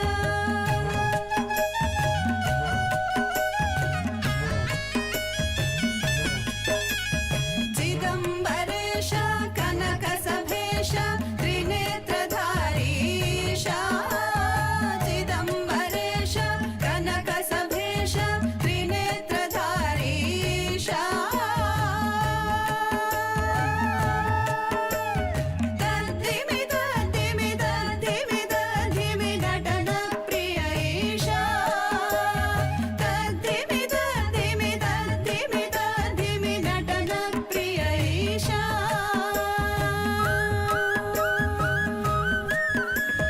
Om Namah Shivaya, Om Namah Shivaya, Om Namah Shivaya, Om Namah Shivaya, Namah Shivaya, Namah Shivaya. Shiva Shiva Shambho, Hara Hara Shambho, Shiva Shiva Shambho, Hara Hara Shambho, Shiva Shiva Shambho, Hara Hara Shambho, Shiva Shiva Shambho, Hara Hara Shambho, Shiva Shiva Shambho, Hara Hara Shambho, Shiva Shiva Shambho, Hara Hara Shambho. Gangadhara Lingeshwara Shambho Mahadeva, Gangadhara Lingeshwara Shambho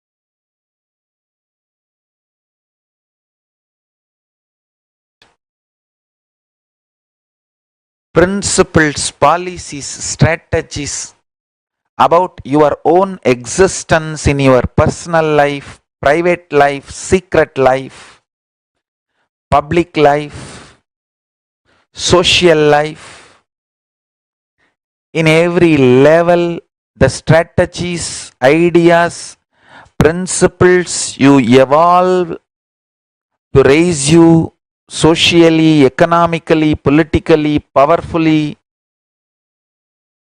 everything should be in sync with this three truth: life, positive, liberating, enlightening. Every dream you want to have ultimately should make you understand to go beyond the dreams. Every dream you want to realize should make you understand to go beyond the dreams.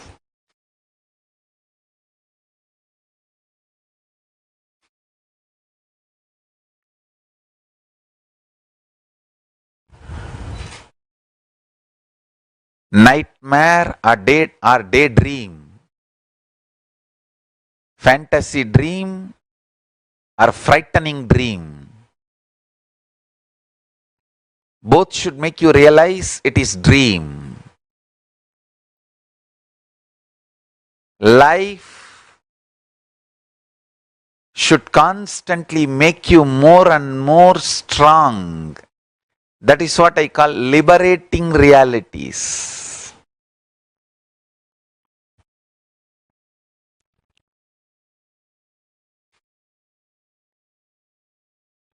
Liberating and enlightening. Understand? Liberating and enlightening.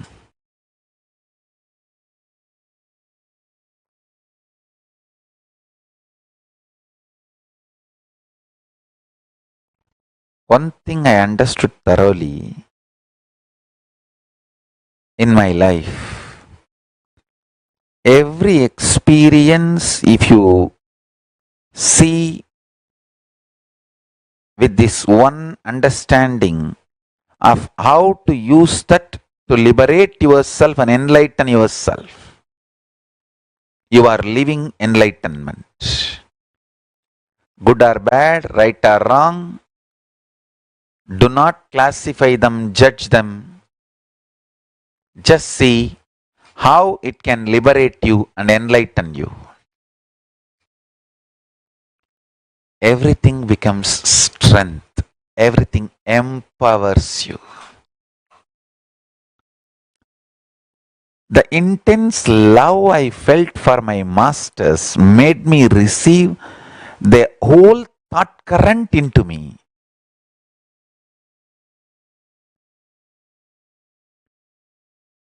With each master, the quality time I spent made me master the thought current they were teaching. Not just the quantity of time, quality thought current, quality time. The intensity of the love is quality time. Number of hours is quantity time. Intensity of the feeling connection is the quality time.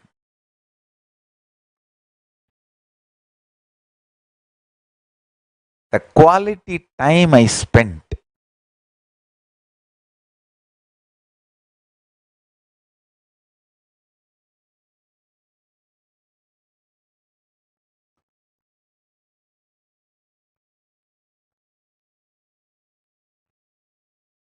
this is what we call Maunam Vyagyanam. When Paramashiva sits as Dakshinamurti in silence, the intense love between him and the disciples, such high frequency, spiritual thought currents are revealed. Less words too many truths are shared.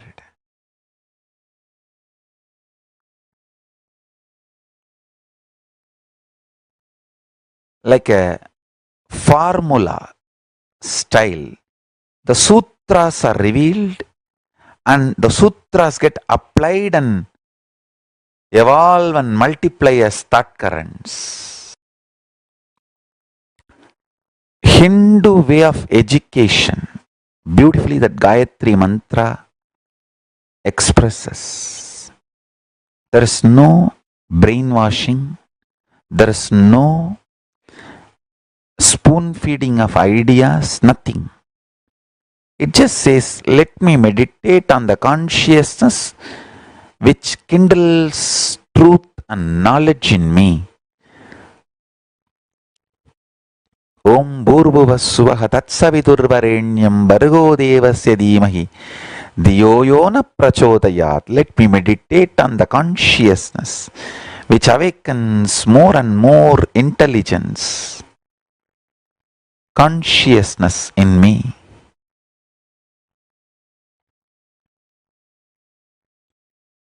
More and more life positive principles, liberating principles, enlightening principles are shared. That goes and sits in your system, and your whole thought currents are developed with these three basic principles: life positive, liberating, enlightening.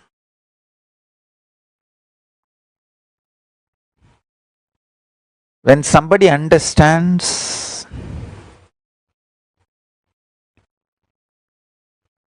absolutely life positive way, the whole life, your youth, middle age, old age, death, all this,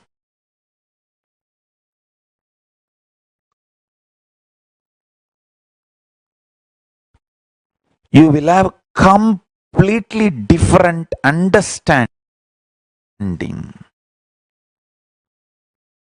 which will be liberating, not suffocating, enlightening, not engaging. I tell you,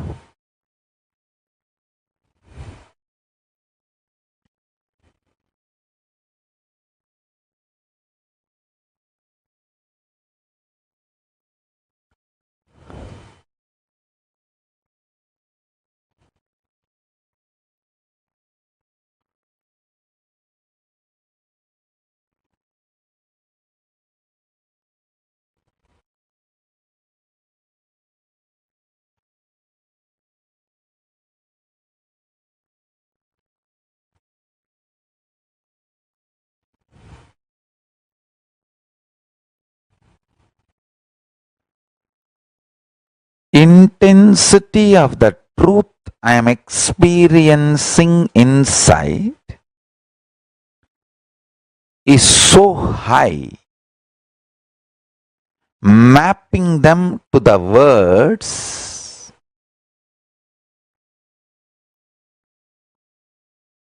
is taking such intense silence and time. Please understand.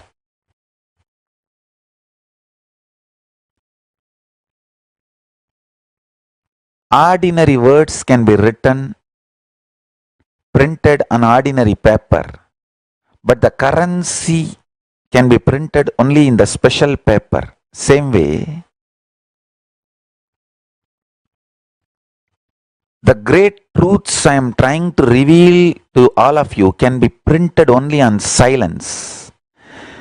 Dense silence is the material on which I can map these great principles I am trying to reveal.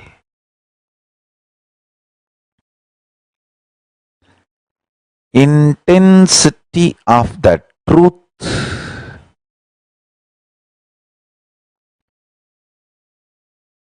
I am supposed to reveal to all of you demands absolute peace and intense silence as the base material on which it can be printed. See, Paramashiva is doing Ananda Tandava eternally, always. He is doing Ananda Tandava eternally, always.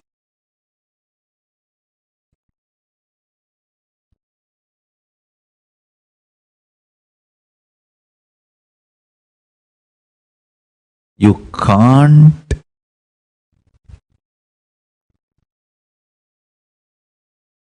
miss Paramashiva's Ananda Tandava.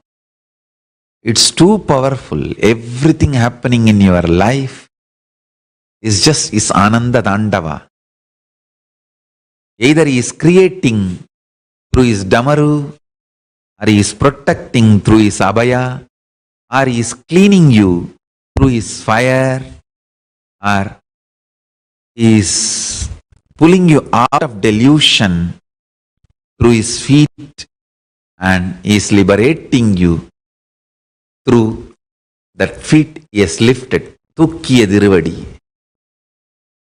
The feet he has lifted, dancing. Understand? His Ananda Tandava is continuing. Do not be worried about something being removed from your life. He is rejuvenating you. Do not be worried about this whole Ananda Tandava. Celebrate it, enjoy it.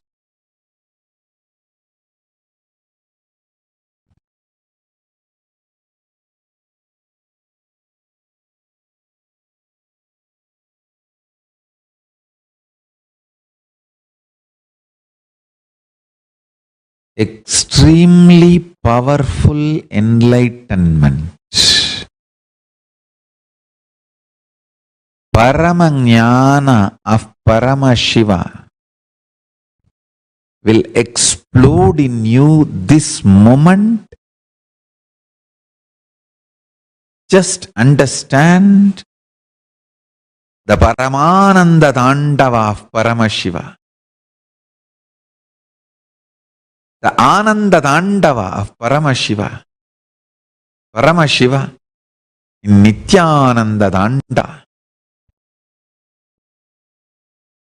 And this whole Tandava happens in absolute space of Mana Unmana, where the extreme sound and extreme silence is one and the same. Understand? The ultimate sound and ultimate silence is one and the same. That is the space I am calling Paramashanta Swarupa, Anahata Dvani. Sound which is uncreated. Means extreme sound and extreme silence. Infinity, hertz and 0 hertz, both is one and the same. That is the Damaru of Paramashiva. Damaru of Paramashiva is 0 hertz and infinity hertz, both. Together. Meditate on this.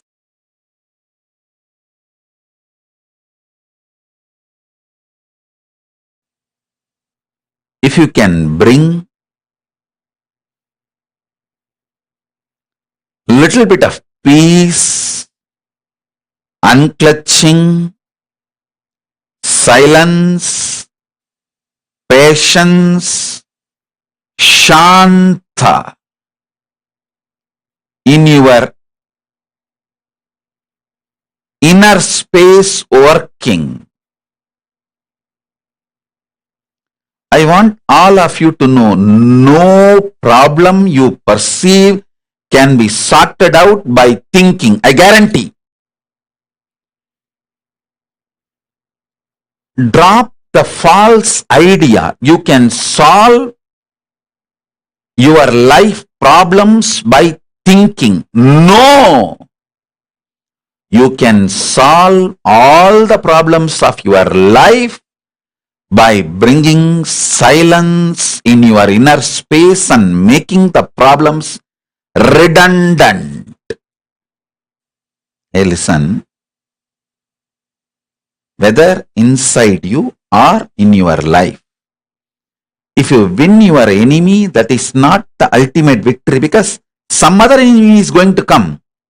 Some other enemy is going to come. Somebody else is going to come up with weapons. If you make your enemies redundant, that is the ultimate victory. When you start talking intensely to Paramashiva, just this three, listen. Forget about everything else. Paramashiva is real. And you start talking to him. You can be complaining, you can be crying, you can be talking, you can be enjoying, you can say, thank you for what you have given me, or you can be angry, saying that what have you done to me? Older than the sun, newer than the fresh breath you are taking inside. So you can talk anything you want.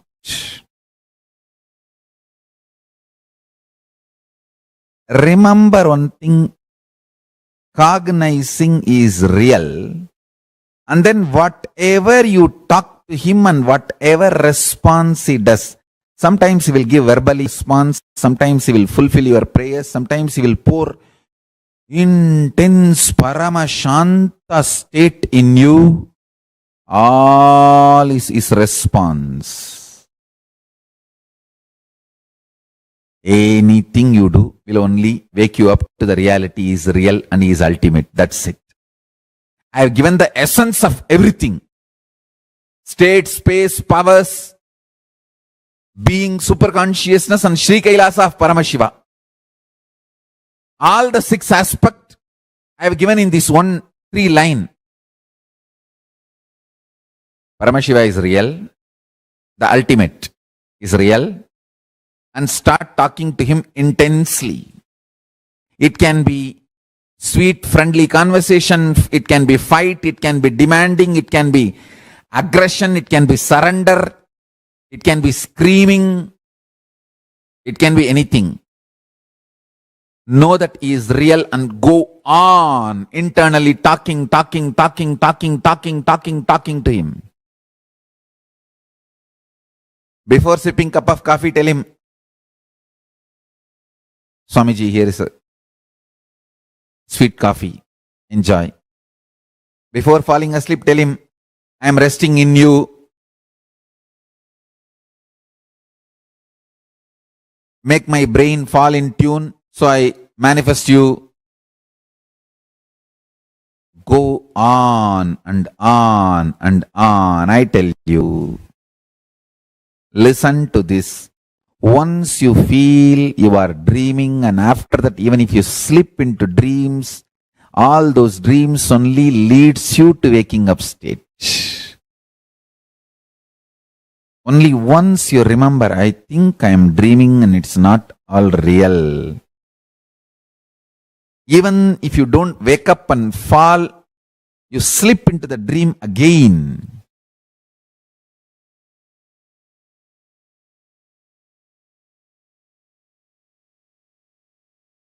After that, every dream you go through,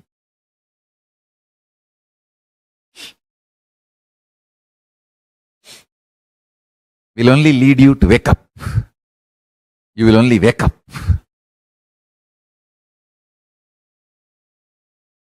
Understand?